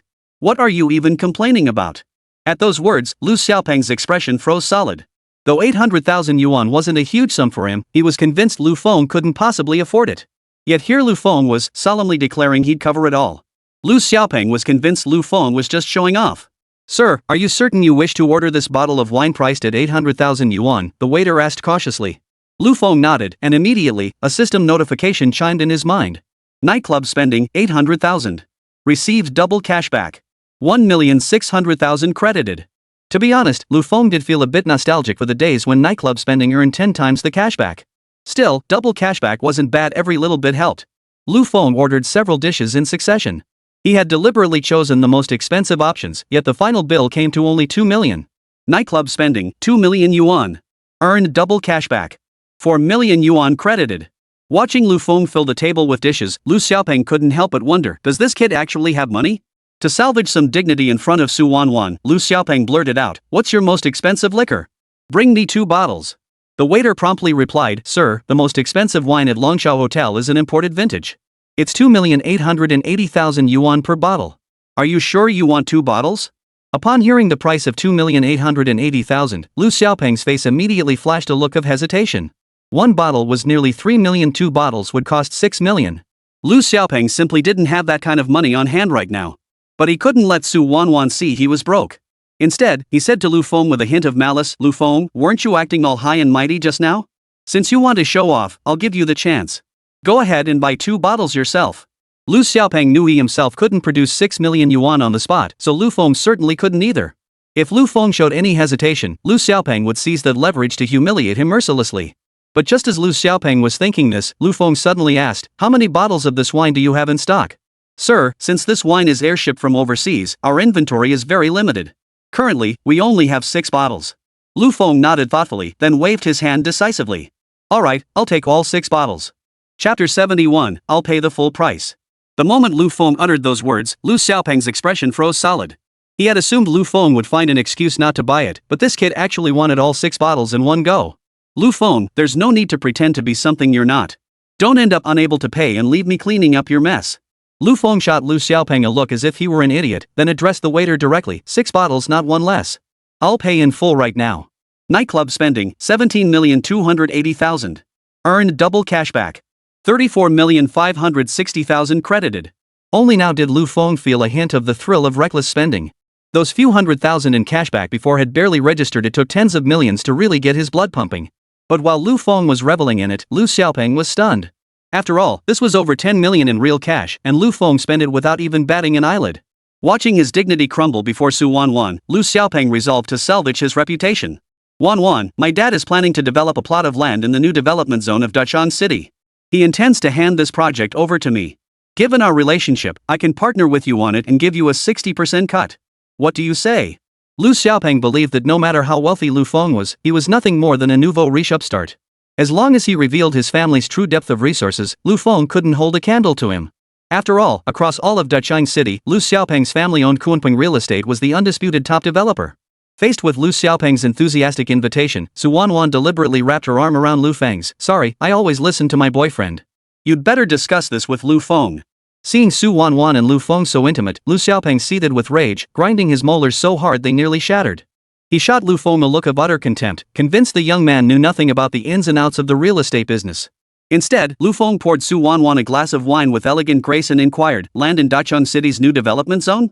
If I'm not mistaken, the area around the tech industrial park, right?" Lu Xiaopeng immediately put on airs. Well, who'd have thought a country bumpkin like you would know about that plot? That's right. Confronting Real Estate is about to snap it up. If I'm feeling generous later, I might even let you come take a look. Open your eyes wide." Lu Feng frowned and muttered, "If that's the plot you're talking about, you might as well go wash up and go to bed. It has absolutely nothing to do with you." After saying this, Lu Feng casually picked up a piece of meat and placed it in Su Wanwan's bowl. The moment Lu Feng uttered those words, Lu Xiaopeng burst out laughing. "This is ridiculous. Confronting Real Estate is the industry leader in Dachang City. Who do you think you are, pointing fingers at Confronting Real Estate's projects?" Lu Feng shrugged indifferently. "Don't get so worked up. I'm just stating a fact. That plot of land has already been purchased by me. You guys at Confronting don't stand a chance." Hearing this, Lu Xiaopeng felt as if he'd just heard the biggest joke in the world. Across the entire city of Dachang, there wasn't a single real estate company that could go toe-to-toe with Confronting Real Estate. It was no exaggeration to say that any plot Confronting set its sights on was practically theirs from the start. And now Lu Feng was claiming he'd bought the plot for the tech industrial park? Lu Xiaopeng thought it was utter nonsense. "Lu Feng, I have to say, your confidence is truly baffling. I honestly don't understand how Wanwan could have fallen for you." Lu Feng completely ignored Lu Xiaopeng, choosing to brush off his remarks entirely. After the meal, Lu Xiaopeng had planned to watch Lu Feng make a fool of himself, expecting him to be unable to pay the bill. Instead, Lu Feng swiped his card without a moment's hesitation. But that wasn't the most important part. What mattered was that while paying, Lu Feng spotted an exquisitely crafted jade pendant displayed in the hotel lobby. Lu Feng stared at the pendant for a moment before turning to Su Wanwan and saying, "I feel like you've been needing some jewelry lately, haven't you? This jade pendant is quite beautiful. I'll buy it for you." Su Wanwan glanced at the jade pendant displayed in the Longshao Hotel lobby. It was indeed exquisite, even radiating an ethereal aura. But Lu Xiaopeng sneered, "Lu Feng, I admit you might have a little cash, but there's no need to put on airs in front of me. The Longshao Hotel displays a new piece of jewelry in the lobby every so often. These pieces are crafted by the world's top masters, using only the most precious jade materials available globally. The jade pendant you just mentioned is valued at 19,999,000 yuan. I advise you not to overreach before maxing out your credit card. Lu Feng was taken aback. He'd assumed the pendant was worth $1 million or two at most, never imagining it would cost over $10 million. Although Lu Feng felt the price was a bit inflated, with the system's double cashback, he didn't care about the cost at all. The more expensive, the better.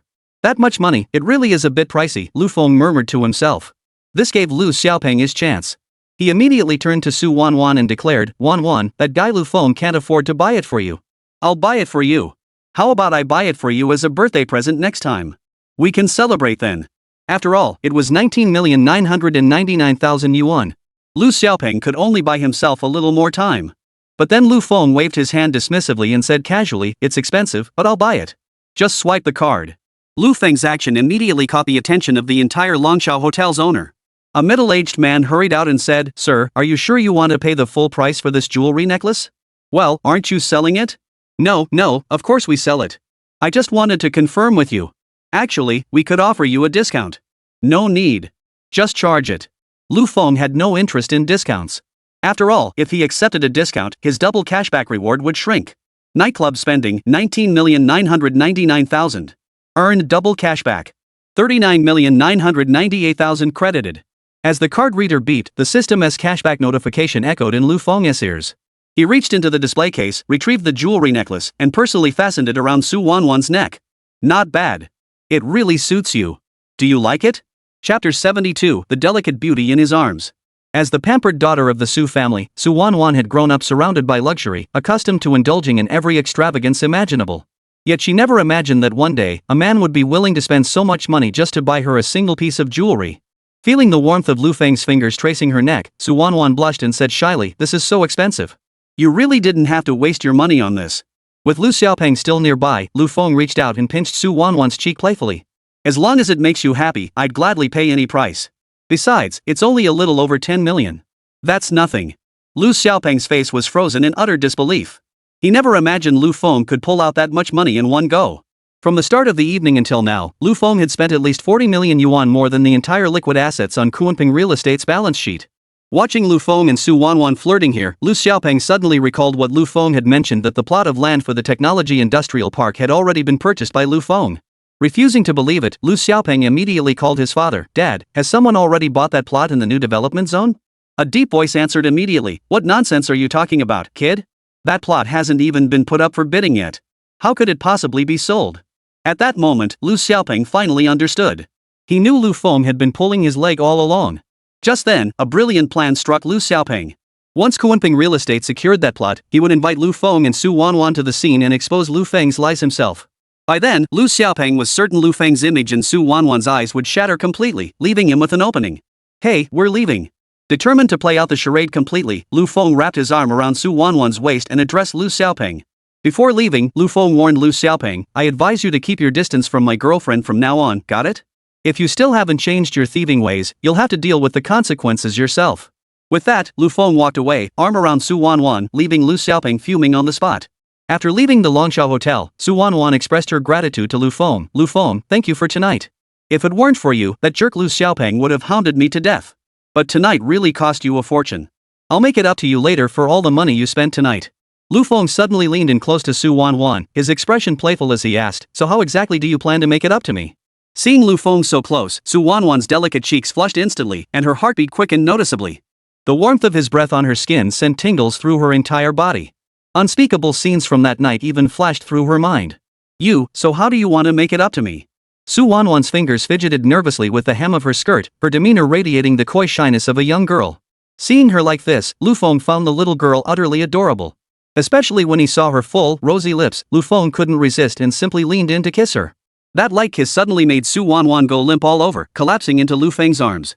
Seeing such a beautiful girl nestled in his arms sent a tingling sensation through Lu Feng, momentarily throwing his breathing off rhythm. But just then, Lu Feng's phone rang abruptly. The warm, delicate atmosphere shattered instantly. Su Wanwan quickly pulled away from Lu Feng's embrace. The moment Lu Feng answered, Manager Zhang's frantic voice came through. Mr. Lu, it's an emergency. The guys from Tiger Quarry are here causing trouble, threatening to wreck our entire KTV.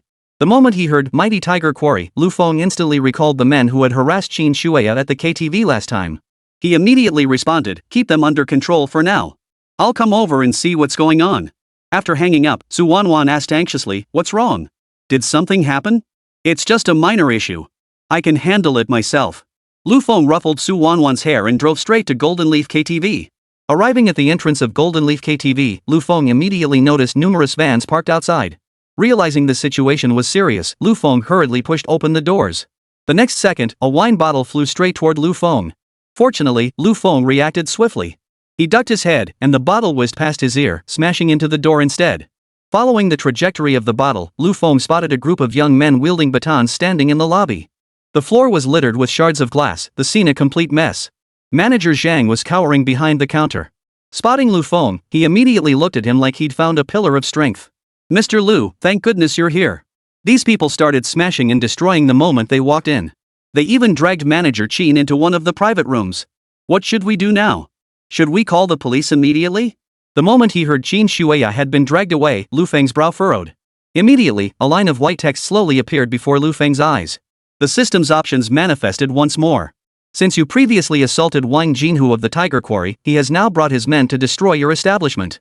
To vent his rage, Wang Jinhu has even abducted Qin Shueya. Faced with this dangerous situation, what action will you take next? Option 1, reveal your identity on the spot.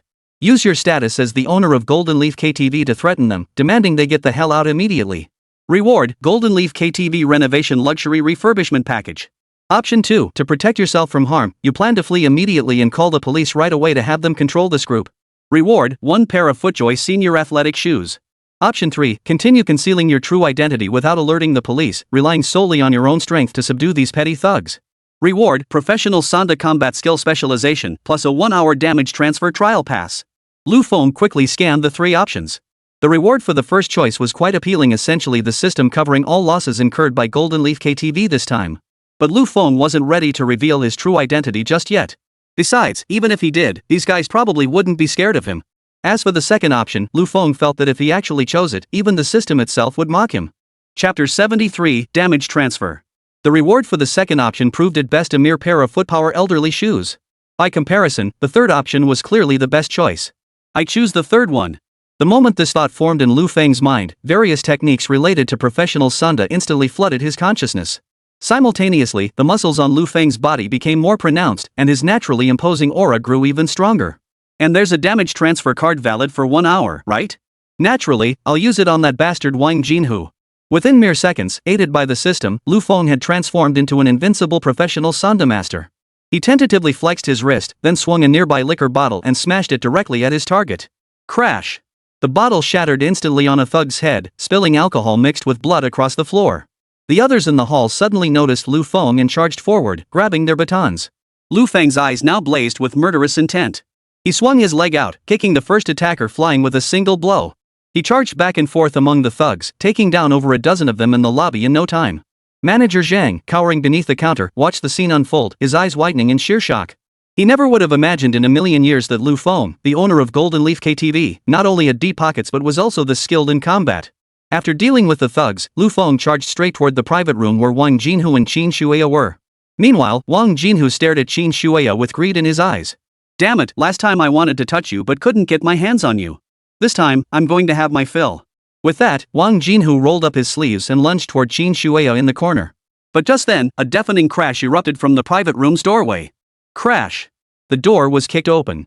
Wang Jinhu turned to see Lu Feng standing right there. The moment he saw Lu Feng, Wang Jinhu instantly recalled the humiliation he had suffered at Lu Feng's hands last time. A surge of rage welled up inside him, and he immediately shouted at his henchman beside him, "Beat the out of this little bastard." The youth closest to Lu Feng lunged first, swinging a wine bottle straight at Lu Feng's head. Crash! The bottle shattered on Lu Feng's head, yet he remained standing unscathed. Instead, Wang Jinhu let out a wail of pain. "Ouch, damn it! That hurts like hell." Wang Jinhu rubbed his head and discovered it was bleeding. He couldn't help but feel puzzled. No one had hit him, so why was he injured? "What the hell are you all standing around for? Get moving!" Wang Jinhu was already furious, and now, with his head inexplicably split open, his rage boiled over. Another youth wasted no words, swinging a heavy punch straight at Lu Feng's stomach. Lu Feng didn't flinch, taking the blow squarely. Once again, a wail erupted from Wang Jinhu's direction. "Ah!" Wang Jinhu felt a wave of excruciating pain surge through his stomach, nearly driving him mad with agony.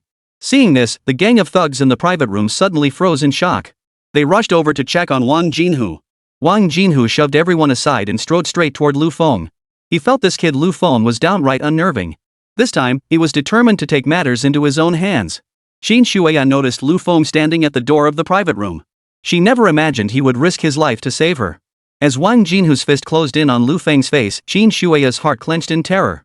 But though the punch landed squarely on Lu Feng's face, Wang Jinhu suddenly let out a piercing scream. Damn it! What the hell is going on? What kind of black magic are you using, you little bastard?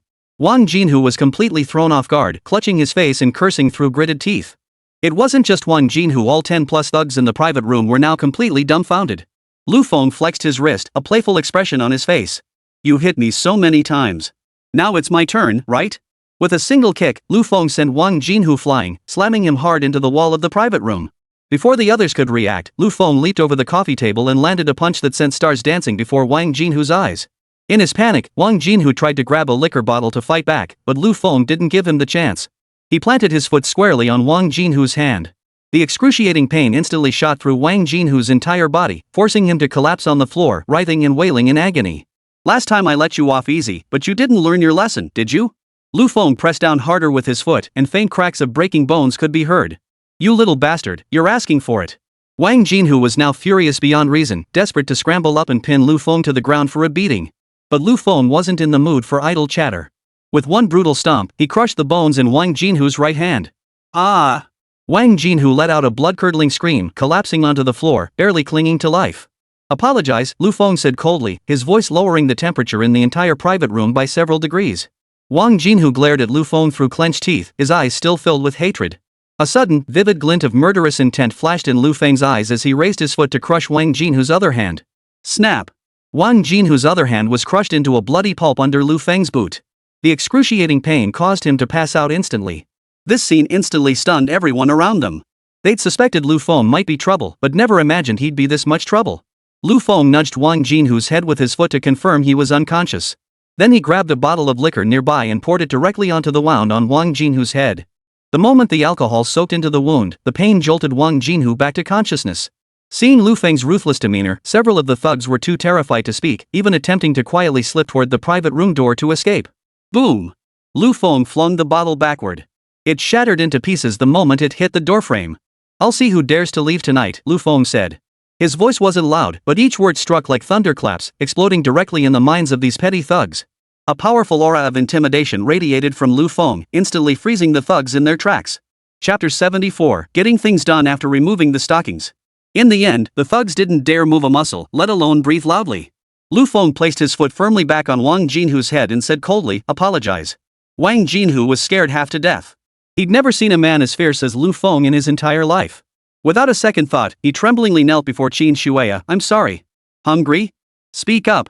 Lu Feng kicked Wang Jinhu squarely in the stomach, sending him into an instant fit of pain, teeth gnashing. I'm sorry, Miss Qin.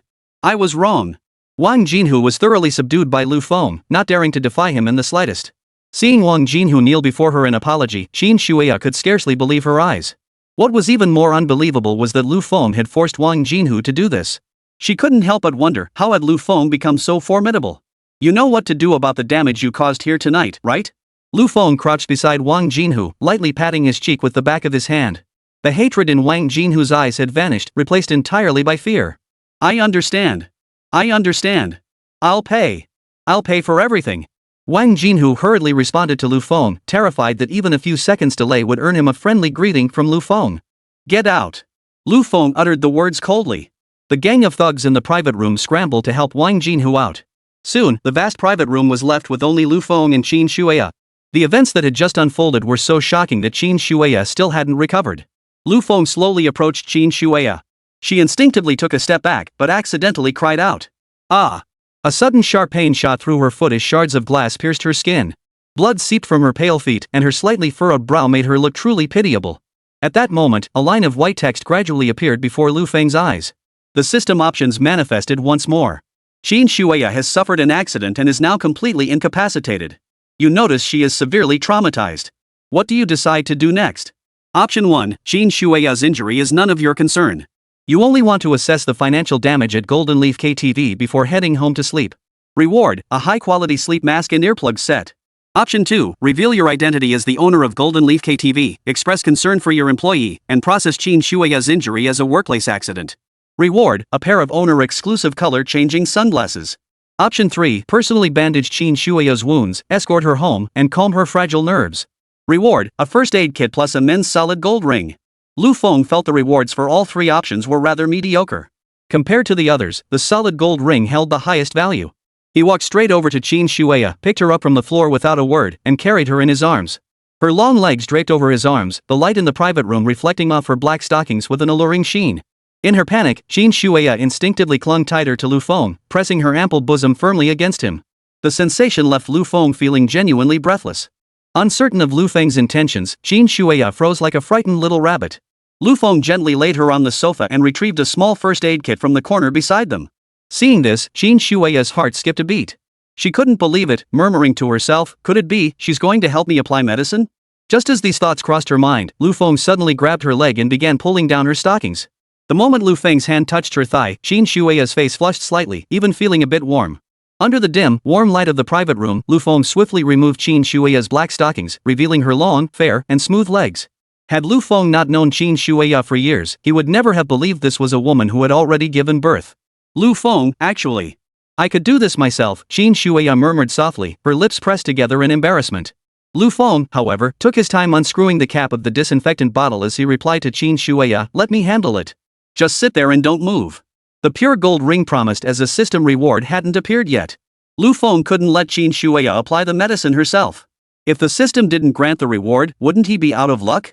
The moment the cotton swab dipped in disinfectant touched Qin Shuya's wound, she suddenly cried out in pain, ah. She instinctively tried to pull her foot back, but Lu Feng held her ankle firmly, leaving Qin Shuya no strength to struggle. Holding Qin Shuya's delicate foot, Lu Feng could even feel the smooth, firm skin beneath his fingertips. Especially after her muffled groan just now, a tingling sensation suddenly spread through Lu Feng's heart. Watching Lu Feng disinfect her wound and carefully apply a band-aid, a wave of warmth suddenly washed over Qin Shuya's heart. She couldn't help but marvel inwardly after all these years, this was the first time a man had ever tended to her wounds with such meticulous care. Not only that, but she recalled the last time she had been sick with a fever it was Lu Feng who had stayed by her side, tending to her every need. All these little things piled up together made Qin Shuya feel that Lu Feng was actually a pretty decent person. Yet she couldn't help but wonder, why hadn't Lu Feng been like this before? Had he been poor and timid before, or was that all an act? Just as this thought crossed her mind, Lu Feng suddenly leaned close to her ear and whispered, you're injured. Let me take you home so you can rest properly. His voice was so close to her ear that Qin Shuya's face flushed instantly, her cheeks burning all the way to her ears. Her breathing even became slightly hurried. She hurriedly replied, no need, Lu Feng. You've already gone out of your way for me today. I'll manage to get back on my own. After saying this, Qin Shuya tried to stand up on her own. But she accidentally tugged at the wound on her foot, losing her balance and tumbling straight into Lu Feng's arms. Seeing Qin Shuya crash into him, Lu Feng didn't dodge. Instead, he opened his arms and caught her directly. The soft sensation of her breasts pressing against him, combined with the faint, sweet scent emanating from her body, sent a tingling sensation through Lu Feng's heart. Chapter 75, Am I being flirted with? Qin Shuya never imagined she'd lose her composure like this in front of Lu Feng. She desperately wanted to push herself off him. But the more she struggled, the more her foot wound throbbed, causing her entire body to sway violently. From Lu Feng's perspective, Qin Shuya radiated the allure of a mature woman. Especially those two snowy peaks, swaying up and down with her body, giving off an almost precarious, teetering sensation. Watching this pleasing sight before him, Lu Feng remarked with a playful expression, look at you can't even stand straight. How are you going to get home? Qin Shuya truly had no rebuttal for Lu Feng. In the end, she could only let him pick her up and carry her toward the exit. When Lu Feng emerged from the private room, Manager Zhang hurried over, exclaiming, Mr. Lu, are you hurt? But upon seeing Qin Shuya in Lu Feng's arms, Manager Zhang instantly regretted his question. If Lu Feng had been injured, how could he possibly have the strength to do this? Clean this place up properly. With that brief instruction, Lu Feng carried Qin Shuya straight out of Golden Leaf KTV. Lu Feng dared not say much more to Manager Zhang, fearing Qin Shuya might discover he was actually the owner of Golden Leaf KTV. Qin Shuya clung tightly to Lu Feng the entire way, occasionally catching whiffs of the masculine scent emanating from him. Because Lu Feng had saved her tonight and applied medicine to her wounds so tenderly. Qin Shuya's impression of him had shifted dramatically. She even felt a faint sense of dependence toward him. Lost in these thoughts, she remained seated in the passenger seat with both arms still draped around Lu Feng's neck. Lu Feng smiled at Qin Shuya and murmured, what's the matter? Don't want to let me go? Only then did Qin Shuya realize she had been clinging to Lu Feng the entire time. She quickly let go, blushing as she stammered, sorry. I was just lost in thought. As Lu Feng drove the luxury car to take Qin Shuya home, she couldn't help asking, Lu Feng, why did you come to save me? Those guys at the Menghu quarry were so intimidating. Weren't you afraid? Faced with Qin Shuya's question, Lu Feng suddenly wore a meaningful expression, because it was you. That's why I wasn't afraid. Qin Shuya's face flushed instantly. She couldn't help but wonder inwardly, was Lu Feng flirting with her? She lifted her head and stole a glance at Lu Feng, only to meet his gaze directly. This made Qin Shuya's heart pound even harder. Soon, Lu Feng dropped Qin Shuya off at the entrance of her apartment complex. Just as he was about to lift her out of the car, he suddenly heard a familiar voice calling out from nearby. Don't do that. My mom will be back soon. That's not going to happen. Just let me touch it, see if it's grown. If it really doesn't work out, I'll go home and change clothes. We can hit up that new bar that just opened tonight? Sounds good. That way I can see if you've learned any new positions lately. Separated by a strip of greenery, Lu Feng recognized Chen Dixiang and Yang Qingyao making out there. Qin Shuya naturally overheard the entire exchange, and her expression suddenly darkened. After all, Qin Shuya was a conservative person. Hearing her daughter speak like this with Chen Dixiang made her feel utterly humiliated. So, supported by Lu Feng, she walked over and called out directly to Yang Qingyao, Yaoer, what are you doing here? Startled by Qin Shuya's voice, Yang Qingyao jumped. Chen Dixiang quickly withdrew his hand and glared at Lu Feng in anger and embarrassment. Damn it, it's you again. Lu Feng, why are you so persistent? Seeing Lu Feng supporting Qin Shuya, Chen Dixiang snapped, Lu Feng, have you no shame at all? Why are you always hooking up with your ex-girlfriend's mom? Is that your thing? Facing Chen Dixiang's taunts, Lu Feng sneered contemptuously, at least I don't do such sleazy things in the neighborhood. Chen Dixiang, your ass really does rule your brain. Is that all you think about every day? Chen Dixiang was so enraged he wanted to charge over and punch Lu Feng. Yang Qingyao, however, shot Qin Shuya a look of utter disgust. Mom, could you please stop hanging around with Lu Feng all the time? If others see you hanging around with Lu Feng, what will they say? Qin Shuya's expression darkened. She replied sternly, Yaoer, don't you dare speak that way about Lu Feng. Someone caused trouble at the KTV today. Lu Feng saw I was hurt and drove me home. But what were you doing here with Chen Dixiang just now? Hearing Qin Shuya's words, Yang Qingyao burst out laughing. Mom, have you gotten so good at making up stories now? Lu Feng is such a coward. If someone caused trouble, he'd be the first to run. How could he possibly have cared about you? You're the one who can't behave properly. My business with Chen Dixiang is none of your concern. With that, Yang Qingyao grabbed Chen Dixiang and walked away. Don't you dare leave. Come back here. But Yang Qingyao was seething with anger. No matter how loudly Qin Shuya shouted, she refused to turn back. Only after Yang Qingyao and Chen Dixiang had walked far away did Qin Shuya force a bitter smile. Lu Feng, I'm so sorry.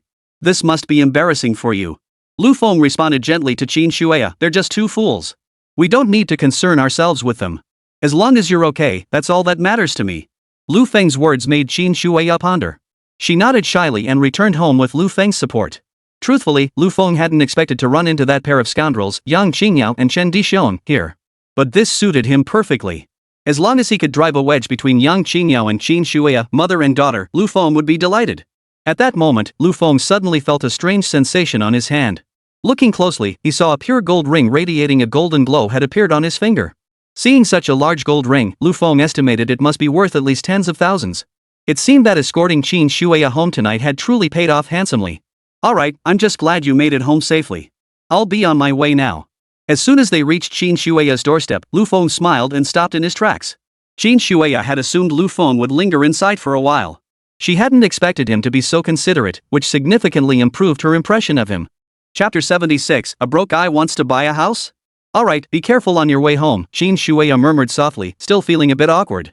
Lu Feng had been so helpful to her tonight that Qin Shuya truly didn't know how to repay him. That night, Lu Feng drove home alone, and before he knew it, it was already midnight. At that moment, the system's voice suddenly echoed in Lu Feng's mind. On its first day of sale, 10,000 Flowers Lovelock generated 23.56 million in sales. Received tenfold sales rebate 235.6 million has been credited. Lu Feng slammed his foot on the gas pedal, wildly venting his inner excitement and joy. Earning over 200 million yuan in pure profit so effortlessly made Lu Feng feel like the king of the entire city of Zhangcheng. Yet he was also stunned. He hadn't expected the first day of sales for the Flowery Affection collection to generate over 20 million in revenue. While the Wanhwa Dingqing jewelry collection itself was exceptional, Lu Feng believed the top spot on the city's trending searches had undoubtedly amplified its appeal. Otherwise, even if Nguyen Jewelry worked themselves to death, they couldn't have achieved such staggering sales in a single day. With all this money now in hand, Lu Feng felt it was time to properly show his parents some filial piety.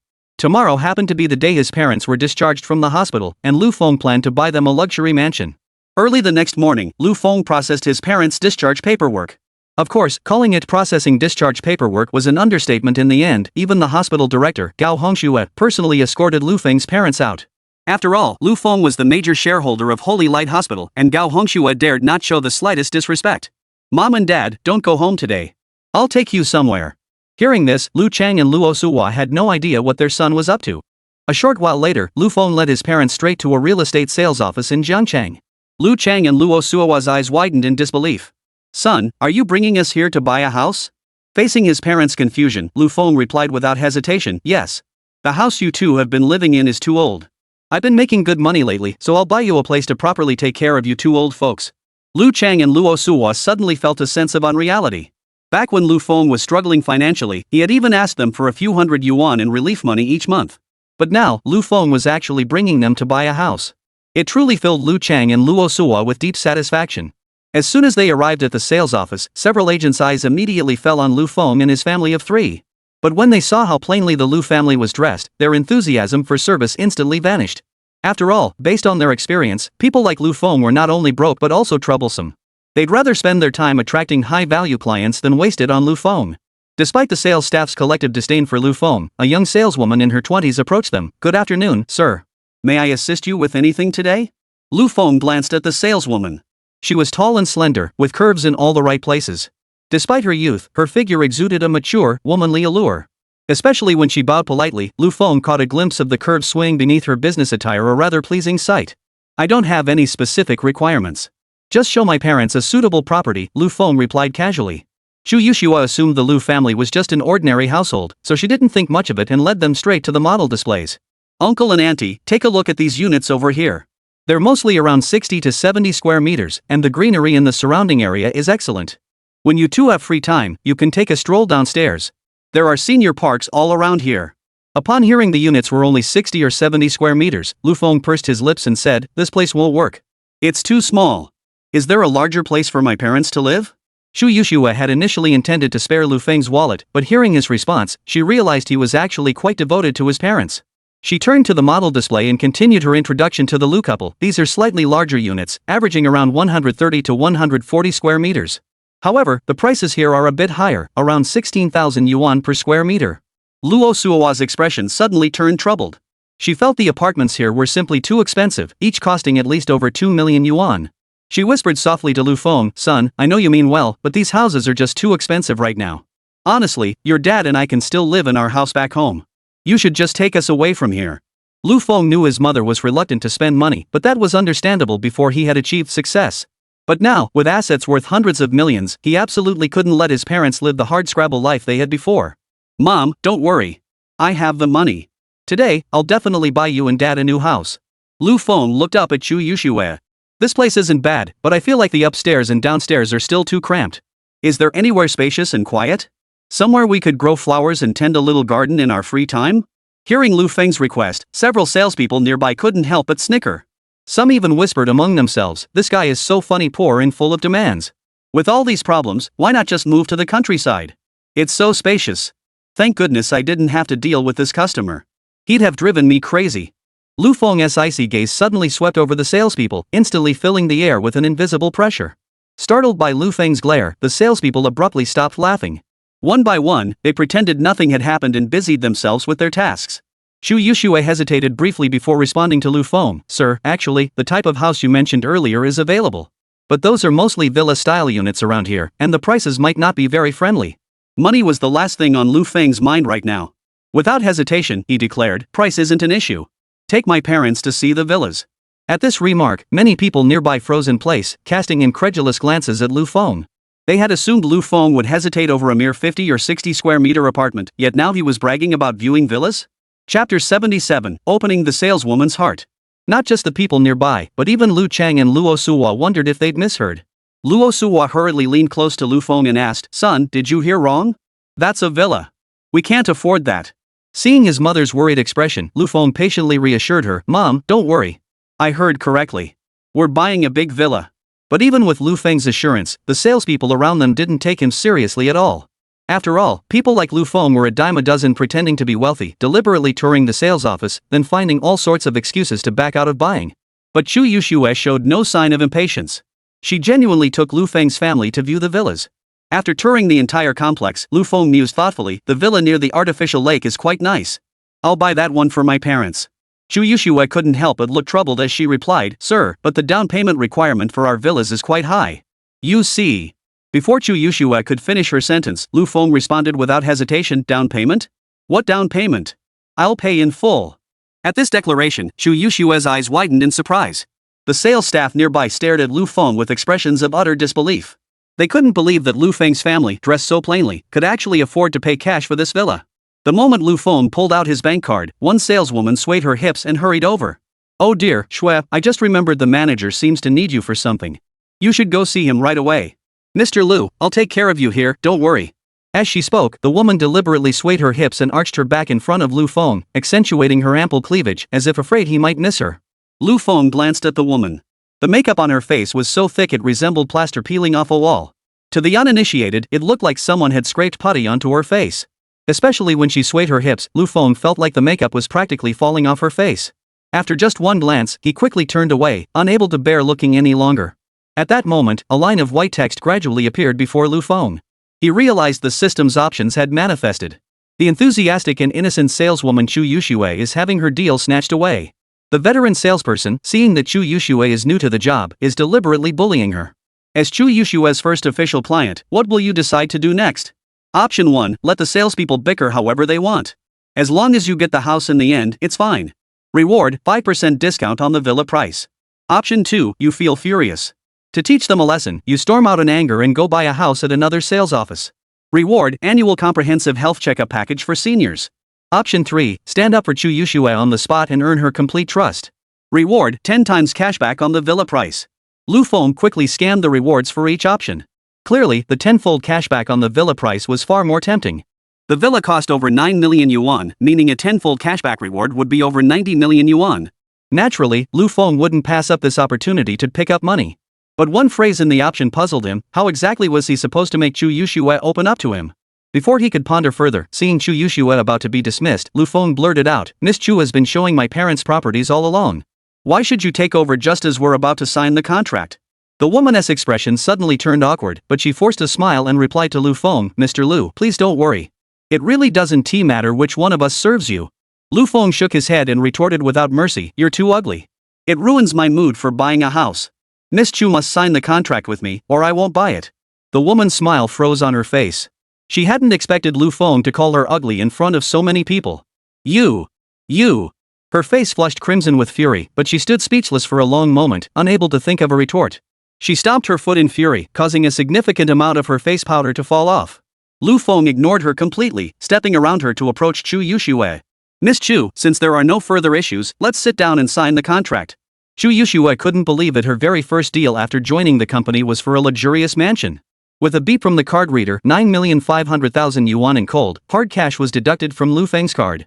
The entire sales office was stunned into silence, especially that woman from earlier. She was kicking herself now. If she'd known Lu Feng was this wealthy, she should have fought to land him as a client from the start. After all, this was a villa worth 9.5 million yuan. Even the commission alone would cover these salespeople's entire annual earnings. Yet after completing the payment, Lu Feng didn't hear the system prompt. This struck him as odd. "I spent over 9 million yuan, and I was even Chu Yushue's first customer. Could it be that this still hasn't opened her heart? No, it seems I'll have to put in more effort with this girl going forward." With that thought, Lu Feng settled his parents into the villa and headed back to the sales office. Upon arriving, he spotted Chu Yushue waiting at the bus stop. He pulled his Bugatti Veyron RS right up beside her. Seeing such a luxury car parked there, the crowd gathered near the bus stop all looked astonished. From inside the car, Lu Feng addressed Chu Yushue, "Miss Chu, would you care to join me for lunch?" Many salespeople at the sales office witnessed the scene, unable to believe Lu Feng was driving a luxury car worth over 100 million. Taken aback by Lu Feng's gesture, Chu Yushue responded with a hint of shyness, "Thank you, Mr. Lu. I think I'll just go eat by myself." Lu Feng smiled faintly, his tone carrying a hint of meaning as he continued, "I just bought a property from you. Is this how you treat your clients?" Hearing Lu Feng's words, Chu Yushue grew genuinely afraid he might file a complaint against her. That would mean losing her job. But Chu Yushue wasn't the type to be easily swayed. Faced with Lu Feng's inexplicable invitation, she also worried he might be trying to take advantage of her. Just as Chu Yushua hesitated, Lu Feng's voice came again. Miss Chu, are you really going to refuse me like this? Chapter 78, So much, all over me. After a fierce internal struggle, Chu Yushua reasoned that Lu Feng had even defended her at the sales office earlier, so he probably wouldn't do something like that to her. Besides, it was broad daylight. Just having lunch together shouldn't be a big deal. With that thought, Chu Yushua cautiously opened the car door and slid into the passenger seat beside Lu Feng. This scene left the crowd near the bus stop utterly envious. The men envied Lu Feng for having the money to do as he pleased, effortlessly landing a gorgeous girl like Chu Yushua. The women, meanwhile, envied Chu Yushua for catching the eye of a wealthy man like Lu Feng. Her future seemed practically guaranteed. As she sat in the passenger seat, Chu Yushua was visibly uneasy. This was her first time riding in such an expensive luxury car. She wore the standard uniform from the sales office, a crisp white blouse paired with a black pencil skirt. But the thin fabric of her shirt seemed unable to contain the two snowy rabbits nestled within her bosom. It looked as if the slightest pressure from Chu Yushua would cause the buttons to pop open, releasing her ample assets. Lu Feng also noticed her long legs encased in flesh-colored stockings, combined with her helplessly innocent, harmless appearance. This made Chu Yushua look just like the kind of easy-to-pick older sister next door you'd see in those adult films. On the surface, Chu Yushua appeared calm, but inside, she was already incredibly nervous. She had never interacted with someone as wealthy as Lu Feng before, yet the silence in the car was becoming unbearably awkward. After a long silence, Chu Yushua asked somewhat stiffly, Mr. Lu, where shall we go for dinner? Just then, the traffic light turned red. Lu Feng slammed on the brakes, bringing the car to an abrupt halt at the stop line.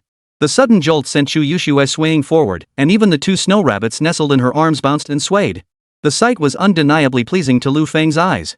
He promptly responded to Chu Yushua, what would you like to eat? Grilled meat? Western cuisine? Hot pot? Barbecue? Or maybe a fancy restaurant?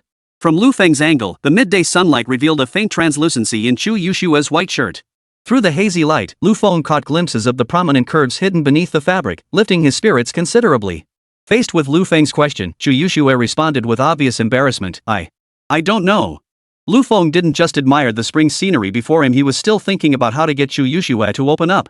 Suddenly, he recalled noticing during their contract signing that her phone wallpaper featured a cartoon character holding a hot pot. An idea struck him, and he adopted a mysterious tone as he said to Chu Yushua, since you don't have any ideas, let's go with my plan. The green light flashed on. Lu Feng slammed his foot on the accelerator, and the Bugatti Veyron RS vanished from the intersection in an instant, leaving the cars behind in a cloud of dust. The wind from the high-speed blew open Chu Yushua's collar, revealing a glimpse of her snow-white skin. Soon they arrived at a hot pot restaurant. Chu Yushua had expected Lu Feng to take her to a romantic Western-style restaurant, but instead he brought her for hot pot. Upon entering the private room, Lu Feng smiled at Chu Yushua and said, eat your fill today. You'll need the energy to work later. The moment she heard the word work, Chu Yushua couldn't help but let her mind wander. She even wondered what she would do if Lu Feng started getting handsy with her in the private room later. After all, a wealthy big boss like Lu Feng inviting her out to dinner alone clearly had ulterior motives. But Chu Yushua didn't know that Lu Feng was simply after the system's tenfold cashback after all, that amounted to over 90 million. The rising steam from the hot pot made Chu Yushua break out in a sweat. A few strands of damp hair clung to her cheeks, giving her an unexpectedly alluring wet look appeal. Tie your hair back or it'll get in the way while eating, Lu Feng said, handing her a hair tie. This gesture made Chu Yushua feel unexpectedly flattered. Suddenly, Chu Yushua realized Lu Feng wasn't like those nouveau riche or big bosses. He seemed thoughtful, and she felt no strong sense of discomfort around him. Thank you, Mr. Lu. Chu Yushua wrapped her hands behind her neck and began tying her hair up with the elastic band. But from Lu Feng's perspective, this scene suddenly evoked a classic movie moment. Especially with her cheeks flushed rosy and her lips occasionally pressed together shyly, it added an air of delicate charm. Contrary to Chu Yushua's expectations, Lu Feng didn't make any inappropriate advances during the meal. Not only that, but Lu Feng even thoughtfully served her food, making Chu Yushua suddenly feel terribly guilty toward him. He had defended her at the sales office, helped her secure her first deal, and even made a special effort to bring her out for lunch.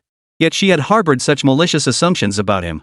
Thinking this, Chu Yushua expressed her gratitude to Lu Feng. Mr. Lu, thank you so much for today. Lu Feng smiled and asked, just thanks? Don't you want to say anything else to me? Hearing this, Chu Yushua's face flushed even redder. She wasn't quite sure what Lu Feng meant by that. Was he hinting that she should be more proactive? Chu Yushua felt Lu Feng had been kind to her, but at her core, she wasn't the type of woman to act casually. Faced with Lu Feng's request, she genuinely didn't know how to refuse. Lost in thought, Chu Yushua suddenly grew tense, causing the meatball on her chopsticks to slip and plop into the sauce bowl before her. Seeing the sauce splatter everywhere, Chu Yushua quickly exclaimed, so much. It's all over my clothes. But the moment those words left her mouth, her face flushed bright red all the way to her ears. She wished the ground would open up and swallow her whole. She suddenly realized her words could easily be misinterpreted. Fortunately, Lu Feng didn't say anything more and thoughtfully handed her a tissue. Blushing bright red with embarrassment, Shu Yushua hastily tried to salvage the situation. "Thank you, Mr. Lu." But there was a sauce stain in her blind spot, one she couldn't reach by herself. Lu Feng picked up a tissue, stood up, and walked over. "There's a bit more over here. Let me help you wipe it off." Chapter 79, The Startled Little Kitten. Seeing Lu Feng suddenly approach her, Shu Yushua feared he'd finally lost control and was about to make a move. But once again, Shu Yushua had overthought it. Lu Feng merely took the tissue and helped wipe the sauce off her collar. In that moment, Shu Yushua felt even more mortified.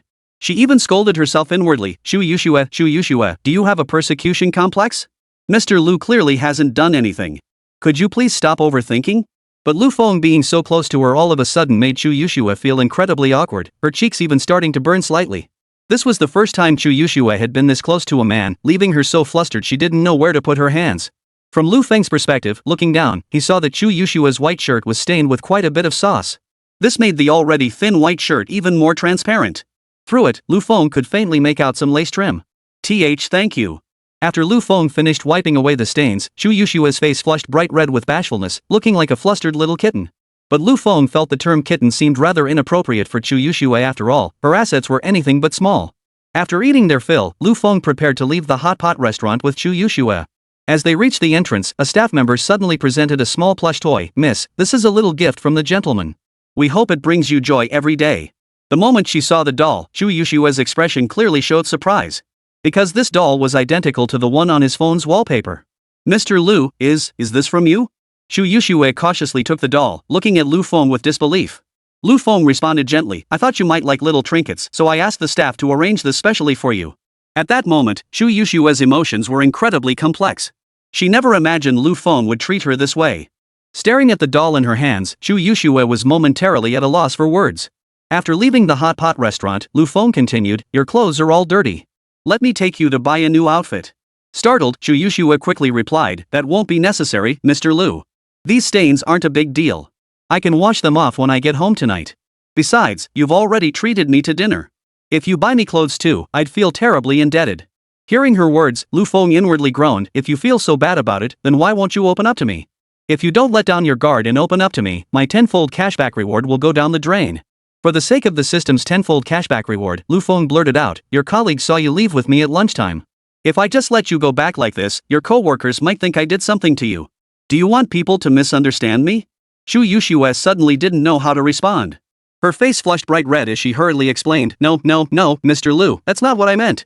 Seeing Shu Yushua so flustered, Lu Feng found the little girl rather endearing. "Since you don't want me to be misunderstood, then come with me to buy some new clothes." Since Lu Feng had already put it that way, Shu Yushua had no choice but to obediently follow him to a nearby mall. In Shu Yushua's mind, Lu Feng would take her to a street stall and buy her a plain white shirt for around 30 yuan. Instead, Lu Feng led her straight into an extremely expensive women's clothing boutique without hesitation. As soon as they reached the storefront, Shu Yushua quickly grabbed Lu Feng's arm. "Mr. Lu, this place is far too expensive. You really don't need to spend so much. There's a wholesale market next to the mall. I can just buy a new shirt there." Shu Yushua's sudden movement was so abrupt that Lu Feng's arm accidentally brushed against those two towering peaks.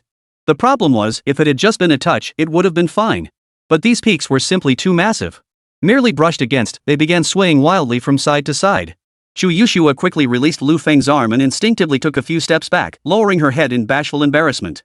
Seeing her coy demeanor, Lu Feng smiled and replied, "Since I'm treating you to hot pot, I should take responsibility if your clothes get dirty. Don't worry about the price later. Just pick out whichever clothes you like and tell me." With that, Lu Feng walked straight into the store. Shu Yushua had no choice but to follow, taking tiny, hurried steps. But once inside the shop, Shu Yushua was so shocked by the price tag she couldn't even speak. Even the most basic items here cost thousands, and even the simplest sun hat was priced at 700 or 800 yuan. Just as Shu Yushua was about to plead with Lu Feng not to buy anything here, Lu Feng picked up a dress and suddenly remarked, "This dress suits your style perfectly. You'll look absolutely stunning in it." This left Shu Yushua feeling both flattered and flustered. "Mr. Lu, this isn't right. I only need to buy a shirt." But Lu Feng completely ignored her words. He held the dress up to her frame and measured it. "It really is quite nice. Try it on. If it fits, I'll buy it for you." Shu Yushua felt Lu Feng had already spent generously by treating her to dinner. If he bought her clothes too, she'd feel terribly awkward. But Lu Feng was adamant, practically pushing her into the fitting room. While Chu Yushue changed in the fitting room, Lu Feng muttered to himself outside, "This dress is so beautiful. If Chu Yushue likes it, maybe she'll complete the system task?" But after a moment, Chu Yushue's slightly flustered voice came from inside, "Mr. Lu, I can't seem to unlock this door." Lu Feng knew that at a moment like this, a young girl like Chu Yushue would inevitably feel frightened. If he could calm her emotions, perhaps he could get her to open up to him sooner. With this thought in mind, Lu Feng patiently said to Chu Yushue, "Don't be afraid. I'll go find a staff member to ask what's going on." After taking a look, the staff member apologized, "I'm terribly sorry, sir. It seems the lock here has worn out. I'll go find a repairman for you." Chapter 80, The Gentle Haven of the Fitting Room. After the staff member left, Lu Feng leaned against the fitting room door and said, "Don't be afraid. The repairman will be here soon. Step back from the door. I'll try to see if I can open it now." Chu Yushue had been panicking, but hearing Lu Feng's patient reassurances gradually calmed her nerves. Not knowing how long the repairman would take, Lu Feng began trying to open the door from the outside. His entire body pressed against the door, he carefully felt for the slightest vibration from the doorknob. With a sharp click, the fitting room door suddenly swung open as Lu Feng collided with it, sending him tumbling uncontrollably inside. The door swung open just as Chu Yushue faced Lu Feng, sending him straight into her arms. Surprisingly, Lu Feng felt no pain. Instead, his face touched something soft, faintly scented with a delicate fragrance. He instinctively looked up, only to flush instantly. He realized he had collided head-on with a pair of peaks. No wonder he hadn't felt any pain. Chu Yushue was clearly startled by the scene as well. This was the first time a man had ever come into such close contact with her. So stunned was she that for a moment, she forgot what to say, even forgot to scream. Lu Feng had no time to admire the snow-white expanse before him. He scrambled to his feet and said, "The door's open now. You can come out." Chu Yushue nodded blankly, then shyly stepped out of the fitting room, her pretty little face flushed all the way to her ears. Following the direction Chu Yushue had gone, Lu Feng felt the dress looked exceptionally flattering on her. Her long, straight, fair legs were accentuated by the skirt, adding an extra touch of allure. Especially the lace trim at the neckline, which appeared faintly sheer under the lights, truly made Lu Feng's eyes light up. "This dress looks perfect on you," Lu Feng said with a smile, causing Chu Yushue's cheeks to flush even deeper. "But this dress is so expensive, I feel." Chu Yushue started to say something, but Lu Feng suddenly placed a finger on her lips. "Consider this dress my way of making it up to you. Don't worry about the price." At that moment, Chu Yushue's heart began to race wildly. She felt an inexplicable flutter of excitement, as if pink bubbles were rising from her very core. Because Chu Yushue was beautiful, countless boys had pursued her since childhood. Yet she'd never felt anything for these admirers, even finding them somewhat repulsive. But now, with Lu Feng standing before her, she felt no repulsion whatsoever. Instead, her heartbeat quickened. "Mr. Lu, you've really gone out of your way for me today. Honestly, you didn't have to do all this," Chu Yushue said to Lu Feng with obvious embarrassment as they left the women's clothing store after paying. Despite her words, Lu Feng offered no response.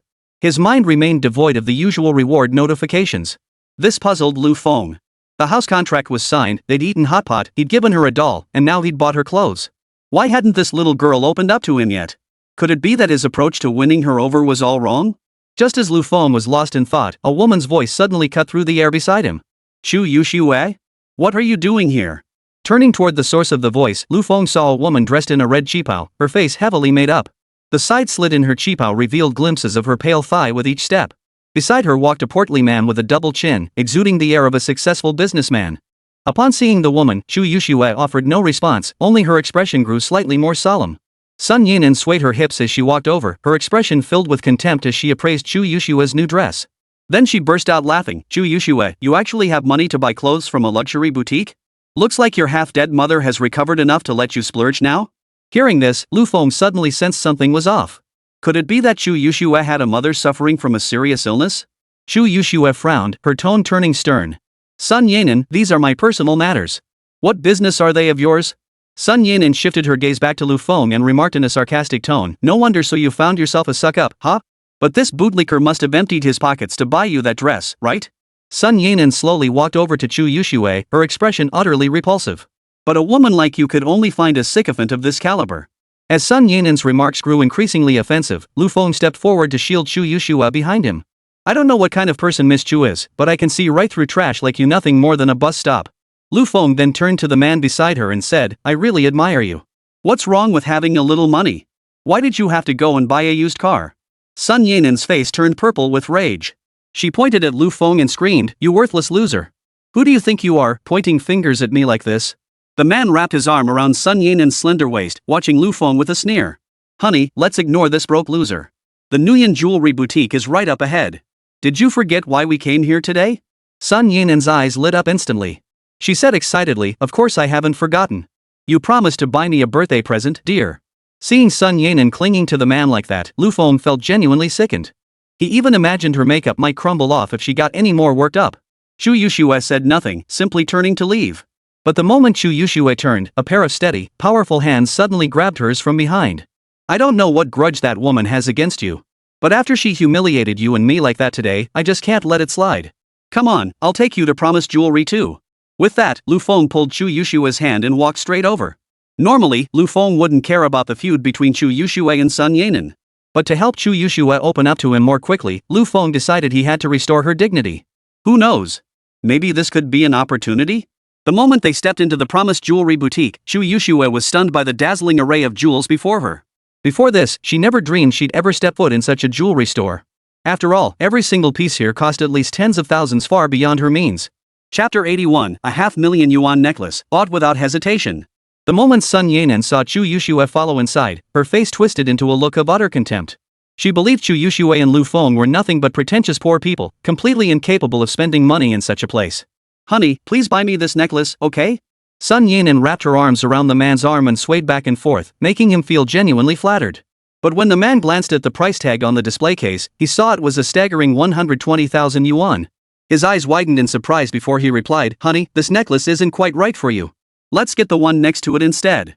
But Sun Yanan thought the one next to it was too cheap, only 10 or 20,000 yuan, utterly unworthy of her status. So she intensified her coquettishness, even deliberately letting her pair of snow rabbits bounce and jiggle in front of him.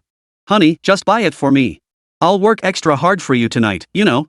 The man couldn't resist Sun Yanan's antics. Finally, he responded with a broad smile, all right, I'll buy it for you. After saying this, he gave her a firm squeeze, prompting a playful pout from her. Overhearing Sun Yanan and the man's exchange, Lu Feng felt sick to his stomach. Lu Feng then noticed Chu Yushue's gaze, which kept lingering on the jewelry. Yet a distinct layer of inferiority clouded her eyes. It was clear she felt these jewels were beyond her reach. Lu Feng gave a faint smile and addressed the salesperson beside him directly. I recall Nguyen Jewelry recently launched the 10,000 Flowers of Love collection. Do you have the Plum Blossom Jade pendant in stock? Faced with Lu Feng's question, the salesperson quickly replied, Yes, sir. The Plum Blossom Jade pendant is actually the crown jewel of the 10,000 Flowers, One Love collection. We happen to have one available. With that, the salesperson led Lu Feng straight to the innermost display counter. If you're interested in purchasing it, we can certainly bring it out for your girlfriend to try on. However, even if you ultimately decide not to purchase this pendant, you will still be required to pay a 10% try-on fee. Lu Feng nodded and replied casually, no need to say more. I'll buy it. As the salesperson retrieved the Plum Blossom Jade pendant, it instantly drew the attention of many in the store.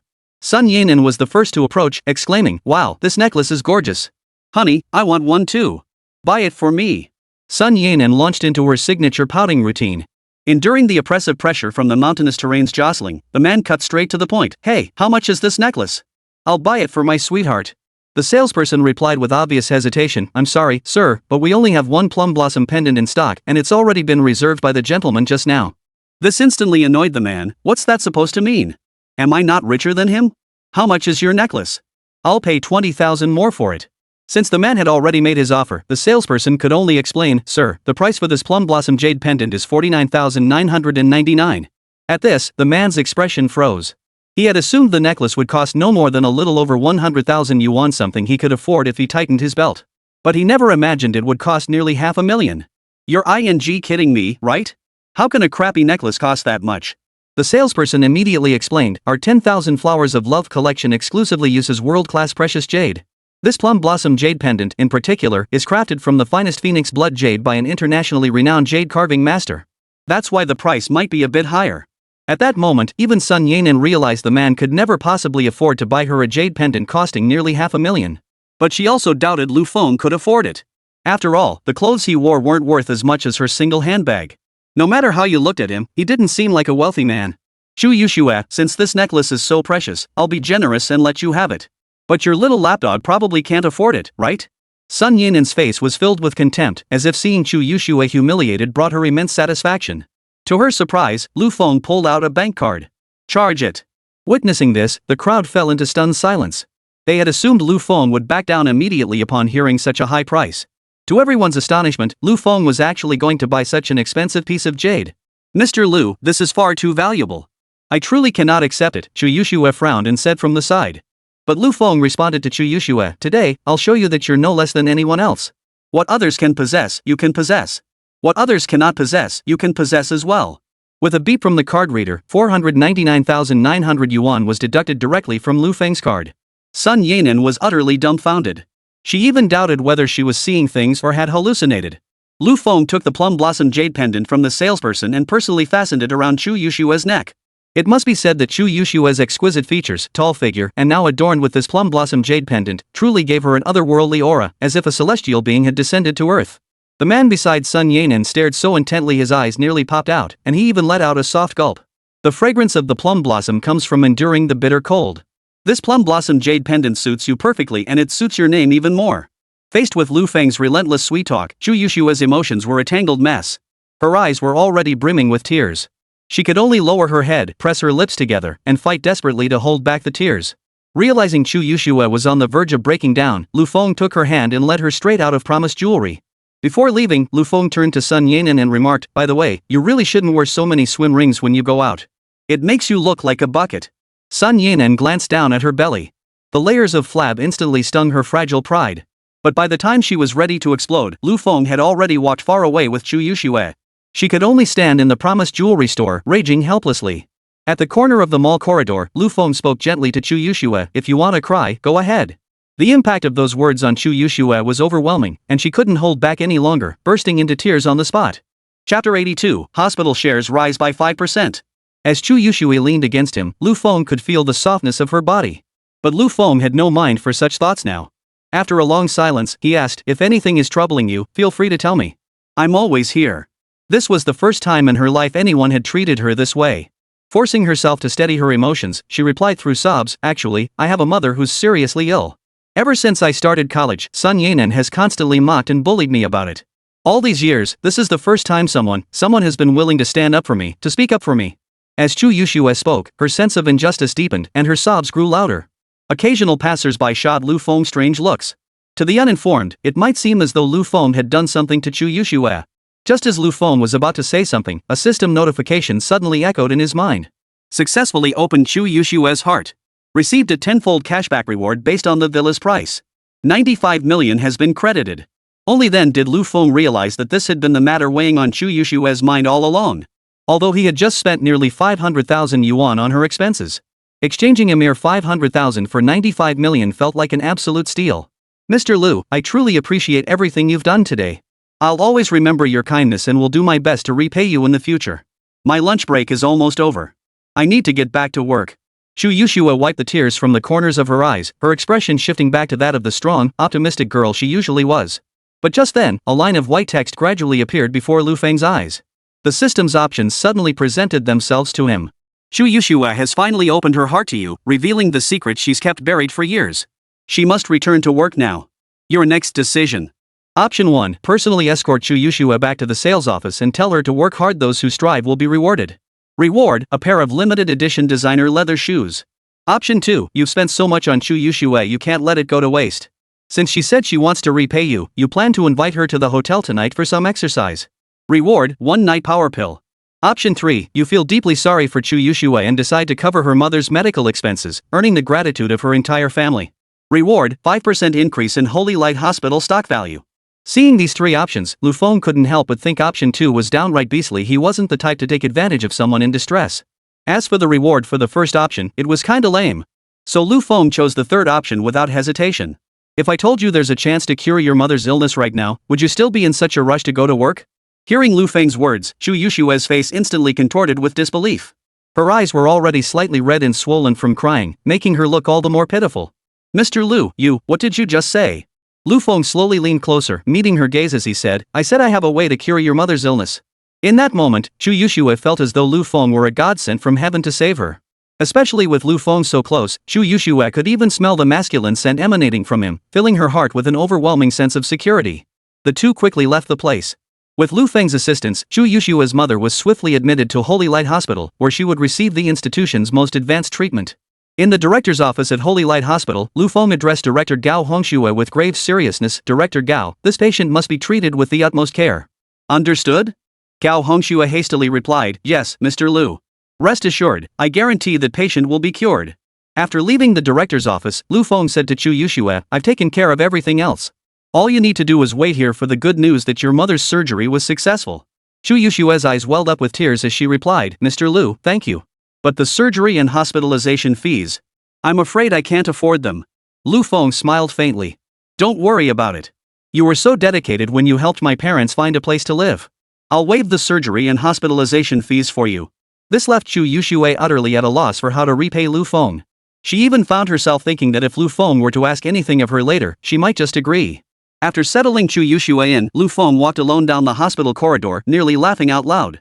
Now that he had cured Chu Yuxue's mother, his stake in Holy Light Hospital would increase by 5%. Don't underestimate that 5% it could add tens of millions to Lu Feng's net worth. Clang! Just as Lu Feng started walking down the stairwell, he collided head-on with someone. I'm sorry. Lin Wanqing started to apologize, only to realize the person she'd collided with was Lu Feng. After helping Lin Wanqing pick up the scattered documents, Lu Feng escorted her directly to her office. Mr. Lu, I hope I didn't hurt you? Lin Wanqing asked, visibly flustered, then personally poured him a cup of tea.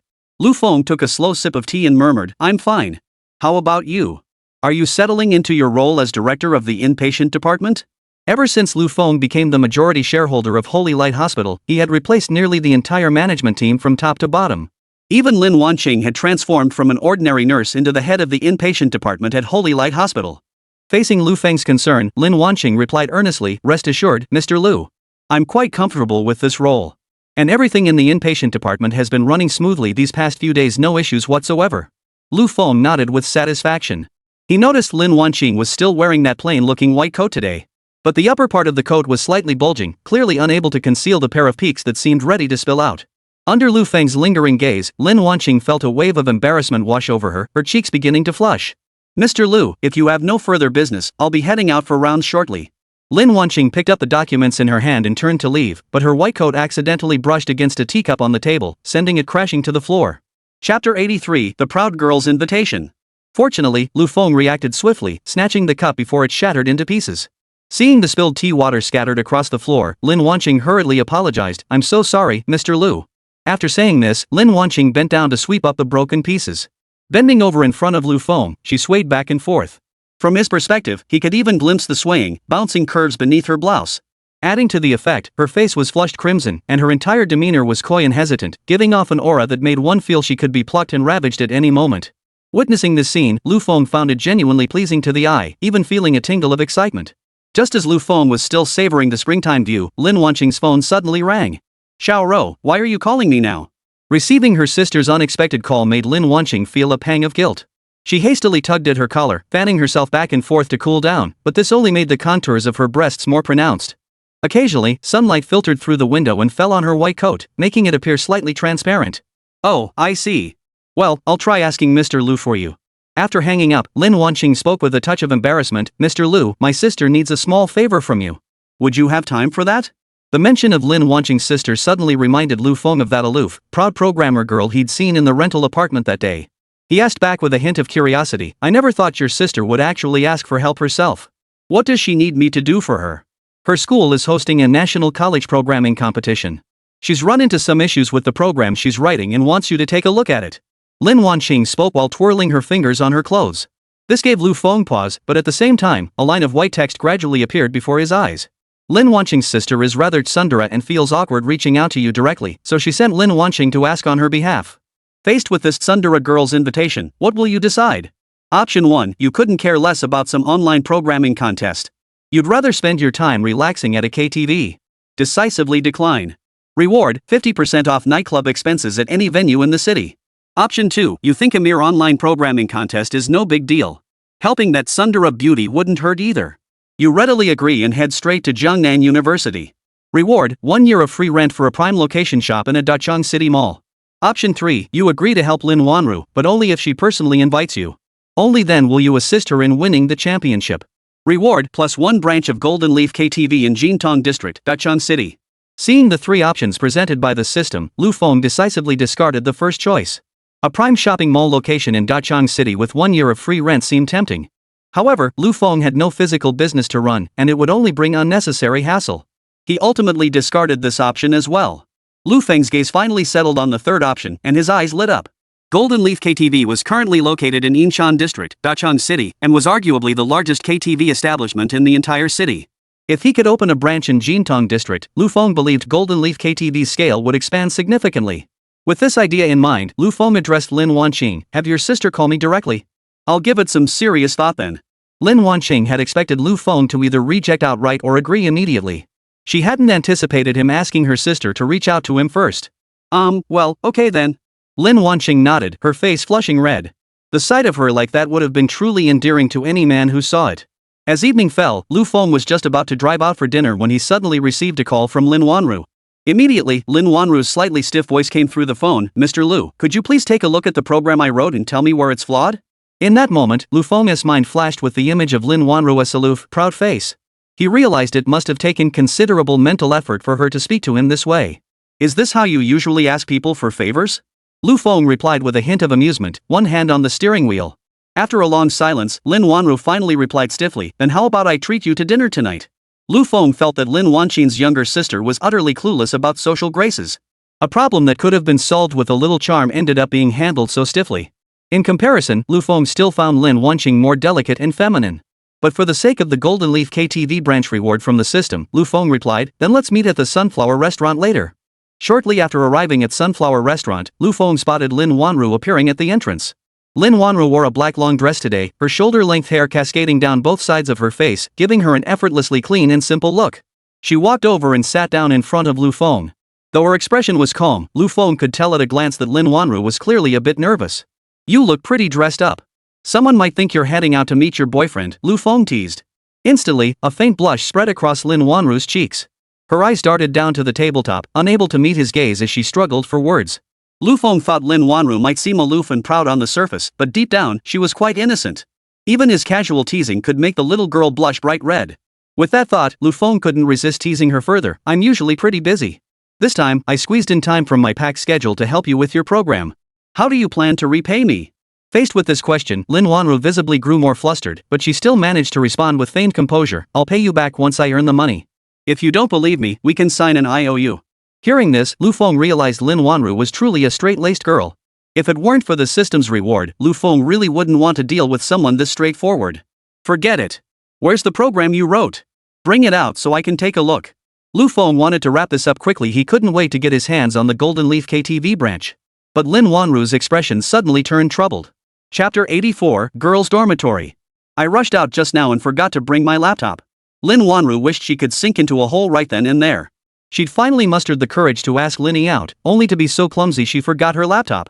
Seeing Lin Wanru's flushed face, Lu Feng found the little girl rather adorable. "Looks like tonight you'll not only be treating me to dinner, but also compensating me for some gas money." Hearing Lu Feng say this, Lin Wanru froze for a moment. She didn't argue, instead replying earnestly, "Okay, I'll pay for your gas." Her nervousness had caused her skirt to wrinkle from fidgeting.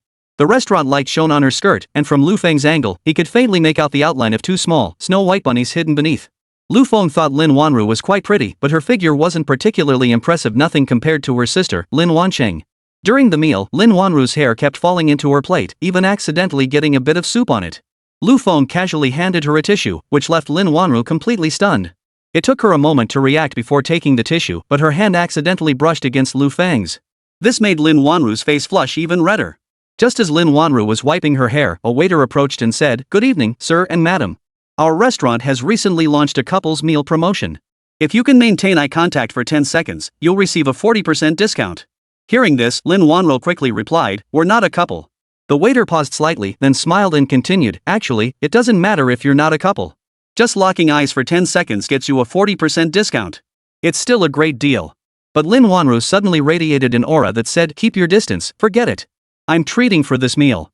I'll pay the full amount later. No need for the discount." Since Lin Wanru had made her position clear, the waitress didn't press the matter further. Lu Feng noticed Lin Wanru seemed even more embarrassed now, burying her head in her food like a starved little hamster. When the bill arrived, Lin Wanru clearly hadn't expected the meal to be so expensive. It came to over 300 yuan. For a college student like her, this was a bit steep. Lu Feng saw her discomfort and immediately pulled out his bank card. Charge it to my card. No way. I invited you here, so I have to pay for this meal, Lin Wanru protested immediately, pulling out her phone and tearfully transferring the money over. Lu Feng thought Lin Wanru was great in every way, except she was a bit too straightforward, often seeming a little scatterbrained. But just as they reached the restaurant entrance, a stray dog suddenly approached. Startled, Lin Wanru instinctively tried to run away. She didn't notice Lu Feng standing right in front of her, causing her to collide headfirst into his arms. Unfortunately, Lin Wanru wasn't built to make much of an impact, so when she collided with Lu Feng, he didn't feel much pressure. Holding the petite girl in his arms, Lu Feng felt her softness and even a faint, pleasant scent. Especially when he saw the delicate side of her face, flushed with a faint blush, Lu Feng suddenly felt an urge to pinch it. The stray dog glanced up at Lin Wanru and Lu Feng, then trotted away with a patter of paws. But Lin Wanru remained nestled in Lu Feng's arms, her entire body still trembling slightly. Lu Feng gently patted her back and whispered, "It's okay now. The dog's gone." Only then did Lin Wanru realize she'd been clinging to Lu Feng the entire time. She quickly stepped back a few paces. "I'm sorry, I didn't realize." "It's fine. Get in the car with me. I'll take you back to school." Lu Feng pressed his key fob, and the headlights of the Bugatti Veyron RS parked nearby suddenly illuminated. Lin Wanru froze in place. She knew Lu Feng was well off, but she never imagined he drove a luxury car of this caliber. This was the first time Lin Wanru had ever ridden in such an expensive car, and sitting in the passenger seat made her feel slightly uncomfortable all over. As the car accelerated, the wind flattened the fabric of her dress, revealing her less than curvy figure. Yet, a few stray strands of hair occasionally fell across her face, giving her an air reminiscent of the female lead in a melancholic music video. Lu Feng and Lin Wanru soon arrived at the gates of Jiangnan University. But when Lu Feng parked the Bugatti Veyron RS there, it instantly drew the attention of many people nearby. Especially when Lin Wanru stepped out of the passenger seat, countless men and women around them shot her envious glances. Money really does let you do whatever you want. I knew college life was great, but only the rich truly understand how great it is. When I'm rich someday, I'll go to the university gates to pick up pretty girls too. Her figure isn't even that great. Suddenly, I feel like I could land a rich guy too. When will a man like that chase after me? Please, heavens, grant me such a wealthy suitor." Nearby, many young men and women murmured among themselves. Lu Feng parked the car by the roadside and walked Lin Wanru directly to the entrance of the women's dormitory building. But when they arrived, Lu Feng saw that the place was swarming with couples getting all lovey-dovey. Some were hugging and kissing, others whispering sweet nothings. Further away, in a small grove of trees, a few couples were doing who knows what. Seeing this scene, Lin Wanru felt a bit awkward. Just as she was about to head upstairs, a girl's voice suddenly rang out nearby. "Xiao Ro, when did you get a boyfriend?" Looking in the direction of the voice, Lu Feng saw a girl wearing a strawberry bear pajama set walk straight out. Though it was just pajamas, Lu Feng could still see the surging waves hidden beneath them as the girl walked. "He's not my boyfriend, he's my sister's boss. I just asked him to come over and help me out," Lin Wanru explained on the spot, her tone devoid of any emotion. The girl, however, responded with a meaningful look. "Alright, I get it. I'm just going downstairs to grab takeout. You two carry on." This left Lin Wanru feeling slightly awkward. With so many young couples around them, all lovey-dovey, her cheeks flushed faintly. "I'll go upstairs to grab my laptop. I'll be right back." With that, Lin Wanru followed the girl into the female dormitory. Chapter 85, Bringing the Tsundere Home. After Lin Wanru retrieved her laptop, Lu Feng sat on a nearby bench and began inspecting the programs for her. With the top-tier hacking skills from the system's previous reward, Lu Feng handled these programs with ease. There are far too many logical flaws in these programs. Looks like I'll need to spend some time thoroughly revising them for you. With that, Lu Feng's fingers began flying across the keyboard. Lin Wanru had witnessed Lu Feng's programming skills before at Lin Wanqing's rental apartment. Yet seeing him write code again still left her somewhat astonished. A gentle evening breeze brushed against Lin Wanru's face, blowing a few strands of hair across her cheeks. As she brushed her hair aside, Lin Wanru stole a glance at Lu Feng's profile. Suddenly, she felt he wasn't like other greasy, self-important bosses, he actually had a hint of charm. Just then, Lu Feng instinctively lifted his head, his gaze locking with hers. Lin Wanru's heart skipped a beat, and a blush of shyness spread across her previously cool expression. "Why were you sneaking glances at me?" Lu Feng asked her with an amused expression. Lin Wanru quickly turned her head away, responding with a stubbornly proud expression. Who is looking at you?" "I just happened to see a stray cat over there." As she spoke, Lin Wanru took 2 steps to the side, but immediately afterward, she heard a peculiar sound. It sounded like someone wearing flip-flops stepping into a puddle on a rainy day, making a splish-splash noise. At first, Lin Wanru was puzzled, but the next second, she froze solid in place. There were 2 other people in this little grove. And they were doing something right now. Are you done?" Lin Wanru walked over, her face flushed crimson, and asked Lu Feng directly. Lu Feng replied leisurely, almost. "What's up?" We shouldn't stay here. Let's find another spot. Lin Wanru grabbed Lu Feng's arm and pulled him toward the exit. As they left, Lu Feng glanced back at the grove. He could vaguely make out two figures entangled in passionate embrace. Now he finally understood why Lin Wanru had reacted so strongly. After walking quite a distance, Lin Wanru led Lu Feng to a pavilion. About 10 minutes later, Lu Feng spoke up. Alright, I fixed all the bugs in this program. You can take a closer look later. After handling everything, Lu Feng had assumed he would immediately receive the branch reward from Golden Leaf KTV. But the system notification never came. Only then did Lu Feng recall that the reward was contingent on Lin Wanru winning the programming competition. With that in mind, Lu Feng continued, you should go get some rest. Make sure you bring home that championship for me. Lin Wanru carefully packed away her laptop and replied with a touch of pride, what do you mean try? I'm definitely going to win the championship. But when they returned to the dorm entrance, Lin Wanru was stunned. She and Lu Feng had lingered outside too long, returning far too late. The dorm had already locked its doors.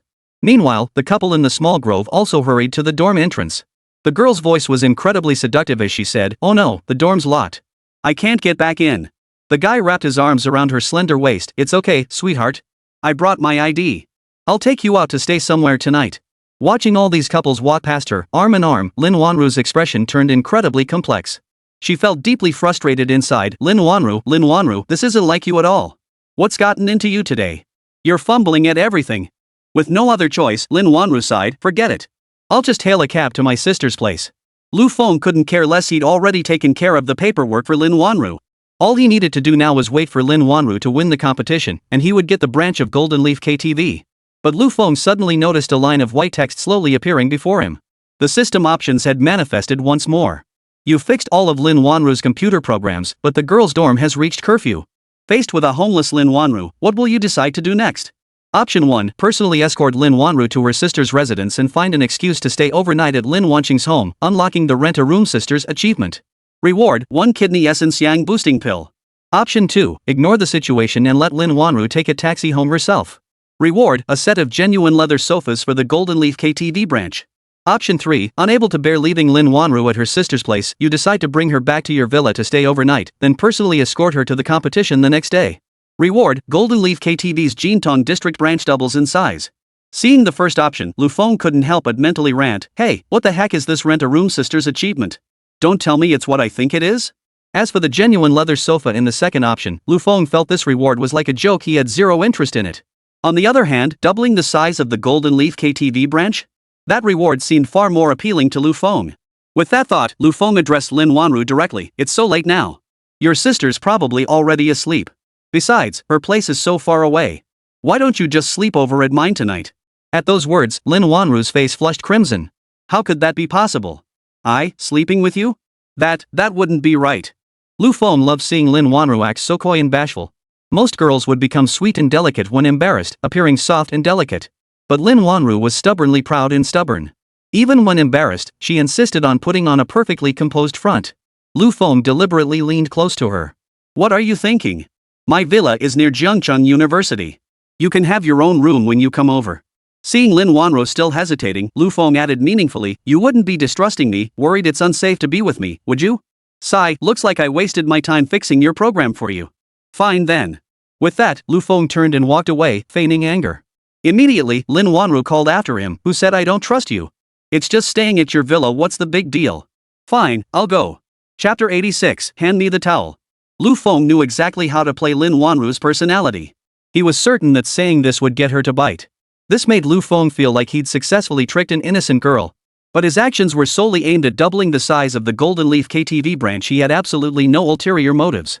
When Lu Feng left Jiangcheng University with Lin Wanru, he noticed a crowd of female students gathered around his luxury car. Each of these girls had stunning figures. The moment they spotted Lu Feng approaching, they immediately began flirtatiously adjusting their clothes nearby. Yet Lu Feng didn't even glance at them. He simply opened the passenger door and motioned for Lin Wanru to get in. Hey, handsome, can I add you as a friend? One girl purred seductively, deliberately pushing her cleavage forward as she spoke. Not interested, Lu Feng replied indifferently, starting the car and driving straight away from Jiangnan University. Lin Wanru couldn't help but be a little surprised by Lu Feng's actions. She had assumed a boss like him would be drawn to the kind of students who threw themselves at him. However, his cold indifference toward those girls made her look at him with newfound respect. The car entered the villa district of Yinshan and soon came to a stop in front of a mansion. Lu Feng clearly remembered this was the first reward the system had ever given him. If you change your mind now, I can still take you to your sister. Hearing Lu Feng's words, Lin Wanru's face flushed slightly, but she responded directly, who's backing out? But let me make this clear, I want my own room, and I won't tolerate any unreasonable demands. Lu Feng gave a faint smile. Don't worry. I'm not that kind of person. Besides, I have absolutely no interest in you. In truth, Lu Feng wasn't lying. Aside from her tall stature and delicate features, Lin Wanru's overall appeal was rather lacking. Not only was Lu Feng not the type to casually take advantage of girls, but even if he did want to do something, he wouldn't choose Lin Wanru. That's your room over there. After you freshen up, get some rest. Tomorrow I'll drive you to the competition. With that, Lu Feng turned and headed straight back to his own room. After Lu Feng left, Lin Wanru looked around the vast villa, her expression growing complex. But she quickly composed herself and headed to the bathroom for a relaxing shower. Yet as she finished bathing, she suddenly discovered something extremely serious. That's because she came to Lu Feng's place so hastily this time, unprepared for anything. Now she doesn't even have a bath towel. Oh no, what am I supposed to do now? Even if my body can air dry naturally, what about my hair? Damn it, Lin Wanru, what's gotten into you today? Why are you acting nothing like your usual self? Lin Wanru was kicking herself now. If she'd known she'd end up in such an awkward situation, she should have just gone to her sister's place in the first place. She squeezed her hair dry with all her might in the bathroom, then quietly opened the door, planning to sneak back to her room first and figure things out later. But she felt this was utterly humiliating. She was, after all, an 18-year-old young lady. How could she return to her room looking so wet and dripping after just showering? After much hesitation, Lin Wanru quietly opened the bathroom door just a crack and called out to Lu Feng, "Lu Feng, could you come help me with something?" Lu Feng had just stepped out of the upstairs bathroom when he heard Lin Wanru calling his name. He asked in puzzlement, "What's up? You're not thinking of leaving already, are you? It's too late for me to walk you out. If you're leaving, you're on your own." Lin Wanru pouted and retorted, "Who said I'm leaving? There aren't any towels in the bathroom. Could you bring me one?" Lu Feng instantly breathed a sigh of relief. He'd feared that if Lin Wanru insisted on leaving, his bonus for doubling the size of the Golden Leaf KTV branch would go down the drain. He fetched a brand new towel from the storage room and walked to the bathroom door. "Here you go."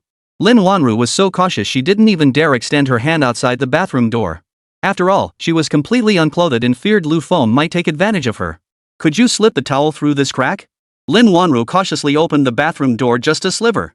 Lu Feng felt genuinely helpless, but he still took 2 steps forward, trying to wedge the towel through the bathroom door crack. "Here you go." The words barely left Lu Feng's mouth when he suddenly felt his feet slip. His entire body slammed headfirst into the bathroom door.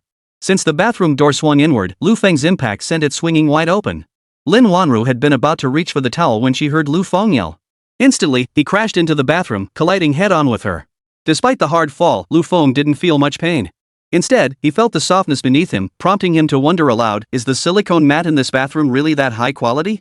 Lu Feng clutched his head, trying to stand up, but the next second, his expression froze solid. Because what he was lying on wasn't a silicone mat at all, it was Lin Wanru. The bathroom was filled with steamy heat. Lu Feng stared at Lin Wanru appearing before him in this state, his mind going completely blank. Lu Feng couldn't find a single word to describe the scene before him. It wasn't just a glimpse of spring, he was completely engulfed by it. Shock spread across Lin Wanru's face. She stared blankly at Lu Feng for several seconds, even forgetting to scream.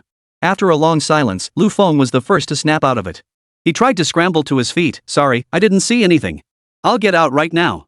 But the more anxious Lu Feng became, the more his feet slipped. Just as he thought he was about to stand, his feet gave way, sending him tumbling back onto Lin Wanru. Fortunately, Lu Feng reacted swiftly this time, spreading both arms to brace himself above Lin Wanru.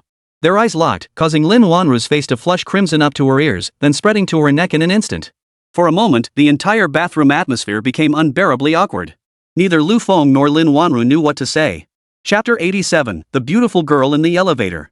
Lu Feng felt Lin Wanru was the type of girl who looked slim in clothes but had curves beneath them. Especially when he saw her delicate, rosy-cheeked face, his breathing grew ragged. But Lu Feng didn't have time to admire the scenery now. He quickly averted his gaze, moved toward the bathroom door, and left. It wasn't until Lu Feng had been gone for quite some time that Lin Wanru finally came to her senses, dazed as she dried herself off with the towel. That night, tossing and turning in bed, Lin Wanru couldn't sleep. Her mind was filled with the scene of Lu Feng accidentally bumping into her earlier. The embarrassment was overwhelming. She felt so awkward her toes could practically dig a 2-bedroom apartment out of the floor. And inexplicably, she had even caught a glimpse of Lu Feng's abs and the near-perfect definition of his muscles. Those images lingered relentlessly in her mind, making her heart pound uncontrollably. The entire night passed like this. The next morning, Lu Feng encountered Lin Wanru again in the first-floor living room. Lin Wanru was still wearing that black dress, sitting on the sofa looking like a model student. Seeing her again, Lu Feng suddenly recalled the events of the previous night. About last night. Before Lu Feng could finish, Lin Wanru abruptly snapped back, her voice charged with emotion. Nothing happened last night. You didn't see anything. You don't remember anything. Got it? Lu Feng nodded blankly. Lin Wanru, her face flushed with embarrassment, continued, You, just take me back to school now. The entire ride back, Lin Wanru and Lu Feng didn't exchange a single word. Yet, Lin Wanru kept stealing glances at Lu Feng from time to time. Each time she saw him, her mind automatically filled in the muscular contours of his entire body, making Lin Wanru feel profoundly embarrassed. As these thoughts surfaced, her breathing grew ragged, and her breasts rose and fell with each gasping breath. Just drop me off at the school gate. Thank you. With that, Lin Wanru closed the car door and prepared to leave. But the system reward notification remained silent. Lu Feng realized he must accompany Lin Wanru through the entire competition to receive the system's reward. Wait a moment. I'll wait until you finish the competition before leaving. Lu Feng got out of the car as well. Lin Wanru's face instantly filled with question marks. She stared at Lu Feng in surprise, only to see him walk straight into the school. Why are you following me around? You're not still holding a grudge about last night, are you? Facing Lin Wanru's question, Lu Feng replied with an amused expression. Last night? Didn't you say nothing happened and I didn't see anything? Or did you see something that you just can't forget? A flush spread across Lin Wanru's cheeks. She stammered nervously, I didn't. Whatever you say. Lu Feng followed Lin Wanru to the computer science building, where the National College Programming Competition was being held. As the elevator reached the top floor, Lu Feng suddenly remarked, You'd better bring me back the championship. Otherwise, all my effort will have been wasted. Lin Wanru pouted, responding with a touch of pride, What do you mean best? I'm definitely going to win the championship, okay? About 2 hours passed and it was already noon. Lu Feng waited idly in the lobby when suddenly, the system's announcement echoed in his mind. Successfully acquired the Jintong District branch of Golden Leaf KTV, with branch area doubled. The moment he heard the notification, Lu Feng knew Lin Wanru had undoubtedly won the championship. Since he'd successfully claimed the system reward, Lu Feng saw no reason to linger any longer. Just as he was about to take the elevator out, Lin Wanru's voice suddenly called out from behind him. Lu Feng, guess what place I got this time? Lin Wanru sounded noticeably livelier than before, though her face still wore that signature proud yet playful expression. As they stepped into the elevator together, Lu Feng teased her playfully, Well, if you're asking, it must mean you didn't do so well. What a waste of all that time I spent tweaking your program for you. Lin Wanru flushed instantly and retorted, Nonsense. I clearly won first place, okay? Just as Lin Wanru was about to pull out her medal to show off to Lu Feng, the elevator suddenly lost power and came to a complete stop. Lu Feng's heart skipped a beat as he quickly realized the elevator had malfunctioned. Without overthinking it, he calmly pressed the elevator's alarm button and turned to Lin Wanru. The elevator's broken. Looks like we're stuck here for a while. But the moment Lu Feng turned around, he saw Lin Wanru pressed flat against the elevator wall, both hands clutching the handrail so tightly they were turning white. Lu Feng didn't know what had come over her and was about to ask when the elevator shook violently once more. Startled, Lin Wanru let go of the rail and fell straight into Lu Feng's arms. At that moment, Lin Wanru resembled a frightened little black cat, trembling uncontrollably in Lu Feng's arms. Are you okay? Lu Feng hurriedly asked, but Lin Wanru was too shaken to speak. It dawned on Lu Feng that Lin Wanru might suffer from claustrophobia. Her breathing grew increasingly ragged, until it seemed she might suffocate. Realizing something was seriously wrong, Lu Feng frantically pulled out his phone to call emergency services, only to find there was no signal in the elevator. With no other options, he resorted to performing mouth-to-mouth resuscitation on Lin Wanru. Lin Wanru still retained some consciousness. When she felt Lu Feng's lips on hers, she instinctively raised her fist to strike him. Gradually, however, Lin Wanru felt her breathing ease considerably, and even her heartbeat began to steady. She tried to break free from Lu Feng's embrace, but discovered she lacked the strength. For some reason, a tingling sensation spread throughout her body, even her legs began to go limp. Especially when she caught the scent of Lu Feng's masculine hormones, it nearly robbed her of her last shred of rationality. In the end, the proud and aloof Lin Wanru succumbed completely, her arms draping themselves around Lu Feng's neck. A power outage elevator, a cramped space, a man and a woman alone together. Chapter 88, I'm her boyfriend. In the elevator's faint glow, Lu Feng caught sight of Lin Wanru's exquisite features. Though a faint blush colored her cheeks, she feigned nonchalance. Seriously, why did this elevator have to break down at this exact moment? Who knows when help will arrive? I should have just taken the stairs. No sooner had she spoken than the elevator plummeted again. The sudden drop sent Lin Wanru instinctively clinging to Lu Feng. Fortunately, the elevator only dropped about one floor before getting stuck again in the middle of the shaft. Lu Feng smiled and asked Lin Wanru, Scared? Hearing Lu Feng's deep voice, Lin Wanru instantly flushed bright red. Though her cheeks were already flushed and beginning to burn, she forced herself to sound composed. Who said I was scared? I just lost my footing for a moment. Seeing Lin Wanru like this, Lu Feng couldn't help but shake his head helplessly. He inwardly muttered, how could there be such a stubborn little girl?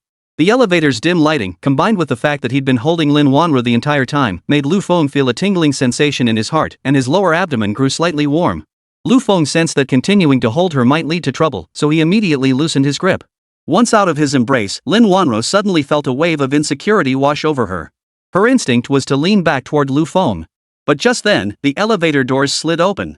A security guard hurriedly announced, thank goodness, no injuries. You two can come out now. The instant the doors opened, Lin Wanru's arms were just about to wrap around Lu Feng. This scene was witnessed by the security guard and the onlookers outside, making Lin Wanru wish she could sink into the ground. Ahem. So, the elevator was fixed this quickly? I thought it would take much longer, Lin Wanru muttered softly as she stepped out. As they reached the building's exterior and Lu Feng prepared to leave, Lin Wanru suddenly said, to thank you, I'd like to treat you to another meal. But if you're busy, I won't insist. Lu Feng shot Lin Wanru a helpless look, inwardly sighing, why does Lin Wanru have to be such a stubborn tsundere? With that thought, Lu Feng replied directly, it feels like your invitation isn't quite sincere enough. I think I'll pass. Just as Lu Feng turned to leave, Lin Wanru instinctively grabbed his arm. Who said that? I genuinely want to thank you. Her hand suddenly brushed against the muscle on his arm. She quickly withdrew it, her face flushing crimson as she stammered, so, are you coming or not? Lu Feng pretended to ponder for a moment before murmuring, well, since you put it that way, I suppose I'll humbly accept your kind invitation. Lin Wanru led Lu Feng to a restaurant near Jiangnan University. But just as they were about to order, a startlingly abrupt male voice suddenly came from nearby. Ruru? What a coincidence. I never expected to run into you here. Lu Feng looked up to see a guy in a black leather jacket with slick-back hair approaching Lin Wanru. Lin Wanru glanced at the man too, and her expression instantly soured. Get lost. I don't want to see you, Lin Wanru snapped at him. This surprised Lu Feng. It was the first time he'd ever heard Lin Wanru curse someone. The guy, however, shamelessly plopped down beside her and even grinned, saying, Ruoro, why are you being so cold to me? There's a new movie out recently. I'll treat you to a screening this afternoon. Then in the evening, we can grab a few drinks at a bar, and then. As he spoke, he even tried to wrap his arm around her shoulder, only to have her push his hand away. You're disgusting, Lin Wanru said coldly, rising to leave. The guy grabbed her arm, grinning mischievously. Ruoro, why get angry so quickly? Anger isn't good for your health. As Lu Feng witnessed this scene, a line of white text suddenly appeared before his eyes. Lin Wanru was being pestered by a persistent suitor. You just witnessed the whole thing. What do you decide to do next? Option 1, pretend you saw nothing. It's just young love, you don't want to get involved. Reward, 1 calming fire extinguishing pill. Option 2, shout that someone is harassing a female student here, forcing the person to leave immediately. Reward, a set of exquisite jade carved tea utensils. Option 3, pull Lin Wanru into your arms and declare yourself her boyfriend, telling the guy to get lost. Reward, 10-fold boost to masculine aura, a set of premium spirits from Golden Leaf KTV. Lu Feng hadn't intended to meddle in this business, but he hadn't expected the system options to appear at this moment. Since option 1's reward was so pathetic, Lu Feng realized he couldn't just stand by and watch. However, compared to the jade carving, Lu Feng was far more interested in the premium liquor set. This way, he could save a significant expense for the new Golden Leaf KTV branch opening. With that thought, Lu Feng reached out and pulled Lin Wanru into his arms. This scene shocked not only the guy but even Lin Wanru herself. Holding the soft Lin Wanru, Lu Feng declared with an air of asserting his ownership, dude, are you blind? Can't you see I'm still here? The guy sized up Lu Feng, his eyes flashing with contempt. Who the hell are you? Get your filthy hands off her. Let go of Roro right now, got it? Lu Feng gave a cold smile, tightening his grip on her arm instead. I'm Lin Wanru's boyfriend. Got it? At this declaration, both the boy and Lin Wanru's faces twisted in shock. Don't be ridiculous. Ro doesn't have a boyfriend. Who the hell do you think you are? With that, the boy rolled up his sleeves, ready to punch Lu Feng. But Lu Feng fixed his gaze squarely on the boy, and in an instant, an aura of commanding authority swept over him. The guy suddenly felt an overwhelming sense of pressure, even a hint of fear deep within his soul. He swallowed nervously, pointing at Lu Feng and snarling, you little punk, you better not let me catch you anywhere else. Or I'll beat you every single time I see you. Though the boy was spouting threats, he couldn't even meet Lu Feng's gaze. Chapter 89, Buying You a New Pair of Pants. Watching the boy slink away, Lin Wanru finally let out a sigh of relief. But she quickly realized she was still sitting in Lu Feng's embrace. Her face flushed bright red in an instant. Struggling to free herself from his embrace, she accidentally knocked over the water glass on the table, drenching Lu Feng's pants. I'm sorry, I didn't mean to. Lin Wanru hurriedly grabbed several tissues from the table, instinctively reaching to wipe the water off Lu Feng's pants. As Lin Wanru bent over, Lu Feng's perspective offered him a clear view of the two snowy peaks hidden beneath her black dress. Combined with her flushed cheeks and hair naturally falling over her face, Lu Feng suddenly felt like he was watching a movie scene. But as she wiped, Lin Wanru suddenly felt her posture was a bit awkward. Almost instantly, her mind flashed back to those unsavory pop-up ads that had appeared on computer screens during her programming studies. This made her cheeks burn even hotter. She hurriedly stood up and tossed the cloth toward Lu Feng. Sorry, I didn't mean to do that earlier. You can just wipe it down yourself. As she spoke, she deliberately turned her head away, trying hard not to meet Lu Feng's gaze. Lu Feng stared at her for a moment, his expression amused. I just saved you from embarrassment, and this is how you repay me? Hearing Lu Feng's words, Lin Wanru realized she had indeed acted inappropriately. Especially since it was her spilled cup that had caused Lu Feng's predicament. After forcing herself to calm down, Lin Wanru pretended nothing had happened. She casually picked up a tissue and continued wiping Lu Feng's pants. This time she didn't bend over, keeping her eyes fixed on the street scene outside the restaurant the entire time. Well, thanks for earlier, then. But why did you just say we're that kind of relationship? Seeing Lin Wanru's flushed cheeks and feigned composure, Lu Feng couldn't resist teasing her. What did I say? What kind of relationship? Lu Feng's lips curved into a slight smile as he asked her back. Lin Wanru sighed silently, as if gathering her resolve. After a long pause, she finally spoke up. It's why you said you were my boyfriend. Lu Feng shrugged indifferently. If I hadn't said that, do you think that guy would have walked away so easily? Lin Wanru pouted slightly, her pride showing through. Humph, she muttered. Honestly, even if you hadn't said that jerk wouldn't have dared touch me. But thanks anyway. Lin Wanru's mind was in turmoil, filled with the image of Lu Feng suddenly pulling her into his embrace. Though Lin Wanru was a straight girl specializing in programming, she'd read her fair share of romance novels and idol dramas. That sudden scene made her feel like she'd been swept off her feet by a domineering CEO. But Lin Wanru quickly rebuked herself internally. Lin Wanru, what on earth are you fantasizing about? Lu Feng isn't some domineering CEO, and you're not the heroine of a novel. Can't you think about something wholesome for once? After this mental scolding, her thoughts finally returned to normal. But her hand had been unquestionably wiping the water off Lu Feng's pants the entire time. A slight misstep caused her hand to drift to a place it shouldn't have been. Almost in an instant, Lin Wanru sprang up like a coiled spring, and even her two snow-white rabbits began hopping back and forth in unison. Lu Feng, however, had no idea what had gotten into the little girl. He looked at Lin Wanru across from him, her face flushed as if she'd had too much to drink, and couldn't help but feel a bit puzzled. Lin Wanru's mind was now completely consumed by that strange sensation from moments ago. It even triggered memories of last night bumping into Lu Feng in the bathroom, receiving mouth-to-mouth resuscitation from him in the elevator, and being held in his arms just now. These scenes and sensations made Lin Wanru's heart pound relentlessly, her fingers fidgeting nervously at the hem of her skirt. What's wrong with you? You're not having another panic attack, are you? Facing Lu Feng's question, Lin Wanru quickly put on a serious expression and replied, Stress? That's ridiculous. I don't get stressed, okay? I'm perfectly fine and normal right now. With that, she grabbed a hot dog from the table and stuffed it into her mouth. While eating, she urged Lu Feng, don't just stand there. Eat up, or your food will get cold. But halfway through her bite, Lin Wanru suddenly froze. Her gaze slowly fell upon the hot dog in her hand. In that instant, it was as if she'd been electrocuted. Her entire body trembled involuntarily, and she hastily tossed the hot dog back onto the table. She couldn't help but mentally scold herself, Lin Wanru. I told you to cut back on reading those kinds of novels. Look at you now, even eating a hot dog triggers all these inappropriate images. You're hopeless. Finally, she endured that excruciatingly awkward lunch. As she reached the restaurant entrance, Lin Wanru noticed Lu Feng's pants were still damp, and the wet spot looked rather embarrassing. Lin Wanru pursed her lips and casually remarked to Lu Feng, your pants are wet. I'll go buy you a new pair later. Lu Feng glanced down at his damp pants. They were indeed uncomfortable to wear. He felt he'd done Lin Wanru so many favors, and besides, it was her fault his pants got wet in the first place. It only made sense that she'd want to buy him a new pair now. With that thought, Lu Feng replied immediately, then I'll gladly accept your offer. They soon arrived at a nearby mall, where Lin Wanru led Lu Feng straight into a men's clothing store. This was Lin Wanru's first time in such a place, and it inexplicably made her feel a mix of shame and awkwardness. But remembering that she was the one responsible for Lu Feng's predicament, she steeled herself and began selecting pants for him. Hello, miss. Are you shopping for your boyfriend? The saleswoman approached enthusiastically. Lin Wanru replied with a straight face, he's not my boyfriend. No problem. You can shop for your husband here too. Our men's wear is of excellent quality. Lin Wanru remained coldly firm, don't misunderstand. He's not my husband either.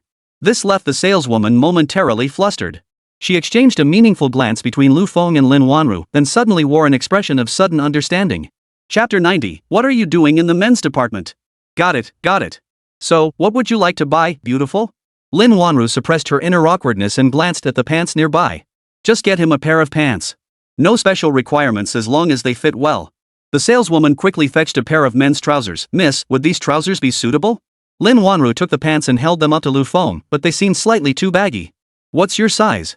Lin Wanru asked Lu Feng directly. No idea. Never measured that before, Lu Feng replied bluntly, leaving Lin Wanru speechless. But Lin Wanru didn't press the issue. Instead, she spread her thumb and index finger apart and placed them around Lu Feng's waist to gauge his size. The moment her fingers touched his waist, however, Lin Wanru's body tingled as if she'd been electrocuted. She swallowed instinctively, then quickly pulled her hand away. Forget it. Measuring is too much trouble. Just grab the next size down and try that on him. Lin Wanru quickly looked away, trying her best to stop her mind from wandering. Just as Lu Feng walked into the fitting room to change his pants, leaving Lin Wanru waiting alone outside. A voice suddenly called her name from nearby. Xiaoro, what are you doing here? Lin Wanru turned to see it was none other than her roommate. I was just browsing around since I had nothing else to do. Yeah, just browsing, Lin Wanru stammered, glancing nervously toward the fitting room. The girl scratched her head in confusion, asking with a puzzled look, Xiaoro, but this is a men's clothing store. What are you doing here alone? Lin Wanru forced a few awkward laughs. Haha, right. This is a men's clothing store? No wonder I haven't seen any nice dresses after browsing for so long. The girl looked at Lin Wanru with puzzlement. She couldn't shake the feeling that something was off about her today. After a moment's thought, the girl suddenly realized. With a look of pure gossipy curiosity, she exclaimed, I know. You're secretly buying a gift for your boyfriend, aren't you? I remember now that guy standing with you downstairs last night. Did I guess right? So that's why you didn't come back to the dorm last night. Lin Wanru, oh Lin Wanru, you've really grown up. In that moment, Lin Wanru felt as if struck by a bolt of lightning, leaving her utterly flustered. No, don't say that. I'm not what you think I am. Just as Lin Wanru was about to explain to her roommate, the sound of a changing room door unlocking suddenly echoed from behind her. This only made Lin Wanru panic even more. She felt that if Lu Feng really appeared here, she'd be even less able to explain herself. Instead, she pressed herself against the dressing room door, blocking it with all her strength to prevent Lu Feng from coming out. You and your boyfriend go take a stroll over there. I'll just digest things over here. Lin Wanru strained against the door, terrified that Lu Feng's exit would expose her secret.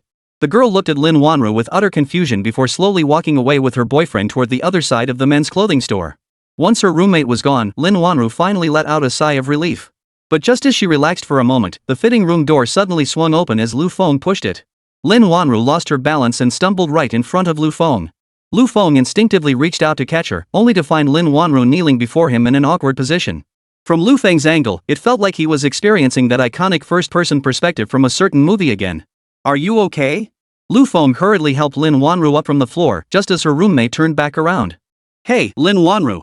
You got a boyfriend and didn't even tell me. Seeing Lin Wanru still kneeling before Lu Feng only heightened the roommate's sense of scandal. Xiaoro, you. Ha? Lin Wanru scrambled to her feet, explaining, don't get the wrong idea. He's not my boyfriend. We absolutely, positively aren't that kind of relationship. I get it. Not a boyfriend, just a flirty friend. Haven't crossed that line yet, right? The girl leaned in close to Lin Wanru, her tone full of meaning. Lin Wanru retorted immediately, of course not. There's no flirting going on at all. The girl felt a chill. Something suddenly occurred to her. She leaned in closer and continued, Xiaoro, isn't this a bit unethical? Being the other woman comes with risks. You better be careful. Lin Wanru was genuinely speechless. She hurriedly explained, oh, what nonsense are you talking about? Anyway, it's not as complicated as you think. Go enjoy shopping with your boyfriend. Before leaving, the girl pulled 2 tickets from her bag and handed them to Lin Wanru. Xiaoro, my boyfriend and I snagged 2 free tickets to the amusement park online. But we suddenly have plans today and can't go, so we'll just give these tickets to you. You'd better make the most of this chance. Otherwise, it won't be easy for a straight girl like you to find a boyfriend. Lin Wanru was about to refuse, but the girl had already walked away, leaving her holding the tickets, feeling a bit at a loss. What a mess. Look at this now, people might get the wrong idea. But you probably aren't interested in amusement parks anyway, right? If you're not interested, just say so. I'll return the tickets to her later. Lin Wanru feigned indifference as she handed one of the tickets to Lu Feng, her eyes fixed elsewhere. Lu Feng never expected Lin Wanru to be so aloof, even when inviting him to the amusement park. Just as Lu Feng hesitated, a line of white text gradually appeared before his eyes. The system options surfaced once more. Your relationship with Lin Wanru is currently ambiguous. Others mistakenly believe you are a couple and gifted you 2 amusement park tickets. Now, faced with Lin Wanru's subtle invitation, decide your next move. Option 1. Immediately distance yourself from Lin Wanru, clarify your relationship, and bid her farewell. Reward: 1 complimentary voucher for designer men's pants. Option 2. Amusement parks are for kids. You want to show Lin Wanru some adult fun. Invite her to your villa to watch a private movie screening. Reward: 1 bottle of odorless, colorless hallucinogenic potion. Option 3. Accept Lin Wanru's invitation, accompany her to the amusement park, and safely escort her back to school. Reward: 24-hour super VIP pass to the amusement park, plus a premium Phoenix Blood Jade. Chapter 91. Barely able to walk without support. Lu Feng wasn't particularly interested in amusement parks and had even considered rejecting Lin Wanru's invitation outright. But when he saw the reward for option 1, just a free pair of pants. As for option 2's reward, Lu Feng couldn't help but frown. He couldn't help but mentally scoff, using this thing to charm female college students? That probably wouldn't go over well, huh? Lu Feng wasn't the type to take advantage of someone in a vulnerable state. In the end, his gaze settled on the third option. Compared to the others, the top-grade Phoenix Blood Jade seemed like the better deal. Lu Feng took the amusement park ticket from Lin Wanru's hand. Such a great ticket, wouldn't it be a shame not to use it? Lin Wanru was taken aback. She had expected Lu Feng to refuse her, but he actually agreed. After paying, Lin Wanru followed Lu Feng to the parking lot. Through the afternoon light, Lu Feng accidentally noticed that Lin Wanru's skirt was faintly see-through. Occasionally, a breeze would blow, and he could faintly see the lace trim beneath her black skirt. This reminded Lu Feng of last night, when he and Lin Wanru had bumped into each other in the bathroom. The two rode in silence, making the car feel awkward. Finally, Lin Wanru spoke first. Don't misunderstand. I invited you along purely because I didn't want to waste these 2 tickets. Lu Feng held the steering wheel with one hand and tilted his head to glance at Lin Wanru. I didn't say anything. What are you explaining? Her face flushed suddenly, and she replied nervously, who said I was explaining? I just didn't want you to misunderstand. Lu Feng gave a faint smile. I didn't misunderstand. But you've been acting unnatural all day. Could it be you're still thinking about last night? Or what happened in the elevator? This remark made Lin Wanru flush instantly, her neck turning crimson. Her mind was indeed dwelling on those very things, even conjuring up some scenes unsuitable for minors. She didn't want to, but her imagination was simply too vivid. The slightest association would conjure up all sorts of bizarre scenarios. I'm not. Absolutely not. Lin Wanru retorted with a touch of stubborn pride, immediately turning her head to stare out the window. Soon they arrived at the entrance of the amusement park, a newly opened attraction in Dachang City bustling with all kinds of visitors. Lu Feng led Lin Wanru to the ticket gate. Seeing the long queue stretching ahead, Lin Wanru frowned. Why are there so many people? We'll be waiting until the cows come home. Immediately, Lu Feng handed a card to the staff member. The attendant quickly said, Sir, we see you're one of our super VIPs. There's a VIP fast lane over here. Please proceed. And just like that, under the watchful eyes of the crowd, Lin Wanru and Lu Feng bypassed the queue entirely, entering the amusement park directly through the VIP lane. Surprised, Lin Wanru asked Lu Feng, You're actually a super VIP here? Lu Feng smiled and replied, What, is that so strange? Lin Wanru figured it wasn't unusual for someone as wealthy as Lu Feng to casually pull out a membership card for some place, so she didn't say much more. They approached the roller coaster area. Lu Feng glanced at the cars speeding along the tracks and sighed quietly. This ride is too intense. You might be scared. Let's go over there and ride the carousel instead. That statement instantly ignited Lin Wanru's competitive spirit. She retorted immediately, Who said I'd be scared? Lu Feng replied meaningfully, Then who was clinging to me the whole time in the elevator? Lin Wanru was instantly speechless, unsure how to respond. She could only argue, I didn't mean to. Fine, it was an accident. Then let's go ride the roller coaster now. Lu Feng couldn't be bothered to argue further with this stubborn girl. He was eager to see if she'd still be so defiant once she was strapped into the ride. The moment she sat down in the roller coaster seat, Lin Wanru's heart began pounding wildly. But she forced herself to appear calm as she said, Lu Feng, don't go screaming your head off later. That would be so embarrassing for you. Lu Feng chuckled softly. Suddenly, the roller coaster began to move, slowly climbing toward the highest point. Lin Wanru kept her eyes tightly shut, repeating to herself over and over, Lin Wanru, you can do this. Lin Wanru, you can do this. But as the coaster plunged downward from the peak, Lin Wanru's resolve shattered instantly. She couldn't control herself and screamed out loud. Ah! Even after disembarking, her legs trembled so violently she could barely walk without leaning against the wall for support. Seeing Lin Wanru walk like that, Lu Feng couldn't shake the feeling that something was off. Thankfully, they were still near the roller coaster area. Otherwise, seeing Lin Wanru walk like that would likely lead to misunderstandings.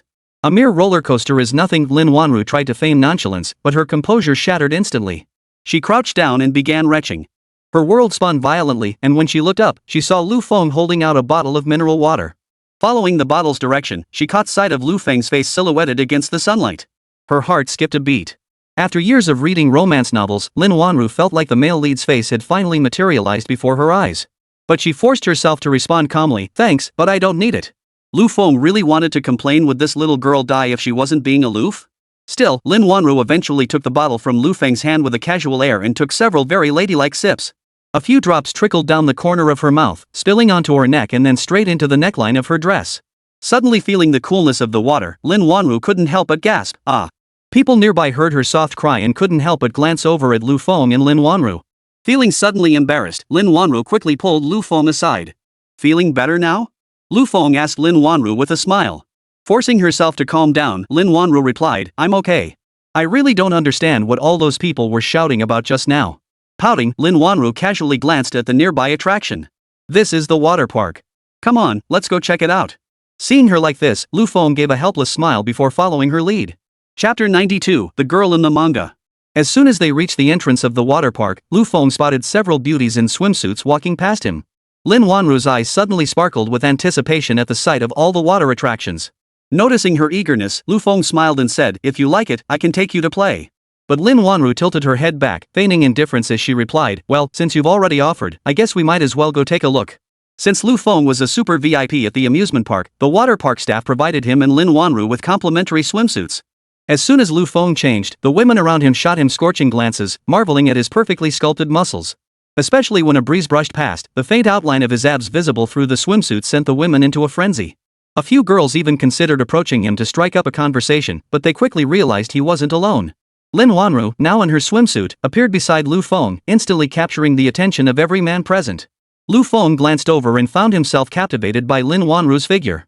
Though not exceptionally tall, Lin Wanru possessed impeccable proportions. Her smooth, supple skin, long, fair legs, and that exquisitely crafted face with a hint of aloof arrogance. Lu Feng felt as though Lin Wanru had stepped straight out of a manga as a swimsuit-clad beauty. Noticing Lu Feng's persistent gaze, Lin Wanru suddenly felt a bit flustered. But unlike other girls, she didn't act coy. Instead, she pretended nothing had happened and walked straight toward the nearby water slide. As soon as he reached the platform of the water slide, Lu Feng noticed the staff there shooting Lin Wanru's suggestive glances. They had planned to help her sit at the slide's entrance and take advantage of the situation. But before they could make a move, Lu Feng suddenly picked Lin Wanru up and sat her down himself. Lin Wanru was clearly startled by Lu Feng's action and quickly asked, "What are you doing?" Lu Feng responded with a smile, "Of course we're sliding together. Is there a problem?" Seeing Lu Feng and Lin Wanru so close together, the staff realized they had no chance to make a move. They shot Lu Feng a disapproving look. As they slid down the high platform, the intense sensation of weightlessness made Lin Wanru instinctively grip Lu Feng's arm. She curled up in his embrace like a tiny kitten. Splash! A torrent of water cascaded over Lu Feng and Lin Wanru, instantly soaking Lin Wanru's hair. Holding the now completely soaked Lin Wanru in his arms, Lu Feng suddenly recalled last night's scene in the bathroom. The difference was that tonight, Lin Wanru wore a swimsuit, making her appear even more playful. Even after they slid down for quite some time, Lin Wanru still clung tightly to Lu Feng's arm, refusing to let go. Finally, Lu Feng had no choice but to whisper, "If you keep holding on like this, my arm is going to go numb." Only then did Lin Wanru realize she'd been clutching Lu Feng's arm the entire time. She quickly let go and tried to step back, but the water's resistance was too strong, causing her to stumble backward. Just as she was about to fall into the pool and choke on water, Lu Feng suddenly reached out and wrapped his arms around her slender waist. Their eyes locked in that moment, causing Lin Wanru's pupils to dilate instantly and her heartbeat to surge. Against the sunlight, Lin Wanru saw the contours of Lu Feng's muscles, and his hair, dampened by the water, suddenly made her feel an overwhelming urge to kiss him. Her imagination ran wild in that instant, even conjuring the scene of Lu Feng performing mouth-to-mouth resuscitation on her in the elevator. Lin Wanru nearly closed her eyes, leaning in slowly to savor the serene beauty of the moment. But the splashing water around them snapped her back to reality. She quickly turned her face away, flushed crimson as she stammered, This slide is just okay. Let's go ride the jet skis over there." With that, Lin Wanru dashed ahead. Just as Lu Feng started to follow, two women suddenly surrounded him. "Hey, handsome, I'm a bit scared to go down this slide alone. Could you help me out?" Following the direction of the voice, Lu Feng instantly caught sight of a flash of Snow White. His gaze shifted upward, landing upon a pair of precariously swaying snow peaks, where he spotted a snake-like, razor-sharp face. Worst of all, the woman was now swaying her serpentine waist, her eyes narrowed seductively as she tried to press herself against Lu Feng. Before Lu Feng could refuse, another woman gently caressed his waist from behind, her voice dripping with allure. Handsome, fancy joining us for some water volleyball? If volleyball isn't your thing, I can let you play with other kinds of balls. Lu Feng instinctively turned around, only to find another snake-like beauty thin in the middle and thick at both ends. Not interested, Lu Feng replied coldly, ready to flee the scene. But the two women wouldn't let him go. One even blocked his path. Handsome, don't be such a killjoy. We noticed your female companion isn't much to look at. Why not consider me instead? As she spoke, her burning gaze lingered on Lu Feng's abs, her face brimming with greed. Meanwhile, Lin Wanru, who had intended to go jet skiing, noticed Lu Feng hadn't followed and glanced back. Just then, she caught sight of those two women, radiating mature charm, surrounding Lu Feng. For some reason, Lin Wanru suddenly felt a tight knot in her chest, and by the end, she was even a little angry. Especially when she saw those two women leaning into Lu Feng relentlessly, Lin Wanru felt an intense ache in her heart. Lin Wanru, what's wrong with you?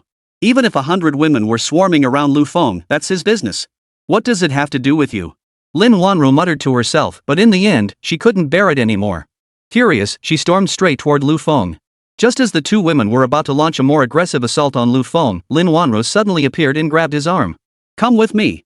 Lin Wanru demanded imperiously, not even giving Lu Feng a chance to speak as she yanked him toward the side. The two women were stunned, but could only watch helplessly as Lu Feng was led away by Lin Wanru. Lu Feng hadn't expected Lin Wanru to specifically come back for him. Chapter 93, The Middle-Aged Man in the Changing Room. Lu Feng sensed Lin Wanru was a bit puffed up with anger and couldn't help asking, "You're not jealous, are you?" The word jealous made Lin Wanru freeze. She had never considered the possibility, much less imagined she'd one day feel jealous over a man. Lin Wanru pondered inwardly, did I just get jealous? Impossible. Absolutely impossible. How could I possibly be jealous of Lu Feng? But if it's not jealousy, why did I feel so uncomfortable just now seeing those two women leaning on Lu Feng? I know. It must be because I dislike those two women. Yes, that must be it. With that thought, Lin Wanru responded with a touch of pride, are you kidding? How could I possibly be jealous? I just genuinely dislike those two women. That's the only reason. Seeing Lin Wanru's stubbornly proud expression, Lu Feng found the little girl rather adorable, though she still needed a little discipline. He wrapped his arms around her from behind and lifted her straight onto the jet ski. Ah! Lu Feng, what are you doing? Lin Wanru asked in surprise. Lu Feng leaned close to her ear and whispered, paying you back for saving me earlier. With that, Lu Feng twisted the jet ski's throttle wide open, sending it shooting forward instantly. He weaved through the water with Lin Wanru in tow, her screams echoing continuously across the surface. By the time Lin Wanru finally stepped off the jet ski, her legs were so weak she could barely stand straight. Her whole body lunged forward as if to collapse into the pool, but the strap of her swimsuit accidentally caught on the jet ski's handle. The entire swimsuit suddenly ripped open. The moment she felt the strap snap, Lin Wanru's eyes widened in shock, her mind going completely blank. The thought of her swimsuit falling off in front of so many people made her feel like she might as well be dead.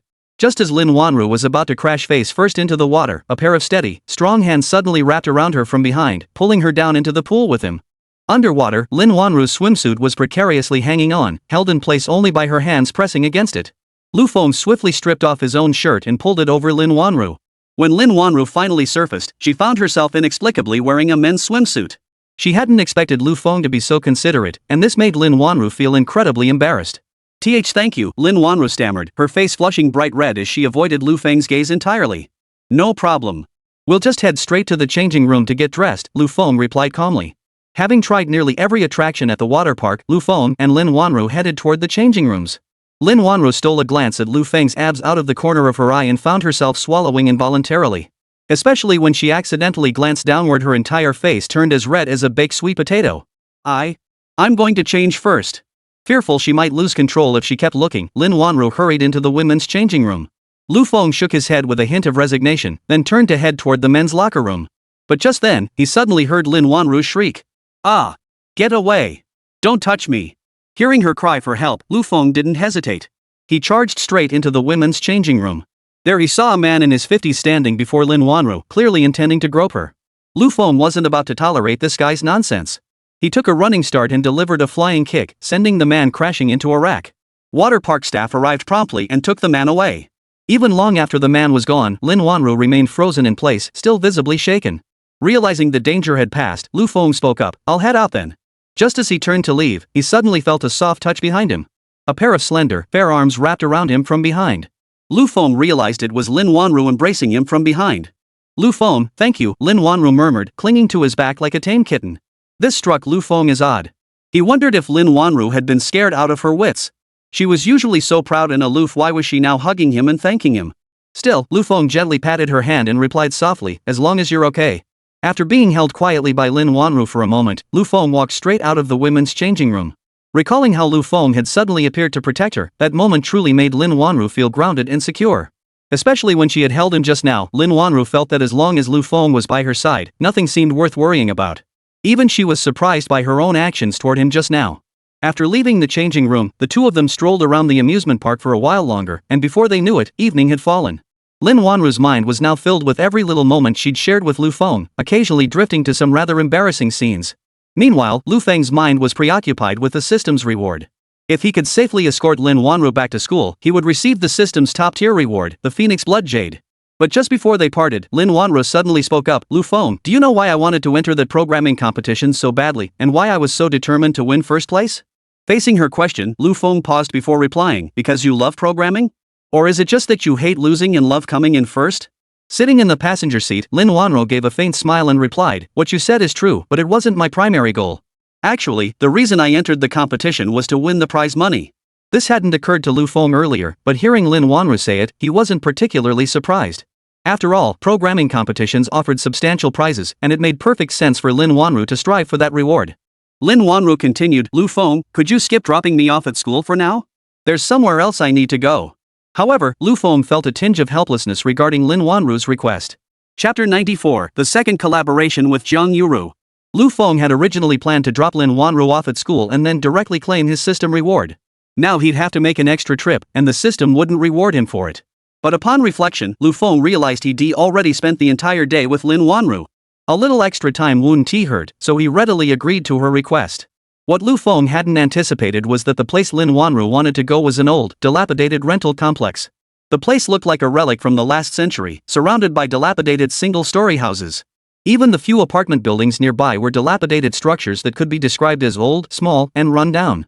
Lu Feng followed Lin Wanru down a narrow alleyway before she knocked on a door. Grandma, I'm here to see you, Lin Wanru said, her usually aloof and proud face breaking into a surprisingly sweet smile. A stooped old woman emerged from behind the door. Upon seeing Lin Wanru, her face crinkled into a wide smile.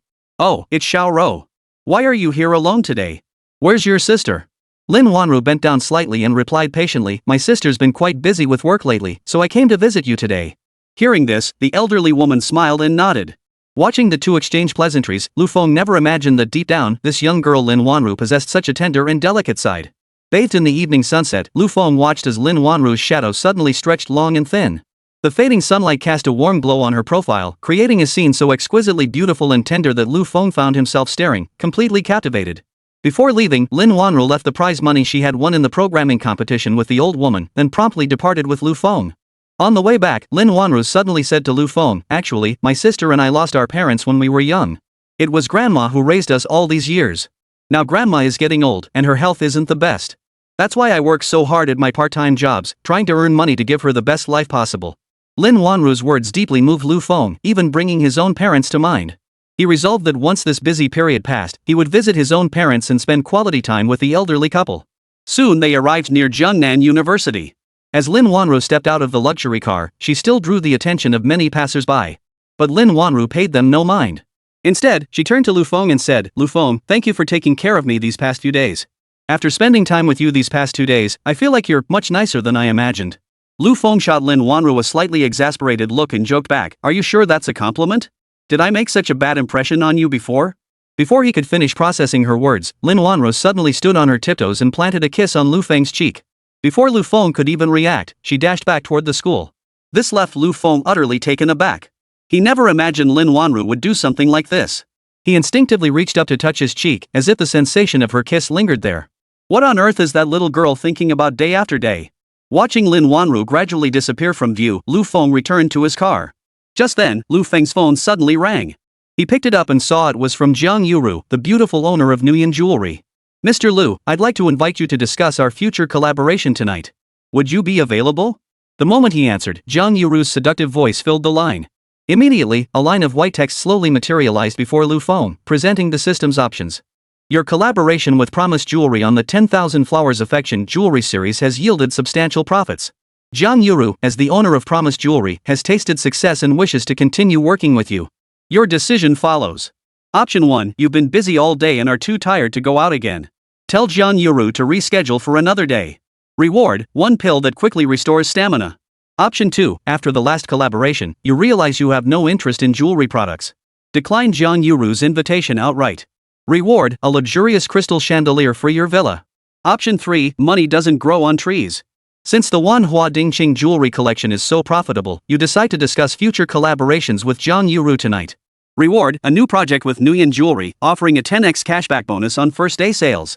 Upon seeing the 3 options presented by the system, Lu Feng's gaze immediately fixated on the third choice. He felt the first 2 options were mere diversions, only option 3 offered genuine value. Especially since Lu Feng had already tasted the sweetness of tenfold sales before that day, he'd cashed out a whopping 200 million yuan. With that in mind, Lu Feng immediately replied to Jiang Yuru, "Alright, Miss Jiang. We'll meet at the usual spot tonight at Golden Leaf KTV." After hanging up, Lu Feng drove his luxury car and soon arrived at Golden Leaf KTV. The moment Lu Feng pushed open the door, manager Zhang greeted him with a broad smile. "Good evening, Mr. Lu." Before Lu Feng could say anything, manager Zhang added regretfully, "Mr. Lu, manager Qin isn't here today. You won't be able to see her." This surprised Lu Feng. After all, Qin Shueya had refused to take time off even when she was sick with a high fever. Why wasn't she at work today? What's wrong with Qin Shueya? Lu Feng asked manager Zhang directly.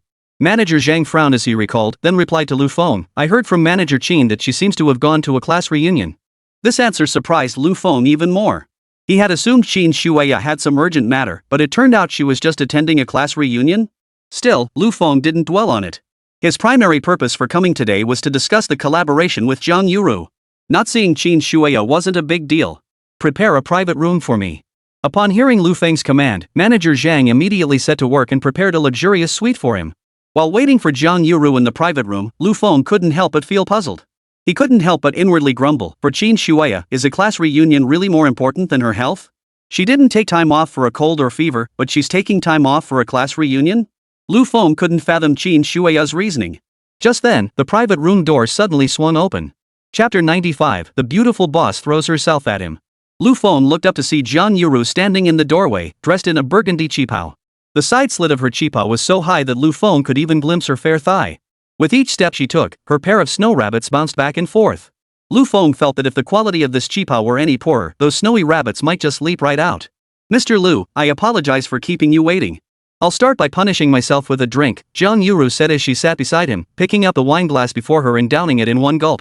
Occasionally, droplets of red wine trickled from the corners of her lips, cascading down her neck and into the collar of her cheongsam. Under the dim light of the private room, this scene made Jiang Yuru appear even more alluring, her mature and sophisticated charm radiating effortlessly. Lu Feng smiled faintly and said to Jiang Yuru, "Miss Jiang, you're too polite. I haven't even said anything yet, and you've already started drinking?" Jiang Yuru refilled her glass and replied playfully, "Then Mr. Lu doesn't know how to treat a lady with care. Couldn't you drink one for me?" But Lu Feng didn't continue. Seeing his silence, Jiang Yuru tactfully changed the subject. "Mr. Lu, our last collaboration was exceptionally successful. The Love and Bloom jewelry collection has taken the market by storm. We at Promise Jewelry would very much like to collaborate with you again. Here are some ideas for our upcoming new products. Please take a look, Mr. Lu." Jiang Yuru retrieved a document from her bag and deliberately leaned closer to Lu Feng. This caused Lu Feng's arm to brush against that softness, and he even faintly sensed a hint of warmth. Not only that, but as she handed him the documents, her fingers casually brushed against the back of his hand, her face radiating a seductive expression. Lu Feng didn't read anything into Jiang Yuru's actions. He took the document and examined it carefully, discovering that Promise Jewelry's upcoming new product line was named Stellar. The Stellar Jewelry Collection, that's quite a fitting name. What grade of jadeite does Promise Jewelry plan to use for this series? Facing Lu Feng's question, Jiang Yuru imperceptibly leaned closer to him, her body now almost pressed against his. "Mr. Lu, Promise Jewelry certainly intends to use high-quality jade for this collection, such as Phoenix Blood Jade, Imperial Jadeite, Blue-Eyed Ice Crystal Jade. However, we currently lack Phoenix Blood Jade in our supply chain. We'll have to settle for a slightly lower grade red jade as a substitute." Lu Feng nodded thoughtfully, then suddenly looked up at Jiang Yuru. "Don't worry about the Phoenix Blood Jade supply. I happen to have a top-quality piece I can sell to Promise Jewelry." Jiang Yuru asked in disbelief, "Mr. Lu, does this mean you agree to continue our collaboration?" Seeing Lu Feng nod firmly, Jiang Yuru immediately embraced him excitedly. "Mr. Lu, thank you so much." As she spoke, she deliberately swayed her supple waist, causing her ample bosom to bounce and sway near Lu Feng's arms. Combined with the unique, mature fragrance emanating from her body, it genuinely made Lu Feng feel a bit tingly inside. Facing Jiang Yuru's overtures, Lu Feng didn't show excessive excitement. He maintained his calm expression, offered a smile, raised his glass, and said, "And here's to our future collaborations." Lu Feng was now eager for Nguyen Jewelry to launch the Starry Sky collection ASAP. After all, the system's tenfold sales rebate reward was incredibly tempting. After another glass of wine, Jiang Yuru's cheeks flushed slightly, adding an alluring charm to her appearance. Especially when she looked at him, Lu Feng felt her gaze was almost melting. "Mr. Lu, I'm truly grateful you're willing to continue working with Promise Jewelry. I'm feeling so happy today, I've decided to have another drink with you." Jiang Yuru refilled her glass, but her tolerance seemed low after just 2 drinks. She was already swaying unsteadily. When she lifted this glass, more than half of it spilled onto her neck. Under the dim lighting of the private room, Lu Feng could see the red wine soaking through her qipao, revealing the outline of her ample bosom. As the owner of Promise Jewelry, Jiang Yuru was in her 30s but maintained impeccable skin. Lu Feng felt that compared to Qin Shuya, Jiang Yuru was equally beautiful but with an added touch of fiery allure and sensuality. "Miss Jiang, you've had too much to drink. You really shouldn't continue."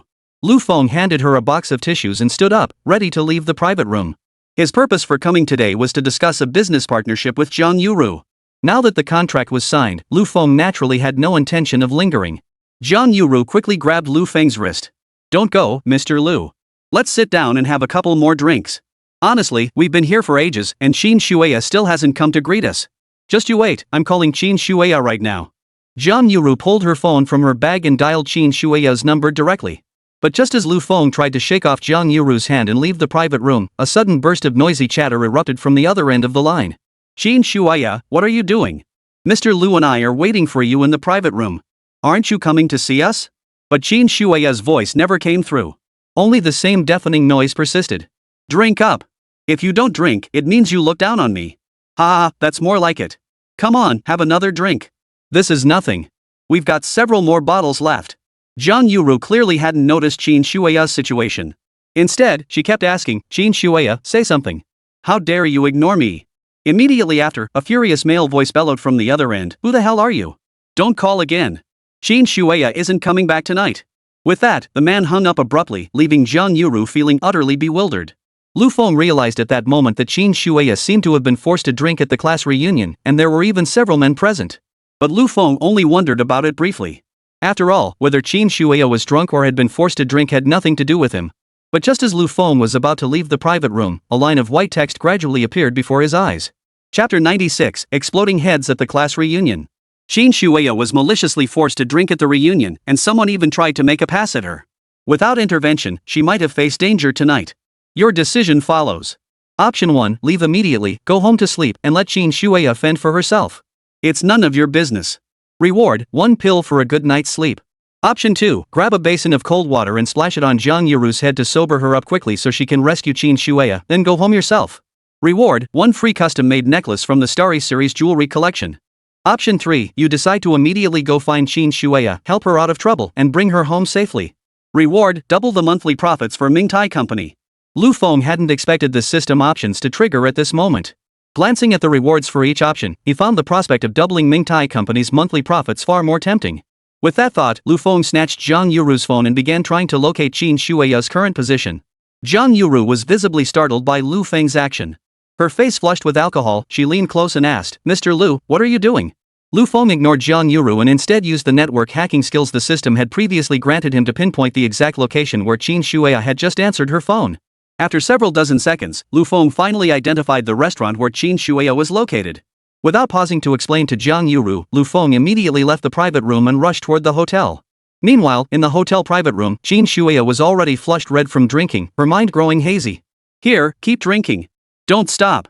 A man placed a bottle of beer directly in front of Qin Shuya. Qin Shuya replied with a pained expression, "Sorry, I've had enough to drink today. I really can't have any more." This response annoyed the man. "What do you mean by that, Qin Shuya? We're all gathered together today, don't you want to give us old classmates some face? Besides, didn't you just ask us to chip in some money to help you open a shop? You're showing zero sincerity." Several empty beer bottles lay scattered at Qin Shuya's feet. This was her limit. If she drank any more, she felt she'd pass out drunk. "No, I really have had enough to drink today. I'm truly sorry." The man's face darkened instantly. His expression turned stern as he said, "Qin Shuya, is this how you ask for favors? If you want us old classmates to lend a hand and help you open a shop, then you drink. Otherwise, don't expect a single shred of help from us." Qin Shuia's expression was one of deep distress, but she had no choice. For the sake of her and her daughter's future, Qin Shuia couldn't keep working at the KTV for others. She still yearned to own her own shop, where she could have more freedom in whatever she chose to do. With that thought, Qin Shuia hesitantly reached for the bottle. Alright, I'll have one more drink. Qin Shuia extended her delicate hand and carefully poured herself a glass of beer. The men present watched her pour with expressions of greed spreading across their faces. Though several women were present, each seething with envy over Qin Shuia's beauty, not a single one spoke up for her. Ahem. Qin Shuia couldn't even finish the single glass of beer. Coughing a few times, she hurriedly said, I can't. I really can't drink anymore. I'm sorry. The man immediately looked displeased. He grabbed the beer bottle and walked straight over to Qin Shuia. How much have you even had that you can't drink anymore? Listen here, Qin Shuia, you're drinking tonight whether you want to or not. With that, he reached out to pry open her mouth and force the beer down her throat. But before he could reach her, a loud crash echoed from the private room door. Crash! Everyone turned toward the sound and saw that the door to the private room had been kicked to pieces. Wood splinters and dust instantly filled the room, causing the women inside to instinctively scream in terror. Seeing Lu Feng appear at the doorway, one man demanded rudely, Who the hell are you? Don't you know to knock before entering? Lu Feng ignored the man completely. His eyes immediately locked onto Qin Shuia sitting by the dining table. He walked straight over and grabbed her wrist. Let's go, Lu Feng said decisively, pulling Qin Shuia toward the exit. But these men weren't about to let Lu Feng leave so easily. They blocked his path, sneering, Hey, who the hell are you? Kicking down the door for no reason, then trying to take Qin Shuia away? You think we're invisible or something? Lu Feng's icy gaze fell upon the men, instantly making them feel a crushing sense of pressure. Get out of the way, Lu Feng said coldly, his entire being radiating an aura of authority without needing to raise his voice. They were already annoyed by Lu Feng's sudden intrusion. Now, with Lu Feng speaking like this, they were boiling with rage. You little punk, have you even grown any hair yet, acting all high and mighty? Let go of Qin Shuia's hand right now, or I'll make sure you regret it. Crash! Before the man could finish his threat, Lu Feng grabbed a liquor bottle from the table and smashed it right onto the man's head. The bottle shattered instantly on the man's skull, sending alcohol and shards splattering across the floor. The scene terrified everyone present. They never expected Lu Feng to actually resort to violence. Qin Shuia stared at Lu Feng with utter disbelief. She never imagined Lu Feng would show up here at this moment. The man who had just stood in front of Lu Feng was instantly knocked out cold after being blasted in the head. He clutched his head and scurried to the side, terrified Lu Feng might strike him again. And so, in full view of everyone present, Lu Feng walked away with Qin Shuia. Not a single man dared to follow them. After all, Lu Feng was the real deal when it came to fighting. None of them wanted to risk getting hurt over a woman like Qin Shuia. Outside the restaurant, Qin Shuia looked at Lu Feng in puzzlement. Lu Feng, how did you end up here? Lu Feng didn't respond immediately. Instead, he scrutinized Qin Shuia from head to toe. Under his intense gaze, Qin Shuia suddenly felt uncomfortable all over, even instinctively covering her collar. Chapter 97, a power outage night with just the two of them.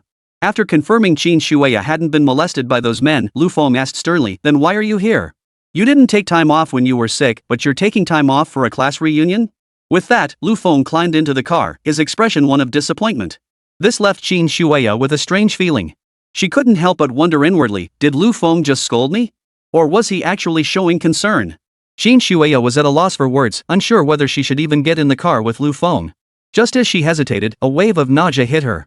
She crouched by the roadside and vomited. Finally, she managed to stand up, but her head was spinning, and she could barely keep her balance. Ah! Qin Shuia's legs buckled beneath her, and she stumbled forward, about to fall. But just as she was about to hit the ground, a pair of steady, strong hands suddenly caught her from behind. Qin Shuia looked up and met Lu Feng's gaze directly. Her heart skipped a beat. Lu Feng frowned at Qin Shuia. He felt she was proving to be quite a handful tonight. However, to complete the system task, Lu Feng still needed to safely escort Qin Shuia home. With no other choice, he had no option but to carry her directly to the passenger seat. Qin Shuia wore a relatively long dress today, but the fabric was quite thin. When Lu Feng lifted her, his hands faintly traced the lace patterns on her undergarments. Qin Shuia had intended to struggle, but the moment Lu Feng lifted her, her entire body went limp, leaving her utterly unable to muster even the slightest strength. Her head instinctively leaned into Lu Feng's embrace, allowing her to catch a whiff of his masculine scent. This scent alone was enough to make Qin Shuia dizzy, and combined with the effects of alcohol, her face flushed instantly, turning crimson all the way to her ears, and even her neck began to turn slightly pink. When Lu Feng placed Qin Shuia in the passenger seat, she suddenly felt a wave of nausea wash over her, causing her body to jerk involuntarily.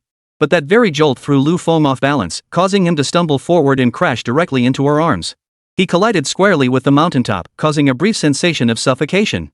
This only made Qin Shuya blush even more intensely.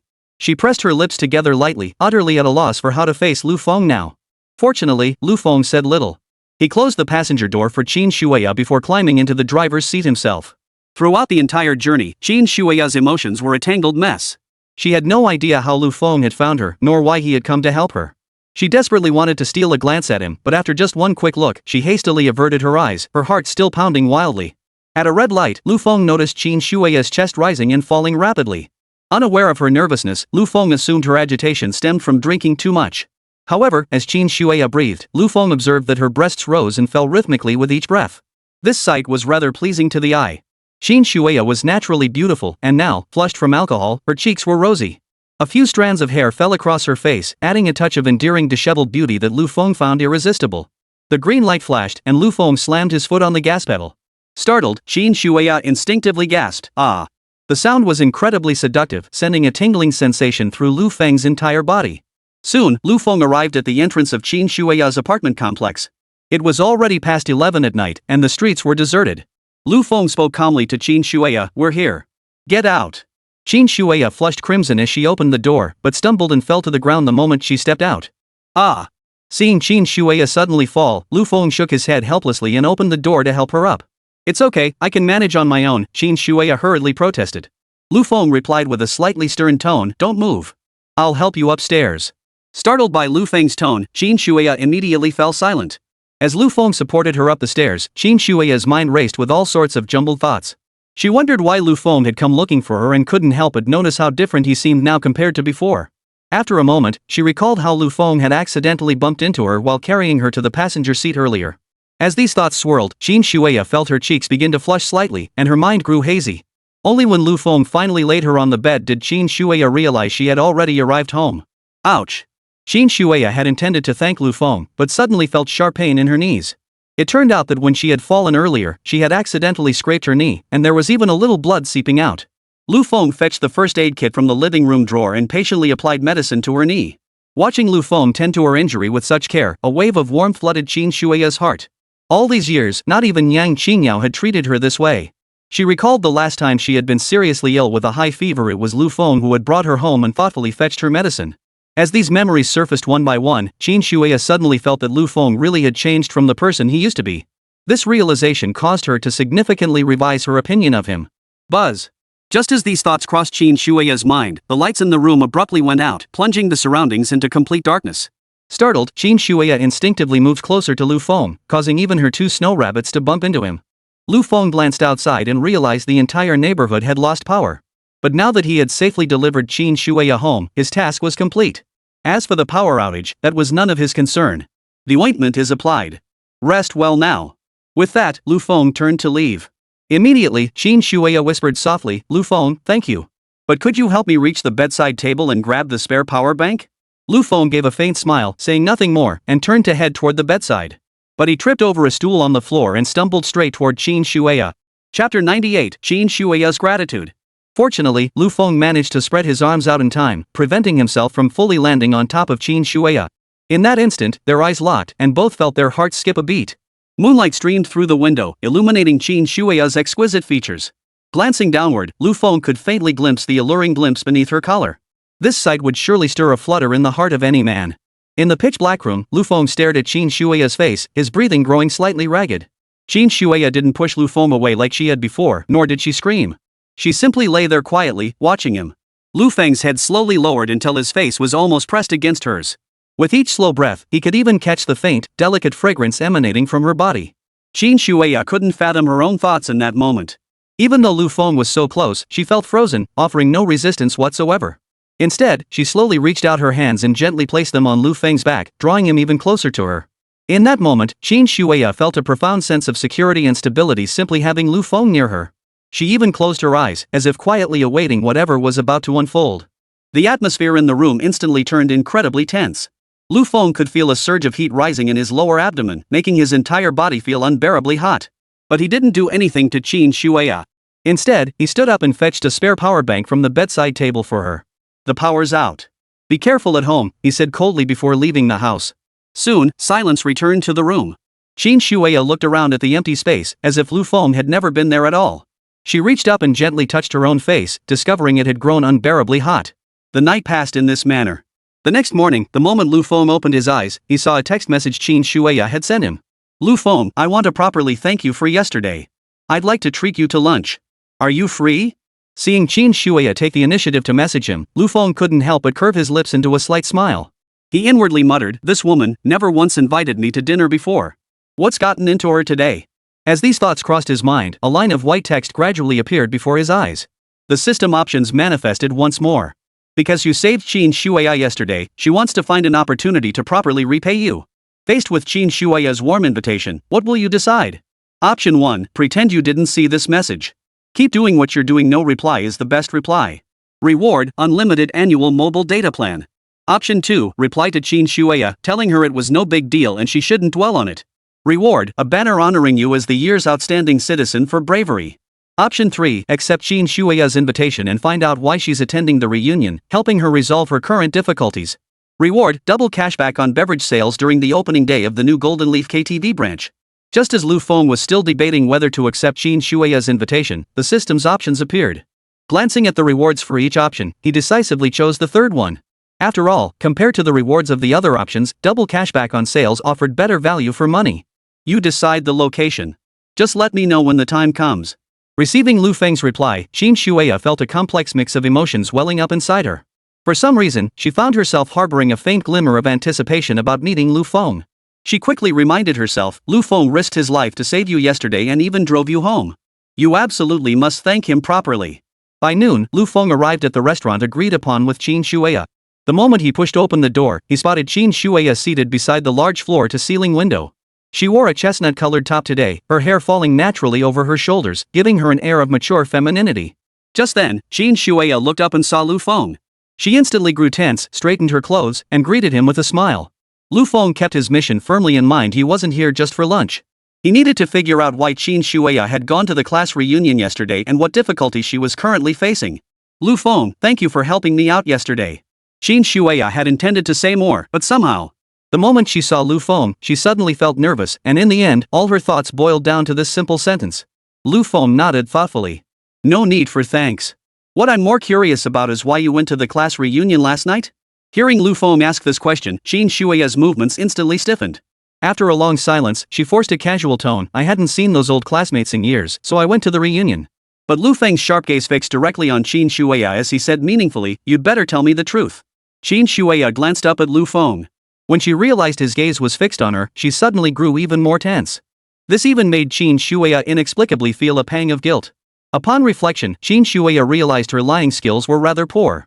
Earlier, she hadn't even taken a sick day when she had a fever of 38 degrees Celsius, yet now she was taking time off for a mere class reunion? She couldn't fool Lu Feng like that. Still, she forced a smile and replied, I am telling the truth. Here's the menu, let's order. Qin Shuya desperately wanted to change the subject, but Lu Feng gave her no such opportunity. Leaning back in his chair, Lu Feng gave his wrist a slight shake. Since you still refuse to tell me the truth, I won't force it. I suddenly remembered I have some things to take care of. Excuse me. With that, Lu Feng stood up to leave immediately. Right behind him, Qin Shuya's voice followed. Lu Feng, I didn't mean to hide things from you. Actually, Watching Lu Feng storm off in anger, Qin Shuya felt an overwhelming sense of guilt toward him. She recalled how Lu Feng had helped her time and again over the past period. Yet she hadn't even been willing to tell him the truth. It weighed heavily on her conscience. After a fierce internal struggle, Qin Shuya finally resolved to tell Lu Feng the truth. I don't want to keep working for others forever. That's why I asked them to lend me some money to help me open my own shop. Chapter 99, You'll be the branch manager. Lu Feng knew Qin Shuya's intentions couldn't be that simple. He slowly turned around and saw that Qin Shuya's eyes were slightly reddened. Lu Feng couldn't stand seeing women cry, even if the woman before him was his ex-girlfriend's mother. Aren't you already the manager of Golden Leaf KTV? Doesn't that position satisfy you? Qin Shuya fought hard to hold back her tears, forcing herself to sound composed as she replied to Lu Feng, even though I'm the manager of Golden Leaf KTV now, I'm really just an employee. I don't get a share of any profits from Golden Leaf KTV. Even when I'm sick, I don't dare take time off. Qin Shuya picked up the glass on the table and took a sip, her face flushing visibly. Lu Feng, since we've gotten this far, I won't be afraid of your ridicule. Ever since my business failed years ago and I racked up massive debts, Yao and I have seen our standard of living plummet. I've worked tirelessly these past years. While I've paid off most of the debts, there's still a huge gap left. I truly don't want to live under someone else's roof. I want Yaoer and me to have a better life, so I have to open my own shop and run my own business. After saying this, Qin Shuya took another sip of wine, looking as if she had made up her mind about something. Lu Feng's expression grew solemn. He hadn't realized Qin Shuya carried so much weight on her shoulders. Seeing Lu Feng silent for a long while, Qin Shuya suddenly gave a self-deprecating laugh. Sorry, I got a little emotional and talked too much. You must think I'm so materialistic, achieving nothing yet wanting everything. Her eyes grew redder as she picked up the menu to order, trying desperately to distract herself. Suddenly, her hand felt a warm presence. She turned her head and saw that Lu Feng had taken her hand. That instant of physical contact sent a jolt through Qin Shuya like an electric shock. She had no idea why Lu Feng had suddenly done this. Immediately, Lu Feng spoke, "Don't talk about yourself like that. You've already done so much." Lu Feng slowly released Qin Shuya's hand and continued in a calm tone, "But I happen to have a perfect opportunity that could help you achieve financial freedom." Hearing this, a look of confusion flashed across Qin Shuya's face. She stared blankly at Lu Feng, asking in bewilderment, "Lu Feng, what do you mean?" Lu Feng pulled out his phone map and immediately explained to Qin Shuya, "As far as I know, Golden Leaf KTV is opening a new branch in Jintang District, Dacheng City, and they happen to be short a manager." At that moment, Qin Shuya's expression grew even more complex. She even doubted whether she had heard correctly. She stared at the prime location of the Golden Leaf KTV branch marked on the map, then looked up at Lu Feng, her face filled with disbelief. "I'm afraid I can't do it.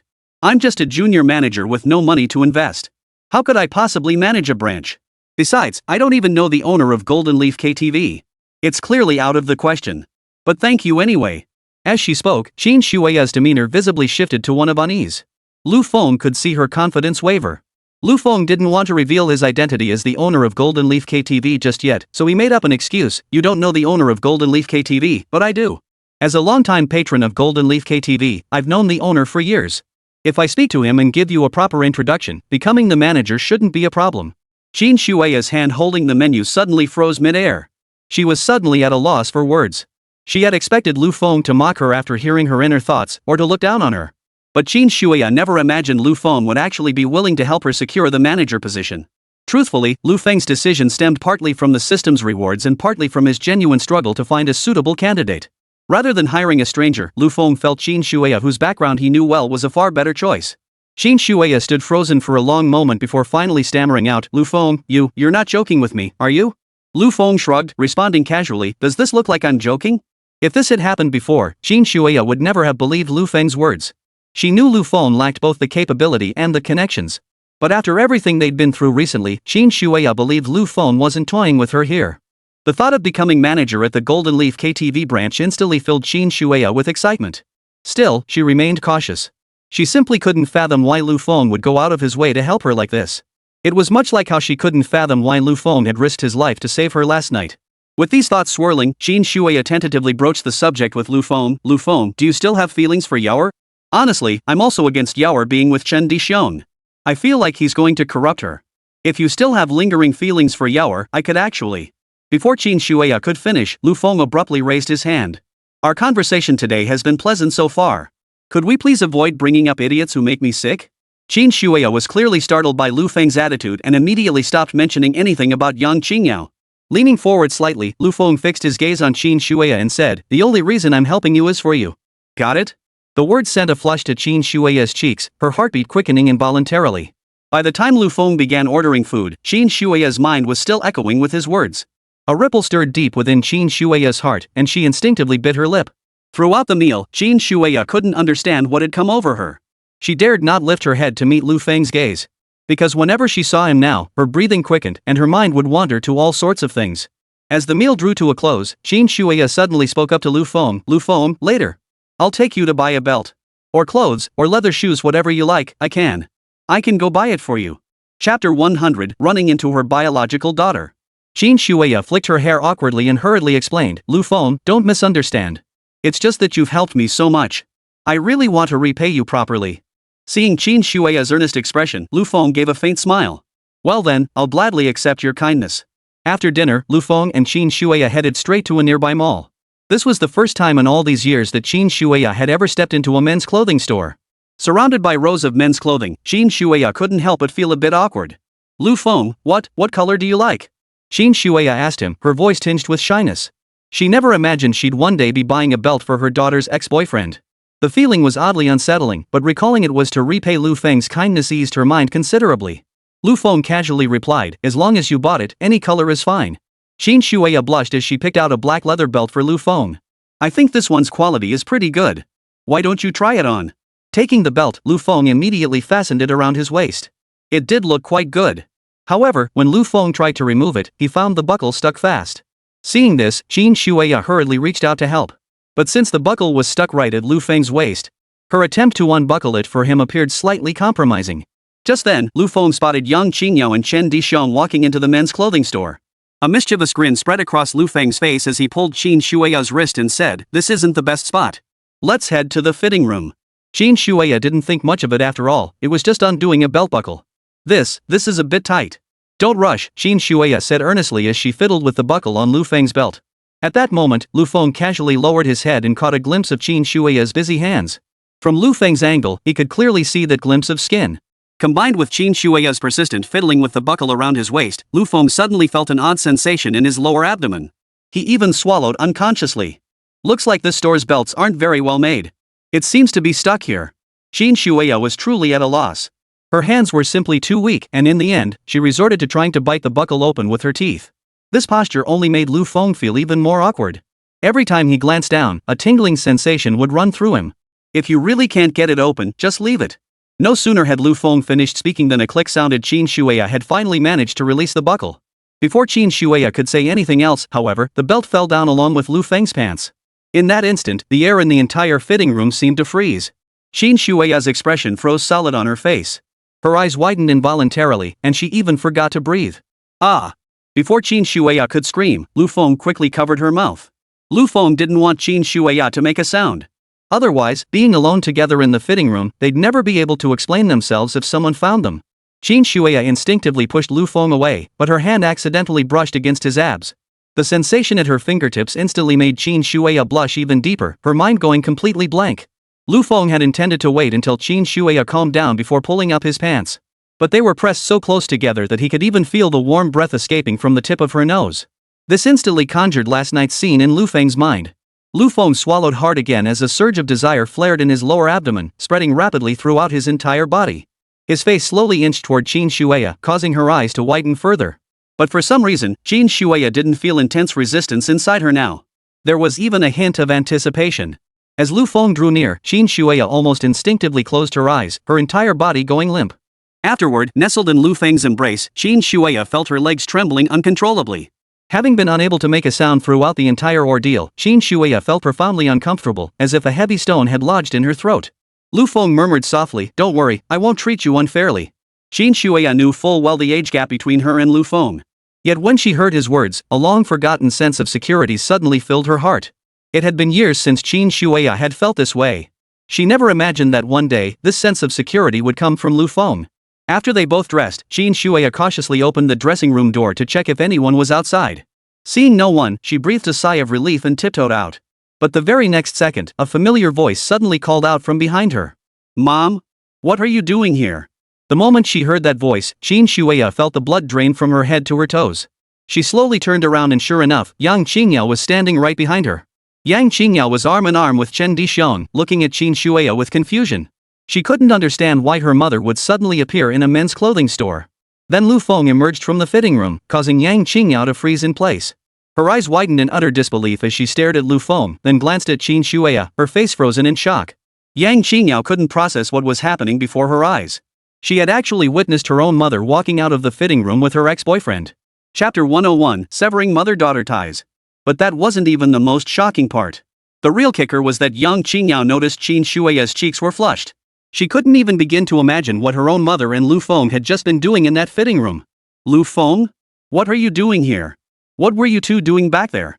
Yang Qingyao paused to think, then suddenly seemed to grasp something. "I get it. You must have threatened Mom with that damn video again, right?" Qin Shuya hadn't expected to run into her daughter here either. She hurriedly explained to Yang Qingyao, "Yaoer, you've misunderstood Lu Feng. It's not what you think." Hearing Qin Shuya's words, the look of utter disbelief on Yang Qingyao's face grew even more pronounced. She couldn't believe her mother was actually defending Lu Feng here. "Mom, are you okay? Why are you defending Lu Feng? He's nothing but a scoundrel. What are you afraid of?" Faced with Yang Qingyao's question, Qin Shuya responded with a hint of awkwardness. This time, it really isn't Lu Feng's fault. Yaoer, don't speak so harshly. Qin Shuya reached out to take Yang Qingyao's arm, but Yang Qingyao stepped back abruptly. Don't touch me. You disgust me. Once or twice could be a misunderstanding, but now I've caught you two coming out of the fitting room together. Is that still a misunderstanding? If Lu Feng didn't threaten you, then you threw yourself at him. You two are nothing but a pair of scum. Smack! A sharp slap echoed through the air, leaving a clear handprint on Yang Qingyao's face. Even Lu Feng was taken aback by this scene. He hadn't expected Qin Shuya to slap Yang Qingyao in front of so many people. But seeing Yang Qingyao take that solid slap, Lu Feng couldn't help but feel a secret thrill of satisfaction. Covering her face, Yang Qingyao stared at Qin Shuya in shock. How dare you hit me? You hit me for some worthless man. Qin Shuya's expression suddenly turned grave as she responded coldly. Who taught you to speak to your mother like that? Besides, Lu Feng hasn't done anything wrong. He's even helped me a lot. You absolutely cannot slander him here. Yang Qingyao felt like she'd heard the biggest joke in the world. Wait, are you out of your mind, Qin Shuya? Lu Feng is a useless piece of trash. How could he have helped you? I get it now. Did Lu Feng buy a few bottles of liquor from you, netting you a little extra commission? Or maybe you offer certain services and Lu Feng took good care of your business? Qin Shuya stared straight at Yang Qingyao, finding it hard to believe that this girl before her was her own biological daughter, whom she had raised for over 20 years. Yang Qingyao, I'm warning you, stop saying these things. Go apologize to Lu Feng right now. Seeing the tense atmosphere between mother and daughter, Chen Dixiong suddenly interjected from the side. Auntie, don't blame Yang Qingyao for speaking harshly. After all, Lu Feng is Yang Qingyao's ex-boyfriend. When you two emerged together from the fitting room, anyone would jump to conclusions. As Chen Dixiong spoke, a faint smile lingered on his face, appearing almost like a mockery directed at Lu Feng and Qin Shuya. Qin Shuya's icy gaze suddenly fixed on Chen Dixiong. This isn't your place to speak. Shut your mouth. My daughter ended up like this because she spent all her time hanging around with you. How dare you even speak up? Yang Qingyao feared Chen Dixiong might ignore her in his anger. If that happened, she'd lose her only source of income. Qin Shuya, can you please not take all your anger out on Chen Dixiong? He's innocent. Yang Qingyao had now begun addressing Qin Shuya by her full name, which infuriated Qin Shuya so much she trembled all over. As their commotion grew louder, a crowd of onlookers gradually gathered around them. I told you to apologize to Lu Feng right now. Did you hear me? Qin Shuya demanded again, her voice icy cold. But Yang Qingyao wasn't about to tolerate Qin Shuya's arrogant attitude, especially after she'd just slapped her across the face. Yang Qingyao felt her rage boiling over. You're disgusting, Yang Qingyao spat coldly before hooking her arm through Chen Dixiong's and walking away. Hearing Yang Qingyao call her disgusting felt like a thunderclap to Qin Shuya. She couldn't accept that her own daughter would say such a thing. Yang Qingyao, I warn you, if you dare walk out of here today, don't ever call me your mother again. Yang Qingyao abruptly halted her steps. She slowly turned around, glaring at Qin Shuya with wide eyes. What did you just say? For some worthless man, you're cutting ties with me now, huh? You're disowning your own daughter just to be with my ex-boyfriend, aren't you? Yang Qingyao's words were packed with so much information that the onlookers nearby instantly wore expressions of having stumbled upon a juicy scandal. Qin Shuya, naturally reserved, felt utterly humiliated by her daughter's defiance, especially with so many onlookers gathered around. I'll ask you one last time, are you going to apologize? Only a fool would apologize to a scumbag like Lu Feng. Seeing Yang Qingyao's defiant attitude, Qin Shuya stormed out of the men's clothing store in a rage. Yang Qingyao had assumed Qin Shuya was merely bluffing, never expecting her to actually disown her. Chen Dixiong, feeling utterly humiliated, pretended to take a call and left immediately. Now Yang Qingyao was completely panicked. If Qin Shuya refused to acknowledge her as her daughter, she'd have no way to marry into the Chen family. Seeing Yang Qingyao looking so distraught, Lu Feng felt a secret sense of satisfaction. Yang Qingyao, now frantic, pointed at Lu Feng and shouted, Lu Feng, this is all your fault. Go get my mom back here right now. Lu Feng stared at Yang Qingyao as if she were an idiot. He shot her a cold glance before turning and walking away himself. In the corner of the mall, Qin Shuya sat alone on a bench, looking utterly despondent. Lu Feng slowly approached Qin Shuya and handed her a bottle of water. Qin Shuya had assumed Lu Feng had left long ago, but to her surprise, he had stayed by her side the entire time. This unexpected gesture sent a wave of warmth through Qin Shuya's heart, making her emotions even more complicated. Her biological daughter had drifted away from her, yet Lu Feng, a man with no blood ties, had never left her side. Qin Shuya sighed silently and accepted the water Lu Feng offered. Chapter 102, Pretending to be her boyfriend. Sorry for making you witness this spectacle. I still couldn't buy you that belt in the end. Looks like we'll have to wait for next time. Qin Shuya took a sip of water but accidentally choked, causing a large splash to soak her collar. This made her shirt slightly transparent. Lu Feng merely glanced down casually and caught sight of those two precariously poised peaks. Lu Feng said nothing. Once Qin Shui's emotions had calmed slightly, he took her straight back to Golden Leaf KTV. Before leaving, Qin Shui forced a smile onto her face and said to Lu Feng with feigned composure, "Lu Feng, thank you for saving me yesterday. And thank you for helping me find a new job. Whenever you need me to take over at the branch, just come find me. Of course, if the owner of Golden Leaf KTV decides I'm not cut out to be manager, I'll still be grateful to you." Lu Feng had intended to find a private room to relax in, but seeing Qin Shui in her current state, he decided it would be better to let her be alone for a while. However, recalling the scene in the fitting room earlier, he couldn't help but feel a lingering sense of satisfaction.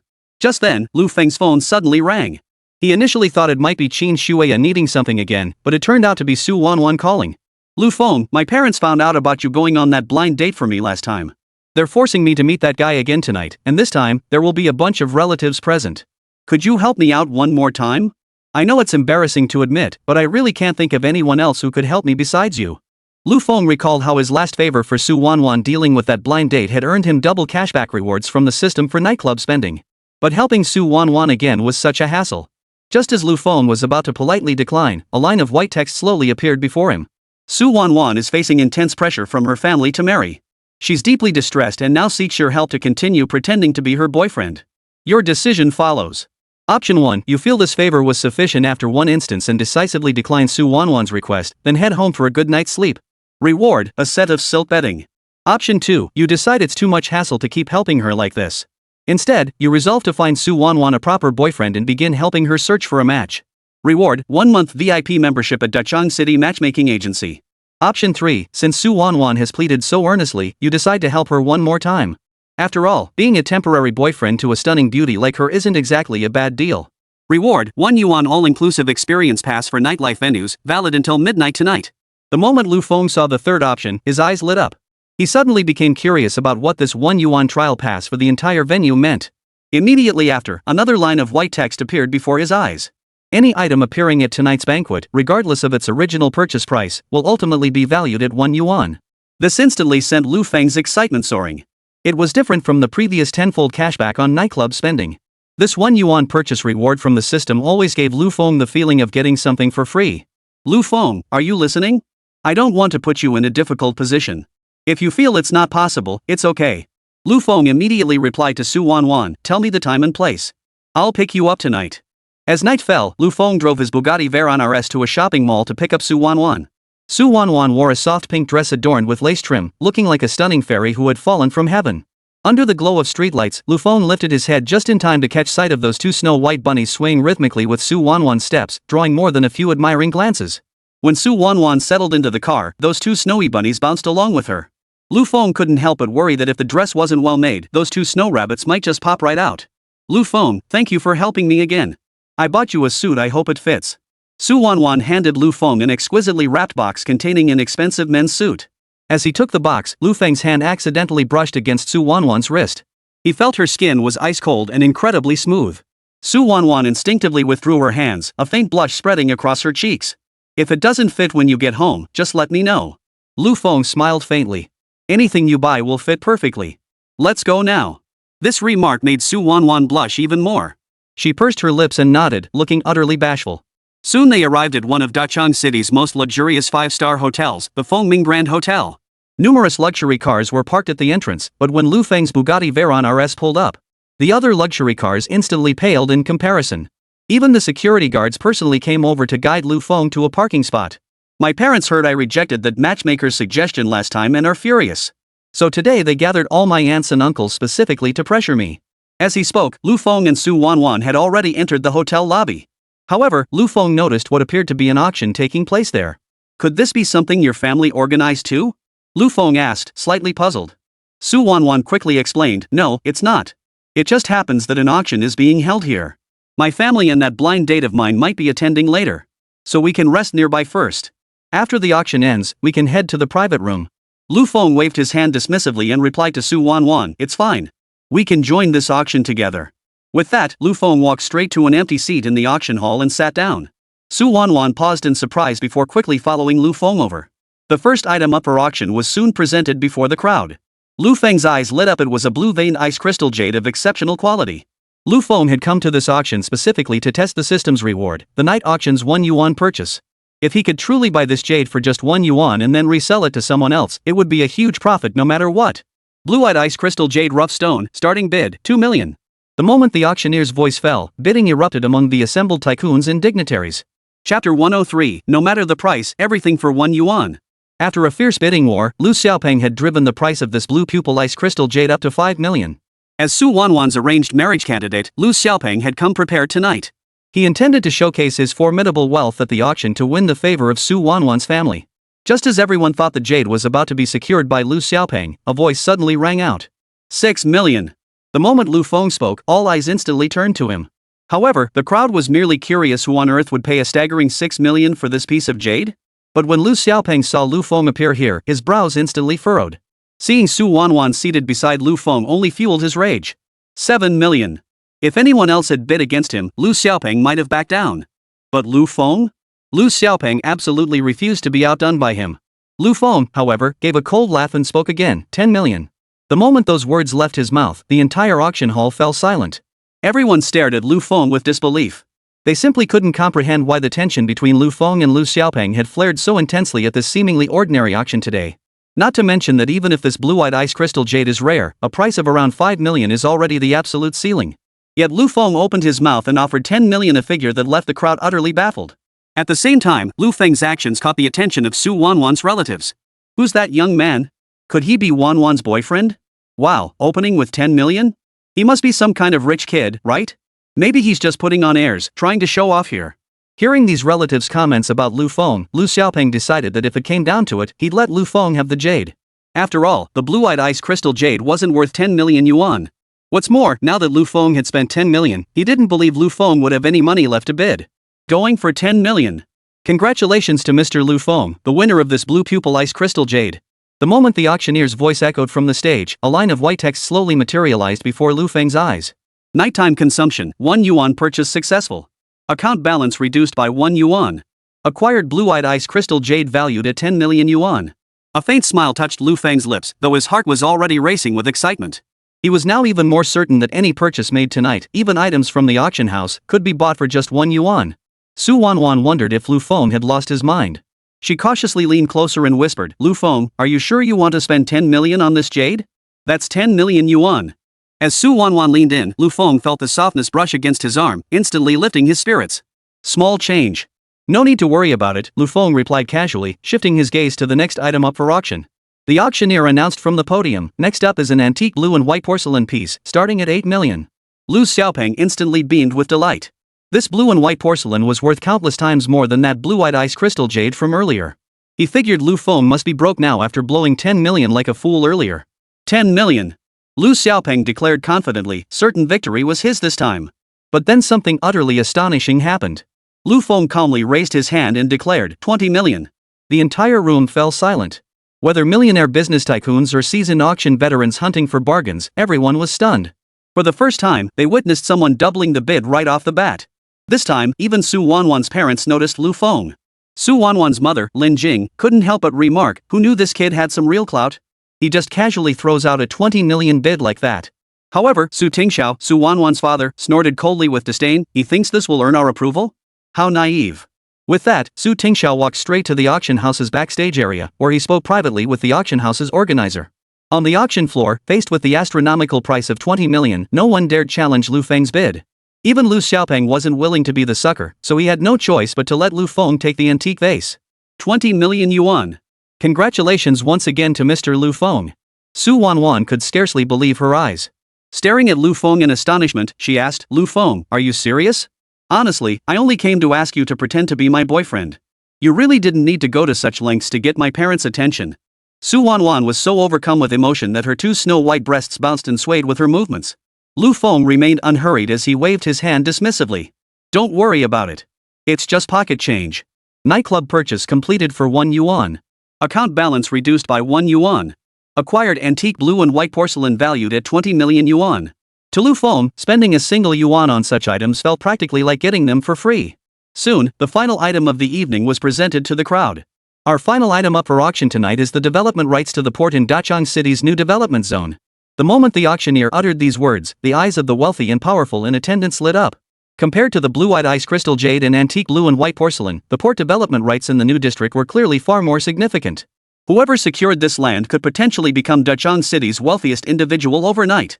Yet when they saw the starting bid the auctioneer revealed, they suddenly hesitated. The starting bid for the port development rights in the new development zone was a staggering 99.99 million. Faced with a starting bid nearing 100 million, the crowd dared not bid online. Su Tingxiao returned to the auction floor at this moment. He leaned close to Lu Xiaopeng and whispered something. A sly gleam flashed in Lu Xiaopeng's eyes. Straightening his suit, Lu Xiaopeng dramatically declared, "I bid 130 million.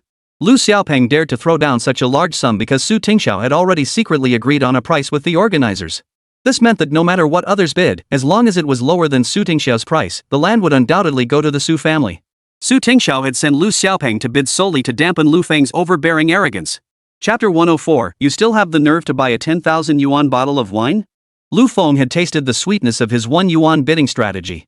No matter how high the starting price, he would ultimately secure the item for just 1 yuan. So even when Lu Xiaopeng had driven the price up to 130 million, Lu Feng casually countered 300 million. This left everyone stunned, even Su Tingxiao's expression froze on his face. Su Tingxiao had negotiated a price of 200 million with the organizers. He believed that no matter how reckless Lu Feng might be, he couldn't possibly come up with 200 million yuan in one go to purchase this plot of land. Yet here Lu Feng was, pushing the price to 300 million, a development that left Su Tingxiao utterly stunned. 300 million. Sold. Let us once again congratulate Mr. Lu Feng. The host's voice cracked with excitement. He'd never witnessed such a lavish display of wealth from a tycoon before. Nightclub purchase successful for 1 yuan. Account balance reduced by 1 yuan. Port development rights valued at 300 million yuan acquired. Lu Feng was utterly speechless. Acquiring a 300 million yuan project for a single yuan felt even more exhilarating than a tenfold cashback deal. After the auction concluded, Su Wanwan led Lu Feng upstairs to a private room already filled with Su family relatives. The moment Lu Feng appeared, every pair of eyes in the room instantly turned to him. They couldn't fathom how this seemingly ordinary man could casually spend 300 million yuan. Lu Xiaopeng had never liked Lu Feng, and tonight, being repeatedly upstaged by him made his back teeth itch with rage. Seeing Su Wanwan so intimately linked arm in arm with Lu Feng sent Lu Xiaopeng into a raging fury. "Didn't I warn you to come alone tonight? What's his deal?" Su Tingxiao demanded in an icy tone, his voice instantly radiating the commanding presence of a family patriarch. Facing her father's questioning, Su Wanwan responded with a smile, "Dad, Lu Feng is my boyfriend. Of course he should be here for an occasion like this." As she spoke, Su Wanwan kept her arm wrapped around Lu Feng's, allowing him to feel the soft curves of her breasts against him at every moment. Seeing Su Tingxiao about to lose his temper, Lu Xiaopeng quickly interjected, "Uncle, there's no need to get angry over such a worthless person. Let's order our food." Lu Xiaopeng then called over the waiter, "Bring us 2 bottles of romantique first. I'm going to drink until I'm dead drunk with my uncle tonight." Suddenly, Lu Feng let out a cold laugh, as if he'd heard some incredibly funny joke. "Lu Feng, with so many elders present, is this how you behave?" Lu Xiaopeng seized the opportunity to call him out. "You actually have the nerve to buy romantique that costs over 100,000? After saying this, Lu Feng turned to the waitress, "What's your most expensive, finest wine?" The beautiful waitress responded enthusiastically, "Good evening, sir. We have a bottle of Lafite Rothschild priced at 1,500,000 yuan. Would you like to order that?" Lu Feng smiled faintly and waved his hand. 6 bottles for good luck. Bring me 6 bottles first." Lu Xiaopeng's eyes widened instantly. 1 bottle of Lafite was 15 million yuan, 6 bottles meant 9 million. Lu Feng had just spent 330 million yuan at the auction, and now he was about to drop another 9 million on wine. This left Lu Xiaopeng inwardly wondering, just how much money did this kid Lu Feng have? Nightclub purchase successful for 1 yuan. Account balance reduced by 1 yuan. Acquired 9 million yuan worth of aged Lafite. Lu Feng had grown addicted to this 1 yuan purchase thrill. He desperately wanted to ask if the hotel was for sale. If so, he'd buy it outright for a single yuan. Su Wanwan beside him was utterly dumbfounded. She'd seen her share of wealthy people growing up, but someone who threw money around like trash? This was a first. "Lu Feng, you don't have to spend so extravagantly. We're just putting on a show tonight." Su Wanwan whispered to Lu Feng, causing those 2 snow rabbits to brush against his arm once more. Lu Feng shrugged it off nonchalantly, "It's pocket change. No need to worry." Originally, Su Wanwan's relatives had planned to use this dinner to publicly humiliate Lu Feng, hoping he'd back down and stop pursuing her. But upon seeing how wealthy Lu Feng was, they all froze, unable to utter a single word against him. Some even began trying to curry favor with him. Only Su Wanwan's parents, Su Tingxiao and Lin Jing, still looked down on Lu Feng, maintaining a strong sense of rejection toward him. When it came time to settle the bill, Lu Xiaopeng rushed to the counter to pay, hoping to salvage some face. But he froze in shock. The bill for tonight's dinner came to a staggering 15 million yuan. Lu Xiaopeng had intended to pull out his bank card and swipe it with flair, but his hand froze mid-air. Suddenly, he was at a loss for words. Did you make a mistake in the calculations? Even if we booked a deluxe suite, it shouldn't cost this much. Facing Lu Xiaopeng's confusion, the beautiful waitress patiently explained, well, sir, the seafood that gentleman ordered was all air freighted in from overseas. Beyond that, he insisted on the finest quality for every ingredient. Plus, our hotel adds a 20% service charge, which naturally pushes the price up. Before Lu Xiaopeng could respond, Lu Feng interjected, forget it. I'll cover it. Nightclub purchase completed for 1 yuan. Account balance reduced by 1 yuan. Successful payment of 15 million yuan for the meal. This moment caused even Su Tingxiao and Lin Jing to revise their impressions of Lu Feng.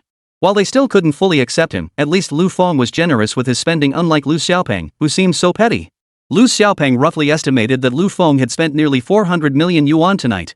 Forget Lu Feng, he doubted even the city's mayor himself would dare spend that much. Lu Feng, is all this money from legitimate sources? Lu Xiaopeng couldn't help but ask. Lu Feng, arm in arm with Su Wanwan, responded coldly, none of your damn business. This instantly sent Lu Xiaopeng into a rage.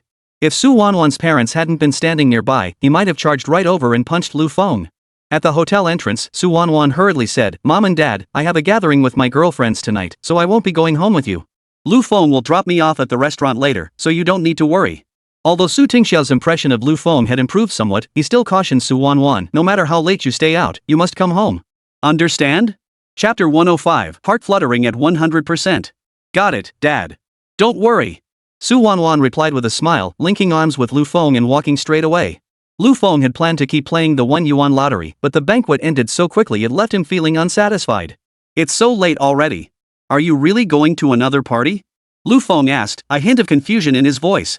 Su Wanwan stuck out her tongue at Lu Feng and replied mischievously, I was just fooling my parents. Who's going to party with me this late? I just didn't want to go home so early. I wanted to spend more time with you. This answer genuinely startled Lu Feng. He hadn't expected the little minx Su Wanwan to have such thoughts. Lu Feng, aren't you exhausted tonight? Why don't you go home and rest? Su Wanwan asked him with thoughtful consideration. Faced with the beautiful girl's invitation, Lu Feng felt genuinely tempted. Then, a line of white text gradually appeared before his eyes. Su Wanwan wants to go on a date with you alone, but seeing how late it is, you feel conflicted. The choice is yours. Option 1, decline Su Wanwan's invitation on the spot and head home to sleep on your soft, fluffy bed. Reward, energy recovery pills and sweet dreams potion. Option 2, go tell Su Wanwan's parents right now that she doesn't actually have a gathering tonight, and immediately send her family home. Reward, Su Wanwan's parents' approval, plus a gift from them worth around 100,000 yuan. Option 3, agree to a private date with Su Wanwan and raise her affection level to 100 within 24 hours. Reward, 1 building of Mingtai Company's subsidiary, the Esports Entertainment Company. Lu Feng glanced at the 3 options presented by the system. He thought the reward for the first option was utterly pathetic. As for the second option, it was downright stupid. What kind of world was this where you'd go tattling to the parents? Besides, Lu Feng couldn't care less whether Su Wanwan's parents approved of him. His eyes immediately settled on the third option. An esports entertainment company? That's a sweet deal. But what the heck is this heartbeat value? The thought barely formed in Lu Feng's mind when he spotted a pink energy bar hovering above Su Wanwan's head. Su Wanwan's current heartbeat value, 90. Lu Feng instantly grew excited. If Su Wanwan's current heartbeat value was already 90, reaching 100 would be a breeze, right? With that thought, Lu Feng asked Su Wanwan directly, what do you want to do later? Want to go for a drive? Hit the bars for some tunes? Or head up the mountain to stargaze? Su Wanwan lowered her head shyly, pursed her lips and thought for a moment, then replied, how about we go see a movie? Though Lu Feng wasn't particularly interested in watching a movie, he was willing to do anything that could increase Su Wanwan's affection level.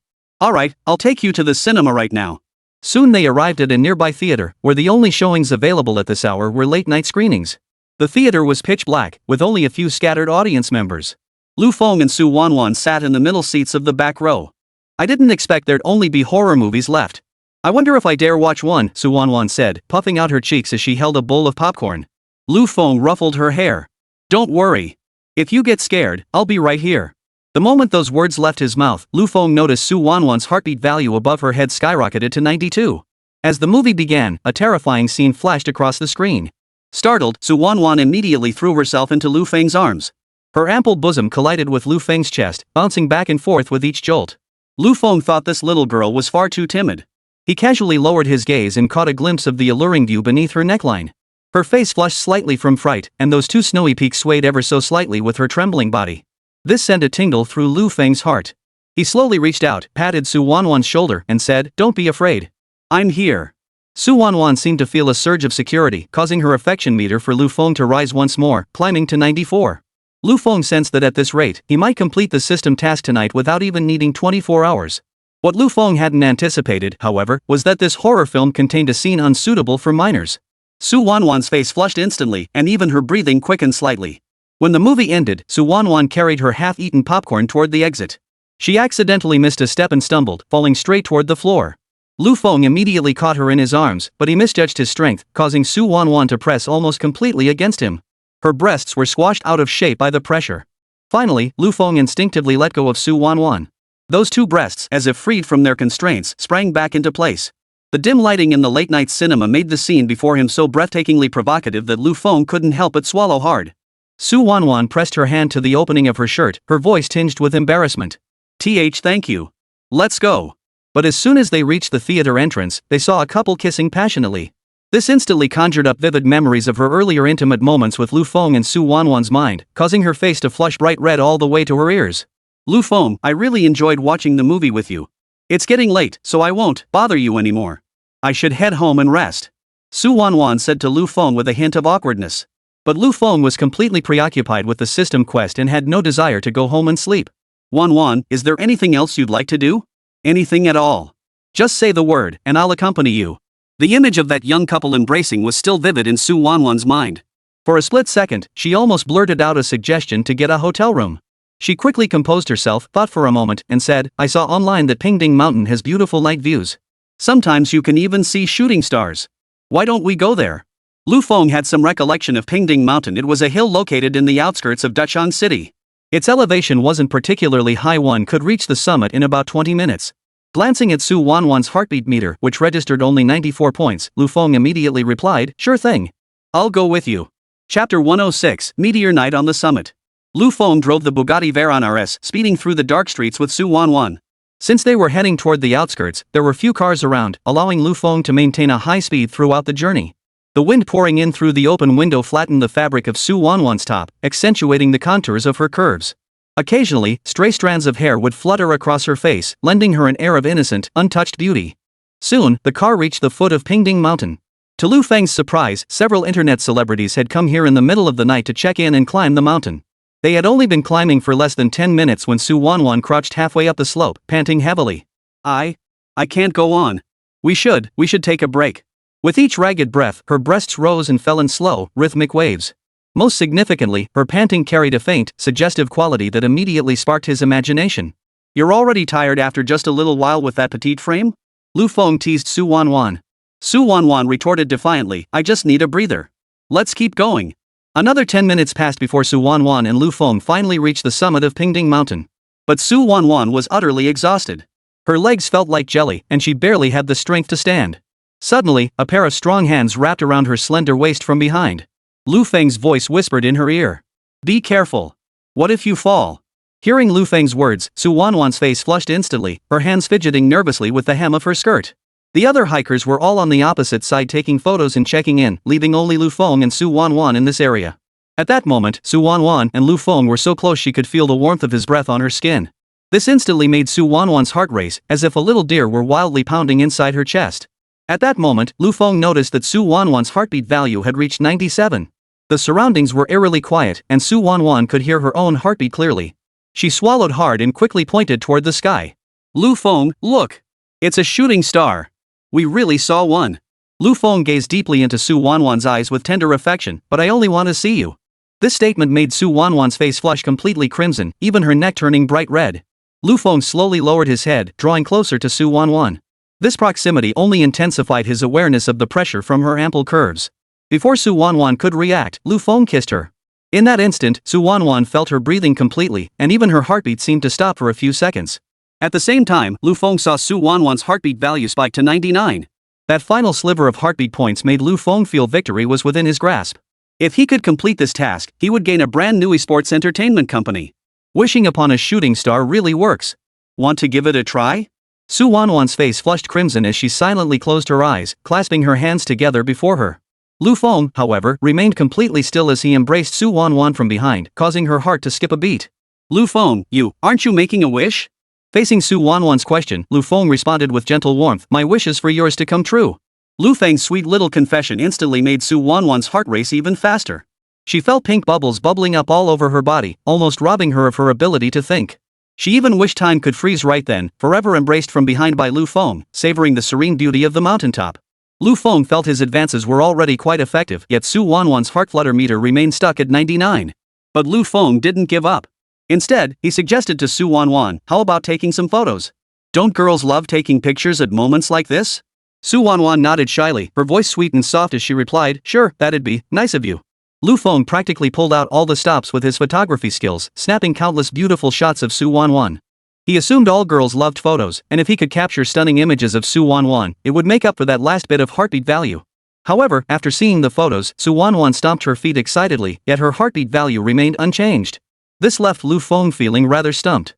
He desperately wanted to know how he could possibly fill that last bit of heartbeat value. On the way down the mountain, Su Wanwan's legs were too weak to walk, so Lu Feng simply carried her on his back. This meant her two snow-white breasts pressed unreservedly against his back. With every step Lu Feng took, they swayed rhythmically. Especially when Su Wanwan buried her head near his neck, her warm breath tickled his ear. This sensation sent tingles through Lu Feng's entire body, leaving him feeling oddly flustered. Lu Feng, thank you. I had a wonderful time tonight. As she spoke these words, Su Wanwan even planted a light kiss on Lu Feng's cheek. This made Lu Feng's heartbeat quicken slightly. He glanced sideways at the heartbeat meter above Su Wanwan's head. A faint smile touched Lu Feng's lips, only to vanish instantly. Because Su Wanwan's heartbeat value was still stuck at 99, stubbornly refusing to budge even a bit. This made Lu Feng inwardly grumble, aren't you excited enough?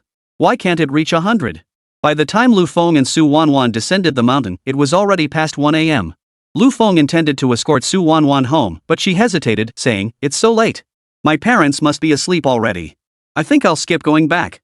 Lu Feng, how about you take me back to your place tonight? In the past, Lu Feng would have immediately taken Su Wanwan back to his villa.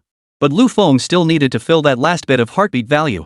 He felt that if he just went home now, the chance to increase it would be even slimmer. After careful consideration, Lu Feng replied, let's go to a bar for a while. We can listen to some music, relax a bit, and then I'll take you home to sleep. Su Wanwan paused in surprise, then nodded, her cheeks flushing even redder. Chapter 107, Bro, are you that rich? Lu Feng noticed Su Wanwan suddenly blush, but at first, he didn't quite register it. It took him a moment to realize that his previous words could easily be misinterpreted. Since they were still a distance from the Golden Leaf KTV in Inshan district, Lu Feng simply picked a nearby bar. The bar was bustling in the early hours of the morning. Countless men and women were dancing energetically in the main hall, surrounded by the pulsing rhythms of DJ beats.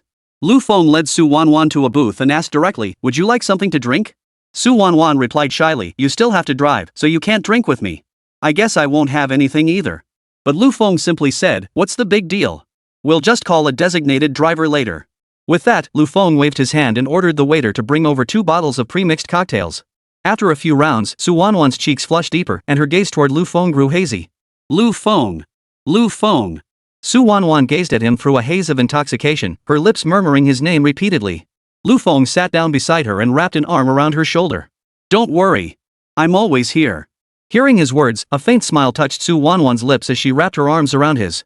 Her breasts pressed against his arm, letting him feel their softness. Lu Feng, I feel like the luckiest thing that ever happened to me was meeting you. Thank you. Su Wanwan clung to Lu Feng's arm, her words slurred with intoxication. As she spoke, she tightened her embrace around him. His entire arm was now enveloped by those 2 snowy mounds, and he could even feel the warmth radiating from her body. With Su Wanwan so close, Lu Feng could catch the faint fragrance emanating from her body. The scent mingled with the scent of alcohol drifted into Lu Feng's nostrils, making him swallow involuntarily. Don't worry, I'll always be here with you, Lu Feng said gently, stroking Su Wanwan's head. Yet he noticed her affection meter for him was still stuck at 99. This left Lu Feng feeling utterly speechless. He had done so much for Su Wanwan, yet why hadn't her affection meter budged an inch? Could the system be glitching? Lu Feng frowned, muttering to himself. Seeing that it was already late, Lu Feng didn't want to waste any more time outside. He decided to take Su Wanwan straight back to the villa. But as they reached the bar entrance, a street thug happened to pass by. Lu Feng noticed the guy was about to grope Su Wanwan. Lu Feng shielded Su Wanwan behind him, causing his shoulder to collide directly with the punk's. Hey, you blind bastard? Can't you watch where you're walking? The thug spun around instantly, glaring at Lu Feng with a menacing expression. Lu Feng couldn't be bothered with such trash. Ignoring the punk entirely, he steadied Su Wanwan and kept walking out. Seeing Lu Feng ignore him, the thug flew into a rage and shouted, "Hey, you little punk! You better stop right there!" As his hand reached out toward Lu Feng raised his arm to block it. This only made the thug even more furious. "What the hell are you playing at?" he snarled. Just then, two other youths approached from the side, clearly part of the same gang. Lu Feng calmly unlocked the car door and helped Su Wanwan into the back seat. He hadn't intended to engage with this group, but since they were clearly looking for trouble, Lu Feng didn't mind teaching them a lesson. Yet when Lu Feng turned around, he saw the expressions on these punks' faces freeze in shock. They had just realized Lu Feng was driving a Bugatti Veyron RS worth over 100 million yuan. Their earlier arrogance vanished instantly. "Holy, bro, you're this rich? This car is a global limited edition. Bro, I'm so sorry. I was blind earlier. I apologize right here." After scrambling to apologize, the punks didn't dare linger a moment longer in Lu Feng's presence, terrified they'd crossed some big shot. Watching their disheveled retreat, Lu Feng shook his head helplessly before returning to his car to wait for the designated driver. But the moment Lu Feng got in, Su Wanwan pressed herself against him, clinging to him relentlessly. The car's interior was already cramped, causing Su Wanwan to practically collapse onto him. Lu Feng tried to gently push her away, but she reached out and wrapped her arms around him. I saw everything just now. Thank you for protecting me." Su Wanwan tilted her head up, intending to kiss Lu Feng, but suddenly realized the distance wasn't quite right. Before Lu Feng could react, Su Wanwan pulled his head toward hers and kissed him. It was precisely at that moment that Lu Feng lowered his head and accidentally caught a glimpse of spring. Then, like a kitten exhausted from play, Su Wanwan collapsed limply onto Lu Feng's lap and fell fast asleep. By the time the designated driver returned the car to the villa, it was already past 3 in the morning. Lu Feng carried the tipsy Su Wanwan upstairs, but his mind was already scheming about how to boost that flutter of attraction once she woke up the next day. But just as Lu Feng tried to lay Su Wanwan on the bed, she clung to him tightly, refusing to let go. "Sweetie, it's time to sleep," Lu Feng whispered softly into Su Wanwan's ear. Instead, she clung to him even tighter. Warm breath tickled his nose, mingled with the unique fragrance of a young woman. Her gaze was hazy with drowsiness as she looked at Lu Feng, her eyes glazed over as she murmured, "Sleep together." As she spoke, Su Wanwan slid her hand directly inside Lu Feng's shirt. This instantly ignited a surge of desire in Lu Feng's lower abdomen. Holding Su Wanwan, he plunged straight onto the bed. They carried on until dawn broke, finally collapsing into exhausted sleep. When Su Wanwan opened her eyes again, she suddenly realized Lu Feng was no longer beside her, leaving her with a hollow feeling. Clutching her head, she slowly sat up and realized she wasn't at home, nor did it resemble a hotel. Only then did Su Wanwan recall that she had slept at Lu Feng's place last night. However, she had drunk too much the night before and had a slight blackout. As a result, she couldn't quite recall what had happened between leaving the bar and arriving back. "Wanwan, you're awake? I made lunch. Come eat." Lu Feng knew that besides money, many women cherished these tender moments when a man prepared something special for them. He refused to believe that personally cooking lunch for Su Wanwan wouldn't be enough to tip the scales of her affections.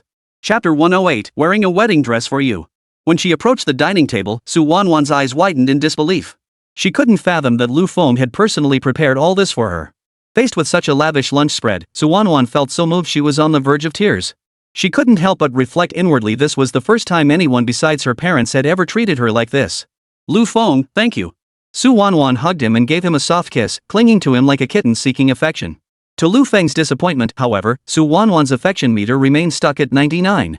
If the system had never made a mistake before, Lu Feng would have suspected it was deliberately playing tricks on him. Since Su Wanwan's affection level for him was always just short of the mark, Lu Feng decided to ask directly, "Wanwan, is there anything you still wish to accomplish?" Su Wanwan looked at Lu Feng with confusion. "Lu Feng, why are you asking me this all of a sudden? I'm already very happy being with you now." Lu Feng frowned slightly and persisted, "Try to think about it. Is there anything you've always wanted to do, or a wish you'd like to fulfill? I'd be happy to accompany you." After a long silence, Su Wanwan suddenly grew coy and murmured, "Now that you mention it, there is one thing, but it might be a bit embarrassing to say." Lu Feng's eyes lit up. He sensed this was his chance to boost his final bit of heartbeat value and quickly asked, "It's okay, just say it." Su Wanwan took a deep breath, as if making a decision. "Actually, I'd like to wear a wedding dress once." This answer caught Lu Feng off guard. He hadn't expected Su Wanwan's wish to be wearing a wedding dress. For Lu Feng, this seemed incredibly simple. He could just find any bridal shop in Dachang City later and arrange the most beautiful wedding dress for Su Wanwan. Just as Lu Feng was thinking this, Su Wanwan continued, "And I hope to wear it in front of the person I love most. And that person is you, Lu Feng." Lu Feng smiled as he gently ruffled Su Wanwan's hair. "All right. After we finish lunch, I'll take you to try on wedding dresses." After lunch, Lu Feng took Su Wanwan straight to the largest bridal shop in Dachang City. Standing before the entrance of Love at First Sight Bridal, Su Wanwan still felt as if she were dreaming. She never imagined she'd one day be browsing wedding dresses with Lu Feng. As soon as they stepped inside, a beautiful saleswoman approached them. "Hello, ma'am. Let me show you our selection of wedding gowns." Su Wanwan was as happy as a child at that moment. As the attendant described the gowns, she felt like pink bubbles were floating all over her body. After browsing through this section of the bridal area, the saleswoman politely reminded her, "Ma'am, the gowns over there are mostly custom made and quite expensive. Would you like to consider them?" Before Su Wanwan could respond, Lu Feng interjected, "Price isn't an issue. Show her everything." The saleswoman adored this type of generous, big-spending boss. She smiled at Su Wanwan and said, "It's clear your husband truly loves you." Hearing this, Su Wanwan suddenly felt a bit embarrassed. She replied shyly, "Actually, he's not my husband." The saleswoman clearly didn't grasp Su Wanwan's meaning and continued smiling, "I see. Your fiancé, right? Well then, I'd like to wish you both a happy marriage in advance." Now even Su Wanwan didn't know how to explain to the saleswoman. To spare Su Wanwan further embarrassment, Lu Feng gently interjected, "Alright, let's go take a look over there. If you see a wedding dress you like, you can try it on, and I'll buy it for you." As he said this, Lu Feng noticed Su Wanwan's ears turning red clearly. His words had struck a chord with her. But Lu Feng noticed Su Wanwan's affection meter for him hadn't budged an inch, which left him feeling a bit helpless. Su Wanwan finally settled on one wedding dress and went straight to the fitting room to try it on. When Su Wanwan emerged from the fitting room, every pair of eyes in the entire bridal shop instantly fell upon her. Regardless of gender, they felt Su Wanwan, clad in that gown, resembled a celestial maiden descended from the heavens, immaculate and radiating an ethereal, otherworldly grace. Even Lu Feng found himself drawn to her, unable to resist glancing at her a few more times. Noticing Lu Feng's persistent gaze, Su Wanwan suddenly felt flustered. Do I look strange in this dress?" Lu Feng immediately took Su Wanwan's hand and said with deep affection, "Not at all strange. You look beautiful." He then turned to the sales assistant and said, "How much is this wedding dress? I'll pay for it right away." The beautiful saleswoman's eyes lit up instantly. She hurriedly replied, "Sir, this wedding dress is priced at 588,000 yuan. Please follow me to the counter to complete the payment." Just as Lu Feng was about to pay, Su Wanwan suddenly pulled him back. "No, don't buy it yet. Just being able to wear a wedding dress for you once makes me incredibly happy. But I want to buy this dress someday when I truly become your fiancé."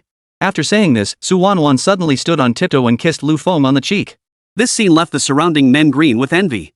They couldn't help but marvel at Lu Feng's incredible luck. Where else could one find a woman as beautiful and considerate as Su Wanwan? It was at this very moment that Lu Feng noticed the heartbeat value above Su Wanwan's head suddenly hit 100.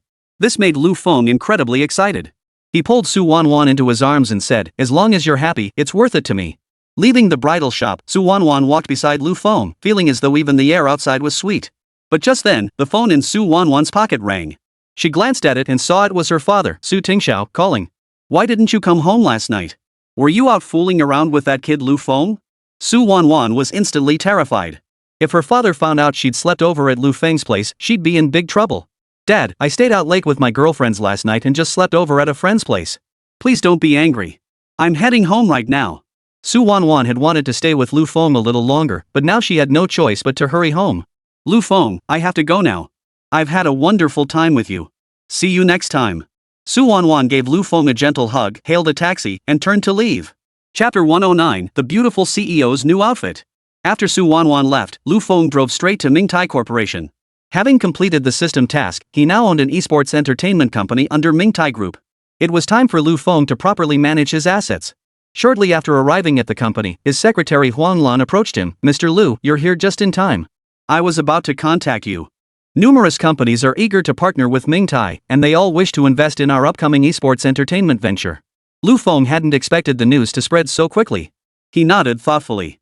"Compile all these companies' investment proposals into a document and bring it to my office." Huang Lan continued, "One more thing, the negotiation team from Ori Games will be arriving shortly.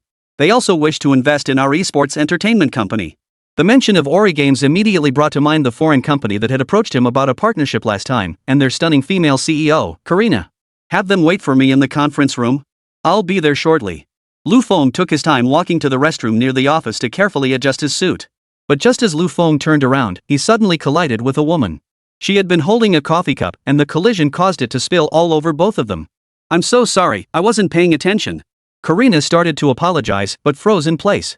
She realized the man she'd collided with was none other than Mingtai Company's owner, Lu Feng. The moment she saw Lu Feng, Kalina couldn't help but recall that night when he had saved her and escorted her back to the hotel.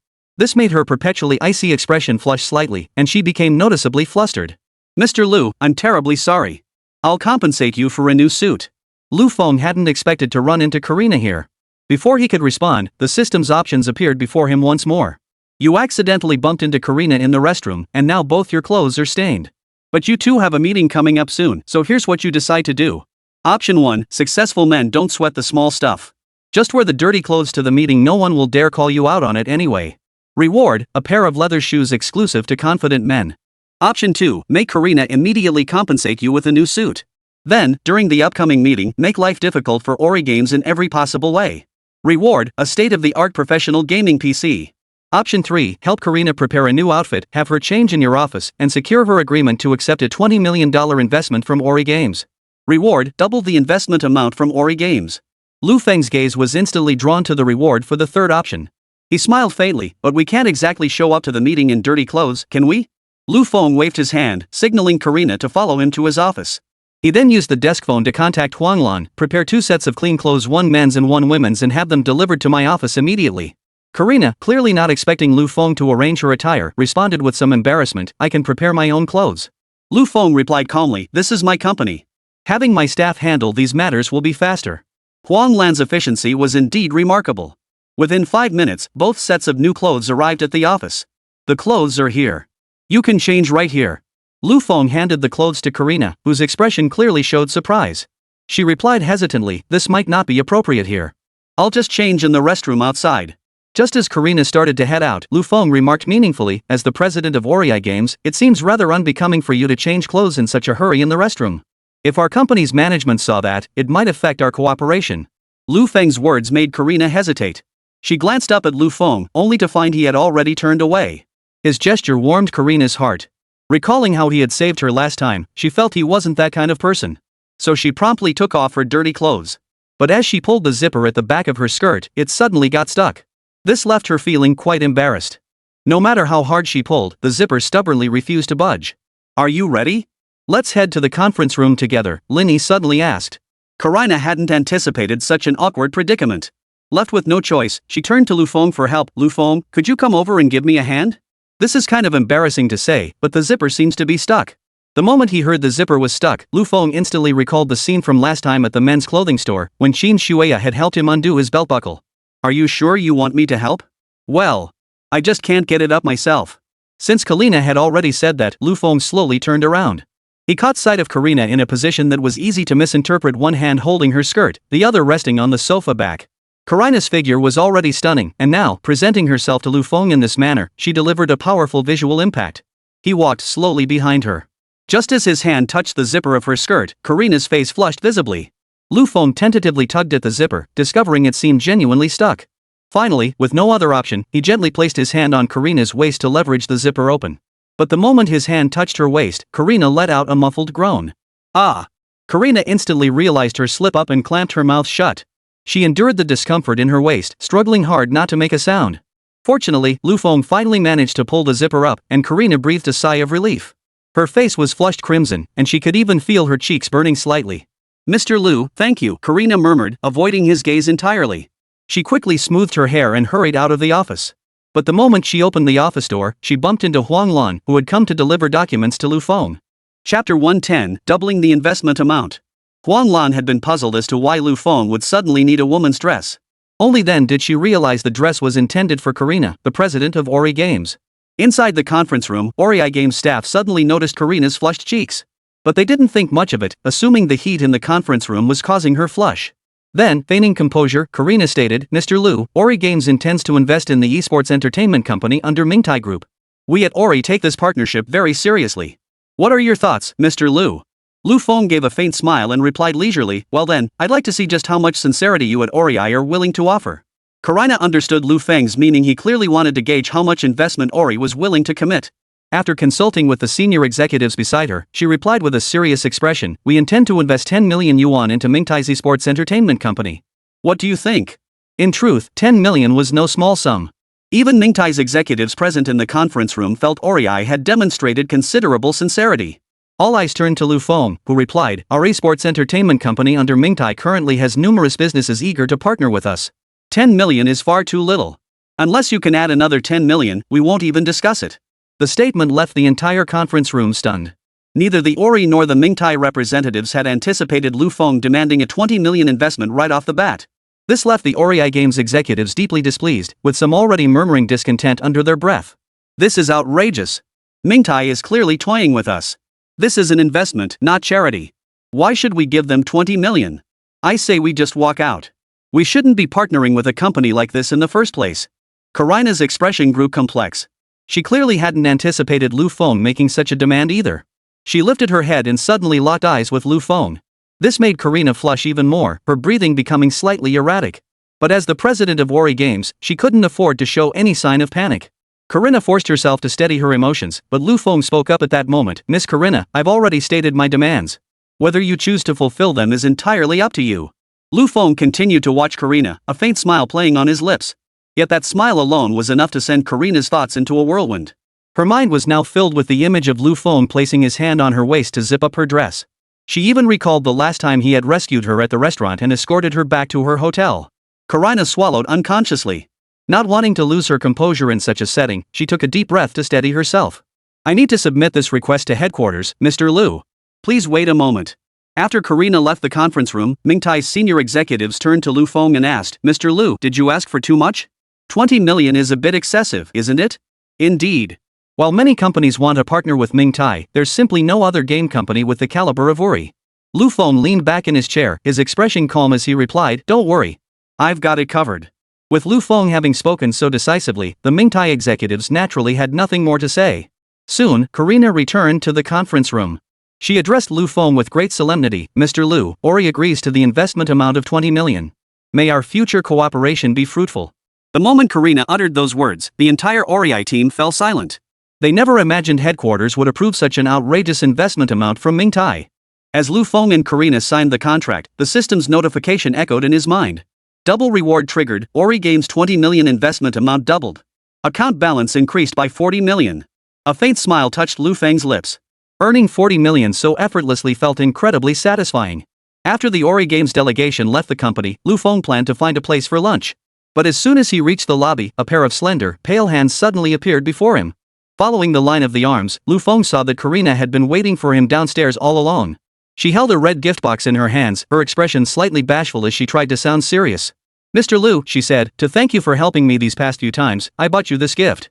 If Karina hadn't mentioned it, Lu Feng would have almost forgotten that he had saved her before. He smiled as he accepted the red gift box from her hands, discovering inside a gold foil artwork featuring a pair of mandarin ducks.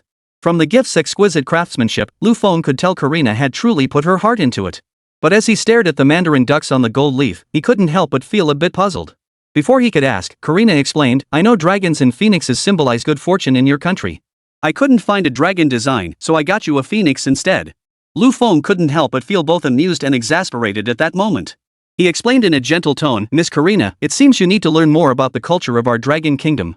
What you bought isn't a phoenix, but a pair of mandarin ducks. And in our dragon kingdom, mandarin ducks are often seen as symbols of lovers and married couples." Hearing Lu Feng's words, Karina's serious expression instantly flushed crimson. She was momentarily at a loss for words. Her face flushed bright red as she hurriedly said to Lu Feng, "I'm sorry, Mr. Lu. I'm not very familiar with these things. I'm truly sorry. Please give me this gift for now, and I'll replace it for you later." Karina had intended to maintain her aloof, CEO-like image in front of Lu Feng. But she never imagined that her own oversight would lead to such a huge blunder. Lu Feng, however, found Karina's flustered state far more endearing than her usual aloof demeanor. To make up for her mistake, Karina continued, "Mr. Lu, may I treat you to lunch today?" Chapter 111, This dress is a bit small. Lu Feng was also looking for a place to eat lunch, and with a beautiful woman extending an invitation, he naturally had no reason to refuse. However, as Karina and Lu Feng left Mingtai Company, they were unaware that someone in the corner had been watching them the entire time. Karina led Lu Feng to a Western-style restaurant. The entire place had a very stylish atmosphere, but Karina suddenly noticed that it seemed like all the diners here were couples. This made her feel even more awkward. She looked slightly troubled as she suggested to Lu Feng, "Mr. Lu, maybe we should find another place to eat?" Lu Feng found the restaurant's ambience quite pleasant, and since he couldn't be bothered to change locations, he replied directly, "This place is fine. No need to trouble yourself. While waiting for their food, Lu Feng noticed Karina constantly adjusting her clothes. He couldn't help but ask, "What's wrong? Is something uncomfortable?" At his question, a faint blush spread across Karina's cheeks. She replied awkwardly, "Nothing's wrong, it's just, this shirt might be a bit too small." Only then did Lu Feng notice that Karina's white shirt was stretched incredibly tight. It seemed as though the slightest movement would cause those two snowy rabbits to burst free from their confinement. This outfit had been prepared by Wanwan at Lu Feng's request, but Wanwan clearly hadn't anticipated Karina's ample figure, resulting in the shirt being a bit too small. Fortunately, the waiter arrived to serve the meal just then, easing Karina's awkward predicament somewhat. However, the outfit was so tight that even bending over to eat proved difficult for Karina. The slightest bend sent a sharp tug across her back, and the single button on her blouse threatened to pop open at any moment. Lu Feng happened to glance up and caught sight of those snow-white rabbits tightly confined within the shirt. Seeing Karina so tightly constricted by the shirt, Lu Feng felt a suffocating sensation himself. Just as Lu Feng was about to suggest she change clothes if it was too uncomfortable. Snap! The top button of her shirt snapped clean off, landing directly in Lu Feng's bowl. With the button's restraint gone, the shirt's collar suddenly gaped wide open. Those two snowy rabbits were instantly exposed for the most part, giving off a sense of finally being able to breathe. Ah! Karina instinctively covered her own collar. But her delicate, pale hands couldn't possibly cover the glimpse of skin revealed. In fact, her flushed cheeks and this futile attempt to cover up only made her appear even more alluring. The shirt suddenly burst open, which was embarrassing enough for Karina. But then she realized one of the buttons had actually flown into Lu Feng's bowl, making her wish she could sink into the ground. "Mr. Lu, I'm terribly sorry. I must excuse myself for a moment." Karina's usual icy CEO persona vanished completely. She quickly retrieved the button from Lu Feng's bowl, clutched her collar, and hurried into the restroom. Seeing Karina's flustered state, Lu Feng shook his head with a hint of resignation before returning to savor the meal before him. In the restroom, Karina tried to reattach the button but found herself without a needle and thread. With no other options, she finally removed a hairpin from her hair and pinned it over the gaping collar. But the hairpin seemed rather flimsy, forcing Karina to move with extreme caution. She cautiously returned to the dining table and smiled at Lu Feng, saying, "Mr. Lu, I apologize for interrupting your meal." Lu Feng noticed Karina had let her hair down. Her golden, slightly wavy locks cascaded over her shoulders, lending her an even more captivating charm than before. Through the fabric of her shirt collar, which she held in place with one hand, Lu Feng could faintly make out the outline of the hairpin. He smiled faintly, responding to Karina with gentle warmth, "It's fine. I don't mind." After lunch, Lu Feng and Karina walked together toward the underground parking garage. Because Karina had been preoccupied with her collar, she failed to notice the railing at her feet and stumbled forward. Just as Karina was about to hit the ground, a broad, strong arm suddenly appeared before her. Lu Feng quickly caught Karina, but the force of her momentum sent the hairpin flying from her collar. Unrestrained, her ample bosom spilled out like a surging wave crashing toward Lu Feng. Lu Feng felt his vision suddenly turn pure white, followed by an overwhelming suffocating sensation. This scene terrified Karina, who struggled to stand up from Lu Feng's body. But her shirt collar got caught on Lu Feng's jacket. This meant that the more Karina struggled, the tighter their clothes became entangled, pulling her closer and closer to Lu Feng. This was Lu Feng's first time encountering such a situation. He quickly tried to calm Karina down, "Don't worry, I'll untangle our clothes." But the spot where their clothes were caught together was rather awkward. If Lu Feng tried to untangle the threads, he would inevitably have to touch places he shouldn't. Karina's face instantly flushed crimson. She felt her cheeks burning hotter than if she had a fever. "Mr. Lu, it's okay, go ahead. I won't say anything." Karina simply closed her eyes, hoping to ease the awkwardness. Just as Lu Feng's hand reached to untangle the thread, it accidentally brushed against one of her breasts. An electric shock-like sensation instantly coursed through Karina's entire body. For some reason, Karina suddenly felt tingly all over, her breathing even becoming rapid. She fought hard to steady herself, but her rational mind gradually faded, replaced entirely by images of Lu Feng's voice and smile. Perhaps due to her nervousness, Karina's body trembled slightly, making it even harder for Lu Feng to untie the thread. Occasionally, Lu Feng caught the faint scent of her perfume, making his heart flutter and causing him to swallow involuntarily. Fortunately, with a final tug, Lu Feng finally snapped the thread. Only then could he and Karina separate and free themselves. However, Lu Feng noticed something peculiar about Karina's appearance now. Her normally fair skin had turned a delicate pink, even her ears and neck flushing slightly. An awkward silence stretched between them for a long moment before Karina suddenly spoke up. "Mr. Lu, thank you. I have things to attend to. I'll be going now." Chapter 112, Brute Force Works Wonders. Just as Karina was about to leave, a line of white text suddenly appeared before Lu Feng's eyes. The system's options presented themselves once more. Karina's clothes are completely ruined. She feels extremely awkward and wants to escape this place as soon as possible. However, you feel Karina is in a rather inconvenient situation. Therefore, you must decide what to do next. Option 1, remove your own clothes and give them to Karina to wear, then go shirtless to buy new clothes at the men's clothing store. Reward, increased online popularity and an invitation to model for a renowned men's fashion magazine cover. Option 2, let Karina leave as she is. After all, your relationship is purely business partners, and you can't concern yourself with anything else. Reward, a brand new custom-made suit. Option 3, you feel Karina shouldn't leave alone dressed like this, she could easily encounter trouble. So you decide to take Karina shopping for new clothes and accompany her while she changes into the gold leaf gift you gave her. Reward, a solid gold office ornament. Lu Feng hadn't expected the system options to activate at this moment. He carefully reviewed the rewards for each option before decisively choosing the third course of action. Miss Karina, are you certain you wish to walk out onto the street dressed like this? Hearing Lu Feng's words, Karina abruptly halted her steps. She glanced down at her shirt. What had started as a large tear at the collar now looked as if the entire garment was on the verge of shattering. Lu Feng immediately stepped beside her, his voice gentle as he offered, "The mall is nearby. Let me take you to buy a new outfit." Before Karina could respond, Lu Feng took her wrist and led her directly toward the nearby elevator. Feeling the warmth radiating from Lu Feng's palm, Karina forgot to resist. She simply followed him into the elevator in a daze. To hide her embarrassment, Karina covered her collar with both hands, staying close behind Lu Feng. This brought her very close to Lu Feng. Sometimes, when their walking rhythms didn't match, Karina would accidentally bump into him. Each time, Lu Feng could feel the soft sensation of those peaks pressing against him. Once or twice was no big deal, but over time, Karina's constant contact was starting to make Lu Feng feel rather uncomfortable. Fortunately, they soon arrived at the women's clothing store. Just as the beautiful saleswoman was about to approach Lu Feng and Karina to assist them, she noticed the damaged collar on Karina's shirt. The saleswoman glanced at Karina, then at Linny standing beside her, and her face instantly lit up with a look of pure delight. She couldn't help but think to herself, these rich folks sure know how to party these days, ripping clothes to shreds like that? How wild. With that thought, the saleswoman smiled and asked Karina, "Ma'am, how may I assist you today?" Karina felt extremely embarrassed at that moment, but she forced herself to appear perfectly normal as she replied, "Could you recommend a top for me? A blouse or something like that would be fine." This time, Karina not only picked out a new blouse but also selected a brand new pencil skirt. The dress Wanwan had prepared for her was too small, and Karina felt like it might tear open at any moment if she so much as shifted her hips. However, the moment Karina entered the fitting room to change, she encountered another awkward situation. The zipper on the skirt Lu Feng had helped her pull up earlier was now stuck and wouldn't budge.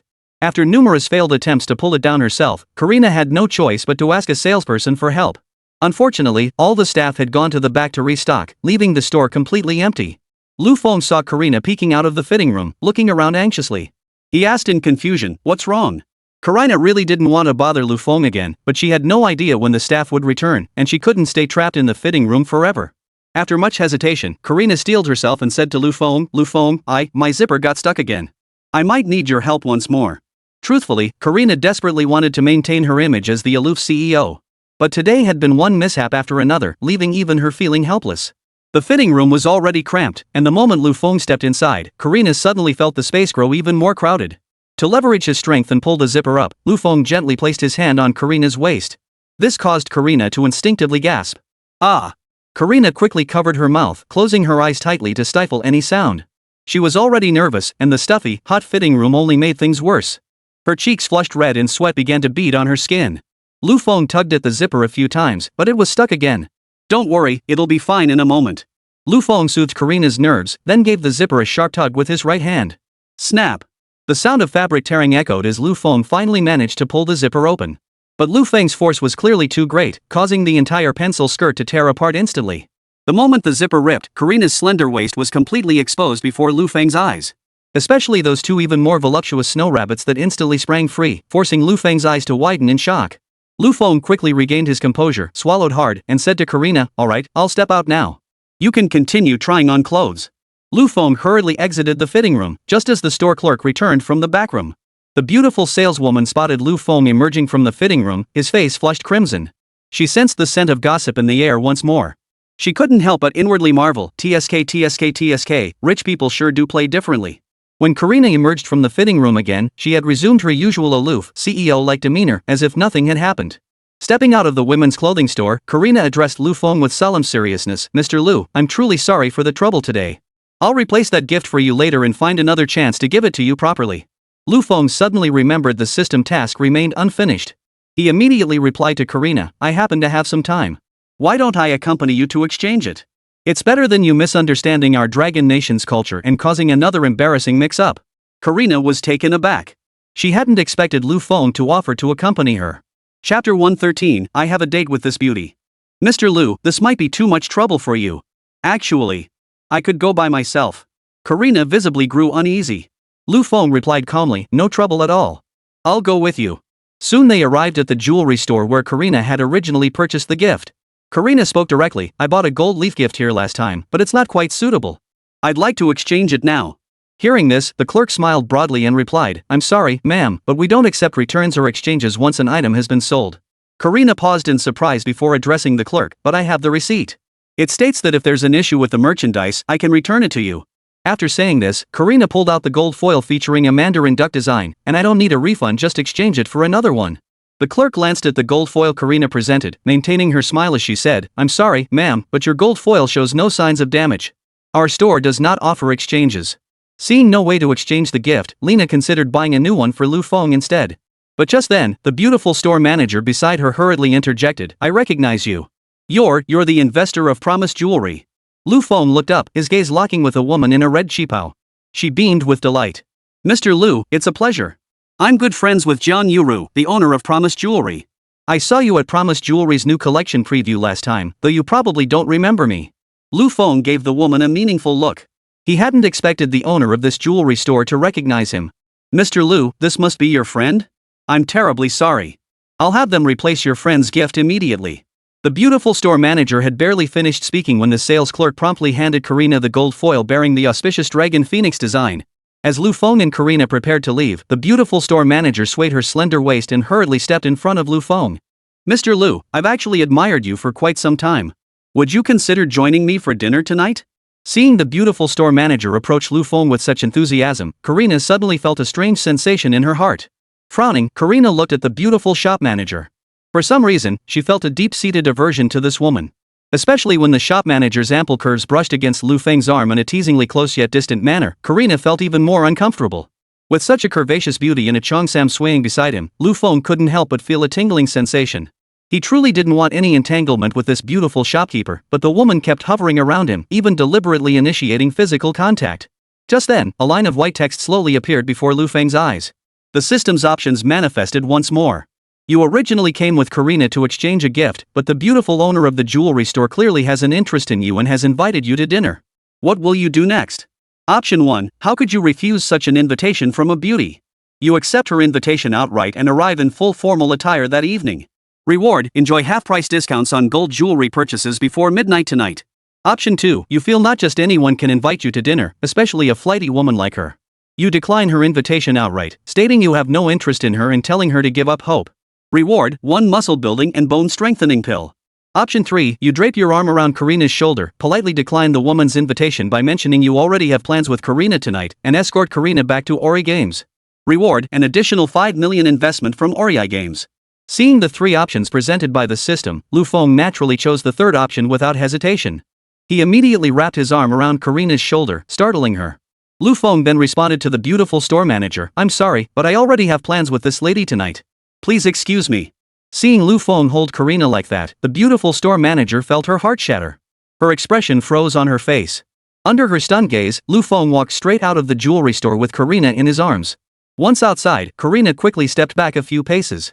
Surprised yet still a bit shy, she asked, Mr. Lu, what did you mean by that just now? Lu Feng knew Karina would inevitably overthink it, but he had no choice if he wanted to complete the system task. With a playful look on his face, Lu Feng murmured, What? Did you have plans for tonight? Caught off guard by his question, Karina flushed bright red. No, I don't have plans. Seeing her feigned propriety despite her obvious bashfulness, Lu Feng found the woman rather endearing. He gave a faint smile and waved his hand. Come on, I'll drive you back to the company. Karina hadn't expected Lu Feng to offer to drive her back to the office, leaving her momentarily at a loss for words. But recalling how decisively Lu Feng had rejected that woman earlier, a wave of satisfaction washed over Karina. Karina found it strange, unsure why she felt this way. It took her a moment to realize what had happened. She murmured to herself, did I just get jealous? Karina settled into the passenger seat. Lu Feng pressed the accelerator, and the Bugatti Veyron instantly transformed into a streak of lightning, surging forward. During the drive, Karina's mind was filled with scenes of Lu Feng alone with her. Lu Feng zipping up her jacket in the office, accidentally bumping into him in the underground parking garage, and just now when he suddenly wrapped his arm around her shoulder. Each memory replayed relentlessly in her mind, causing her cheeks to flush slightly and her lips to bite instinctively. But just then, Lu Feng slammed on the brakes. Karina nearly slammed into the windshield. The seatbelt dug deeply into the space between her breasts. The inertia from the sudden stop was so strong that her breasts bounced and swayed uncontrollably. Lu Feng, however, had no time to appreciate this glimpse of spring scenery. Instead, he frowned and fixed his gaze intently on the minivan ahead. Just then, this van suddenly pulled up in front of him, forcing Lu Feng to slam on the brakes. Chapter 114, Karina's Office. Staring at the van parked before them, Karina couldn't help but ask with a hint of confusion, "Mr. Lu, what happened? Did we rear-end it?" Lu Feng frowned without responding, sensing trouble brewing. Sure enough, the next second, the van door swung open. 3 burly, muscular men stepped out. Looking menacing, they tapped on Lu Feng's car window and gestured for him to get out.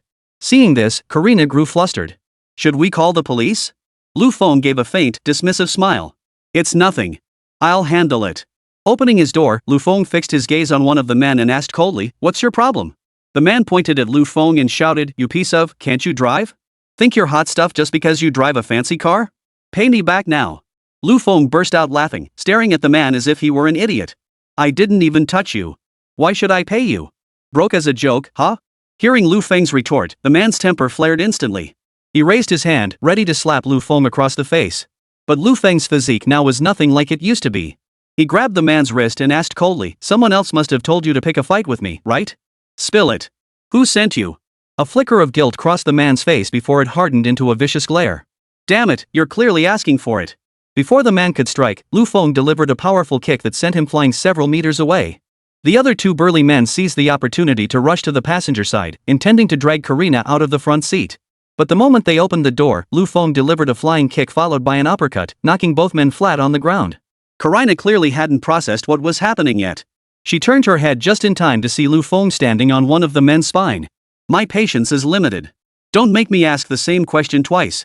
Lu Feng's voice wasn't loud, but each word struck like thunderclaps, exploding directly within the man's mind. The man hadn't expected Lu Feng to be so ruthless. He quickly replied, "It's Lu Xiaopeng. That bastard Lu Xiaopeng made us do it." Hearing Lu Xiaopeng's name, Lu Feng immediately thought of Su Wanwan's blind date. A cold smile suddenly spread across Lu Feng's lips, gradually morphing into a bloodthirsty grin.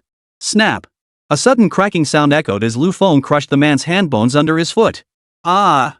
The man let out a blood-curdling scream, the excruciating pain instantly radiating throughout his entire body. Lu Feng wasted no words on these scum, turning back to his car and flooring the gas pedal as he sped away. Karina swallowed hard, forcing herself to calm down before asking, "What was that all about with those guys just now?" Lu Feng answered her question calmly, "Nothing to worry about. It's just a minor thing." Since Lu Feng didn't want to elaborate, Karina wisely didn't press further. Soon they arrived at the entrance of Ori Games. To complete the system quest, Lu Feng intended to drop Karina off directly at the office. Karina hadn't expected Lu Feng to stay behind, let alone follow her into the elevator. This made Karina feel a bit uneasy. "Mr. Lu, aren't you going back to the company?" Lu Feng suddenly leaned close to Karina's ear and whispered with a smile, "What? Already eager to see me off?" Suddenly so close to Lu Feng, Karina felt her breathing become erratic, even her ears growing faintly warm. Visibly flustered, she flicked her hair and replied with feigned composure, "No, I didn't mean it that way. Mr. Lu, you've helped me so many times before. It's only right that I show you some hospitality." Images flooded Karina's mind, her collision into Lu Feng's arms, and other moments of closeness with him. Her mind went blank, and she didn't even realize when she stepped out of the elevator. Arriving at the office, Karina personally poured Lu Feng a cup of tea. But as she approached, she caught sight of the perfect muscle definition on his arm. Combined with the faintly visible collarbone peeking through his collar, it made Karina instinctively swallow hard.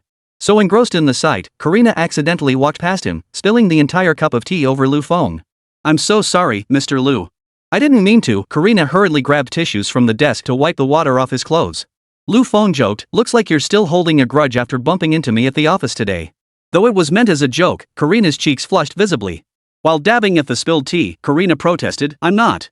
Lu Feng lowered his head and found Karina crouched directly in front of him, carefully dabbing at the wet spots on his clothes with tissues. From his angle, he could clearly see those 2 snow-white rabbits. As Karina shifted her crouched position, those snowy peaks swayed gently from side to side. The sight truly made Lu Feng's blood boil. When Karina shifted slightly to the side, sunlight streamed through the office window, bathing her in light. This caused her newly purchased white blouse to become slightly transparent, allowing Lu Feng to see the pair of bouncing snow rabbits even more clearly. Karina already possessed an excellent figure, and now, flushed crimson by Lu Feng's teasing, she radiated an added layer of allure. Admiring the springtime view before him, Lu Feng felt a surge of lust rise in his lower abdomen. Especially when Karina placed her hand on Lu Feng's thigh, a wave of intense heat washed over his entire body. "Mr. Lu, I'm truly sorry. I should compensate you with a new shirt," Karina said as she slowly stood up. Perhaps from crouching too long, her brain suffered a momentary blood shortage. As she stood, her entire body swayed unsteadily, unable to maintain her balance. Suddenly, a pair of strong hands cupped her slender waist. Lu Feng quickly rose to steady Karina, his voice gentle as he cautioned, "Be careful." Karina instinctively pressed her lips together, nodding shyly. The aloof, CEO-like demeanor she had been projecting vanished completely, replaced by an air of coy shyness. Chapter 115, Finding the Leak in 3 Minutes. Since Lu Feng's clothes were soaked through with tea, Karina felt the icy chill of the wet fabric as he held her. "Ah!" Karina let out an instinctive cry, though the sound came out slightly affected, making her feel even more embarrassed. Lu Feng immediately released her and said calmly, "It's fine. It's hot out today, it'll dry soon." Having completed the system's task of safely escorting Karina back to her office, Lu Feng intended to leave immediately. But just then, a knock sounded at the office door. A beautiful secretary entered and announced, "President, there's an urgent matter requiring your attention." The secretary glanced at Lu Feng standing nearby, but Karina immediately interjected, "Mr. Lu is my business partner. You can report directly to him." Following Karina's instruction, the secretary handed a document to her. "President, our company has suffered a leak. The leaked information pertains to the new project our Ori Games is about to develop. If we can't find the leaker quickly, there may be even greater losses down the line." Karina's brow suddenly furrowed. She stared at the documents for a long moment before her expression darkened. Regaining her composed, executive demeanor, she asked in a cold tone, "What does the technical department say?" The beautiful secretary replied respectfully, "The technical department is investigating the source URL of the leak, but they haven't found any leads yet." This incident had Karina on the verge of a headache, as the leaked projects were all top priority developments currently under Ori Games research. If this situation continued to deteriorate, Karina couldn't even begin to imagine the severe losses it would inflict on Ori. She sighed silently, then turned to Lu Feng and said, "Mr. Lu, I'm truly sorry. Our company is experiencing some issues at the moment. Once I resolve matters here, I'll make sure to properly entertain you." Lu Feng had already decided to leave, but then a line of white text gradually appeared before his eyes. The system options had manifested. Karina's Ori Games has suffered a leak scandal. If the source isn't identified soon, the company will face even greater losses. Karina is overwhelmed by this crisis. Your decision follows. Option 1, you decide this is Ori Games' problem and none of your business. After saying goodbye to Karina, you leave immediately. Reward, 1 bottle of romantique red wine worth 100,000 credits. Option 2, walk over, put your arm around Karina's shoulder, give her a kiss, and tell her you'll stand by her through anything. Reward, 1 bottle of Nightly Rebels kidney tonic. Option 3, use your internet hacking skills to help Karina find the leaker and accept her subsequent gratitude. Reward, double cashback on nightclub spending. The moment the system options appeared, Lu Feng's eyes lit up instantly. He felt that even a second's hesitation would be disrespectful to the double cashback offer for nightclub spending. With that conviction, Lu Feng addressed Karina directly, "I can find the leaker for you." At these words, Karina couldn't help but look at Lu Feng with surprise. She knew Lu Feng had a sharp business mind, and today she'd unexpectedly discovered he was also quite capable in combat. But if even the top-tier technical department at Ori Gaming couldn't find the leaker, how could Lu Feng possibly do it? Though she admired Lu Feng, Karina couldn't help but voice her skepticism. "Lu Feng, that leaker is cunning. Finding them won't be easy." Lu Feng waved his hand dismissively. "Simple. Take me to the tech department's server room right now." Though Karina had no idea how Lu Feng planned to track down the leaker, she figured it wouldn't hurt to let him try. Ori Games' technical department boasted top-tier engineers and cutting-edge computer systems. Karina led Lu Feng there and said, "Go ahead and try here. It's fine if you can't find the leaker." Lu Feng sat down at a computer and immediately commanded, "Transfer the electronic files of the leaked documents to me." The technical staff present, seeing Lu Feng suddenly appear, wore expressions of skepticism. After all, even they hadn't been able to track down the leaker. Lu Feng didn't look like a professional technician. How could someone like him possibly find the culprit? But as these thoughts crossed their minds, Lu Feng's mind was already filling with various technical knowledge related to the internet. His hands flew across the keyboard, lines upon lines of complex code appearing on his computer screen. Karina couldn't make sense of Lu Feng's actions, but the technical staff present all wore expressions of utter astonishment. As Lu Feng delved deeper into his programming, their expressions shifted from astonishment to profound admiration. In under 3 minutes, Lu Feng casually hit the enter key, crossed his legs, and declared, "Done." Everyone turned to Lu Feng's computer screen and saw that he had already identified the initial IP address of the leaker. They were astonished that Lu Feng had located the leaker in such a short time. But what astonished them even more was that the IP address belonged to none other than the office of the vice president at Auric Games. Karina never imagined that the problem that had stumped the entire technical department of Auric Games would be solved so effortlessly by Lu Feng. This only deepened Karina's admiration for Lu Feng, and even the look in her eyes as she gazed at him now held a hint of awe. But Karina knew this wasn't the time for sentimentality.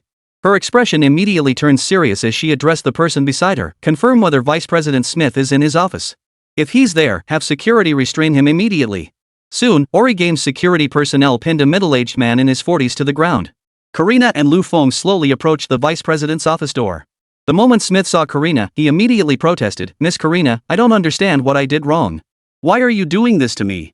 Seeing Smith like this, Karina responded coldly, "What you've done, don't you know it yourself? Must I spell it out for you?" Chapter 116, The Server Room at Auric Games. At Karina's words, a flicker of guilt crossed Smith's face. Yet he persisted in feigning ignorance. "Miss Karina, I truly don't understand what you mean. I clearly did nothing wrong. You just arrested me like this. What will people say about Auric Games if this gets out?" Lu Feng slowly walked up beside Smith, his expression amused as he remarked, "Leaking secrets must be quite lucrative, huh?" At those words alone, Smith's face darkened instantly. He glared at Lu Feng, his voice rising in anger and embarrassment. "What the hell are you talking about? Who the hell do you think you are? What gives you the right to accuse me of leaking secrets? Do you even have any proof?" Lu Feng gave Smith a meaningful look and replied with a smile, "When did I say you leaked anything? Why are you so flustered?" Smith's expression darkened further. He hadn't expected to slip into Lu Feng's trap so carelessly. But Smith stubbornly retorted, "You scheming Dragon Nation scum. Don't even think about framing me. In your own words, Dragon Nation, if I'm innocent, I have nothing to fear. If you have no proof, I'll sue you for false accusation." Lu Feng found Smith's chatter truly irritating. He walked straight past him to the office computer. His fingers flew across the keyboard with a rapid, rhythmic clatter. Smith suddenly felt a wave of panic wash over him. All eyes in the office were now fixed on Lu Feng, especially Karina's. She was genuinely curious whether Lu Feng could uncover any clues. The thought barely formed in Karina's mind when Lu Feng spoke up, "You deleted the original files thoroughly, but I've recovered them. With this evidence, it's more than enough to charge you with leaking confidential information. What else do you have to say now?" Smith's eyes widened in shock. He had meticulously erased every trace of the leak. But he never imagined Lu Feng could actually reconstruct all those traces. Before Smith could process it, Karina promptly called the police. Without further ado, the officers took Smith away. When Lu Feng and Karina returned to the office, Karina couldn't help but ask, "Mr. Lu, I never imagined your computer programming skills were this advanced. If you hadn't stepped in this time, I doubt we at Ori would have found the mole responsible for the leak." At this point, Karina's expression suddenly grew a bit awkward, but she forced herself to sound perfectly normal as she continued, "You really did me a huge favor this time. I was hoping to invite you to dinner tonight. Would you be free?" Lu Feng gave a faint smile and replied to Karina, "Looks like I won't need to do anything else today, just wait for you to treat me to dinner." Uncertain if Lu Feng was joking, Karina's cheeks flushed slightly as she said, "But if you're unavailable, we can always reschedule for another day." Before she could finish, Lu Feng suddenly leaned in close to Karina's face and murmured, "As long as you're inviting me, I'm free anytime." Caught off guard by his sudden proximity, Karina instinctively swallowed hard, her face flushing bright red all the way to her ears.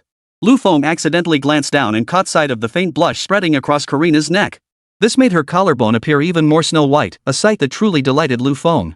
Truthfully, Lu Feng hadn't intended to accept Karina's invitation. But having just completed a system quest, he'd earned a double cashback reward for nightclub spending. If he didn't accompany Karina to the banquet tonight, he wouldn't get a chance to use this reward, and that would be a huge loss. Since Karina planned to invite him to dinner that evening, Lu Feng stayed on through the afternoon. Karina seized the opportunity to give him a thorough tour of Ori Games. "This is our new product testing lab. Any new game or software developed by our company undergoes evaluation here." Karina led Lu Feng into a sealed metal chamber designed to block most signal interference, ensuring the most authoritative testing for Ori Games' new products. However, just as Karina was about to introduce Lu Feng to Ori's latest game development, the entire room suddenly lost power, plunging the surroundings into complete darkness. Karina was startled, but quickly recovered. "It's likely a system update in the server room causing a temporary circuit shutdown. Don't worry, Mr. Lu. This usually lasts about 15 minutes. Lu Feng remained calm, but the next moment, he heard a startled cry from Karina nearby. She had accidentally bumped into a stool at her feet and fallen flat on the floor. Hearing the sound of her fall, Lu Feng hurried toward the noise to check on her. Unfortunately, the entire room was pitch black. He could only feel his way slowly toward the nearby table. He finally located Karina lying on the floor, but she couldn't get up. Her voice was faint as she said, "My foot is stuck." Having hit her head in the fall, Karina now felt lightheaded and disoriented. After she spoke, Lu Feng reached out his hand to see what exactly was trapping her foot. But as he groped around, Lu Feng's hand accidentally brushed against Karina's smooth thigh. This caused Karina's face to flush slightly, and she couldn't help but let out a muffled gasp. "Ah." Lu Feng held Karina with one arm while his other hand continued to feel around cautiously. Finally, he discovered that the triangular structure beneath the table had trapped Karina's foot, preventing her from freeing herself. "Bear with me a moment," Lu Feng said as he tried to free her foot from beneath the table. But due to the awkward angle, no matter how he tried, he couldn't free her. The server room was already quite warm, and with Lu Feng so close to Karina now, she couldn't help but feel even more embarrassed. If not for the complete darkness surrounding them, Lu Feng would have seen her face flush bright red. Perhaps due to sheer nervousness, Karina suddenly felt her breathing grow ragged, until it seemed she might suffocate. "Mr. Lu, I. Karina murmured weakly. Chapter 117, Reflection in the Floor-to-Ceiling Window. Lu Feng sensed something was off with Karina. Holding her in his arms, he could clearly feel her breathing grow faster and faster. Suddenly, Lu Feng recalled the incident at Jiangnan University where he and Lin Wanru had been trapped in an elevator. At that moment, Lin Wanru's breathing grew increasingly labored, and she was on the verge of suffocating from oxygen deprivation. Concerned for Karina's safety, Lu Feng wasted no time and immediately began performing mouth-to-mouth resuscitation on her. In the darkness, Karina felt only a warm breath appear before her face, followed immediately by Lu Feng's lips pressing against hers. At first, Karina tried to struggle, but her fists landing on Lu Feng had no effect whatsoever. Instead, it felt more like she was acting coy. What puzzled Karina was that despite her initial tension, gradually, she felt her entire body grow limp, even her breathing slowing. Her initial tension vanished completely, replaced instead by a profound sense of blissful enjoyment. Karina slowly placed her hands on Lu Feng's back, drawing him closer to her and allowing him to feel the pressure from her ample curves. Combined with the delicate fragrance emanating from her body, it truly made Lu Feng's heart flutter, and a surge of desire rose within his lower abdomen.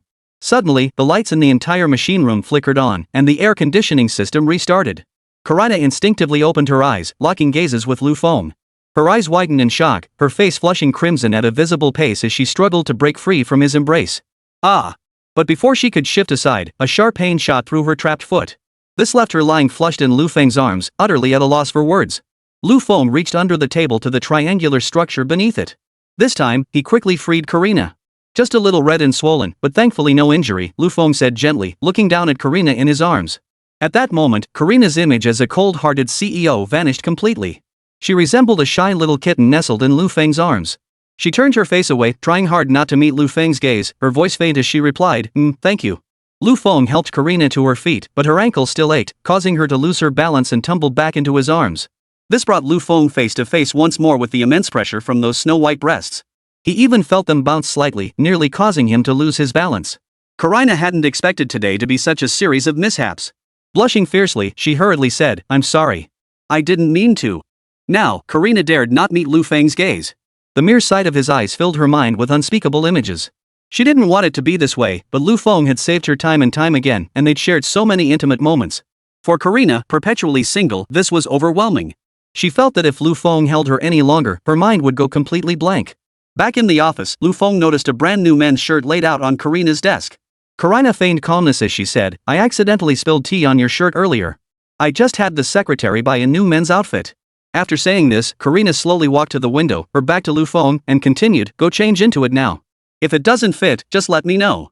Lu Feng had almost forgotten about the incident and hadn't expected Karina to remember it all along. He immediately stripped off his old, stained shirt.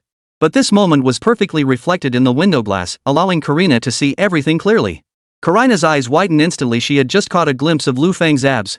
At that sight, Karina swallowed hard. She even closed her eyes, trying desperately not to see the image. But even with her eyes shut, Lu Feng's face and smile vividly played out in her mind. Her thoughts spiraled wildly, conjuring scenes unsuitable for minors. "I'm ready," Lu Feng's voice suddenly came from behind Karina. Startled, Karina stumbled backward toward the floor-to-ceiling window. Fortunately, Lu Feng caught her waist just in time, and the two found themselves locked in a deep gaze. Karina tried to avert her gaze from Lu Feng's, but the angle left her utterly unable to escape his stare. She could only press her lips together and respond with feigned composure. "Looks like it fits pretty well, not too big, not too small, just right." But the words made Karina's mind wander, and her cheeks flushed even redder. Seeing Karina so bashful, Lu Feng found the contrast between her usual self and this moment striking. Soon evening arrived, and Karina led Lu Feng to an opulent 5-star restaurant. Since Lu Feng had done her such a huge favor, Karina felt she absolutely had to treat him well this time. During dinner, Lu Feng casually glanced up and caught sight of those two snow-white breasts resting on the table. As Karina moved to eat, they swayed gently, and Lu Feng found the sight truly pleasing to the eye. Karina suddenly looked up and caught Lu Feng staring at her. This made her feel unexpectedly embarrassed. After composing herself, she picked up her wineglass and said to Lu Feng, "Mr. Lu, it's a pleasure to meet you. Through the collaboration between Mingtai and Aori, I believe we will also become good friends in the future." Lu Feng smiled and nodded, clinking glasses with Karina as they both took a sip of wine. However, Karina clearly couldn't hold her liquor well. Even after drinking only half a bottle of red wine, a faint blush had already spread across her cheeks. Seeing her slightly tipsy state, Lu Feng couldn't help but find her even more charming. However, from the start of the meal until now, there had been no high-end spending, which meant Lu Feng's nightlife double cashback bonus hadn't triggered. With no other option, he took the initiative to settle the bill at the end. Finally, the system's notification sounded in his mind. Successful expenditure of 1,200 yuan. Nightlife double cashback reward triggered. 2,400 yuan credited to account. Lu Feng couldn't care less about this measly 2,400 yuan. He desperately hoped for another chance to trigger a massive double cashback reward on his nightclub spending. Chapter 118, The First Billionaire. It wasn't until Lu Feng guided Karina to the passenger seat that she began to regain some awareness. Her drunken eyes fluttered open, locking directly with Lu Feng's gaze. Her face flushed instantly, turning crimson all the way to her ears, and even her breathing became slightly erratic. How did I end up here?" Karina asked, clearly embarrassed to find herself outside the restaurant. Seeing her reaction, Lu Feng gave a faint smile. "You had too much to drink earlier. I'm taking you home now." Lu Feng was standing so close that Karina could even catch the distinct scent of his male hormones. Having been single for many years, this was her first time being so close to a man. Suddenly, her whole body tingled, and her mind filled with unspeakable images. She instinctively swallowed hard, trying to pull away from Lu Feng's embrace, only to accidentally brush against his abs. In that instant, it felt like lightning had struck her. Her entire body went limp, and her heart skipped a beat. Karina quickly pressed her lips together, trying to banish those unsuitable scenes from her mind. Finally, Lu Feng drove Karina home. For some reason, she now felt a pang of reluctance as he left. Lu Feng, drive safely, Karina managed. At a loss for words beyond this polite formality, Lu Feng didn't say much in response, just smiled. He turned his Bugatti Veyron RS around and headed for Golden Leaf KTV.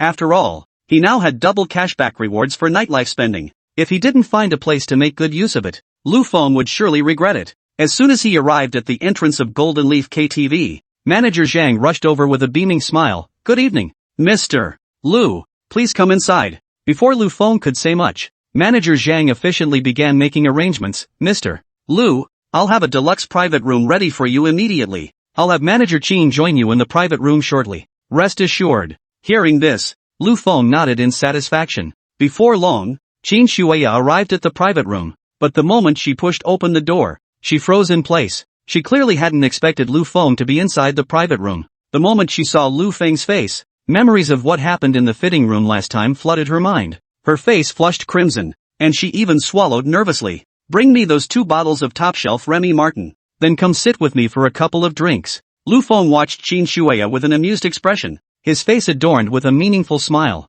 Under normal circumstances, Qin Shueya would have refused outright, but Lu Feng had helped her out quite a bit recently. Though somewhat reluctant, Qin Shueya still fetched him 2 bottles of premium Remy Martin. Successful transaction. 2.8 million. Nightclub double cashback triggered. 5.6 million credited. Lu Feng smiled with satisfaction. This was precisely the outcome he'd intended. However, Qin Shueya simply couldn't hold her liquor well. After just 2 glasses with Lu Feng, she became completely tipsy. Through the dim yellow light of the private room, Lu Feng could see her ample breasts swaying slightly with her body. Adding to the allure, she wore a white professional shirt, and Lu Feng could faintly glimpse the hint of cleavage beneath the fabric. I need to use the restroom." Qin Shueya swayed as she tried to stand, but her legs buckled, and her entire body lurched sideways. Fortunately, a steady, strong hand caught her waist just in time, preventing her from crashing to the floor. Qin Shueya lifted her head just in time to meet Lu Feng's gentle gaze.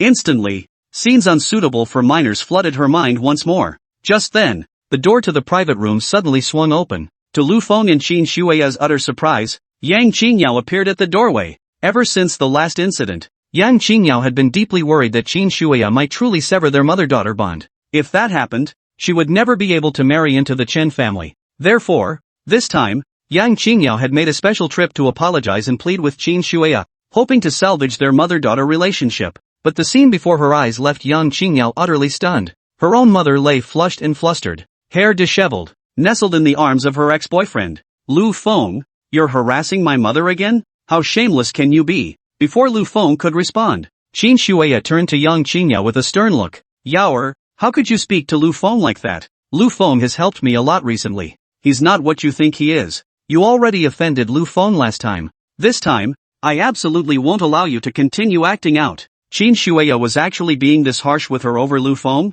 Yang Qingyao couldn't believe it. She was now trembling with rage, her expression darkening by the second. Mom, are you going to keep messing around with Lu Feng for the rest of your life? Yang Qingyao's words were harsh, and Qin Shuya immediately retorted. Yaoer, don't you dare speak like that. Either apologize to Lu Feng right now, or you can leave immediately. In a rage, Yang Qingyao slammed the private room door shut. Before leaving, she shouted defiantly, Qin Shuya, mark my words, from this day forward, I, Yang Qingyao, will treat you as if you were never my mother. Seeing the complete breakdown in the relationship between Yang Qingyao and Qin Shuya, Chen Mu felt an indescribable sense of satisfaction. Qin Shuya, however, looked visibly dejected. Seeing her like this, a line of white text suddenly appeared before Chen Mu's eyes. Qin Shuya is deeply hurt. As the person closest to her now, what will you choose to do? Option 1, ignore everything and let Qin Shuya fend for herself. Reward, 1 strength boosting pill. Option 2, call Yang Qingyao back to help mend the relationship between mother and daughter. Reward, 1 green turtle COS costume. Option 3, hold Qin Shuya in your arms and tell her you'll always be by her side, moving her deeply. Reward, all assets under your name multiplied by 10. Lu Feng glanced at the options and chose the third one without hesitation. He immediately pulled Qin Shuya into his arms and spoke softly. Don't worry, I'll always be here. The impact of these words on Qin Shuya was overwhelming, leaving her utterly flustered and lost in emotion. Lu Feng carried Qin Shuya slowly to the sofa, and soon, sounds of pleasure filled the private room. With his total assets multiplying tenfold, Lu Feng transformed overnight into Dachang City's wealthiest individual. Bolstered by the divine choice system, years later he even ascended to become the nation's wealthiest individual. In the heart of the capital city stood Lu Feng's luxurious villa. That day, Lu Feng had just closed a multi-billion-dollar international deal. Upon arriving home, he saw his daughter, not yet 3 years old, running toward him. Behind her stood the still alluring Qin Shuya. In that moment, a smile suddenly spread across Lu Feng's face, and a warm current flowed through his heart. The end.